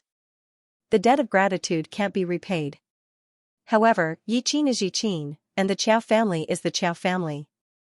Qiao Weiman has been scolding and beating me all these years as my stepfather. Back then, he caused a scene at school. The decision to sever ties was made by the town's leaders. If you think there's a problem, you can go to the town to check and see if they acknowledge it. Xianxia wasn't stupid enough to blindly smear the Qiao family's name. After all, there were some people who didn't experience the torment of those 10 years. They didn't know how a non-biological daughter who didn't receive any love had to suffer in order to live until now. They were now standing on the moral high ground, thinking that she was picked up from the streets, so any disobedience was wrong. You mean to say that it was someone else's decision to sever ties with you, and it had nothing to do with you? But Qiao Weiman, who is your adoptive father, accused you of being unfilial. Your sister also said that the whole family treats you very well. And your brother also thinks that you are willful and reckless. What do you have to say about this? The reporter's mouth was like a machine gun, shooting non-stop with a do-do-do sound. So, whatever they say is the truth. Because I'm an orphan, everything I say is a distortion of the truth, right? Xianxia maintained her smile as she retorted with a question. It sounded like a murmur, but it caused the hearts of others to tremble. Xianxia, are you trying to quibble now? The reporter did not back down. Okay, I won't quibble. Then get my adoptive father and siblings to come out. We will confront each other, Xianxia said. She had long felt that the Qiao family, the Jing family, and those people were like actors waiting to appear. They had been waiting in the corners for a long time. Once needed, they would immediately appear in front of people and hit her when she was down, so that she would be doomed eternally. Unfortunately, she, Xianxia, was here to take her life this time. Their ruckus made her understand that no matter how miserable some people were, they would still be evil. Their bad habits would even worsen. Since that was the case, what was the point of keeping them? These reporters never thought that Xianxia would so calmly request a confrontation. Their original plan wasn't like this. They wanted to wait for Xianxia to embarrass herself and admit her mistakes so that her adoptive father would appear. At that time, her adoptive father would definitely forgive her. They would also be able to show their love and tolerance as a family and spread this kind of good virtue. But now that Xianxia had spoken, they couldn't not agree. Otherwise, when this news was released, some people would think that they were making up rumors. The next moment, Qiao Weiman and Xiao Hongya were pushed out by the crowd. Qiao Weiman was wearing a clean suit that had been specially groomed. His hair was also styled. Although he was nearing 40 years old, he looked very energetic and young. His head was raised and his chest was puffed out. His clean leather shoes were shiny as if he was a leader inspecting. When he looked at Jin Yunjiao, disgust flashed in his eyes. But in the next moment, he continued to put on an act, looking like a very reasonable and kind father. Xiao Hongye was also standing beside Xiao Weimin. She was wearing a pink dress with a small jacket wrapped around her upper body, revealing her fair calves. She was also wearing a pair of high-heeled sandals that weren't too exaggerated, making her look slender and elegant, natural and unrestrained. Her gentle and cute face contrasted sharply with Jin Yunjiao's cold and arrogant appearance, making her look like a little sister next door. This made everyone feel that she was definitely a virtuous little girl who was easy to get along with. It was this pair of father and daughter, revealing the exact same temperament and personality in their bones. As for Qiao Zizhou, he didn't come. No matter how stupid Jin Yunjiao was, he knew that it wasn't that Qiao Zizhou didn't want to come, but that he didn't like being surrounded by so many cameras. If he became famous because of this, he would definitely lose face. Moreover, he didn't know Jin Yunjiao at all, so he didn't want to make a mistake. But if Jin Yunjiao admitted his mistake in front of everyone, perhaps this younger brother would show his face to express his magnanimity of not bickering with a woman. That's why genes are sometimes really powerful. At this moment, Xiao Weimin and Xiao Hongye's appearance attracted the attention of many people. Those reporters, villagers, and a group of relatives and friends who came out of nowhere looked at Jin Yunjiao with disgust, looking as if they wanted to see what else he had to say. At this moment, Xiao Hongye wanted nothing more than to laugh out loud. She wanted nothing more than to point at Jin Yunjiao's spine and curse her for being a slut. The day before yesterday, Jin Yunjiao had broken her herbal tea, but yesterday, someone had come to the door. Only then did she know how big of a mess Jin Yunjiao had made. Someone posted a post on the internet with Jin Yunjiao's name written on it. The post said that Jin Yunjiao despised the poor and loved the rich, so he abused his biological parents, relatives, and friends. The post even included a copy of the paternity test results, which had the stamp of a big hospital in Ning City, so it couldn't be faked. Similarly, there were also some photos of his parents' daily lives, to prove how hard the couple worked to raise their family. After the post came out, it went viral for some reason. Then, some reporters went to the Qiao family to ask around. Seeing that Jin Yunjiao had become so famous, she was simply going crazy with joy, so what if she was arrogant and egotistical? From today onwards, she would become a complete joke. The school wouldn't tolerate her, and the society wouldn't tolerate her. Everyone would want to beat her up, even more than she had in the past. Xiao Hongye's eyes were burning, and her little face was flushed red with excitement. She looked extremely cute. Sister. Just admit your mistake. Everything will be fine after you admit your mistake. Everyone will forgive you. Xiao Hongye opened her mouth amidst everyone's expectations. Kind and sensible, this was the label that everyone had given Xiao Hongye at this moment. Jin Yunjiao lowered his head and looked at her, coldly opening his mouth. You guys found this kind of thing to slander me? How can you believe her words? Xiao Hongye's face paled, and everyone was stunned. The reporters were even more excited. This was evidence of Jin Yunjiao's arrogance, saying such words to his sister who had been with him for more than 10 years, bullying his biological parents and beating up villagers wasn't something that he couldn't do. Ka. The sound of camera taking became more and more incessant. Jin Yunjiao, you're too much to your own sister. Don't tell me you think that grades represent everything? The reporter immediately provoked. Grades can't, but I've never felt that there was a problem with my character. Jin Yunjiao said matter-of-factly, on the contrary, I feel that there's something wrong with your eyes. Your 3 views are all twisted and sinister. You guys went to the Qiao family and even asked them to prove how vile I am. Simply laughable. Don't tell me you guys didn't check when you were looking for someone? How is Qiao Weimin's reputation in town? How is Qiao Hongye's reputation? Especially Qiao Hongye, what kind of person is she? Don't you care? You guys have the advantage in numbers, and I'm alone. So I'm in the wrong? I'd like to ask, what right does Qiao Hongye have to question me? Jin Yunjiao approached Qiao Hongye and said sternly, you dropped out of school, right? Don't tell me you've forgotten why you dropped out? Or do you want me to help you recall it bit by bit? Fine, you won't say it, you'll hide it, and you'll continue to pretend. Then I'll do it. You hooked up with a hoodlum called Xianxia. Since junior high, you've been harassing me outside of school. Sometimes you'd beat me up, sometimes you'd rob me. At that time I was weak and didn't dare to say anything. There was no one at home to support me, so I could only endure it. After I entered senior high school, your actions became worse, causing me to lose all my reputation in the school. Even after I used all my means to explain away the rumors, there were still some people who believed those nonsense. Xianxia, do you think that you can hide your true nature and the things you've done just because you're wearing a gorgeous dress? I still have a copy of the photo of you and Xianxia together. You have real evidence of stealing and destroying things everywhere. Oh right, I almost forgot. You and Xianxia kidnapped a girl.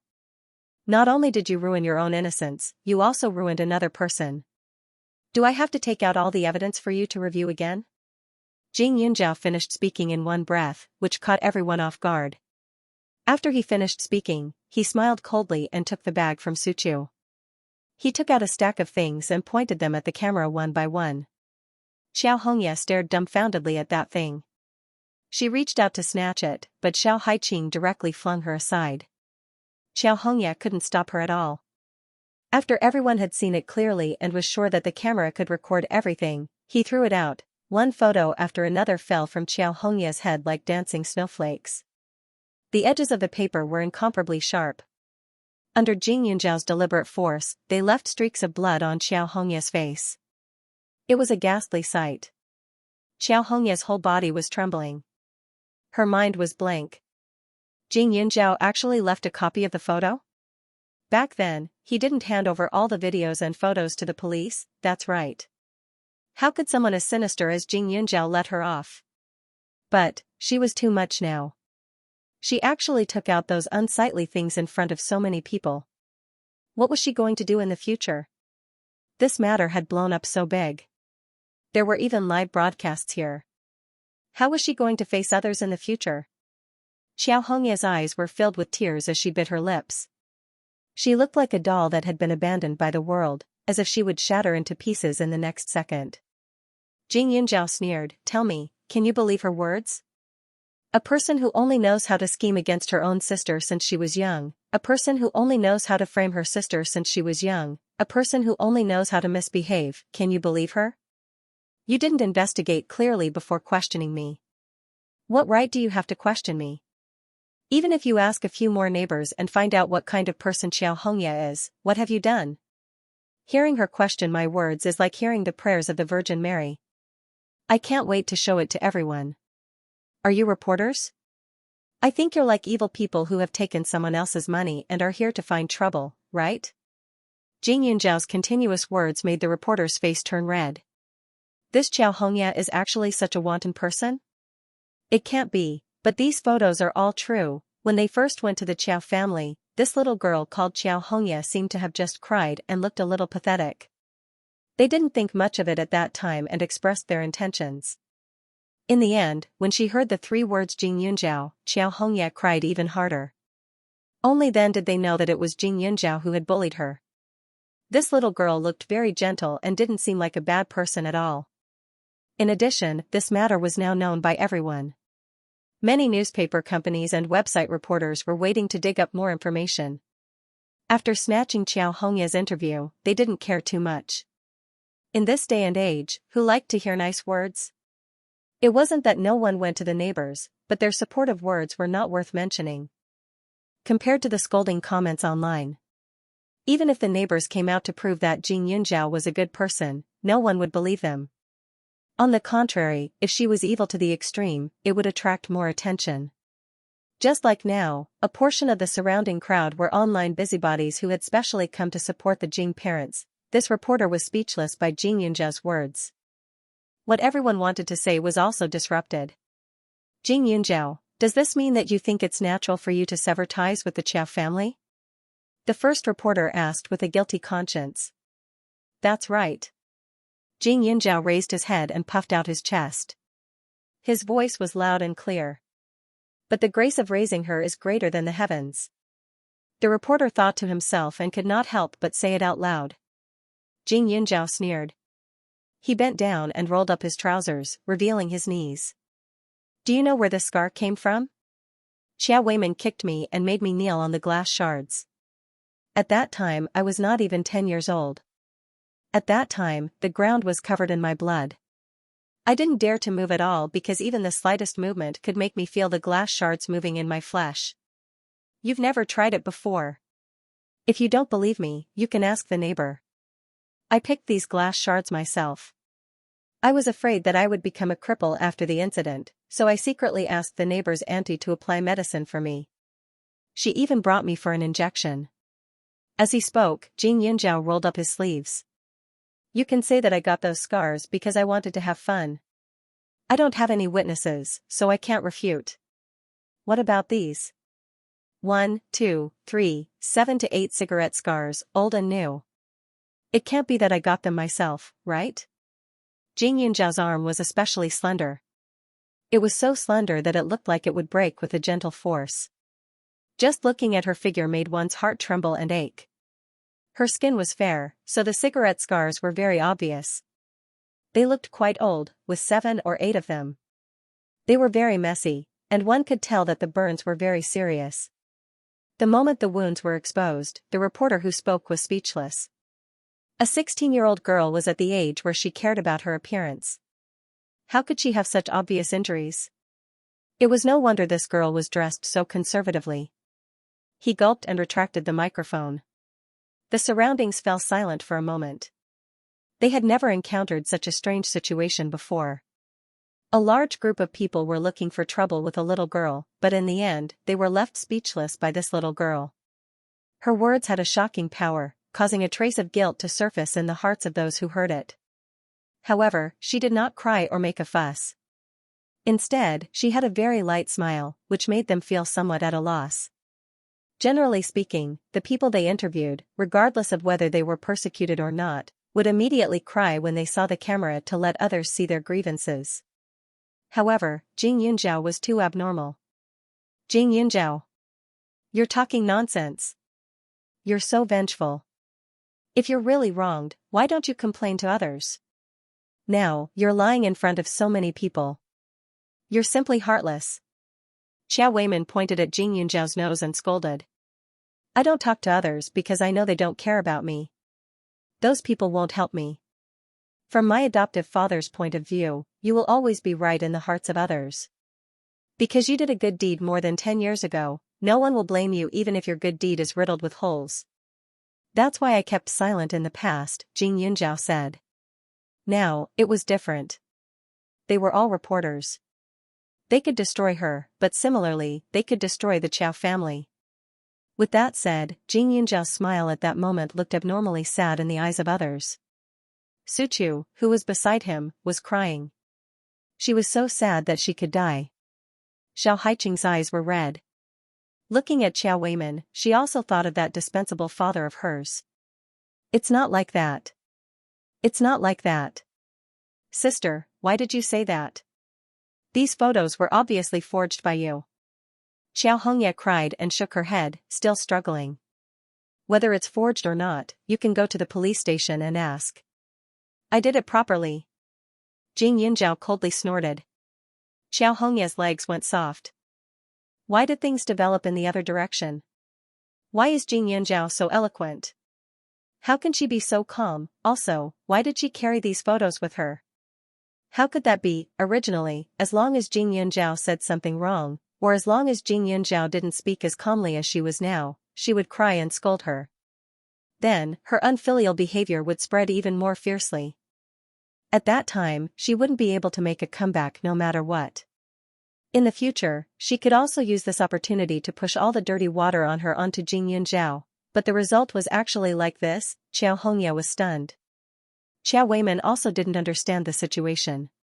He knew that his eloquence wasn't as good as Jing Yunjiao's. He grabbed the reporter and said angrily, "What nonsense did you let her say? You let her apologize?" The reporter's mouth twitched. She leaned to the side and made room for someone else. She didn't have the ability to ask anymore. Let her digest what Jing Yunjiao had just said first. Also, she was really frightened just now. The injuries on Jing Yunjiao's legs and arms were really serious. It was a ghastly sight. She was only 16 years old. She couldn't imagine how a child could endure such abuse. The reporter took a step back. Another reporter saw that everyone was in a daze and immediately squeezed Xiao Weiman to the side. He opened his mouth and said, "Jing Yunzhao, even if what you said before was true, this isn't a reason for you to despise the poor and favor the rich. If your adoptive parents didn't treat you well, then when your biological parents came looking for you, you should cherish them even more. But why did you refuse to acknowledge them?" Jing Yunzhao thought of the most authoritative paternity test in his bag and felt extremely relieved. Hearing this question, he only felt that it was funny. "Then why do you think I should acknowledge them?" "They are your biological parents," the reporter said matter-of-factly. "How many children does the Jing family have?" Jing Yunzhao smiled and suddenly felt that it was a little irrelevant.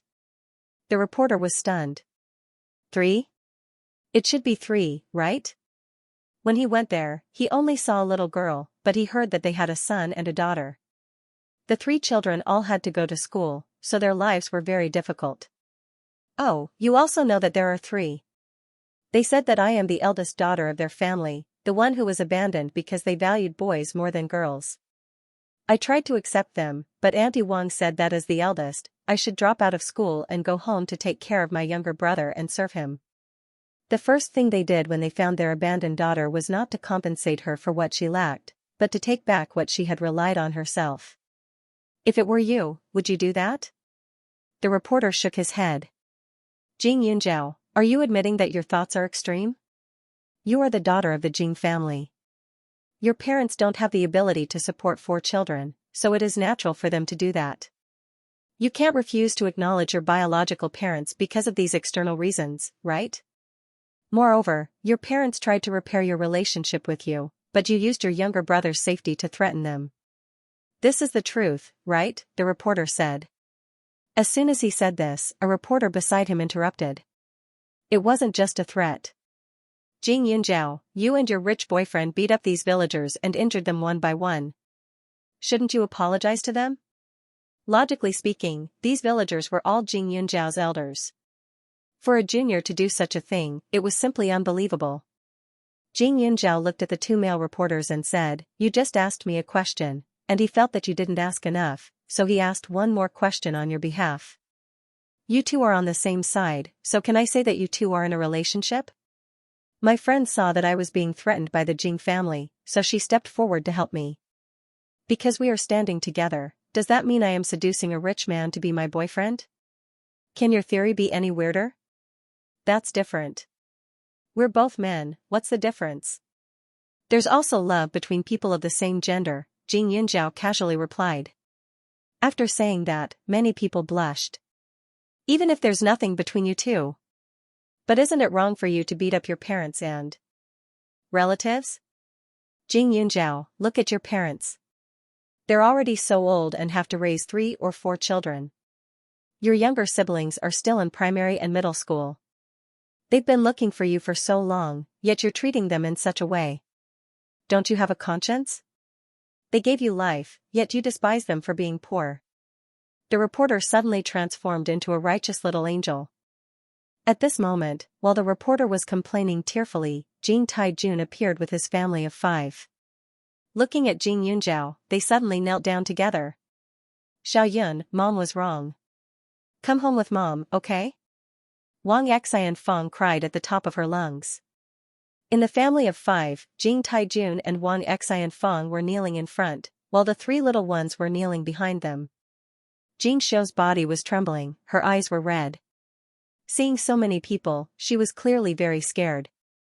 She bit her lips, and her hand was tightly held by Jing Ling. Jing Ming Kai was somewhat indignant. He had never knelt since he was young, but this time, he was kneeling to a big sister that he didn't like. Wang Xian Fong's face was filled with suffering, and Jing Taijun looked even more pitiful than her. An unyielding big man, the moment he knelt, his face was filled with humiliation and helplessness, making the people around him cry. Xiao Haiqing and Suchu were also shocked, but in the next second they glared angrily. Xiao Haiqing subconsciously wanted to speak, but after thinking carefully, she took back her words. "Let them kneel. That's how it should be, the more you say, the more mistakes you make." Xiaoyun, if you like to go to school, then even if we have to sell everything, we will still support you. Before, Mom only said those words in a moment of anger, don't take it to heart. Wang Xianfeng wiped her tears and continued, child, no matter what you did wrong, you are still a member of our family. It's all our fault. If we found you earlier, then maybe you wouldn't have suffered so much. Jing Yunzhao stood in front of them, looked at them, and chuckled. Jing Yunzhao.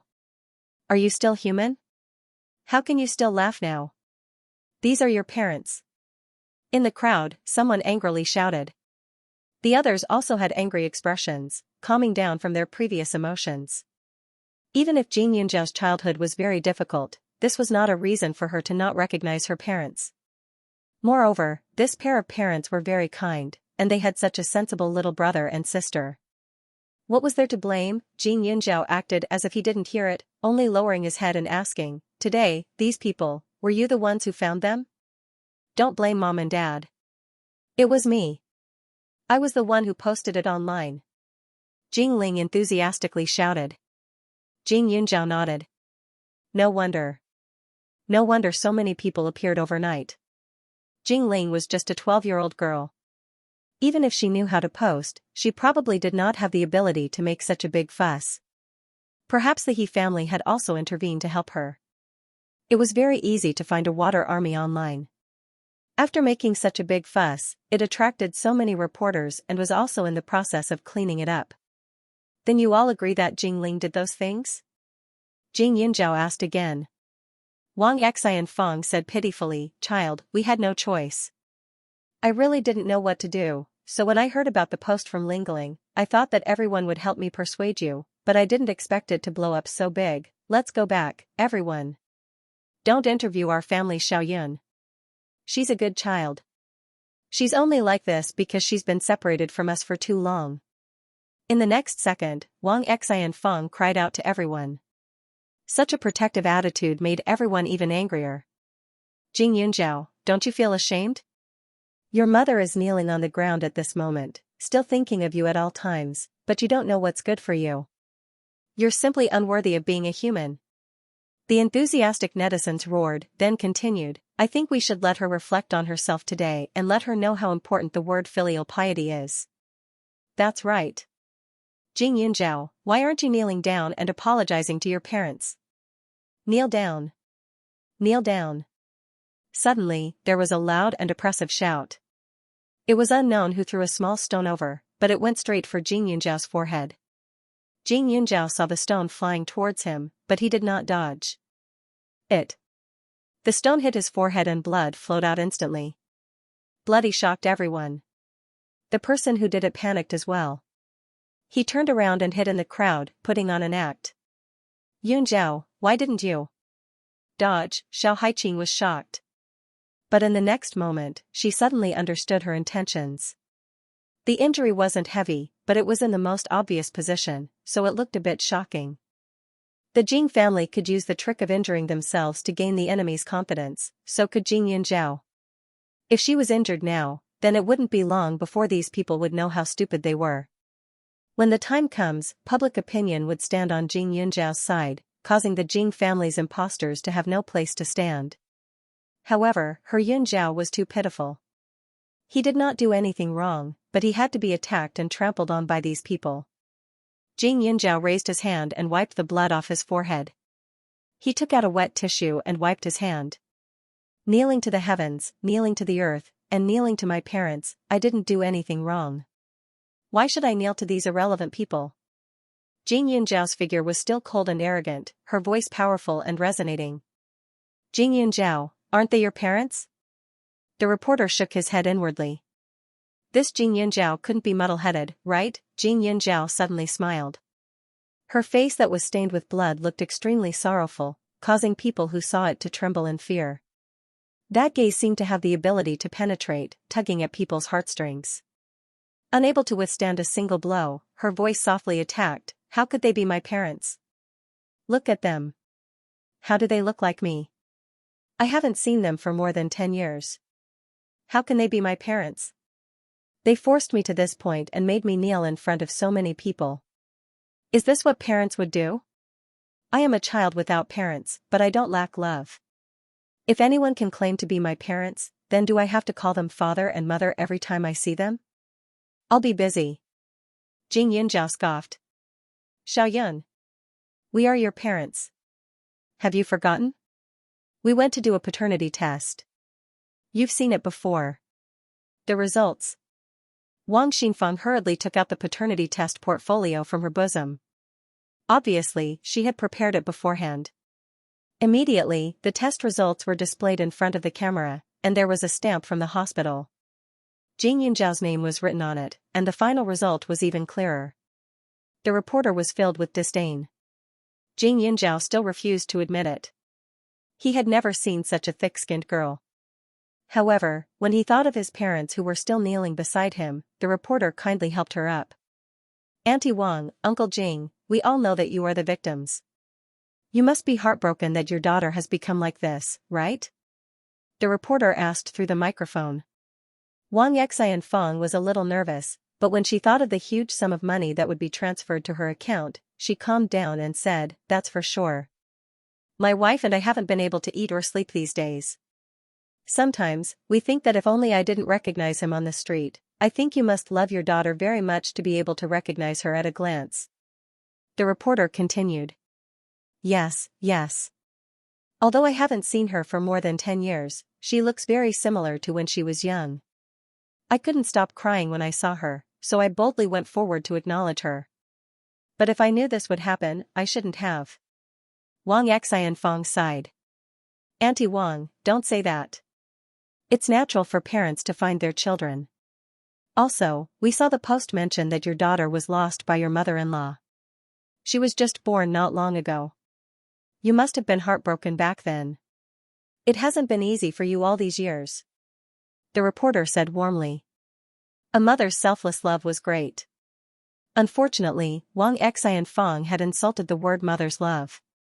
Her love was all for her son, Jing Mingkai. The reporter saw that this family was so honest and asked a few more questions. When Wang Xianfeng was almost done crying, the reporter turned to look at the 3 children.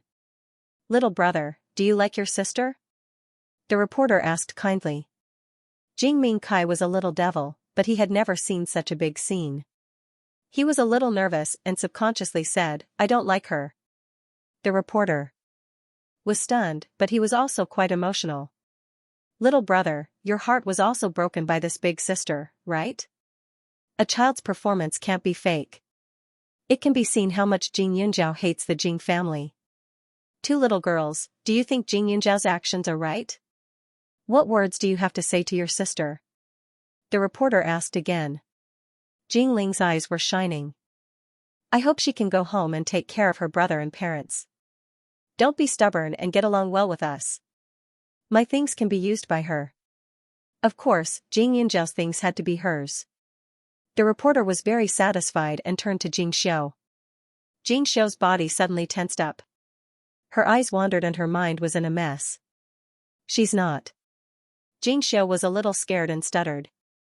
Especially when she saw the blood on Jing Yunjiao's forehead, she felt even more guilty. If only she had told Jing Yunjiao earlier. If only she could have stopped her parents. She's not my sister. My sister is already dead. Jing Xiu cried and told the truth. Wang Xianfeng and Jing Taijun heard this and their faces changed. What nonsense are you talking about? Jing Xiu immediately retracted her head in fear.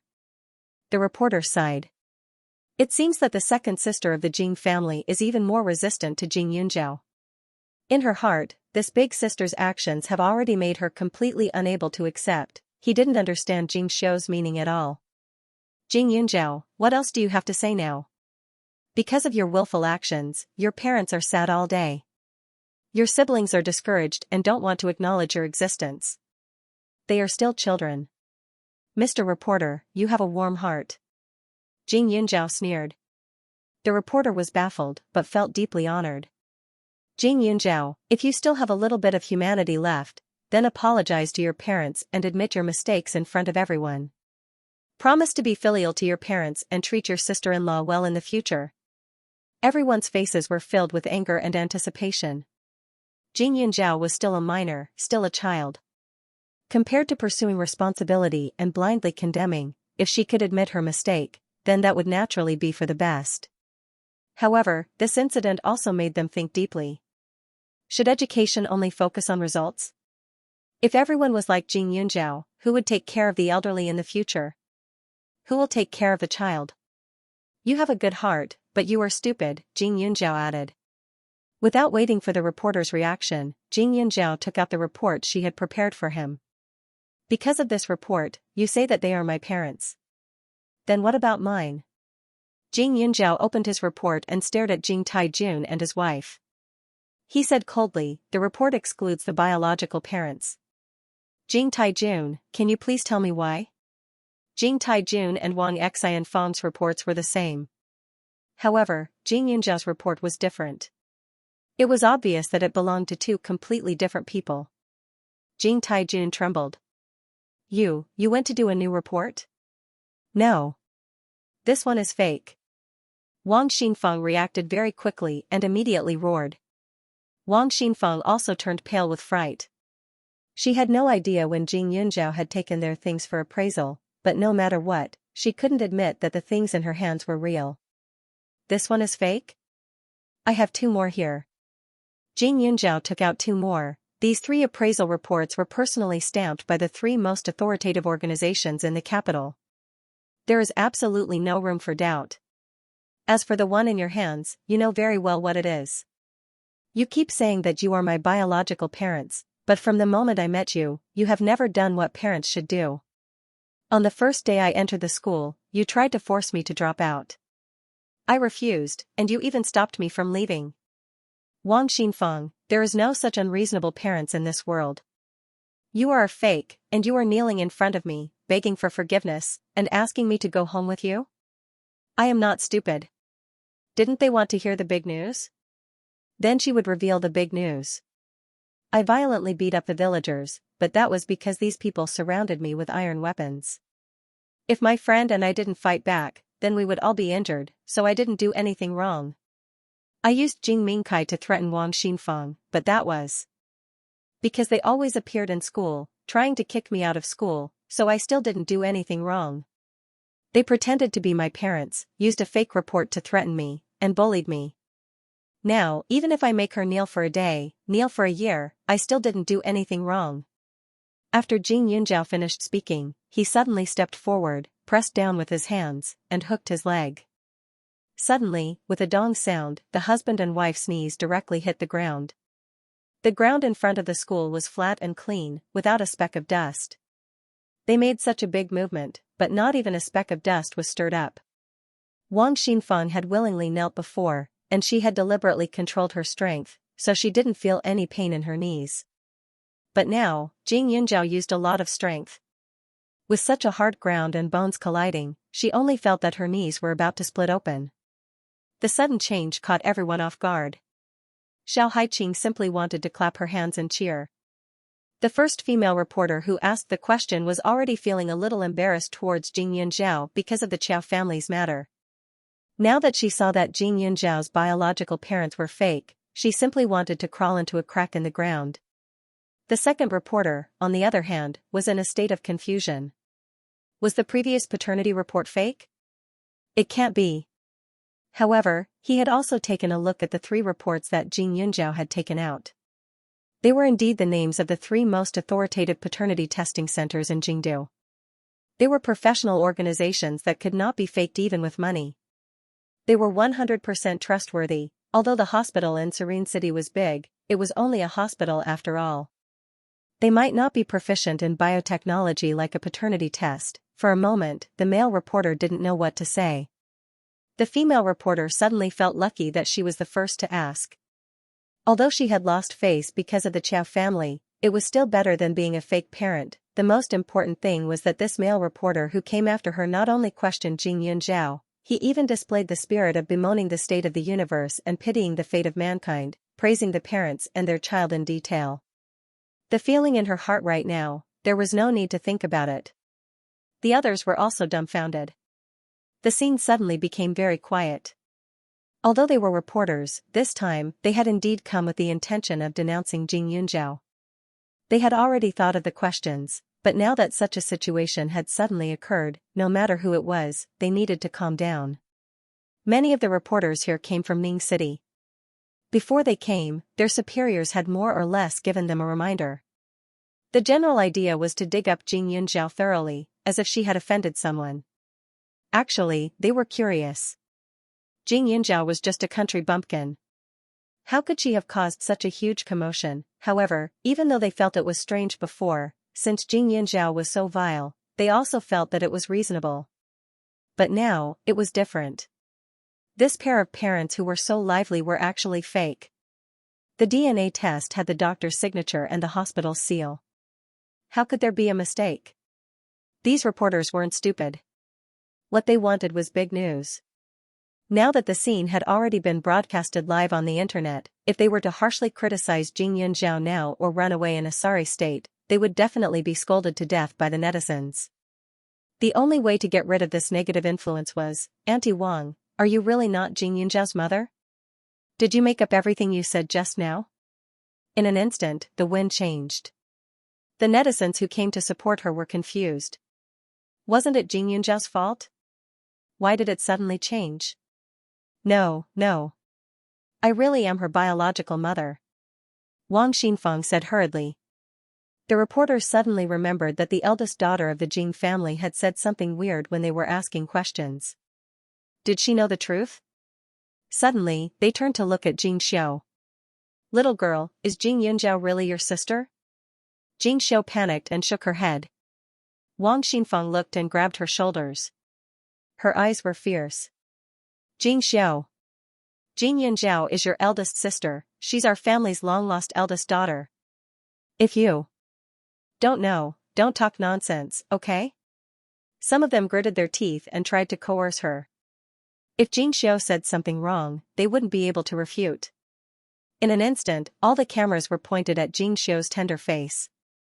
"Is this all you reporters can do? You forced me at first, and now you're forcing Jing Xiao. Are your verbal attacks not enough? How many times do you want to throw stones?" Jing Yunzhao's cold voice drifted over. She would not let the Jing family off, except for Jing Xiao. This little girl reminded her of herself in her previous life. She was a little confused and scared, weak on the outside but stubborn on the inside. Jing Xiao raised her head and bit her lip. It was not that she did not want to say it, but no matter how wrong her parents were, they were still her parents. After all, Jing Yunzhao was not her biological child. No matter what she did, her family could not do anything to her in the future.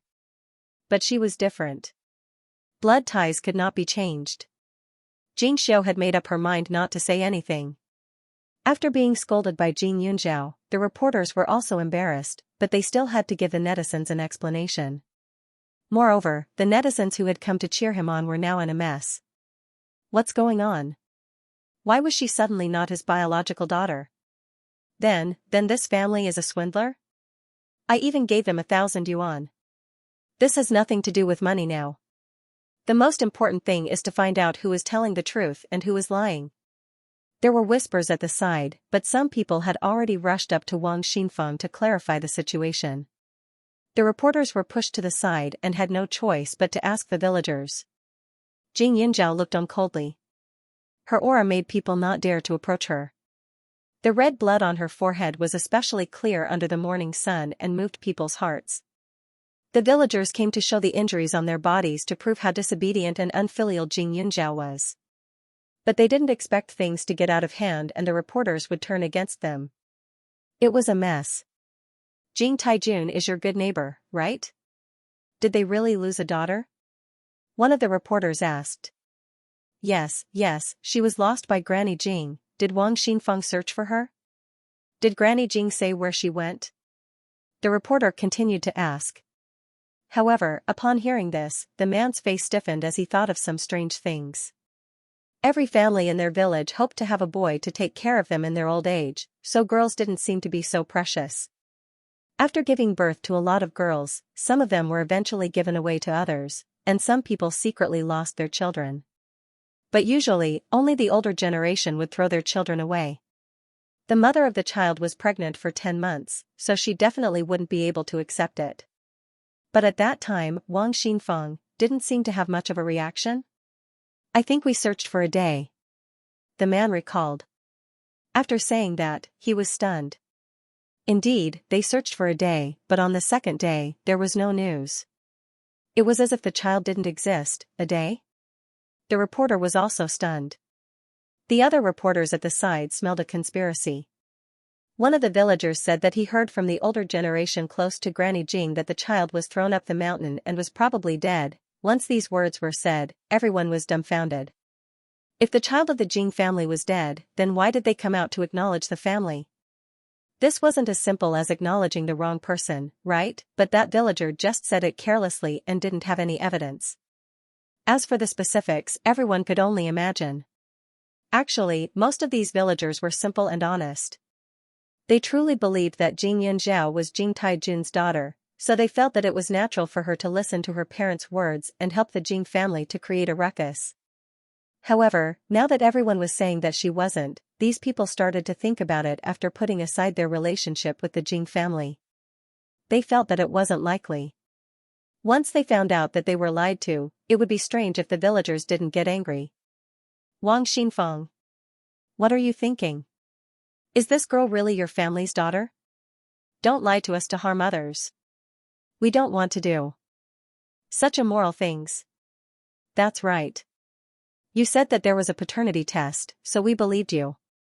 We only helped you because we've been neighbors for decades. Didn't you promise to give each of us 100 yuan if we came? Now that things have turned out this way, you won't refuse to give me the money, right? Wang Xinfeng felt like vomiting blood when she heard the endless criticism. Weren't these people helping her before? But now, they're actually siding with outsiders.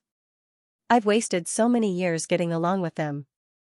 Wang Xinfeng, I just need to find a lawyer and use the report in your hands to make that hospital apologize to me obediently and compensate me. The doctor who helped you fake the report won't be able to escape. Guess what that doctor will say when the time comes? There were some people he didn't dare to offend, but he would definitely be exposed. At that time, he would be accused of fraud. Neither of you will be able to escape. At that time, your son. Before Jing Yunzhao could finish, Wang Xinfeng immediately held Jing Mingkai in her arms. Don't you dare touch my son. I'll talk. Wang Xinfeng glared at Jing Yunzhao as if she had a deep grudge against her. Jing Yunzhao relaxed as soon as Wang Xinfeng relented. She was just bluffing. Regardless of whether she said it or not, she would still be charged. As long as she opened her mouth, it would be a fact. She couldn't change it even if she wanted to. This matter was so big that it would be more lively on the internet than in reality. Even if she didn't sue Wang Xinfeng and Jing Taijun, the prosecutor's office would prosecute them. As the victim, she couldn't even withdraw the lawsuit. The two couldn't escape even if they wanted to. Although this family was pitiful, who wasn't pitiful? If they could frame others just because they were pitiful, the world would have been in chaos. Wang Xinfeng hugged Jing Mingkai tightly and gritted her teeth. It's fake. The test report in my hand is fake. A rich lady I didn't know came to me and asked me to pretend to be your parents. This test was actually done using my shower's blood sample. She gave me a photo of you and sent someone to follow you. After finding you, she asked me to come forward and acknowledge you. She even gave me 30,000 yuan and said that she would give me more after the matter was settled. Jing Yunzhao, is this enough? I didn't start this matter. You offended her. Wang Xinfeng said angrily. She wouldn't change. Jing Yunzhao looked at the trembling Jing Xiao and asked, you used Jing Xiao's blood sample? Does she know? Wang Xinfeng was as stupid as a pig. How would others look at Jing Xiao if she exposed Jing Xiao in front of so many people? They would definitely think that she was the same as this bastard mother. Jing Xiao would always be labeled as an accomplice in deceiving others. If she didn't speak nonsense, others would still think that Jing Xiao was a child who didn't know what her parents wanted to do. But when it came to the test, it was different. If it was Jing Mingkai, Wang Xinfeng would definitely think more. But she didn't think much about Jing Xiao. She didn't know. I heard that they needed a blood sample, so I went to the clinic to borrow a syringe. I learned from the nurse and drew a can. When she said this, the onlookers looked at Jing Xiao with sympathy. This was her biological mother. How could she treat her biological daughter like this? Only now did Xianxia remember that her parents had drawn blood for her. Her face instantly turned pale. What did they say at that time? She said that she had been working hard since she was a child, and in less than a year, she was going to have her middle school exams. She wanted to draw some blood to check her body condition so that she could nourish her body according to the doctor's advice. Actually, at that time, she also felt strange. Her parents never cared much about her, but after all, they had said so. She was also a little excited, so she agreed without hesitation. Now that she thought about it, it was no wonder that her parents' expressions were so ugly when she asked her younger brother to check it out. It turned out that they couldn't bear to part with him. She was not good with words since she was young. She was not like Jingling, who knew how to please her parents. She also could not become a boy, so she could only accept her fate and be a good girl.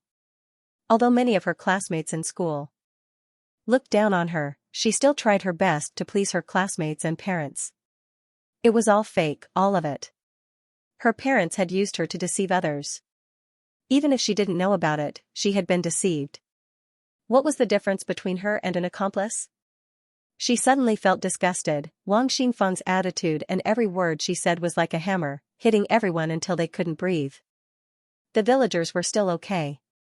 They already knew that the Jing family didn't love their daughter, so they didn't feel surprised. But these reporters and enthusiastic netizens felt like they had swallowed a bunch of dead flies. They thought that they were upholding justice, but it turned out that they were accomplices to a villain. There were so many reporters here, and most of them were here to attack Jing Yunzhao. They wanted a bright future, and since their boss mentioned that he wanted Jing Yunzhao, this girl, to receive retribution, then they would do their best to fulfill their duties.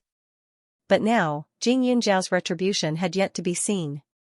Instead, it was them, the ones who were targeting Jing Yunzhao, who would be busy for a while. Looking at the wound on her forehead, the more they looked at it, the more distressed they felt. The netizens who came to support her felt extremely guilty at this time. She had abused a little girl who had been wronged since she was young, and in front of so many adults, they would be scolded to death, wouldn't they? Those who were involved in this matter would be attacked by netizens one after another, wouldn't they? They had a feeling that life would not be too good for a while. At this moment, the people who reacted quickly had already started to ask Wang Xinfeng who the rich lady was. Unfortunately, although Wang Xinfeng knew that the other party called herself Mrs. He, she did not know her name. No matter how these people asked, they would not be able to get an answer. As for the reporters, they couldn't help but be careful. As small reporters, they couldn't come into contact with too many high-level things, but they also knew that some families couldn't be provoked. Otherwise, their small companies would be destroyed in the blink of an eye. Even if there were a few reporters who knew who the attacker was, they did not say a word and remained silent. Everyone tacitly did not ask Jing Yunzhao more. On one hand, they were ashamed, and on the other hand, they felt that it was blasphemous. At this moment, Jing Yunzhao stood there with a strong aura. There was a bit of contempt in her eyes, which made everyone feel that they could not raise their heads, as if they were a joke. Jing Yunzhao's appearance and attitude made people feel an indescribable heartache and admiration. Her expression was clean, as usual. Under the sun, her eyes seemed to shine with a bright light. She was fascinated but unfathomable. They could not believe that they had treated such a calm and indifferent girl as a morally corrupt person. The school teachers present breathed a sigh of relief. The reporters did not dare to get close to Jing Yunzhao, but they chatted with her for a while. It was rare that they were not as confrontational as before, and they did not dare to pick on her. However, these questions were mostly about Jing Yunzhao's situation in school. Without a doubt, the teachers' answers made the reporters who asked the questions secretly click their tongues. In the past year, no matter which subject he was in, he had never fallen from the first place. He had participated in several competitions and gained fame for the school. Jing Yunzhao's reputation had improved a lot. Although there were still some people who didn't like her due to Qiao Hongya's influence, they didn't view her as an enemy. Now that they saw so many people besieging her, they couldn't help but feel some sympathy and righteous indignation. Therefore, when the reporters asked questions, some of them worshipped Jing Yunzhao fiercely, some of them used all kinds of things to prove that although she was cold and aloof, she would never bully her classmates, and the rest disdained to flatter Jing Yunzhao, but they also spoke the truth. Instead, it was more realistic. Compared to Jing Yunjiao, the Qiao family and Jing family's people were like eggplants that had been hit by frost, completely wilting. Only then did the two families truly understand what it meant to lose reputation. The injury on Jing Yunjiao's forehead magnified the effect of their actions. At this moment, facing the anger of the crowd, Jing Yunjiao could imagine what their future days would be like. The scene that was originally a big fuss had turned into a joke. When Jing Yunjiao stepped into the school grounds, everyone relaxed and had the intention of escaping in a sorry state. It's finally over. Yunjiao, it's really dangerous this time. Fortunately, Li Xiao sent the identification report to you in advance. Otherwise, we can't explain it clearly even if we have 10 mouths. Xiao Haiqing and Suchu stayed with Jing Yunjiao in the infirmary and cleaned her wound. Suchu nodded and agreed. These people were really terrifying. Especially when they came with the mentality of upholding justice, as if all the resistance of others was a great sin and unpardonable evil. If it wasn't for the fact that they had the most favorable evidence, then wouldn't they have been swallowed alive by them? Moreover, if there was no identification report, they would also list the parent-child relationship as a fact. If Jing Yunjiao cooperated and admitted her mistake, those people would criticize her severely and ask her to show her sincerity. They would even observe her actions for a long time in the future. If she didn't cooperate, they would not let her go. It was bound to be a hot speculation, and she would become everyone's target. In short, no matter what she did, in the eyes of those righteous people, it was wrong. Even if they later added in the real test report, no one would believe it. Even if the heat of this matter had already passed, with the gossip at the beginning satisfying their inner sense of justice, the truth at the end might not be so important anymore. It also meant that Jing Yunjiao would be misunderstood by the world for a lifetime. Cousin, you must thank that Li Xiao well. He has helped a lot. Suchu was grateful. After that, looking at Jing Yunjiao's wound, she curled her lips. Cousin, why don't you hide? This scar will stay on your face for a long time. In addition to the wound on her cousin's face, there was no flaw at all, and her skin was getting better and better. The person who did it behind her back was simply vicious. Jing Yunjiao raised her eyes and smiled at Xiao Haiqing. It's clear that Yunjiao's forehead is not injured in vain. Xiao Haiqing's movements became softer and softer. Everyone would remember the pain and humiliation she suffered at that moment. The color of blood would always be the best thing to reinforce other people's memories. Moreover, there were so many cameras, so many reporters, and even some parents on the periphery recording the whole process with their mobile phones. They didn't even need to investigate who did it. Someone would naturally find out. You think it's over, right? Xiao Haiqing asked Suchu with a smile. Suchu was confused. That's right? The reporters ran away with their tails between their legs. Some of the so-called enthusiastic netizens also left. Only a few people surrounded the Jing family and asked them for the money they had donated. It had nothing to do with them anymore. Suchu liked to think about things on the surface, but she was not stupid. After being reminded by Xiao Haiqing, her eyes lit up instantly. It's not that it hasn't ended, it's just the beginning. Suchu revealed a soft and cute smile as she chuckled. Yes, it's just the beginning. Jing Yunjiao's mouth was slightly hooked. Her eyes were cold, but they disappeared in a flash. The three girls knew each other's intentions and didn't say much. Gan Jinchen, Tang Zihua, and Qi Daong also came to see the situation of Jing Yunjiao. They found that although her wound bled a lot at the time, it was not particularly serious. She would be fine after a period of rest.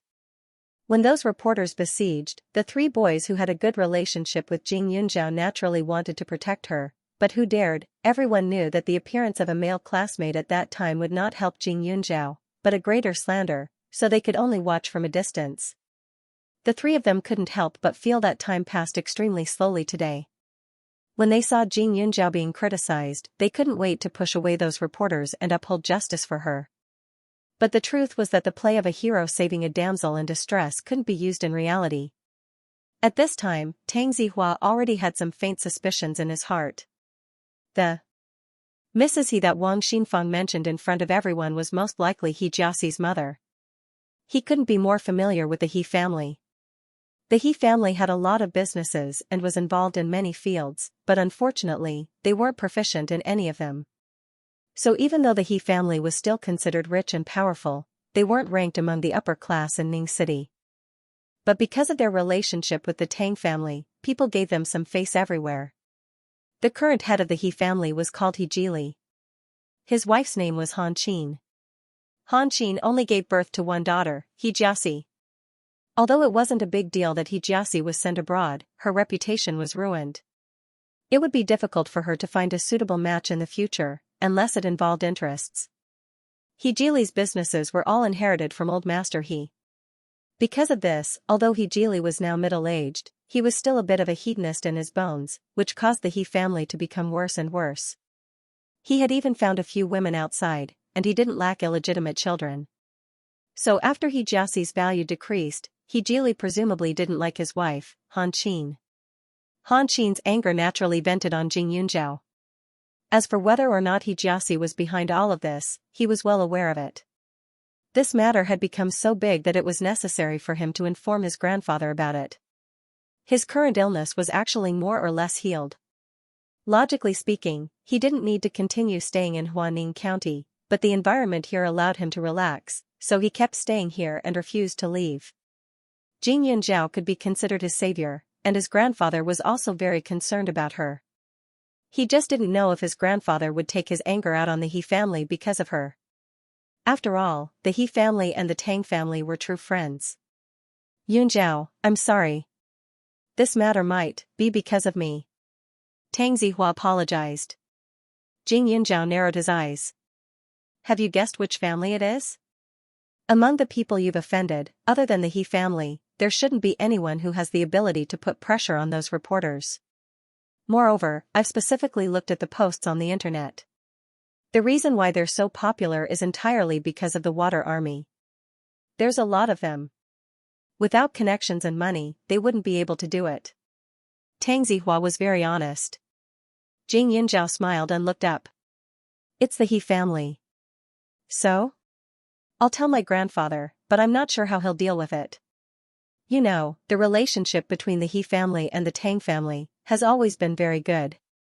Tang Zihua was also in a difficult position. But he did tell the truth. Although they were family friends, it was not a complete relationship. In fact, they were somewhat of the same branch. Many of the He family's businesses were funded by the Tang family. If the Tang family made a move, the He family would fall in the shortest time possible. However, the Tang family would also suffer some losses. It could be said that both sides would not end well. However, the Tang family was powerful. At most, they would lose some money. It was impossible for them to hurt their foundation. Therefore, Tang Zihua was even more uncertain. Businessmen prioritized profits. Although Jing Yunzhao was special, he did not know if she was special enough to make his grandfather treat her differently. He also knew that such an opinion was a little hurtful. After all, he was the origin of this matter. Logically speaking, the Tang family should seek justice for Jing Yunzhao. However, in reality, the possibility of that was not high. What Tang Zihua could guess, Jing Yunzhao also knew in her heart. She did not expect the Tang family to do anything at all. Even if she could not destroy the He family with her own hands now, she would be able to do it sooner or later. She did not necessarily need the Tang family to make a move. In fact, even if the Tang family made a move, they would definitely leave some leeway. However, the He family used the matter of her biological parents to bully her. No matter what, she could not tolerate it. She would not be satisfied if she did not turn the He family upside down. It was only a matter of time. 3 years, at most 3 years, she would trample the He family under her feet. Seeing Jing Yunzhao's silence, Tang Zihua felt even more embarrassed. After a while, he heard her say, I accepted your consultation fee. Since I'm treating you, it's only right that I take some risks. You don't have to take everything on yourself. I don't care how Grandfather Tang deals with it. You can tell him exactly what I said. I won't make things difficult for him now, but I also hope that when I deal with the He family in the future, he won't make things difficult for me. Tang Zihua was shocked. Jing Yunzhao's tone was a little arrogant, but he somehow felt that it was believable. Okay, I can promise you that the Tang family won't interfere when the time comes. Tang Zihua immediately said. Jing Yunzhao nodded. Her attitude towards Tang Zihua was the same as before, which made Tang Zihua sigh in relief. However, after being stirred up by the He family, he felt a little lacking in confidence. Gan Jinchen and Jing Yunzhao had a common interest in medicine. Even Qi Daong, the class monitor, could discuss class matters with Jing Yunzhao, but he, on the other hand, always brought trouble to Jing Yunzhao. This feeling was a little embarrassing. He was a descendant of the Tang family. In Ning City, as long as his friends were involved with him, not only would they not cause trouble, but they would also bring a lot of convenience. However, in Huaning County, the Crown Prince's halo was gone. The psychological gap was too big. After Tang Zihua finished making his promise to Jing Yunzhao, he left the school and called his biological grandfather, Tang Lin, when he returned home. The old man usually cared about financial news. How could he pay attention to these social issues? Now that Tang Zihua mentioned it, he knew that Jing Yunzhao had suffered a lot in the morning. He even went online to search. Sure enough, it was easy to find the post that Tang Zihua mentioned. Currently, there were people who had recorded the whole thing that happened in the morning and posted it. The old man looked through it with a serious face. When he reached the end, he was a little worried. Especially when he saw the wound on Jing Yunzhao's forehead, he couldn't help but feel his heart ache. He even specially opened up the comments from other people at the beginning and found that those words could be said to be vicious, scolding Jing Yunzhao to the point that she was drenched in dog blood. One could imagine how tense the situation was at that time. "You brat, did she really say that?" Elder Tang asked angrily over the phone. "That's right, grandfather, you don't have to pretend anymore. If our family makes a move against the He family now, outsiders won't be able to figure out your intentions. Who knows how chaotic it will be." Tang Zihua also hit the nail on the head. Benefits were the opposite, and there was also trouble. Between the two clans, how could they kick each other aside just like that? If that was the case, wouldn't other companies be scared to death when they worked with the Tang family? "You brat." Elder Tang's mouth twitched, but he was momentarily speechless. "You didn't have to be so direct, did you? If that's the case, that girl will most likely be on guard against our family as well." Could it be that his grandson was a blockhead? The fact that he agreed to let the eldest grandson of the Tang family go to school in Huaning County when his illness was almost cured, wasn't the meaning behind it obvious enough? Compared to that girl from the He family, he liked Jing Yunzhao more. Self-reliant and independent, neither servile nor overbearing. Their Tang family didn't need a commercial marriage at all. Although it was best for families of equal social status, if there were other choices, they didn't have to consider social status. Whether it was appearance or temperament, Jing Yunzhao was the perfect granddaughter-in-law in his heart. If it weren't for the fact that Zihua and Jing Yunzhao were still too young, he would have said this clearly. Grandfather Tang faintly sighed. He felt that half of his granddaughter-in-law had flown away, so he only said, "We can't touch the He family for the time being. Since that girl Yunzhao has the courage to do it herself, that's good." It was impossible to withdraw all of his financial support all of a sudden, so he had to take it slow. The He family wasn't the same as it was decades ago. He couldn't tolerate it again and again just because they were old friends. Previously, that girl Xianxia jumped around in front of Jing Yunzhao. Fortunately, Jing Yunzhao didn't care about it. Otherwise, his grandson's illness might not have been cured. It wasn't good for him to suddenly deal with the He family, but he could still give him a warning. No matter how big the business interests in the world were, it couldn't be compared to his grandson's life. He owed Jing Yunzhao, but he didn't owe the He family anything. Grandfather Tang watched the video a few times, but Li Xiaoyun in the capital had already exploded. So many people were pointing at Jing Yunzhao's nose and cursing, but he actually threw a stone at her. Li Xiaoyun immediately asked someone to take a screenshot of Jing Yunzhao's injury and magnify it. He looked at it carefully a few times and even asked a doctor to ask about it. When the doctor confirmed that it was only a superficial wound and wouldn't leave a scar, Li Xiaoyun's complexion became better. "Ning City's He family, to me, it's just a matter of moving my mouth." He called Jing Yunzhao and said heroically, "Young Master Li, I want to do it myself. How can I rely on you?" Jing Yunzhao said gratefully, Li Xiaoyun had helped her enough this time. If it weren't for the paternity test report, how could she explain it clearly? Li Xiaoyun was stunned, but he also guessed that if the other party used the matter of her biological parents to torment her, the knot in her heart would definitely not be resolved in a short period of time.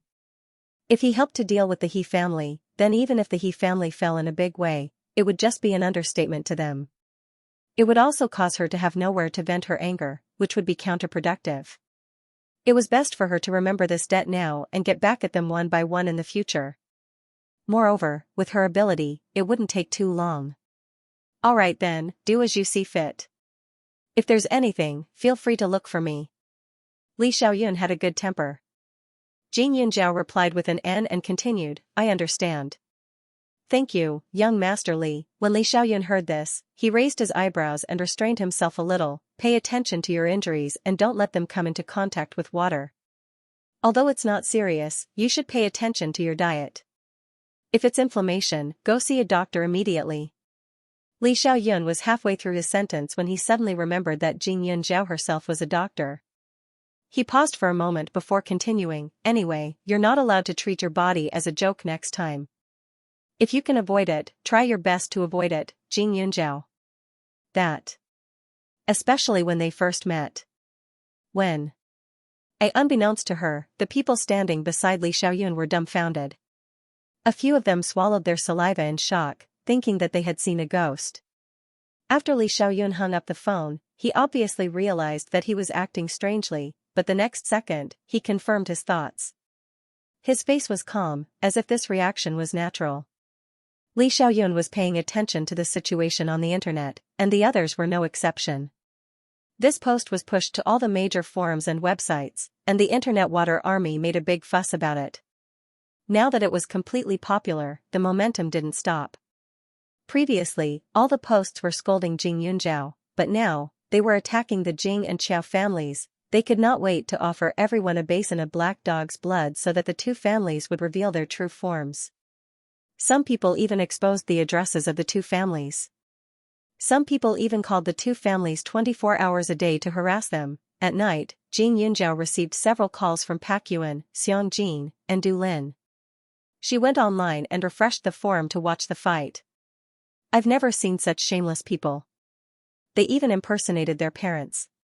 Shameless. Scum. +1. See that banner? How dare they say that others are immoral and despise the poor and favor the rich? I wish I could pretend to be their ancestor and jump out of the coffin and beat them to death. The children of the two weirdos in the Jing family are nothing. That little boy is obviously spoiled. I hate him for valuing boys over girls. Also, the Jing family is not good. The Qiao family is even weirder. Since they don't treat their child well, why did they adopt her? Hypocrites, you're all scolding her. Am I the only one who likes Jing Yunjiao? Upstairs, upstairs. I've found a soulmate. Jing Yunjiao is so beautiful. Her skin is good, her figure is good, and her grades are good. She's like a goddess in school. Her aura is just like a queen's. When she was talking, I forgot to look at others. It's just a pity that her face was disfigured. I wish I could beat the bastard who hit her 1,000,000 times. This is the guy who hit her. Everyone, come and beat him up. A photo was attached. Some people continued to scold her in new posts, but some posts became more and more crooked. Jing Yunjiao patiently read them line by line. She couldn't explain her feelings. They didn't know her, but they could scold her and make her into a goddess. After a few hours, Jing Yunjiao closed the web page. She sighed and entered the dimension to practice martial arts. However, the battle outside was far more intense than what she had seen. Previously, when these people were attacking Jing Yunjiao, they had described her as a vicious and evil person. Now, it was proven that she was completely wronged. After the netizens felt that they had been deceived, some people apologized to Jing Yunjiao online, while others cursed and scolded her to vent their anger. However, the ones who had the greatest impact on the Jing and Qiao families were the people in real life. Xiao Weiman and Xiao Hongya's reputation wasn't too good to begin with. After the commotion on the internet, this matter spread throughout the town. The father and daughter duo didn't dare to go out at all. Xianxia could have stayed with the Jiang family, but now that the Jiang family was in a bad mood because of the heartbreak poison incident, they didn't want to get into trouble at all, so they had Xianxia send her back. In the past, Xianxia really liked Xianxia. However, after he got her, Xianxia naturally changed from the white moonlight in his heart to the mosquito blood on the wall. In addition, she had previously humiliated Xianxia's pride in front of others, so this time, Xianxia only hesitated for a moment before agreeing. Xianxia, who had returned home, simply couldn't move an inch. When she went out to buy groceries, many people simply ignored her and refused to sell to her. Needless to say, Xiao Weiman used to love drinking. He didn't have many friends, but there were still many who could drink and chat merrily with him. However, ever since this incident, everyone avoided Xiao Weiman. Even the neighbors didn't give the Qiao family a second glance. This situation continued for half a month until Xianxia couldn't take it anymore. She got Xiao Weiman drunk and coaxed out the location where the money was hidden in the house. However, when Xianxia ran away with a few thousand yuan, Xiao Weiman unexpectedly reacted and chased after her. However, he drank quite a lot. Not only did he not manage to catch up, he even fell into a deep ditch by the side of the road. He cried out for a few hours, but no one cared. Later, he fainted.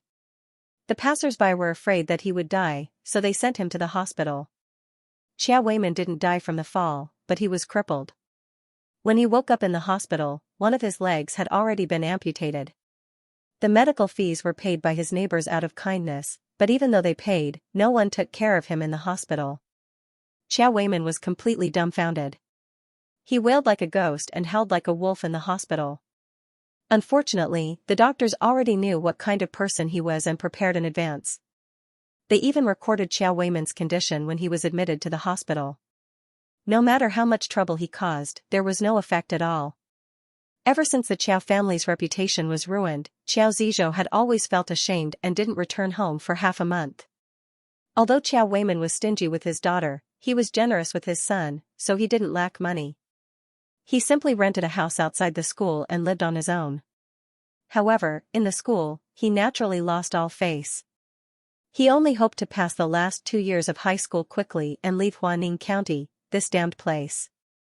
Now that Xiao Weiman was crippled and had no children by his side, this man who didn't even know how to cook would occasionally go hungry. Even though he scolded Jing Yunzhao with his mouth, he could no longer go to the county to look for trouble like before. He could only drown his sorrows in alcohol every day. After a long time, his head was no longer as clear as before. He even went to the hospital a few times because of alcohol poisoning. No matter how miserable Qiao Weiman's life was, outsiders wouldn't sympathize with him at all. While Qiao Weiman's life wasn't easy, Jing Taijun and Wang Xianfang were even more miserable. The people in the village saw each other all the time. Usually, they needed help to survive, but now because of this family's concealment, they had offended almost everyone in the village. Not long after Wang Xianfang and her husband returned, they were prosecuted by the prosecutor's office for fraud. This matter was too big and had a bad influence. Naturally, someone had to come out to calm it down and restore a clean reputation. And that doctor was also found. With him as a witness, the couple's crime was even more unquestionable. Bribing the doctor to fake a paternity test to deceive Jing Yunzhao was one thing, but it was even more so for the public. Especially when the two of them used their relationship with Jing Yunzhao to gain sympathy. In one night, the total amount of donations added up to more than 100,000, as for that Mrs. He, because her identity was unknown, the case was left unsettled. The husband and wife were sentenced to 5.5 years in prison. Since the 3 children of the Jing family were not orphans, they could only be temporarily taken care of by their relatives. But the Jing family's reputation was already tarnished. Although the relatives took away Jing Mingkai and Jing Ling for the sake of their many years of friendship, they naturally did not feel comfortable in their hearts. In the past, Jing Mingkai was like a little emperor at home. Now that his parents were no longer around and he was living under someone else's roof, he still maintained his original nature. Naturally, he had to suffer and suffer. Jing Ling could be considered smart, and her mouth was sweet. It was just that her cleverness was not enough in the eyes of outsiders. Now that she did not spend much money in junior high school, she could still endure it, but if she wanted to continue going to high school, it would be difficult. In the future, she would definitely be bitten to death by her relatives. Wang Xinfang's most important son was being raised by someone else. She hated it to death in prison. As for Jing Mingkai, although he suffered in other people's homes, he refused to return to the Jing family's old house. Other than Jing Sholi, there was nothing else in the house. The Jing family didn't have many relatives, and even fewer were willing to take care of them. Moreover, compared to living under someone else's roof, Xianxia was more willing to live in her hometown. At least she didn't have to look at other people's faces. As for the work at home, she had long been used to it, so she could bear it. Although Jing Yunzhao was very disgusted with the Jing family, he still paid some attention to Jing Xiu. He continuously asked people to inquire about her situation. Jing Xiu's living environment was different from Jing Mingkai's, so what she was experiencing was naturally different. Jing Mingkai was still a primary school student. Children didn't know much. Although some parents reminded their children not to get too close to him, life was still the same. It was just that he felt wronged. Every day, he would make a fuss at his relatives' place, causing them to be annoyed. Slowly, he began the process of being beaten up. However, Jing Xiu's classmates already had a clear sense of right and wrong.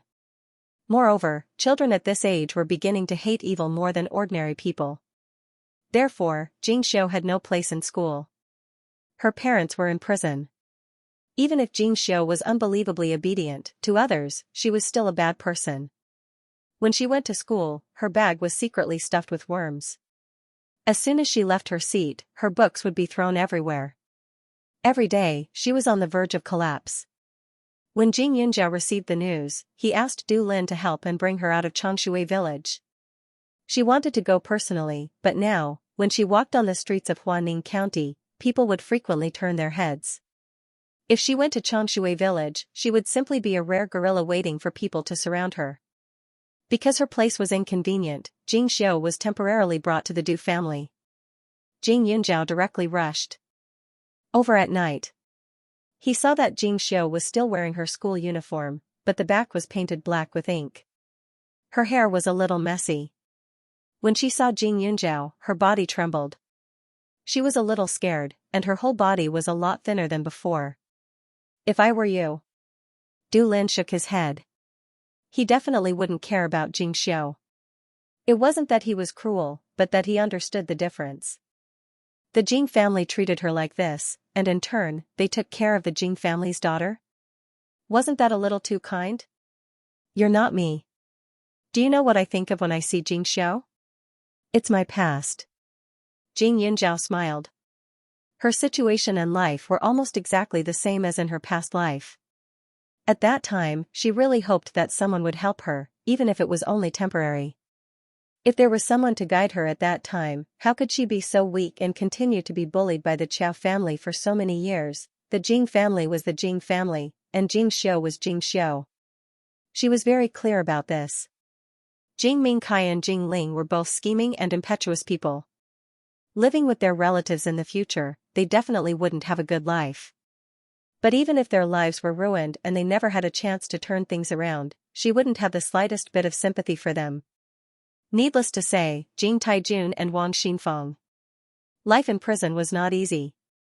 5 years later, their lives would definitely be worse than they were now. Their bodies would not even be as good as they were now. It was conceivable that their relatives and friends would not help them and their neighbors would not interact with them. Du Lin was rendered speechless by her words, but he understood what she meant. That was why he allowed her to chat with Jing Xiu alone. Jing Xiu, Jing Yunzhao called out.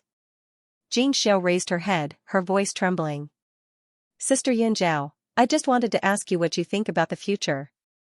Jing Yunzhao was very straightforward. Jing Xiu shook her head. Jing Yunzhao saw her reaction and didn't feel surprised.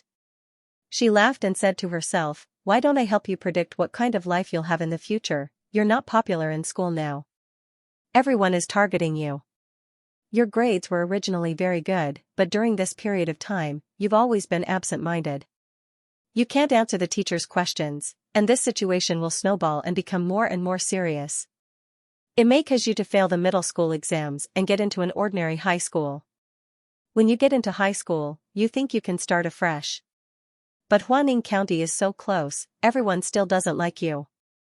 You still have no friends, no family. Other than not having anyone to talk to, you also have to consider your own tuition and living expenses.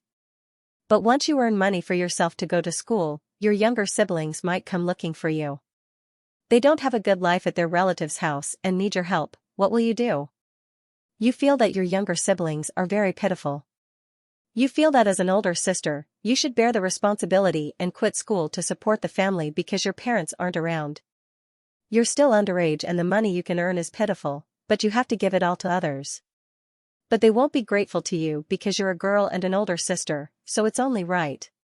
Your parents might be released early, but nothing will change. Your younger brother will tell your parents that he suffered a lot in the past few years, and your parents will blame you for not taking good care of your younger siblings and directly ignore your efforts over the years. The family's expenses are getting bigger and bigger, but your parents can't support the family. You have to continue being the pillar of the family.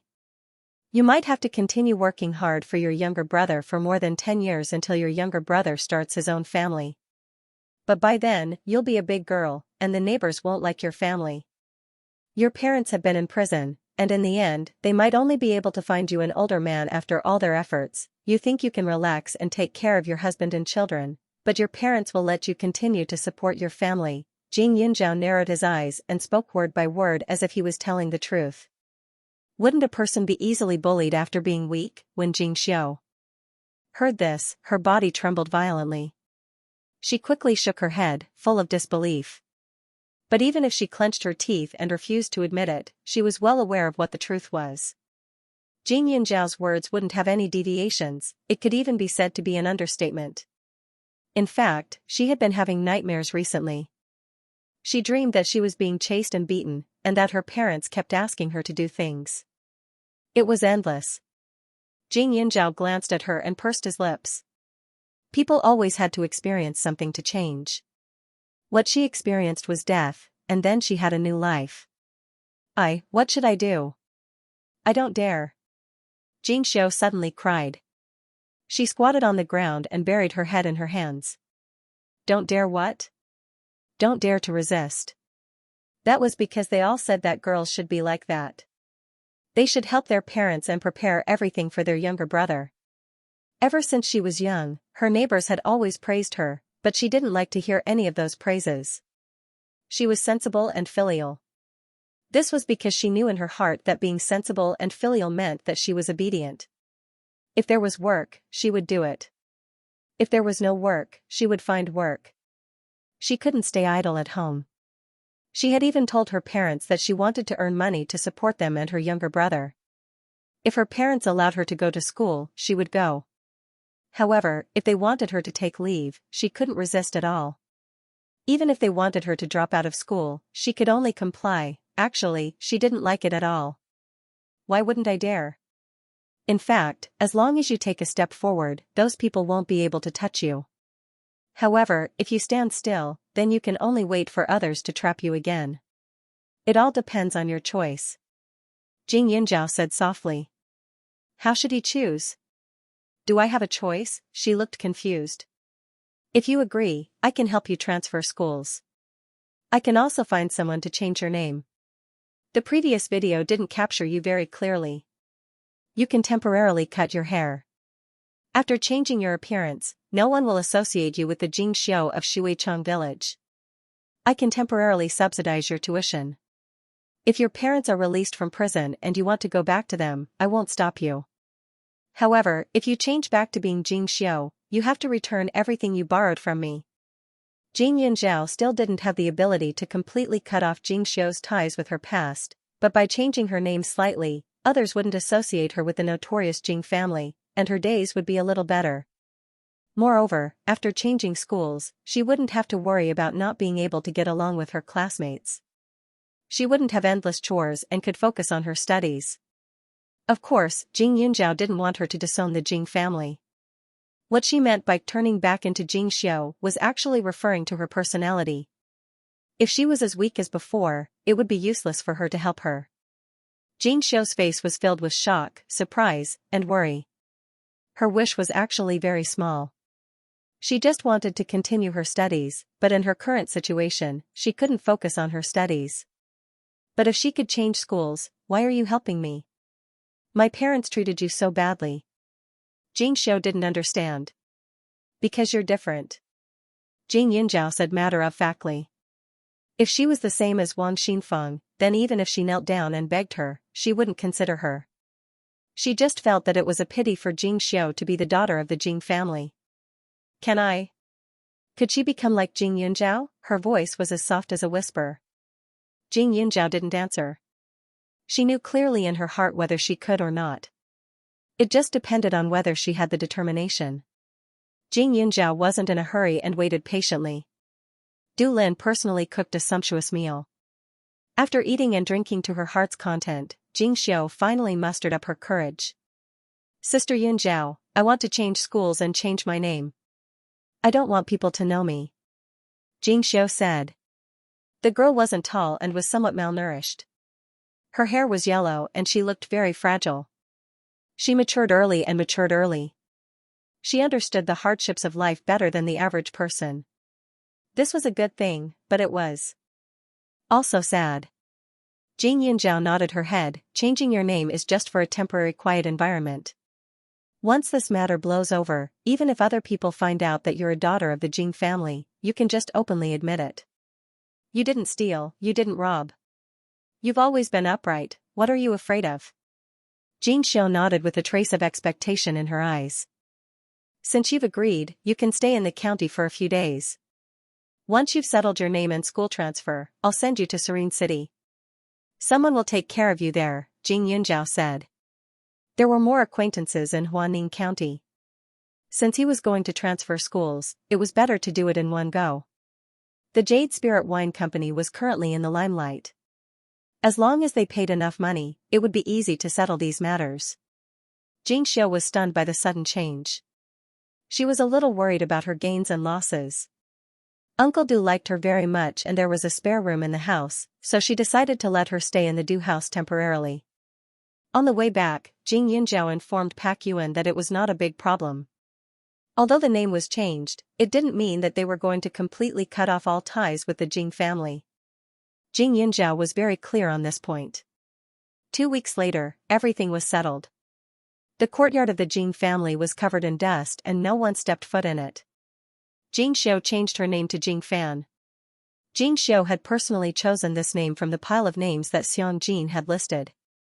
This name wasn't special, but according to her own words, Jing Xiao sounded like a bitter-faced punching bag. Jing Fan, on the other hand, felt more positive. Xiang Jin was 33 years old. Ever since she returned to Serene City, she had been living alone. When she heard that Jing Yinzhao had taken in a 14-year-old little sister, she took over Jing Fan's daily life without hesitation. The place where she lived was also close to Jing Fan's new school. It was very convenient. After making arrangements for Jing Fan, the tea house that Pak Yuan contacted also responded. She bought the location she wanted, but Pak Yuan negotiated with the other party to pay in installments. Also, Pak Yuan hired someone to be the manager of the tea house. This person was called Chu Rong. He was in his early 30s, but he had a way with words and was very interested in tea. He was completely different from Xianxia's father, Jiang Wenxing.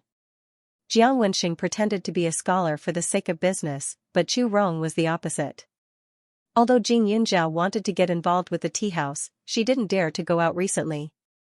Although the Jing and Qiao families had collapsed, she was also greatly affected. Almost every time school ended, Jing Yinzhao would return to her room immediately and try to avoid going out. Although the incident had passed, everyone outside still felt that she was a lonely and pitiful little girl.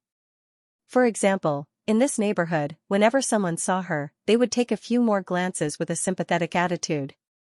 There was even an old lady who suddenly grabbed her hand and sighed, "Good child, you've suffered." Jing Yinzhao's entire being was in a mess. This wasn't the end, the school had already received gifts from all over for 2 weeks. Inside the office, several teachers were blocked by the gifts sent by those kind-hearted people and had nowhere to stand. Look at what's all this. Down jackets? It's only the end of September. Teacher Jean was speechless. Down jackets are nothing. Look at these: food, drinks, and some toys. Also, I heard that the school has received a lot of remittances. The total amount now is probably more than 200,000 yuan. The teacher next to her sighed. These people have good intentions, but they're too willful. When did Jing Yunjiao say that she needed help?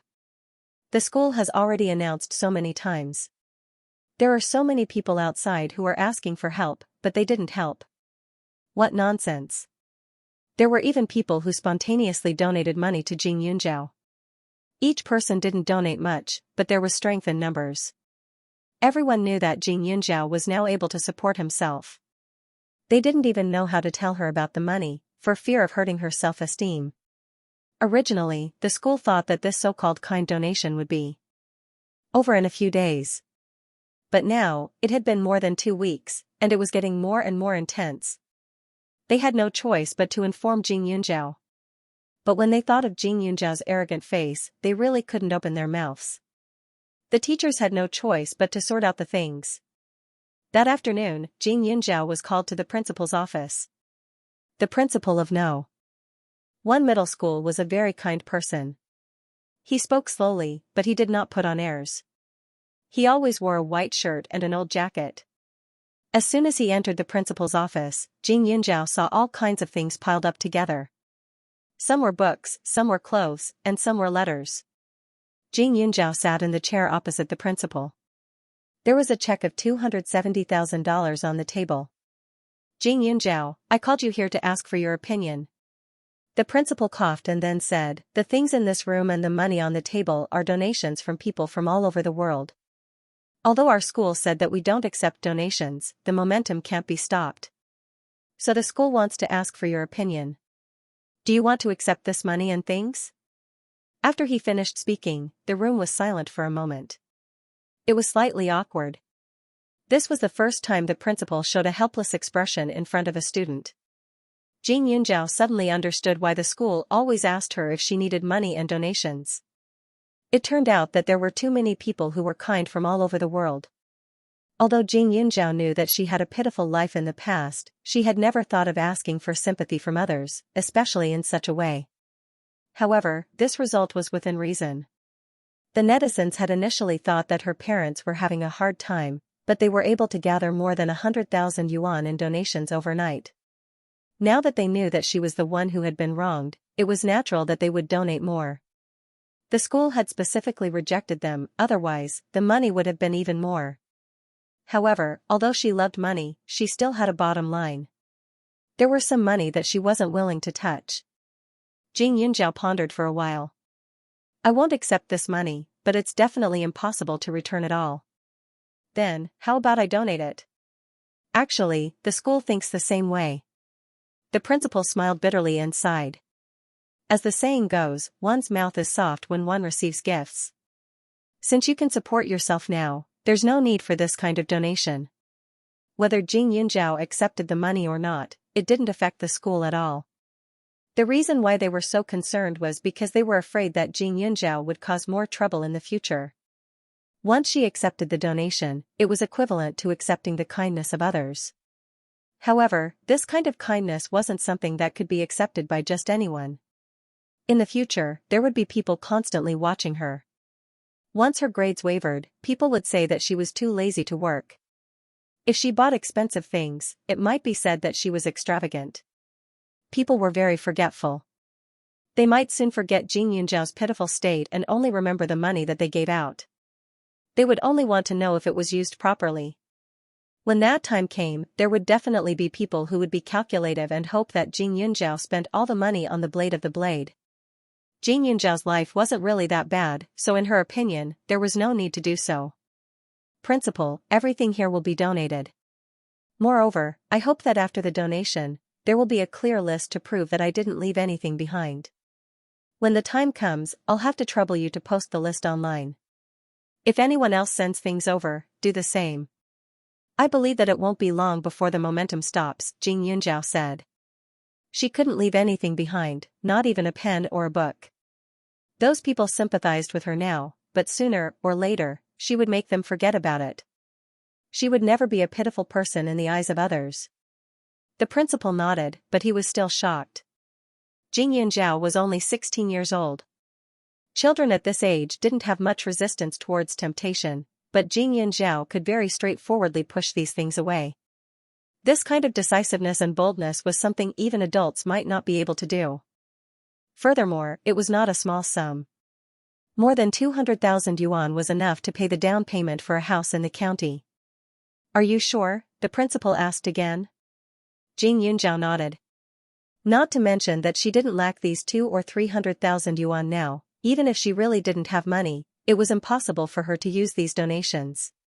She still had this bit of backbone. Besides, she wasn't without hands and feet, and she wasn't so pitiful that even a meal would be a problem. She couldn't accept such kind intentions. The principal's eyes lit up. He suddenly understood why most of the teachers in the school liked this child. She was constantly in trouble. People often came to the school to cause trouble, but the teachers all spoke up for her. Naturally, it was not just because of her good grades. Although it was distressing, it was also comforting to be able to remain calm in the face of trouble. Now that Xianxia herself had agreed, the principal's actions were swift and decisive. That very afternoon, he contacted the local orphanage and donated everything. The whole process of the donation was recorded, and the receipts were also clear as day. Very quickly, it was posted online. In an instant, there was an uproar. There had always been a lot of people who cheated donations, and very few people would give away the money they had raised. Although the school had told Xianxia that she could support herself, in their eyes, Xianxia was only a 16-year-old girl. How could she have that ability? Therefore, many people did not take the rejection seriously and continued to donate. But who would have thought that the school would be so straightforward, which stunned those kind-hearted people.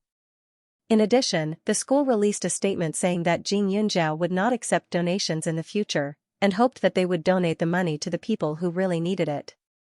The statement had Xianxia's signature, so it was not fake at all. The reactions on the internet were different. Some people thought that it might be the school's publicity, while others felt that Xianxia had some backbone. But no matter what, the school was relieved that the donations were getting less and less. Xianxia endured another 2 months under the public's gaze, and when she went out, it was a little easier. After the attention on her decreased, the people who recognized her on the road were obviously much less. Even if some people recognized her, they no longer looked at her with concern and sympathy, and slowly became calm. Xianxia came out to reorganize the business of the tea house. After 2 months, Xianxia entered the tea house for the first time, but she was also shocked. When she first saw this shop, it was a little bleak, and the outside looked shabby, but now it looked brand new. The entrance of the tea house was pasted with gray bricks, and on both sides of the door were 2 elegant mahogany pillars, with a pair of couplets engraved on them, giving off an antique feeling. Above the door hung a plaque with the words "Yu Ling Tea Pavilion" engraved on it. The words were written in clerical script, with the head of a silkworm and the tail of a swallow. Xianxia's heart was already satisfied, and she walked in. At the entrance, there was an arched partition, with a few short bamboo plants on both sides, and majestic calligraphy and paintings hung on the wall. The atmosphere was very quiet, and Xianxia immediately fell in love with it. The furnishings were mostly based on the aesthetics of ancient times, but the design was integrated with modern techniques, and the craftsmanship was full. "Sorry, we only open tomorrow." Xianxia was looking around when a waiter walked over. The waiter was wearing a modified light-colored embroidered tang suit. He looked clean and neat. His long hair was tied up, but there was no makeup on his face. He looked very fresh. "Is Chu Rong here?" Xianxia asked. The person that Pak Yuan found was indeed the right person. Chu Rong had taken care of the decorations and the service staff all by herself, but it was simply impeccable. The waiter was stunned. "Are you talking about the manager?" "He's on the 2nd floor. I can take you there." Then, Xianxia followed him. From the private room on the 2nd floor, one could see the park next to the tea house. It looked more luxurious and quieter than the 1st floor, and the area was not small. As soon as he went upstairs, Xianxia smelled the fragrance of tea. "Manager, this lady is looking for you," the waiter said to Chu Rong, who was sipping tea. Xianxia forgot about the past. His first impression was that it was clean. The other party put down his teacup and walked over. He was stunned for a moment before he asked, "Is there something you need from me? Do you want to buy tea?" In addition to being a place for customers to chat and drink tea, there were also tea leaves to be sold. Someone had already sent the tea leaves over, but they were all fresh tea leaves. He had even specially stir-fried them himself. But he had to admit that those tea leaves were all good stuff, and he really did not want to waste any of them. "Hello, my surname is Jing Yunjiao," Jing Yunjiao said politely with a smile. Pak Yuan had already mentioned her to Chu Rong, but it was said that he only told him her surname, mainly because she was too famous before, and he was afraid that this person would be scared away. "Surname Jing? Boss Jing?" The smile on Chu Rong's face froze. After a moment of surprise, she hurriedly said, "I'm sorry, someone just told me today that my boss's surname is Jing, so when you opened your mouth, I thought you were. How was that possible?" She was so young, she was still an underage child, right? Moreover, Jing Yunjiao, these two words were so familiar, as if she had heard them somewhere before. "Manager Chu, you're not mistaken." Jing Yunjiao smiled and extended her hand. With the slender hand in front of her, Chu Rong couldn't regain her senses. She wasn't mistaken? What did she mean? "You're the boss of this place?" Chu Rong turned pale with fright, as if she had seen a ghost. After speaking, she frowned and carefully sized her up. "That's impossible. Pak Yuan told me that the owner of this tea house and the owner behind Yuling Wines are the same person." A tea house wasn't surprising, the main thing was Yuling Wines. Although the Jade Spirit Wine Company was not considered a big company, it was now very famous. Anyone who had tasted the company's wine had a very high evaluation of it. If one were to say which wine was selling the hottest right now, it would definitely be the Jade Spirit Wine Company. It was just that the wine was more popular in Ning City and hadn't spread to Huaning County yet. If you don't believe me, you can call and ask. Jing Yunjiao shrugged and extended her hand back. She took a few steps inside and looked around. This was such a big matter, so Chu Rong naturally had to ask clearly. She immediately dialed Pak Yuan's number. When Pak Yuan heard that Jing Yunjiao was going to the tea house, he was already prepared to answer the call. After all, such a young and beautiful girl suddenly appeared as the boss, no one could remain calm. However, when he heard Chu Rong's anxious voice on the other end of the phone, his heart bloomed with joy. Chu Rong was his junior in university. She was especially obsessed with tea. When she was in school, she used all her money to buy tea sets and tea leaves. She could be considered a weirdo. Later, after she graduated, she found a job in a tea house. Who knew that she would quit not long after working there?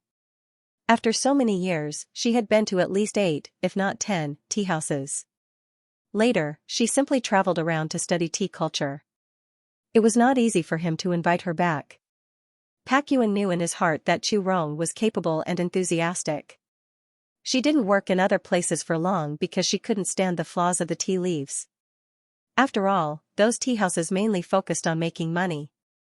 They only cared about customers and didn't care about the tea leaves themselves. However, Jing Yunjiao was different. This could be seen from Jade Spirit Wines. "Pak Yuan, what's going on? Tell me, what's the name of our boss? How old is he? Is he a man or a woman?" Chu Rong asked. Pak Yuan's ears were almost deafened. He smiled and said, "Have you seen her already? What do you think? Isn't it beautiful?" Chu Rong was flabbergasted. "Really? Jing Yunjiao? A girl who looks like she's only 16 or 17? Are all kids these days so capable? She's not even an adult yet, she can start a business? Moreover, she did so well yesterday. If that's the case, what's the point of having adults like us? We might as well go back to the furnace and start anew." "That's right. Jing Yunjiao, the big boss that I'm most proud of." Pak Yuan was very sure. Chu Rong was stunned for a moment.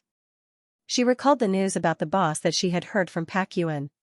He said that all the recipes for Jade Spirit Wines were provided by the big boss. He also said that the big boss didn't show his true colors. He might not seem reliable, but in fact, he was very opinionated. Currently, all the big changes in Jade Spirit Wines were approved by the big boss personally. But he didn't say that the big boss looked like this. It wasn't that she wasn't good looking, but she was too young and beautiful. Baiyuan quickly hung up the phone. Chu Rong instantly felt embarrassed. Facing such a little girl, he didn't know what to say for a moment. Moreover, the bosses in the past were mostly pure businessmen, but the one in front of him. If he said something wrong, would she cry? You, Boss Jing. Chu Rong opened his mouth but didn't know what to say. Jing Yunjiao glanced at him. You made all these tea leaves? Chu Rong nodded. Not bad. Jing Yunjiao expressed his satisfaction, but said, but when our business is good in the future, you won't be able to make all the tea by yourself. You can hire a professional to help, I know, but I'm curious. Isn't there a tea plantation nearby? Where did our tea leaves come from? Chu Rong asked subconsciously. After he spoke, the atmosphere became much more relaxed. You don't have to worry about that. It's our business secret. But after we open, you can go to the south to take a look. If there are good tea suppliers, you can contact them and buy some high-quality and rare tea leaves, Jing Yunjiao added. Purchasing goods from outside could avoid unnecessary suspicion. Although Chu Rong didn't quite understand, he agreed very cooperatively. But he suddenly realized that he had already approved of Jing Yunjiao after just 2 or 3 sentences. She had a trustworthy temperament. When she spoke, she was very dignified and didn't sound like a child at all. However, as Chu Rong was observing, he suddenly remembered where he had heard the name Jing Yunjiao before. Some time ago, he had an elder who heard that he was in Huaning County, so he specially called him to ask about it. He said that he wanted him to go take a look at a girl called Jing Yunjiao in Yizhong School. He then rambled on and on about how pitiful that child was, how she was abused and framed by others, but at that time, he had just agreed to Pak Yuan's request and started to reorganize the tea plantation. How could he have the time to spare? He refused the elder's request and was scolded because of it.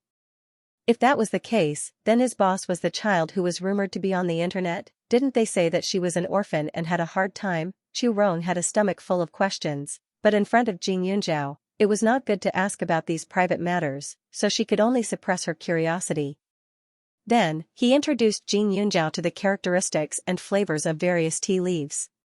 He found that although she knew little about tea leaves, she was clear about the cooking methods, functions, and taboos of some tea leaves. He was amazed. It was not until Jing Yunjiao left that Chu Rong excitedly called Pak Yuan again to ask about it. This big boss was simply a genius. She only needed to listen to what he said once. It was not an exaggeration to say that she had a photographic memory. Chu Rong asked what she didn't understand, only to hear Baiyuan roll his eyes and say, the rumors online are true. Yunjiao doesn't have parents, and her adoptive parents only treated her normally. She was also framed by someone, but saying that she's in a difficult situation right now is all nonsense. You'll know if you search the internet yourself. The matter of the donation has long passed. When Chu Rong heard this, she immediately went online to check. Only then did she realize that there were indeed many posts about Jing Yunjiao. After reading the whole story, her heart felt like it had been run over by a train. She felt heartache, shock, and even a little admiration. She was calm in the face of danger and had the spirit to swallow mountains and rivers, right? Chu Rong's curiosity towards Jing Yunjiao rose to another level. She couldn't believe it. How could a little girl who grew up under oppression have the ability to open a company? Pak Yuan said that she met a mysterious master, but this kind of so-called master was not something that everyone could meet. If one didn't have the ability, they wouldn't be able to get the master's attention. With complicated feelings towards Jing Yunjiao, Chu Rong waited for the opening of the tea house the next day. Their tea house didn't invite many guests. After all, it was just a tea house in Huaning County. They only invited some businessmen and officials who liked tea, so the scale wasn't too grand. But Chu Rong didn't expect that the tea house wouldn't be as desolate as she thought it would be. When the time came, a few cars stopped in front. She didn't invite many people. Only a few people who were curious about the relationship between Yuling Tea Pavilion and Yuling Wine came. The person with the highest status was only a department head. But soon after, another group of people appeared. After those people got out of the car, they looked at each other. Those big shots of Huaning County who had already entered the door instantly bowed their heads. Everyone's identity shocked her. As a tea fanatic, she didn't know many people, but these people knew each other. When they introduced themselves and chatted, she naturally heard everything clearly. Moreover, the name cards were handed over one by one. How could the identity written on them be fake? What's going on, manager? The waiters were also stunned. Yesterday, the boss had specially told them that there wouldn't be many people today. He had even introduced some of the invited guests to them so that they could be prepared. However, who would have thought that things would develop in a completely different direction from what they had imagined? Hello, Manager Chu, right? Miss Jing didn't come? A man stood in front of Chu Rong and asked. The man was well-dressed and looked very imposing. Chu Rong's mouth twitched as she smiled. She might not be here for a while. Chu Rong was stunned. Didn't Pak Yuan say that Jing Yunjiao's identity would be kept a secret? After all, she was still young and her reputation was already big enough. If Yuling Wine was involved, she wouldn't have a peaceful life in the future. Even if she wanted to go to school peacefully, it would be impossible. So she's sure she'll come? Then I'll have to trouble Manager Chu to arrange a seat. I don't need a private room. I'll just wait in the hall. After the man finished speaking, he didn't forget to call out to his friends. Chu Rong was completely confused by the situation. If these people were here because of what happened on the internet, they shouldn't be big shots. Among them, there was even a city leader who had accompanied his father here. Now, he was actually sitting obediently in the hall and looking around. As for the person just now, the name on his business card was actually a director of a large corporation. That was a corporation, not a small company. Chu Rong hurriedly ordered people to greet them. The firecrackers outside kept on going. The situation inside the house slowly became quiet, but it was a little strange. That was because even though the tea had been served, these people actually didn't drink it. All of them were looking outside, waiting for someone. Could it be that he was waiting for Jing Yunjiao? Chu Rong had worked in many tea houses, but this was the first time she had encountered such a situation. Those guests who came out of curiosity were all extremely happy at this moment. For example, a certain department head. Originally, after receiving the invitation from Yuling Tea House, he didn't want to come. After all, it was just a tea house and there was no need for him to specially attend. However, when he saw the name Yuling Tea House, he was curious. He thought that it might have something to do with Pak Yuan, so he put down his pride and came to take a look. Who would have thought that he would see so many people that he wouldn't normally see? The atmosphere in the tea house was stagnant. Chu Rong only hoped that Jing Yunjiao would come quickly. He really wanted to know what was going on. Just as he was looking forward to it, there was a sudden commotion in the hall. The people from Ning City suddenly stood up and walked towards the door in unison. Chu Rong originally thought that it was Jing Yunjiao, but when she looked up, it was actually an old man and a boy around 16 or 17 years old. Elder Tang, you are here. Sorry for not going out to meet you. The group director from before politely extended his hand and slightly bowed. Oh, it's little Sue. You're really fast. Elder Tang glanced at him and smiled. On the other side, the deputy mayor also walked over with a face of surprise. Elder Tang, why are you here too? This girl is my grandson's savior. She said that the tea here is delicious, so of course I have to come and try it. After Elder Tang finished speaking, he walked inside. Everyone opened up a path for him. Although the people did not fight with the officials, Elder Tang had absolute authority in Ning City. He controlled countless businesses and was rich in assets. In this evil era of money, his status was naturally high. Moreover, he was an elder. The county minister who came to make up the numbers was already unable to close his mouth. He originally thought that this tea house was Pak Yuan's business, so many people gave him face. But now, he did not think so anymore. No matter how powerful Pak Yuan was, he was only the general manager of a new company. His assets could not be compared to the people here, not to mention the deputy mayor. If it was the county magistrate, then it would be fine, but this was the deputy mayor. Also, although he did not know this old man, his style was truly invincible. Everyone called him Elder Tang, so he could not help but think that he was the richest man in Ning City, Tang Lin. Chu Rong was already somewhat numb. Just now, He secretly called Pak Yuan and asked him if these people were arranged by him. Who knew that Pak Yuan was even more dumbfounded than him? He even asked him to keep the name cards well and that he would personally come and get them later. These big shots were not people that anyone could meet, and not just anyone could receive their name cards. If Pak Yuan had known that a tea house could cause such a big commotion, he would have begged Jing Yunzhao to open one. Of course, although he was excited, Pak Yuan was also confused. He felt that this matter was too strange. How did Jing Yunzhao do it? At this time, Jing Yunzhao arrived late. However, when she appeared, everyone was clearly even more excited than Chu Rong. The scene was almost the same as when they welcomed Elder Tang. Dr. Jing, you're finally here. It's only been a few days since we last met. Dr. Jing, you seem to have gotten prettier. Dr. Jing, quickly come and take a look at me. Have I completely recovered? Chu Rong's mouth twitched. Didn't these people love the tea leaves he brewed? What kind of situation was it to discuss the illness in the tea house? Could he drive all these people away? Thank you, everyone, for giving me some face. Otherwise, this tea house would have been deserted today. I just don't know what everyone thinks of these tea leaves. If you don't like it, you can ask the waiter to change it. Today's tea is on me, Jing Yunzhao said.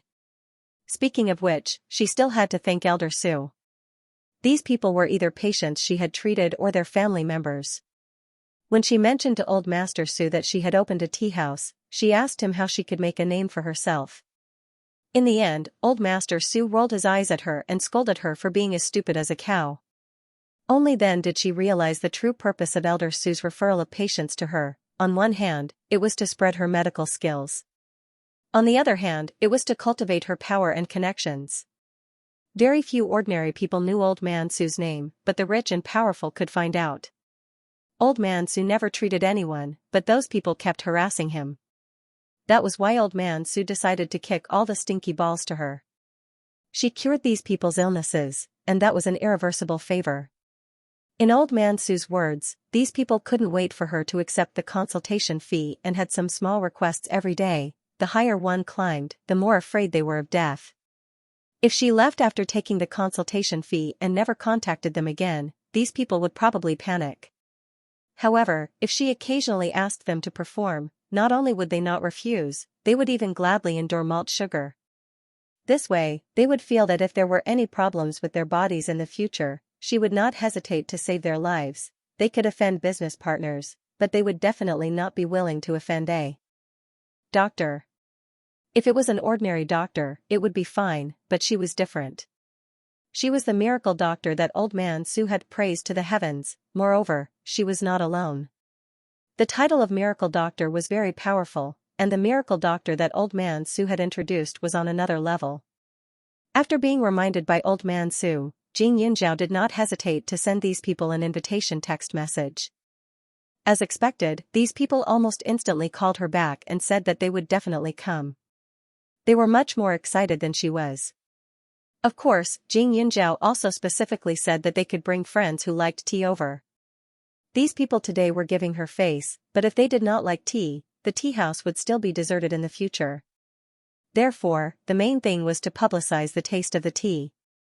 However, Jing Yunzhao did not tell anyone that the tea house was hers. She only said that it was a good place to cultivate and nourish the body. Old Man Su was very satisfied with her attitude of fooling people. Now that even Jing Yunzhao had made an appearance, everyone's hearts also returned to their stomachs. Smelling the fragrance of the tea in front of them, they focused their attention and took a few sips. But when it entered their mouths, they were stunned for a moment, followed by a burst of joy. Most of them often came into contact with tea. After all, this tea had some cultural heritage and could improve their style. Moreover, it was the best choice for gifts. Giving wine was too vulgar, and giving money was too straightforward. This tea was different. If it was chosen correctly, it was a kind of cultured culture. Even Old Man Tang could not help but savor it for a while. Good tea. No wonder Dr. Jing strongly recommended it. Looks like I didn't come here in vain today. One of them said.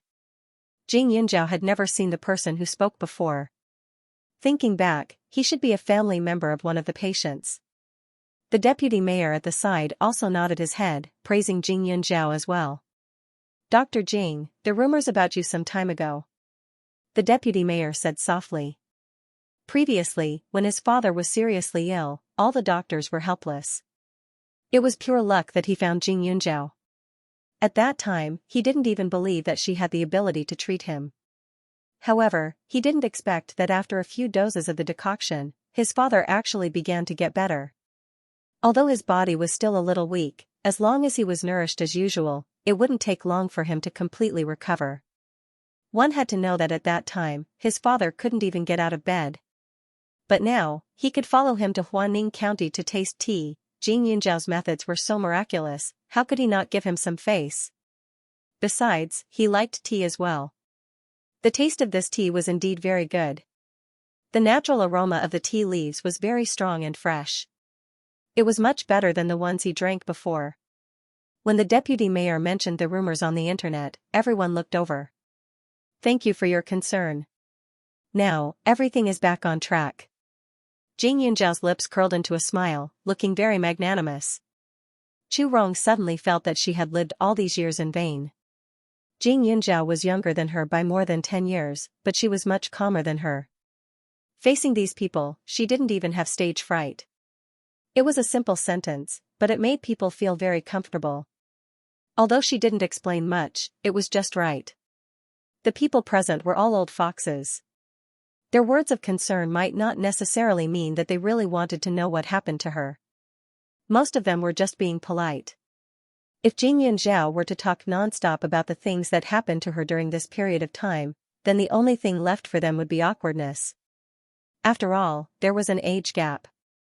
Who would have a good impression of a group of people listening to a child talk non-stop? But now, Jing Yunzhao was calm and simple. She responded to other people's concerns and saved a lot of trouble. She even gave people a feeling of magnanimity and strength. Chu Rong couldn't help but secretly give Jing Yunzhao a thumbs up in her heart. No wonder Pak Yuan worked so hard for her. Every time he mentioned her, he was full of praise. This aura was completely enough. Jing Yunzhao only showed her face to maintain a relationship with everyone. She didn't say anything else and went to Elder Tang's seat to sit down. The others were also happy to be free. They began to really enjoy this afternoon tea time and chatted about their own things. Grandpa Tang, I didn't expect you to come personally. I'm flattered by your favor. Jing Yunzhao personally made tea for the old man and said with a smile. The old man smacked his lips. I haven't seen you for a while. Also, the feng shui of Huaning County is good for people. This old man can only live longer if I take a few breaths. Jing Yunzhao pursed her lips and nodded. Elder Tang's eyes flashed. He drank the tea to hide his guilt. Previously, he was caught in the middle of the He family's matter. He was afraid that this girl would be estranged from him, so when he heard that she wanted to give him a few bags of tea to try, he decided to come personally. Smart people didn't need to speak too clearly. At his age, it wasn't good for him to apologize to a little girl. Now that he was here, this girl should understand what he meant. Jing Yunzhao naturally understood. He couldn't blame the Tang family because of the He family. Therefore, the atmosphere was harmonious. It was just that the Yuling Tea Pavilion was indeed bustling with noise and excitement. However, in the number 1 tea pavilion on the other side of the street, there were people who were gnashing their teeth. The 3 members of the Jiang family were all present. Looking at the long queue of flower baskets and cars parked in front of the newly opened tea house, they were so angry that they wanted to rush up and smash the signboard. The Jiang family's tea house had a certain advantage. Originally, there was only one tea house in the vicinity, and many people who liked tea liked to come to his tea house to have a drink. However, ever since the Heartbreak Grass incident, the tea house was deserted, and not a single person could be seen every day. The tea here almost killed someone. Which customer would dare to come after hearing such words? Even if he personally contacted those old customers to explain, no one cared. His business had already plummeted, but at this time, someone actually dared to step on his reputation and open a new tea house. Dad, who is the owner of the tea house? Why are there so many people driving here? Also, no one came out after going in for so long. Could there be something fishy? Xianxia also asked with concern. Ever since Xiao Hongye disappeared, Xianxia was depressed for a few days. However, after comforting himself for a while, his heart was completely healed. His mentality was so good that no one could compare to it. Xianxia's question made Jiang Wenxing even more irritated. He grabbed a Yixing clay teapot that he had just bought and smashed it on the table. How would I know what's going on? Bastard, to actually open it this time, he's simply purposely going against me. Jiang Wenxing raged. 2 months ago, this shop was bought by someone, but during this period of time, it had been under renovation. There was no movement, so he observed it every day, but didn't take it to heart. Because the location of the shop wasn't too good, the surroundings were very quiet and relatively remote, but who would have thought that there would be so many people on the first day? Those cars attracted the attention of many people, and just a moment ago, a few of his regular customers had already walked in. Why did you smash the teapot? Does this teapot not cost money? Don't tell me you don't feel the heartache because you didn't earn this money? Mother Jiang saw that the Yixing clay teapot was instantly smashed and said with pain. Jiang Wenxing's expression was ugly. This tea house had compensated him quite a lot of money. The 3 families that he had almost poisoned to death had asked him for 600,000 yuan, and the value of the things he had smashed wasn't small, at least tens of thousands. Other than that, there hadn't been any income for the past 2 months, but the shop's expenses hadn't decreased at all, including water, electricity, and labor. In order to warm up the business, he had specially packed some bid tea and sent it to some of his regular customers, but in the end, they were all returned, saying that they didn't dare to drink it. He was so depressed that he wanted to die. Why didn't they dare to drink this tea? They clearly loved to drink it in the past. Wasn't it just a mistake of putting something in the wrong place? Was there a need to be so scared? Even when walking in front of his shop, they had to specially avoid it. Simply despicable. Now, the new teapot and tea set in the shop were all bought with the money earned from his wife's clothing store. His heart was also very depressed, but as a man, he really didn't want to hear his wife say such things. Isn't it just a broken teapot? When the business gets better, we can earn it back in a blink of an eye. Jiang Wenxing said gloomily. Mother Jiang rolled her eyes, but how can the business get better? Look, other people have already bullied us at our doorstep, but you only know how to smash things here. Even if the customers want to come, they will be scared away when they see you like this. You are my wife, how can you say such disheartening words? If you hadn't signed the IOU, I wouldn't have to pay so much. Do you know how much effort I'll have to put in to earn back 600,000 yuan with a wave of your hand? When Mother Jiang heard this, she immediately felt wronged. Although it had been a long time, she still trembled in fear when she recalled the situation of that night. You still dare to bring it up. In the end, it's all because of you. If you didn't recognize the wrong medicinal herb, everything would have been fine. And do you think I want to write an IOU? Wasn't it because Xianxia was beaten up? He's your son. How can you not feel bad for him? Don't tell me you want to watch those people beat our Xianxia into a cripple?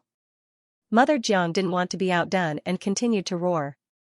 Xianxia originally didn't want to get involved because the couple had been quarreling a lot recently and he was already used to it. But now, his mother had dragged him into this mess, which really annoyed him. Was it a good thing for others to beat him up something worth publicizing? Wasn't she deliberately making him lose face by bringing it up all the time? Although there were no customers in the shop, the waiters were still there. What would others think of him? Dad, Mom, stop quarreling.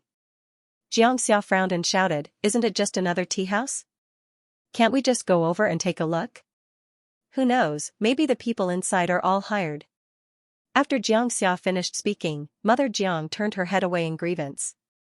Jiang Wenxing awkwardly sighed. Little Xia, go take a look with your mother. It's not convenient for me. Everyone on this street knows me. Jiang Wenxing said. Xianxia and Mother Jiang agreed. They were all in the same line of work. If Jiang Wenxing went to take a look, he would lose face. The mother and son tidied up their clothes and went out after a while. This street wasn't like the main road outside. It wasn't a two-way street, so it was more convenient for customers to shop. The business of the shops nearby was also better. In the past, the further they went, the quieter it would be. However, it was different today. The surrounding customers who were buying antiques and cultural goods walked around. When they saw the strange scene, they also walked over to take a look. Thus, the flow of people on this street wasn't small at all. It even attracted a few shops around Yuling Tea Pavilion. In the past, everyone was too lazy to go inside. They felt that they could buy something suitable outside. But now, some people changed their minds. Those shops usually didn't have many customers. Thus, when the shop owner saw someone, they would be very enthusiastic and try to rope them in. They weren't as cold and disrespectful as the shops on the street. The fragrance of wine didn't fear the depth of the alley. However, the fragrance of Yuling Tea Pavilion's tea spread far and wide. Xianxia and Mother Jiang walked to the door and hesitated. "Mom, I know this car. It's a top-grade luxury model. I heard that it costs tens of millions." Mother Jiang was hesitating if she should go in. Xianxia suddenly pointed at one of the cars. "This one isn't cheap either. I'm afraid it costs a few million?" Xianxia was shocked. He was a guy. Of course, he had some interest in cars. Usually, he would search for videos or introductions about cars on the internet. He fantasized that one day, he could drive such a flashy mount and take in his beloved beauties, but when this car was placed in front of him, he didn't even dare to touch it. At the very least, he had some self-awareness. If he accidentally damaged the car, his family might go bankrupt. Xiangxia's eyes were already red. His heart was filled with jealousy. They were all humans, but why was there such a big difference? Some people were born with such luxurious things, but his family was still driving a small broken car that cost more than 300,000. In the past, he felt that the cars at home were pretty good, but compared to the cars in front of him, they were simply rubbish. Such an expensive car, it can't be rented, right? Mother Jiang was even more terrified.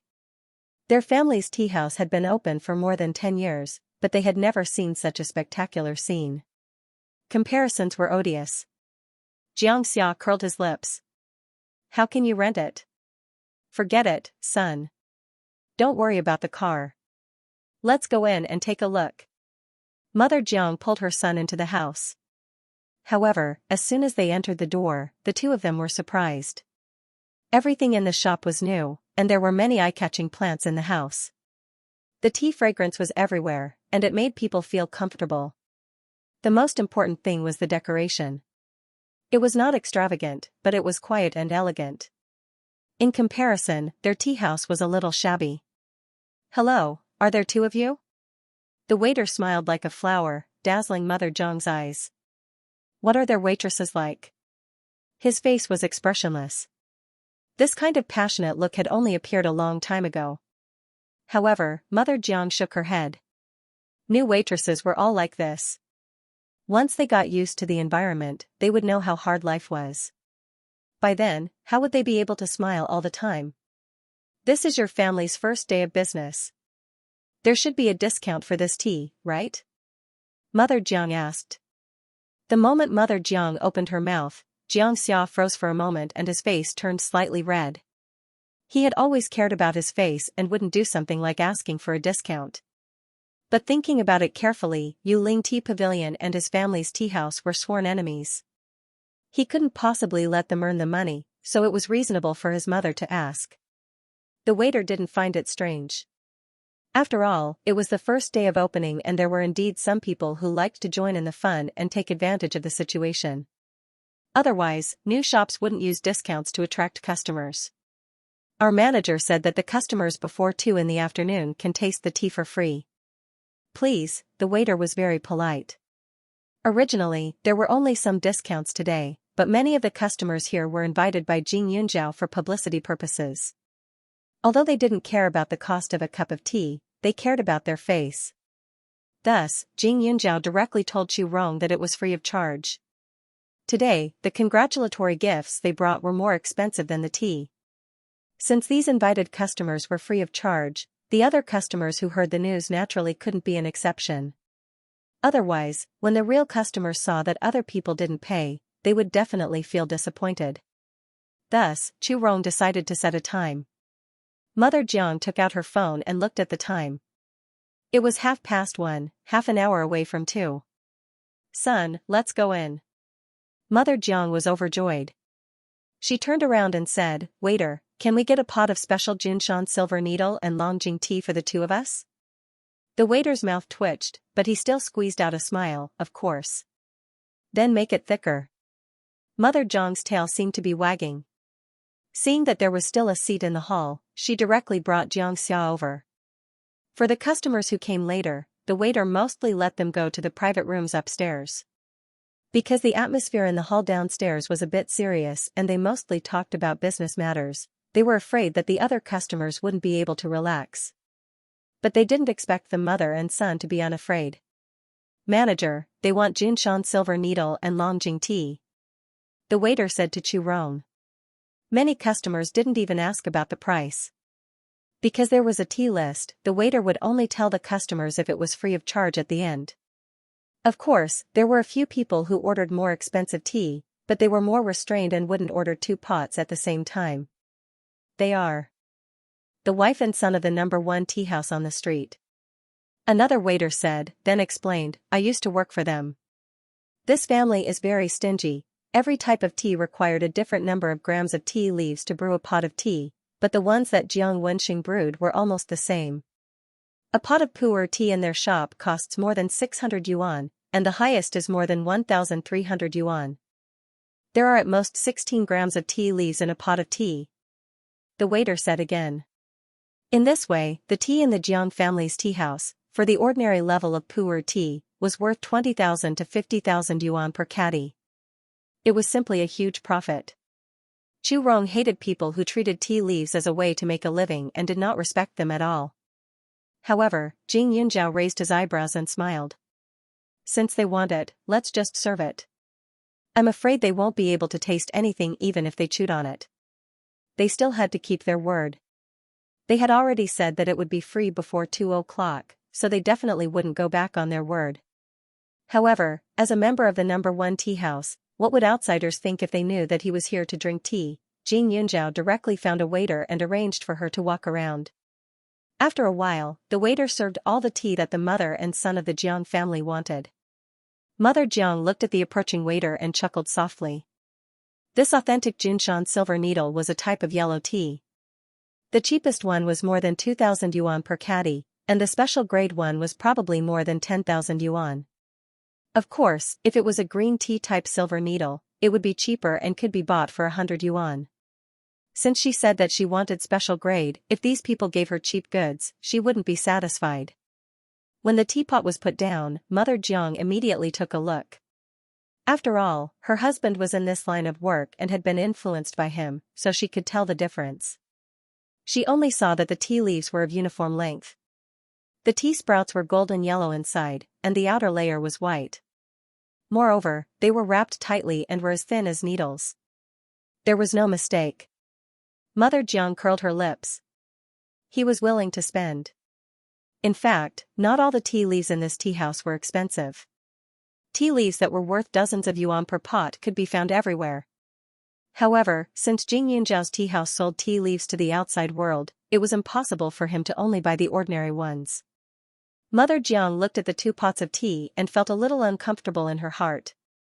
How rich did the owner of this tea house have to be to let them drink so casually? But thinking about it, it was only a pot of tea and didn't use much tea leaves. However, they couldn't let the owner continue to take advantage of them. This tea had to be brewed a few more times and drank enough. However, Mother Jiang didn't know that the waiter sent out by Jing Yunjiao had already begun to stroll around the street. The waiter had worked at the first tea house before, so he was relatively familiar with the people on this street. He went to a few familiar shops and chatted with others for a while. When chatting, it was inevitable that the old and new owners would be compared. Naturally, there was a difference. "I haven't seen the owner. Our tea house only has a manager now. The owner usually doesn't come." The waiter blinked and smiled.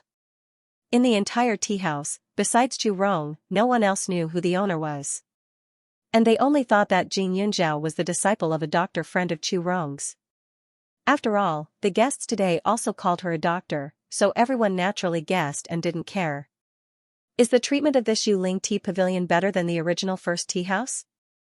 The lady boss of this tea house was also a gossipy person and asked. They were all neighbors on the same street. Of course, he had to ask more clearly. He might be useful in the future. The waiter nodded. It's much higher. Although we haven't met the boss, she treats us much better than Jiang Wenxing. The manager said that the store doesn't keep old goods, especially things like biscuits. If they aren't sold out on the same day, we'll take them back. Unlike Jiang Wenxing, who keeps them for the next day. Even if he can't sell them, he'll keep them until they break. By the way, Jiang Wenxing's wife and son are in our shop right now.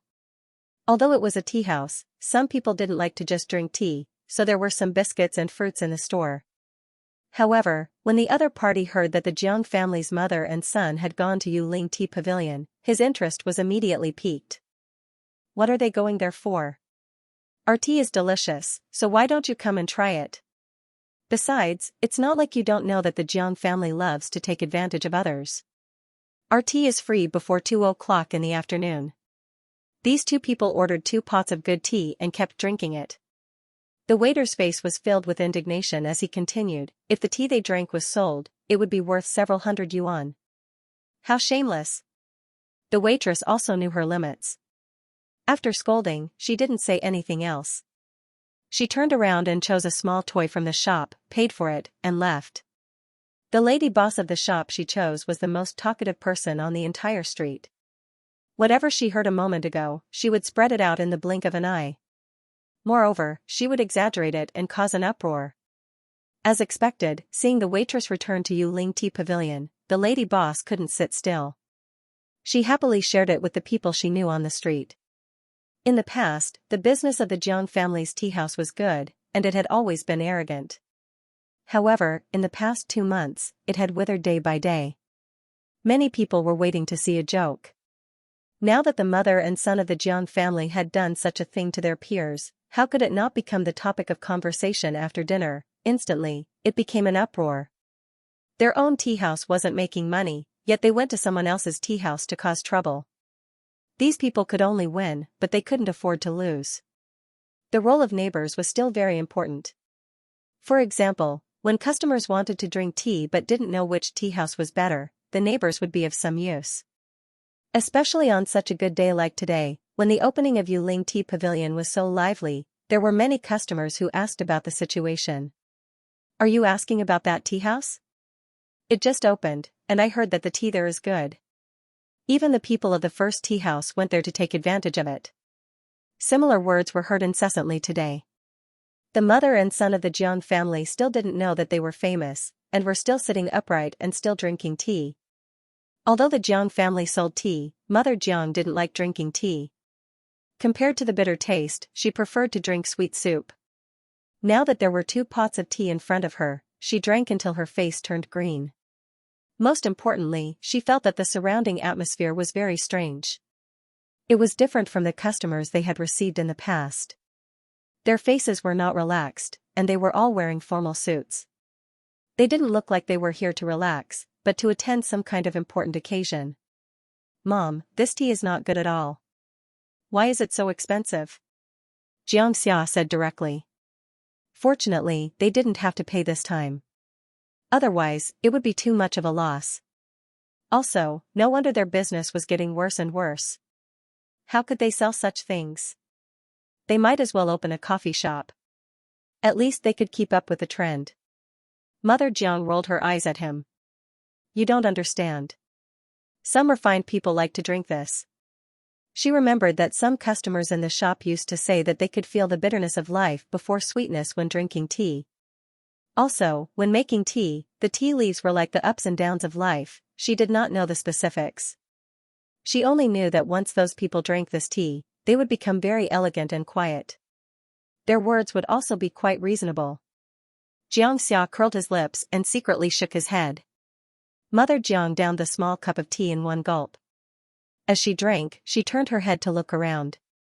When she heard the people around her praising the fragrance of the tea, her heart was filled with hatred. After thinking for a moment, he suddenly clutched his stomach and cried out. Ah, it hurts. Little Xia, Mom's stomach hurts. Did I get poisoned?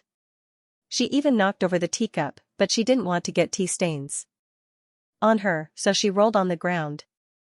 This reaction startled the other guests. They didn't know whether to put down their cups or drink. Although most of the other guests were upstairs, there were a few in the hall. When they saw this scene, their faces turned pale. What was going on recently? Previously, people almost died from drinking too much tea at the first tea pavilion. Now, something happened on the opening day of this new tea house? Could it be that there was a problem with the tea leaves now? Fortunately, most of the people in the hall were experienced people who had seen the world. Moreover, they remembered that Xianxia was a doctor, so although they were shocked, they didn't panic. The waiter quickly went to find Chu Rong. When Chu Rong heard that someone had a stomachache, she was also shocked, but she was more puzzled. When she rushed over with Xianxia, she realized that the person who had a stomachache was actually a member of the Jiang family. Her confusion was completely solved. She couldn't help but mock Mother Jiang. This Mother Jiang was too impatient. Even if she wanted to pretend to be poisoned, she should have found someone she didn't know. If she was exposed later, where would her face go? Actually, Mother Jiang was already regretting it. It was just that she felt uncomfortable when she heard so many people praising this shabby tea house. That was why she pretended to be poisoned. However, after thinking about it carefully, she knew that she was in the wrong. But now that things had come to this, she could only comfort herself. Moreover, this was the first day of the tea house's opening. If she caused trouble, the impact would be greater. Mother Jiang hugged her stomach and held on the ground. Xianxia glanced at her coldly. Auntie Jiang, you drank poison tea in your own house. Why are you rolling around in our Yuling tea house? Xianxia turned around and his heart skipped a beat. Why was Xianxia here?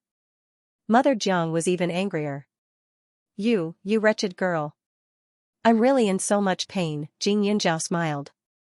Don't be anxious. We'll know soon whether it's really painful or not. Her face was still rosy and lustrous. There wasn't a single spot on her body that looked like she was poisoned. Yet, she said that she was in pain? Did she think that she, a doctor, was just a decoration? Xianxia's words had calmed the frightened guests down.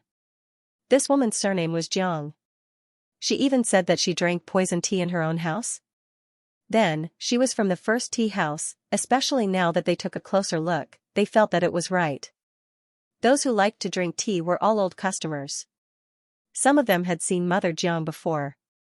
As for Xianxia, there were very few people who could recognize her now. After all, when her video was posted on the internet, she had a cold and aloof temperament. After more than 2 months of washing, her temperament had become much more gentle. In addition, she had spent more time in the space, and her appearance had become more beautiful. Now that she appeared here, people who didn't know her generally wouldn't associate her with the character on the internet. Why are you still making sarcastic remarks? My mother is already in this state, quickly call an ambulance. Xianxia didn't know that his mother was faking it. His anxious expression didn't seem fake. Xianxia glanced at the tea on the table and said, "There's no need. I'm a doctor." What a waste of such a good thing. Xianxia walked over and used violence to drag Mother Jiang to the middle of the hall. He used one hand to clamp down on both of Mother Jiang's wrists so that she couldn't move at all. His knees pressed down on her body, and her entire body was fixed in a certain position. His other hand pressed against her abdomen as he chuckled. Does it hurt here? It hurts. It hurts. Although Mother Jiang was dissatisfied, she still said it. How about here? Xianxia changed his position and asked again. It hurts too. Xianxia nodded with a smile that wasn't a smile. Then here, it hurts too? That's right. My stomach hurts so much.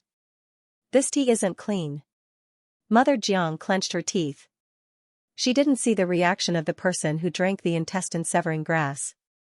Since it was something unclean, what else could she do besides having a stomachache? Xianxia didn't let go of her hand as she looked at Chu Rong, bring my bag over. Chu Rong didn't know what she was going to do, but she did as she was told. Xianxia's bag was placed at the front desk. Chu Rong felt that the bag was very light, but she didn't think much of it. Xianxia took the bag and rummaged through it before taking out an exquisite little box. When she opened it, everyone saw that there were silver needles of different sizes neatly arranged inside. The other guests didn't know the situation, but the guests knew that Jing Yunjiao's medical skills were amazing. Since she took out the silver needles, she was naturally going to treat this woman with acupuncture. The few of them couldn't help but admire her. The godly doctor was indeed amazing. She even knew acupuncture. But they didn't know if acupuncture could cure the poison. "What are you doing?" Xianxia saw the thin silver needles and immediately stopped her. "Since Mrs. Jiang is poisoned, please don't disturb Miss Jing's treatment." Chu Rong immediately stopped Xianxia. He also just found out that the big boss was a doctor today, so these big shots were all her patients.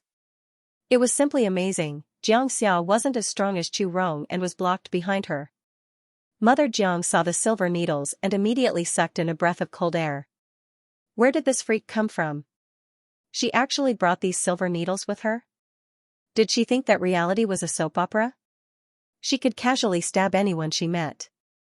"Let go of me," Mother Jiang immediately said. Unfortunately, Jing Yunjiao was a martial artist. Mother Jiang was a woman with little strength. How could she compete with her?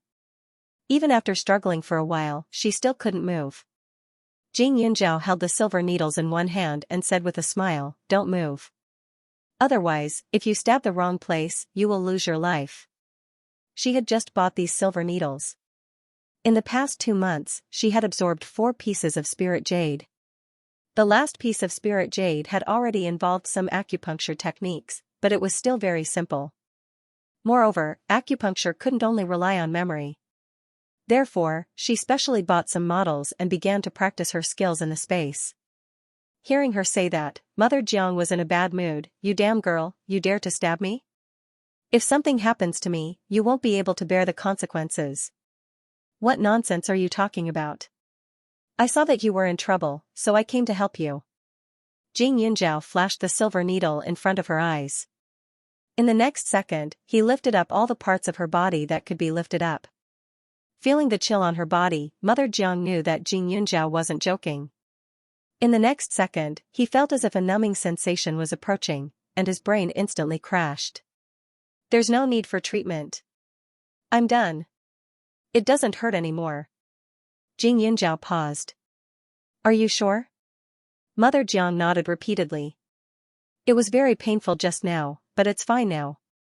It shouldn't be a major poison." He was obviously telling others that the tea was still poisonous. Jing Yunjiao let go of her, only to see her immediately climb up from the ground. "What's wrong with you, little girl? You drugged the patients in our family's tea house, and now you're stabbing me with a needle? Are you crazy?" Mother Jiang, who had just escaped from the restraint, immediately shouted. Jing Yunjiao put the silver needles back into the box and walked over to where she was sitting just now. He raised his hand and picked up the teapot. Without saying a word, he began to gulp down the tea. Her vulgar actions brought about a strange sense of beauty. After Jing Yunjiao finished drinking, she wiped her mouth and placed the teapot on the table. The sound was so powerful that it made people's hearts skip a beat. "You said you had a stomachache, so I treated it for you. In the end, you rolled on the ground and howled for a while before you recovered. Auntie Jiang, you're the lady boss of the opposite tea house. Who would believe you if you said you weren't pretending to harm Yuling Tea Pavilion?" Jing Yunjiao opened his mouth and continued, "Now, I've also drunk this tea. It's exactly the same without any difference in taste. In fact, I drank more than you, so why am I fine? Could it be that this tea has eyes and can recognize people? She knows that you're a black-hearted old witch, so she let you taste the poisonous apple formula?" Chu Rong's mouth twitched. Wasn't Snow White the one who ate the poisonous apple? Why did she become an old witch when it came to Jing Yunjiao? Mother Jiang's face turned pale and green. As for the others, they completely understood. Those customers who were worried earlier were completely relieved. If it was someone else, they might think that Yuling Tea Pavilion was not clean. But it was the lady boss of the number 1 tea house. Then why was the number 1 tea house's business getting worse and worse? Wasn't it because there was a problem with their tea house? Now that the number 1 tea house's business was bad, they must be jealous of Yuling Tea Pavilion, so they used the same method to accuse them? Their thoughts were too vicious. No matter what, they would never step into that tea house in the future. Besides, the taste of Yuling Tea Pavilion's tea was much better than that of the number one tea house. After tasting a mouthful, the fragrance lingered on their cheeks. The color of this tea was also top-notch. In the past, the number one tea house's reputation was bigger, but other places were not as good as the number one tea house. That was why they could only go there. But now, there was another Yuling Tea Pavilion. In that case, they would not have to suffer anymore. In this tea house, the staff's attitude was not only amiable, but their service was also very good. Even the refreshments were fresh and clean, and the taste was also very good. Other tea houses could not even compare. Jing Yunjiao, you and Xianxia were classmates. Even if our little Xia did you wrong in the past and broke up with you, you shouldn't be so vicious and bear a grudge until now, right? That needle just now, if it really pierced my body, how painful would it be? If the tip of the needle had pierced my flesh, the consequences would have been very serious. Mother Jiang angrily reprimanded. She felt that regardless of whether she was faking it or not, the owner of this tea house should come forward and send her to the hospital first, but now, the boss didn't appear, and the manager didn't say anything. Instead, Jing Yunjiao was taking the initiative. Who did she think she was? Why was she in every tea house? Break up? Jing Yunjiao's eyes darkened. Xianxia was also stunned, but in the next second, he couldn't help but admire his mother's quick-wittedness. Those letters had been destroyed, and the previous matter could be considered over. If he told others that Jing Yunjiao was the girl he had dumped, he would feel better. However, the others present couldn't help but sigh in disbelief. How could Jing Yunjiao fancy such a cowardly smiling boy? How was that possible? Some people's mental fortitude was just that bad. They failed in courtship and instead became resentful, so they would ruin the other party's reputation. She believed that this little boy should be such a person, right? You think that just because the letters were destroyed, you can say whatever you want, right? Jing Yunjiao suddenly opened his mouth and said. After saying that, he took out his phone, and a trace of contempt flashed across his face. In the next moment, he opened the photo gallery. Instantly, Xianxia panicked. He saw that Jing Yunjiao's phone still had the photos of the love letters saved. Every word was very clear, especially his signature at the end. How could this be? She had used the love letters to exchange for 100,000 yuan from their family. When Mother Jiang saw this, she almost went crazy from anger. What's wrong with you, *TCH? Didn't we agree to exchange 100,000 yuan for the letter? You actually went back on your word. How can there be such a vicious girl? She's only 16 or 17 years old, but her heart is already so complicated. Auntie Jiang, please be more polite. Jing Yunjiao kept his phone and said, when dealing with people like you, if I don't hold back, who knows what will happen in the future?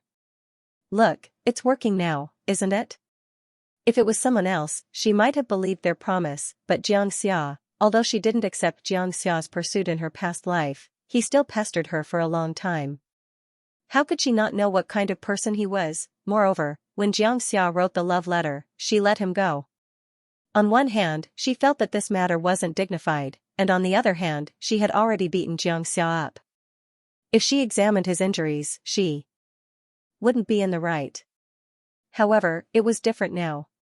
Xianxia's injuries had already healed completely, and there weren't any traces left.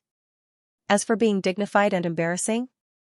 In comparison, who was more embarrassing? Firstly, she didn't accept Xianxia's pursuit.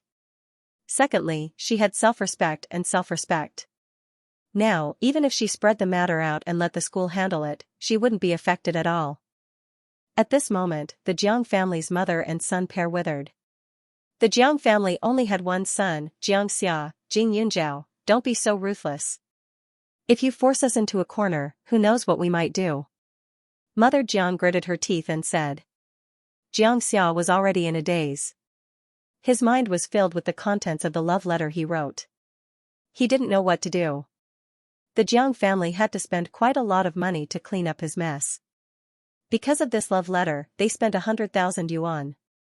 Later on, when the shop was in trouble, it was because someone used Xianxia's safety to threaten Mother Jiang that they lost 600,000 yuan.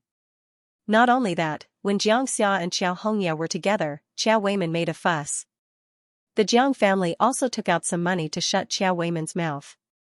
In short, ever since Xianxia entered high school, this money flowed into other people's pockets like flowing water. Although the Jiang family was rich, no one's money could withstand such a large amount of squandering. I'm not the one who did the wrong thing. I'm just returning an eye for an eye, a tooth for a tooth. If you're desperate, then go ahead. No matter what move you use, I'll take it. Who's afraid of who? Jing Yinzhao snorted. Mother Jiang was speechless. Xianxia gritted his teeth and said, Jing Yinzhao, why do you have to do this? If you're angry because of what my mother said just now, then I apologize to you. Please delete the photos in your phone. Tea money. Jing Yinzhao only said 2 words. Isn't your tea free? Mother Jiang roared. That's right, it's free, but that's for customers. But are you a customer? To be more accurate, you're a fellow traveler who's here to scout for information. Furthermore, you're here to frame Yuling Tea Pavilion, so what's wrong with asking you to pay for the tea? Besides, you have to compensate us for the cost of the teacups, right? Jing Yinzhao said. This was an authentic purple clay cup. There were different grades of purple clay cups. The cheap ones were over 100 yuan, the medium ones were over 1,000 yuan, and the best ones were over 10,000 yuan. Coincidentally, the one that Mother Jiang had smashed was priced at 3,000 yuan and was made from purple mud. Actually, the Jinshan silver needle could have been made with a glass cup, but Mother Jiang thought that she knew a lot about tea leaves and tea sets. Thus, when she drank the tea, she specifically asked the waiter to change it to the best tea set. She sincerely wanted to disgust others, but in the end, she was the one who was disgusted. Who could she blame? Isn't it just a broken teacup? Don't think that I haven't bought purple clay cups before. Why would I need so much money? 3,000 yuan is enough to buy 10 or 20 of them. Mother Jiang was so angry that she was heaving up and down. She lowered her head to look at the broken teacup on the floor. It did seem a little different from the ones she bought. The waiter at the side couldn't help but laugh. Mrs. Jiang, the Yixing clay cups in your shop are all low-grade goods. They are made from raw ore, which is different from this Yixing clay. Let me tell you, our Yixing clay cups were personally selected by our manager. This kind of teacup has a smooth flow of air, good ventilation, and can reflect the fragrance of the tea. Even if you don't use it to drink tea, it's still good for your collection, the waiter said. Of course, these words were taught by Chu Rong. Yixing clay was the most suitable for some teas, so the shop would prepare a little of each type of cup to be used according to the tea leaves. Mother Jiang's heart was filled with anger. She was a businesswoman and had been in the tea shop business for so many years. Her first consideration was naturally to make money. Who would buy such expensive things to put in the shop? If it broke, she would be heartbroken. You can't blame me. How would I know it was so expensive? Mother Jiang's face seemed to have more wrinkles. You didn't know? The waiter smiled. When you came in, you asked for the more expensive tea in our shop. You refused to use the glass cup I brought and insisted on using Yixing clay. You even said you wanted the best. You're not playing dumb with me, are you? Mother Jiang turned her head away. She was just deliberately nitpicking. Who knew that the waiter would be so obedient and really bring such good things? There were so many people present, and everyone liked a quiet environment. Jing Yunzhao didn't want to make others unhappy, so he first asked the waiter to clean up the stains on the floor. There are so many witnesses here. Mrs. Jiang, you should think carefully. Either you pay up today, or we call the police. But if things get out of hand, the one who will lose face is your Jiang family's tea shop, not our Yuling Tea Pavilion, Chu Rong said directly. Mother Jiang's face was tense. There was no extra expression, like a zombie. I'll pay, I'll pay. The veins on her forehead were about to explode from anger. Stepping on her high heels, she walked step by step towards the front desk and took out her wallet. The total value of the teacups and tea was about 4,000 yuan. Jing Yunzhao kindly helped her remove the odd number and ended up with a total of 4,000 yuan. The money for a meal. Mother Jiang wanted to vomit to death. How did you know to give her such a good tea set? Could it be that you can predict it? Chu Rong was surprised. Actually, when Mother Jiang mentioned that she wanted to change the tea set, the waiter brought over an ordinary purple sand tea set. However, after Jing Yunjiao saw it, he specially found a good quality one to replace it. I just think that the mother and son are definitely up to no good. Take something good and send it up. If it gets smashed, we can take the opportunity to advertise it. Jing Yunjiao chuckled. The corner of Chu Rong's mouth twitched. That was right. The waiter in their shop was also vicious and vengeful. He said that the tea set of the first tea house was of inferior quality. Everyone heard it. Drinking tea was a type of enjoyment, but the tea set was also extremely important. Now, at least in the eyes of a portion of the people, no matter if it was the tea leaves or the tea set, the Yuling Tea Pavilion was extremely meticulous. It was believed that there would be some customers who would especially want to try the taste of the tea brewed from these fine-Yixing cups. Although they had to pay for it if it was broken, this was a tea shop. In such a quiet and elegant place, there would not be any fights. If it was not intentional, the teacup would not be broken. Moreover, there was a wooden floor and a layer of velvet carpet. If the teacup fell naturally, it would not even make a sound. How could it break a corner like Mother Jiang? The Jiang family's mother and son left in a flustered and exasperated manner. It was simply a double loss. But in less than 2 hours, they found out that everyone outside knew that they had gone to Yuling Tea Pavilion to take advantage of the situation and even smashed things. They didn't know who was the one with such a loose mouth, spreading the news like wildfire. Jiang Wenxing was so angry that he wanted to kill someone. He had never seen such a stupid person. He told her to check out the situation, but she acted recklessly. It was fine if she didn't destroy the other party, but she also lost money and reputation. However, the Jiang family didn't know that the truth wasn't so simple. On the second day of school, Jing Yunjiao went to the principal's office and handed over Xianxia's love letter. The principal's face darkened when he saw it. If this matter were to spread, it would affect the school's reputation. The higher-ups would definitely criticize this highly respected principal. Therefore, Jing Yunjiao didn't want to make a big deal out of it. After all, the school had helped her a lot in the past. The principal was also a practical leader. There was no need for her to be criticized because of Xianxia. Jing Yunjiao had already sent this letter to the school. How could the school let such a morally corrupt person stay? If Xianxia had only written a normal love letter, he would at most be given a warning. If he didn't change his ways, he would only be given a demerit. However, the content of this love letter was outrageous. Therefore, the school directly expelled him. Xianxia thought that this matter was over, but now it was dug up again. Being expelled was a stain on his academic record. If he wanted to find a good school, he would have to spend a lot of money.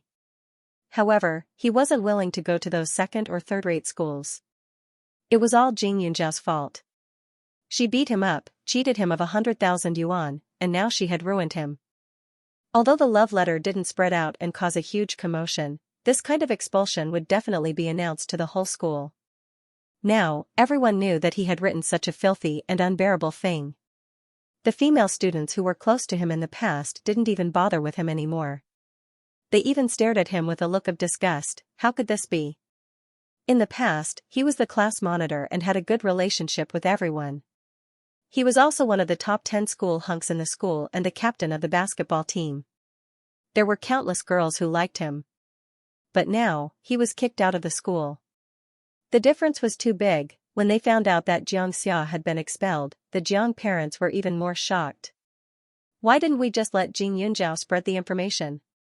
We won't lose so much money and end up with nothing. Jiang Wenxing gritted his teeth. At that time, Jing Yunjiao even hit Xianxia. She might even have to pay for it. Xianxia lowered his head, feeling defeated and anxious.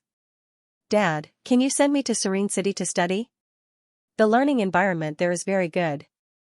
Xianxia said after a while. If it was in the past, then Jiang Wenxing would have considered it, but now he immediately shook his head. Impossible, you were expelled from school. Those schools in Ming City would call to inquire about your situation. When the time comes, they would also know about it. No matter how much money I spend, they might not be willing to recruit a student like you. Little Xia, I advise you to give up. There are many high schools in the county. Just pick one. It's better to be the head of a chicken than the tail of a phoenix. When you go to that school, your grades will be able to overshadow everyone. Those teachers won't care what you've done in the past. Jiang Wenxing said again. Those third-rate schools didn't recruit students with good grades. Their admission rate was pitifully low. If Xianxia went there, they would naturally welcome him. Oh right, when you went to Yuling Tea Pavilion, what was Jing Yunjiao doing? Was he a part-time waiter? Jiang Wenxing was puzzled. Previously, when his wife and son mentioned Jing Yunjiao, they seemed to be saying that Jing Yunjiao had a very high position in Yuling Tea Pavilion. Even the manager allowed her to make the decisions. Logically speaking, this shouldn't be the case. Jing Yunjiao didn't have a good family background. Although she didn't lack money, she was only a high school student. Even if she looked for a job, she would at most be a waitress.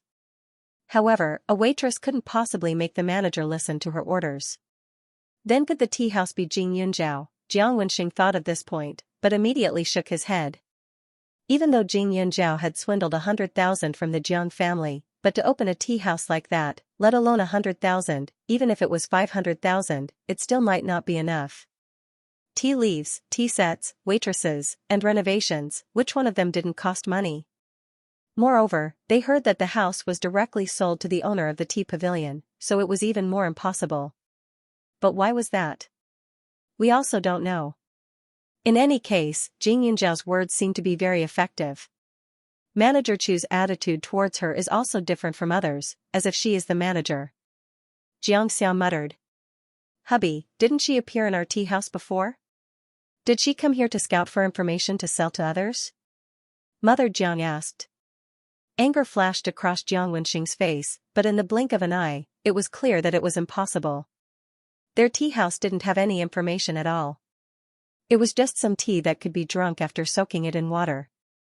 There was nothing to research. If it wasn't for the fact that he had misjudged the heartbreak grass, he would have believed that Jing Yunjiao's purpose in coming here was to poison them. But no matter what, he had formed a grudge with Jing Yunjiao. Jiang Wenxing secretly hardened his heart. After hesitating for a few days, he found that Yuling Tea Pavilion's business didn't decrease. He made up his mind to make a phone call. 2 days later, Jing Yunjiao left Old Man Su's house on the road and felt a murderous aura around her. The alley was filled with people. There were 40 to 50 of them, and the people behind her were following closely behind her. Some of the people in front of her were leaning against the wall and smoking, while others were squatting on the ground with their arms around each other's shoulders, waiting for someone. When they saw her, they all stood up and slowly gathered together, getting closer and closer. Jing Yunjiao took out her phone, but one of the men snatched it from her hand. Jing Yunjiao, right? You want to call the police? We'll talk about it in 10 minutes. With her ability, she could definitely protect her things, but it wasn't time yet. Besides, she didn't want to call the police just now. Who are you? Jing Yunjiao pretended to be scared. Are you scared now? The leader smiled and said, Look, everyone. That family even said that she was very good at fighting, but it doesn't seem to be anything special. Little girl, just cooperate with us and don't resist. We won't hit you too much. The other party just wants us to break one of your arms and legs and scratch your face. Seeing that you're not bad looking, we'll be more straightforward and won't act recklessly. What do you think? The leader laughed. These words made it sound like her arms and legs were made of dough. Jing Yunjiao didn't even have to think before she said, Jiang Wenxing? The other party grinned and didn't say anything, but Jing Yunjiao knew that there was no one else other than them. Although the He family could be involved, she heard from Tang Zihua that the Tang family had withdrawn their investment in 2 of the He family's projects. The He family was very busy now and couldn't even take care of themselves. They also knew that they had violated Old Man Tang's taboo, so they wouldn't come and find trouble with her at this time. You don't have to ask anymore. Asking too much will only bring trouble to yourself. Also, after we leave, you can call the police. But if you say something you shouldn't say, you have to be careful when you walk in the future, especially when the night is dark and the wind is strong. The leader was in his 20s and didn't look very good. He had slanted eyes, thin lips, a big nose, and some pockmarks on his face. However, this person had a bit of momentum when he spoke. He was sloppy and looked like a ruffian. At first glance, one could tell that he had mingled in the streets. Xianxia had encountered others before, but the number of people before was small, and they were not even some martial artists. After all, these people in front of him were all punks who fought and killed every day. This boss seemed to have some martial arts skills, so naturally, he could not be compared with the people he had encountered before. There have been people who threatened me before, but some of them went to prison, and some of them were beaten until they could no longer stand up. Which one do you think you are? Xianxia suddenly said. At that time, Lu Jia and her cousins also said that they would scratch her face and let her cooperate well, but in the end, the unlucky one was not her. The other party was stunned, and then suddenly laughed. Strange things happen every year, especially this year. Brothers, did you hear that? What did this little girl say? Are they threatening us now? Aya, why can't I hear it? If you have the ability, say it again for me to hear. The boss exaggeratedly stretched his ears, his face full of ridicule and contempt. When the punks behind him heard this, they immediately flattered, is she scared silly? Big brother, this chick is quite good looking. How about we take her to play? Go. What play? We have received money, so we have to follow the rules. Okay, little girl, I won't talk nonsense with you. We brothers have offended you. The boss replied, and after that, he gave the brothers next to him a look. Suddenly, some punks came forward and tried to restrain her hands. Since this group of people insisted on fighting, then she did not need to be polite. With a flip of her hand, Xianxia directly clamped down on the two hooligans who came forward. The two's hands were twisted at a strange angle. They couldn't react in time and cried out in pain. Xianxia raised her leg and ruthlessly kicked the two hooligans. In an instant, the two hooligans' faces hit the ground, scraping out a patch of blood. When the others saw this, they raised their eyes to look at the boss.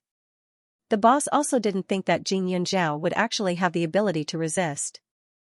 He frowned, since you're not obedient, then we don't have to be polite to you. Brothers! Charge! With a loud shout, the small alley was instantly thrown into chaos. 40 to 50 people rushed towards Xianxia. Even if they were barehanded, the formation was truly frightening.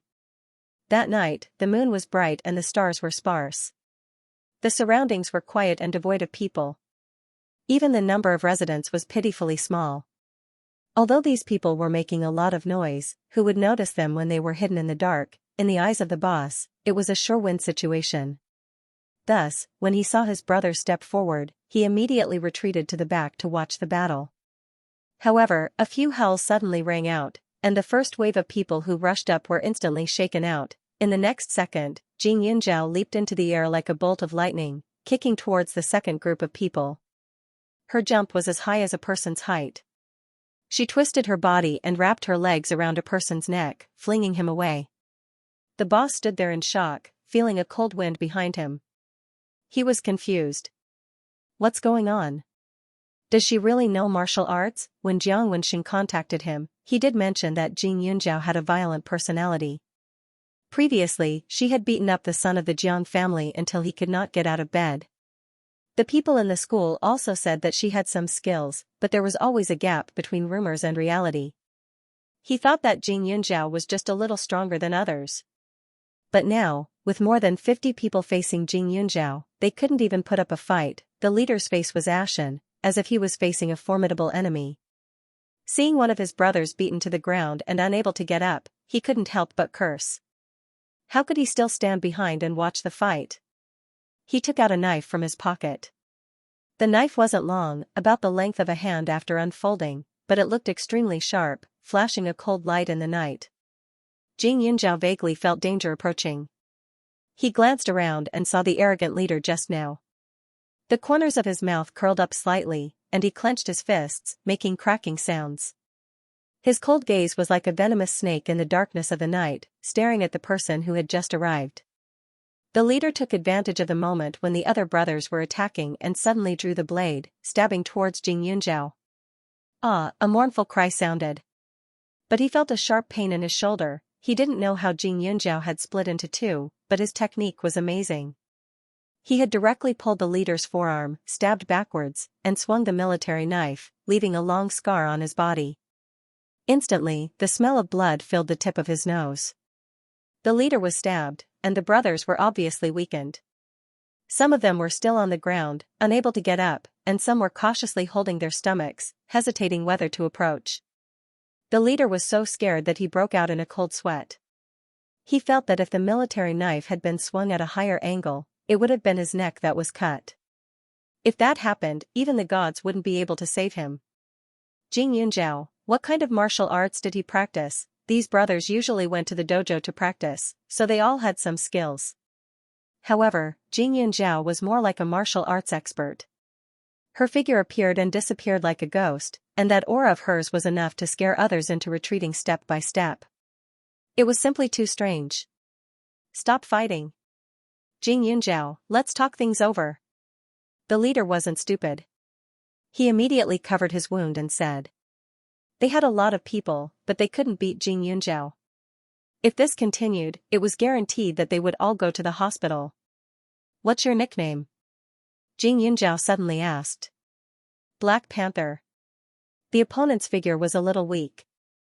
The wound on his shoulder was about 10 centimeters long. Although it wasn't bleeding profusely, it was still painful enough to make people grit their teeth.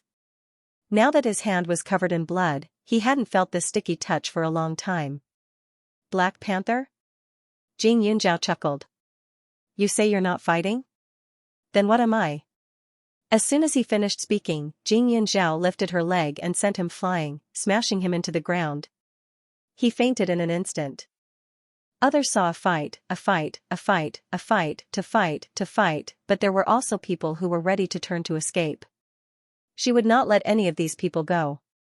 She glanced at the broken stones under her feet and kicked them out one by one, aiming at the acupuncture points of the people who were running away. Like shooting stars, they directly smashed them until they could not move. As for the others, Jing Yunjiao didn't let them go. Her body moved, and her posture was handsome and clean. She didn't touch a leaf, and her slender hands were like sharp blades. Her punches and palms made these people dizzy, and they were defeated. Dong-dong sounds kept coming, and in less than 10 minutes, Jing Yunjiao's vision was filled with a quiet and miserable scene. On the bluestone road, there were many men lying on the ground. Jing Yunjiao's face was cold as she dragged the men on the ground together.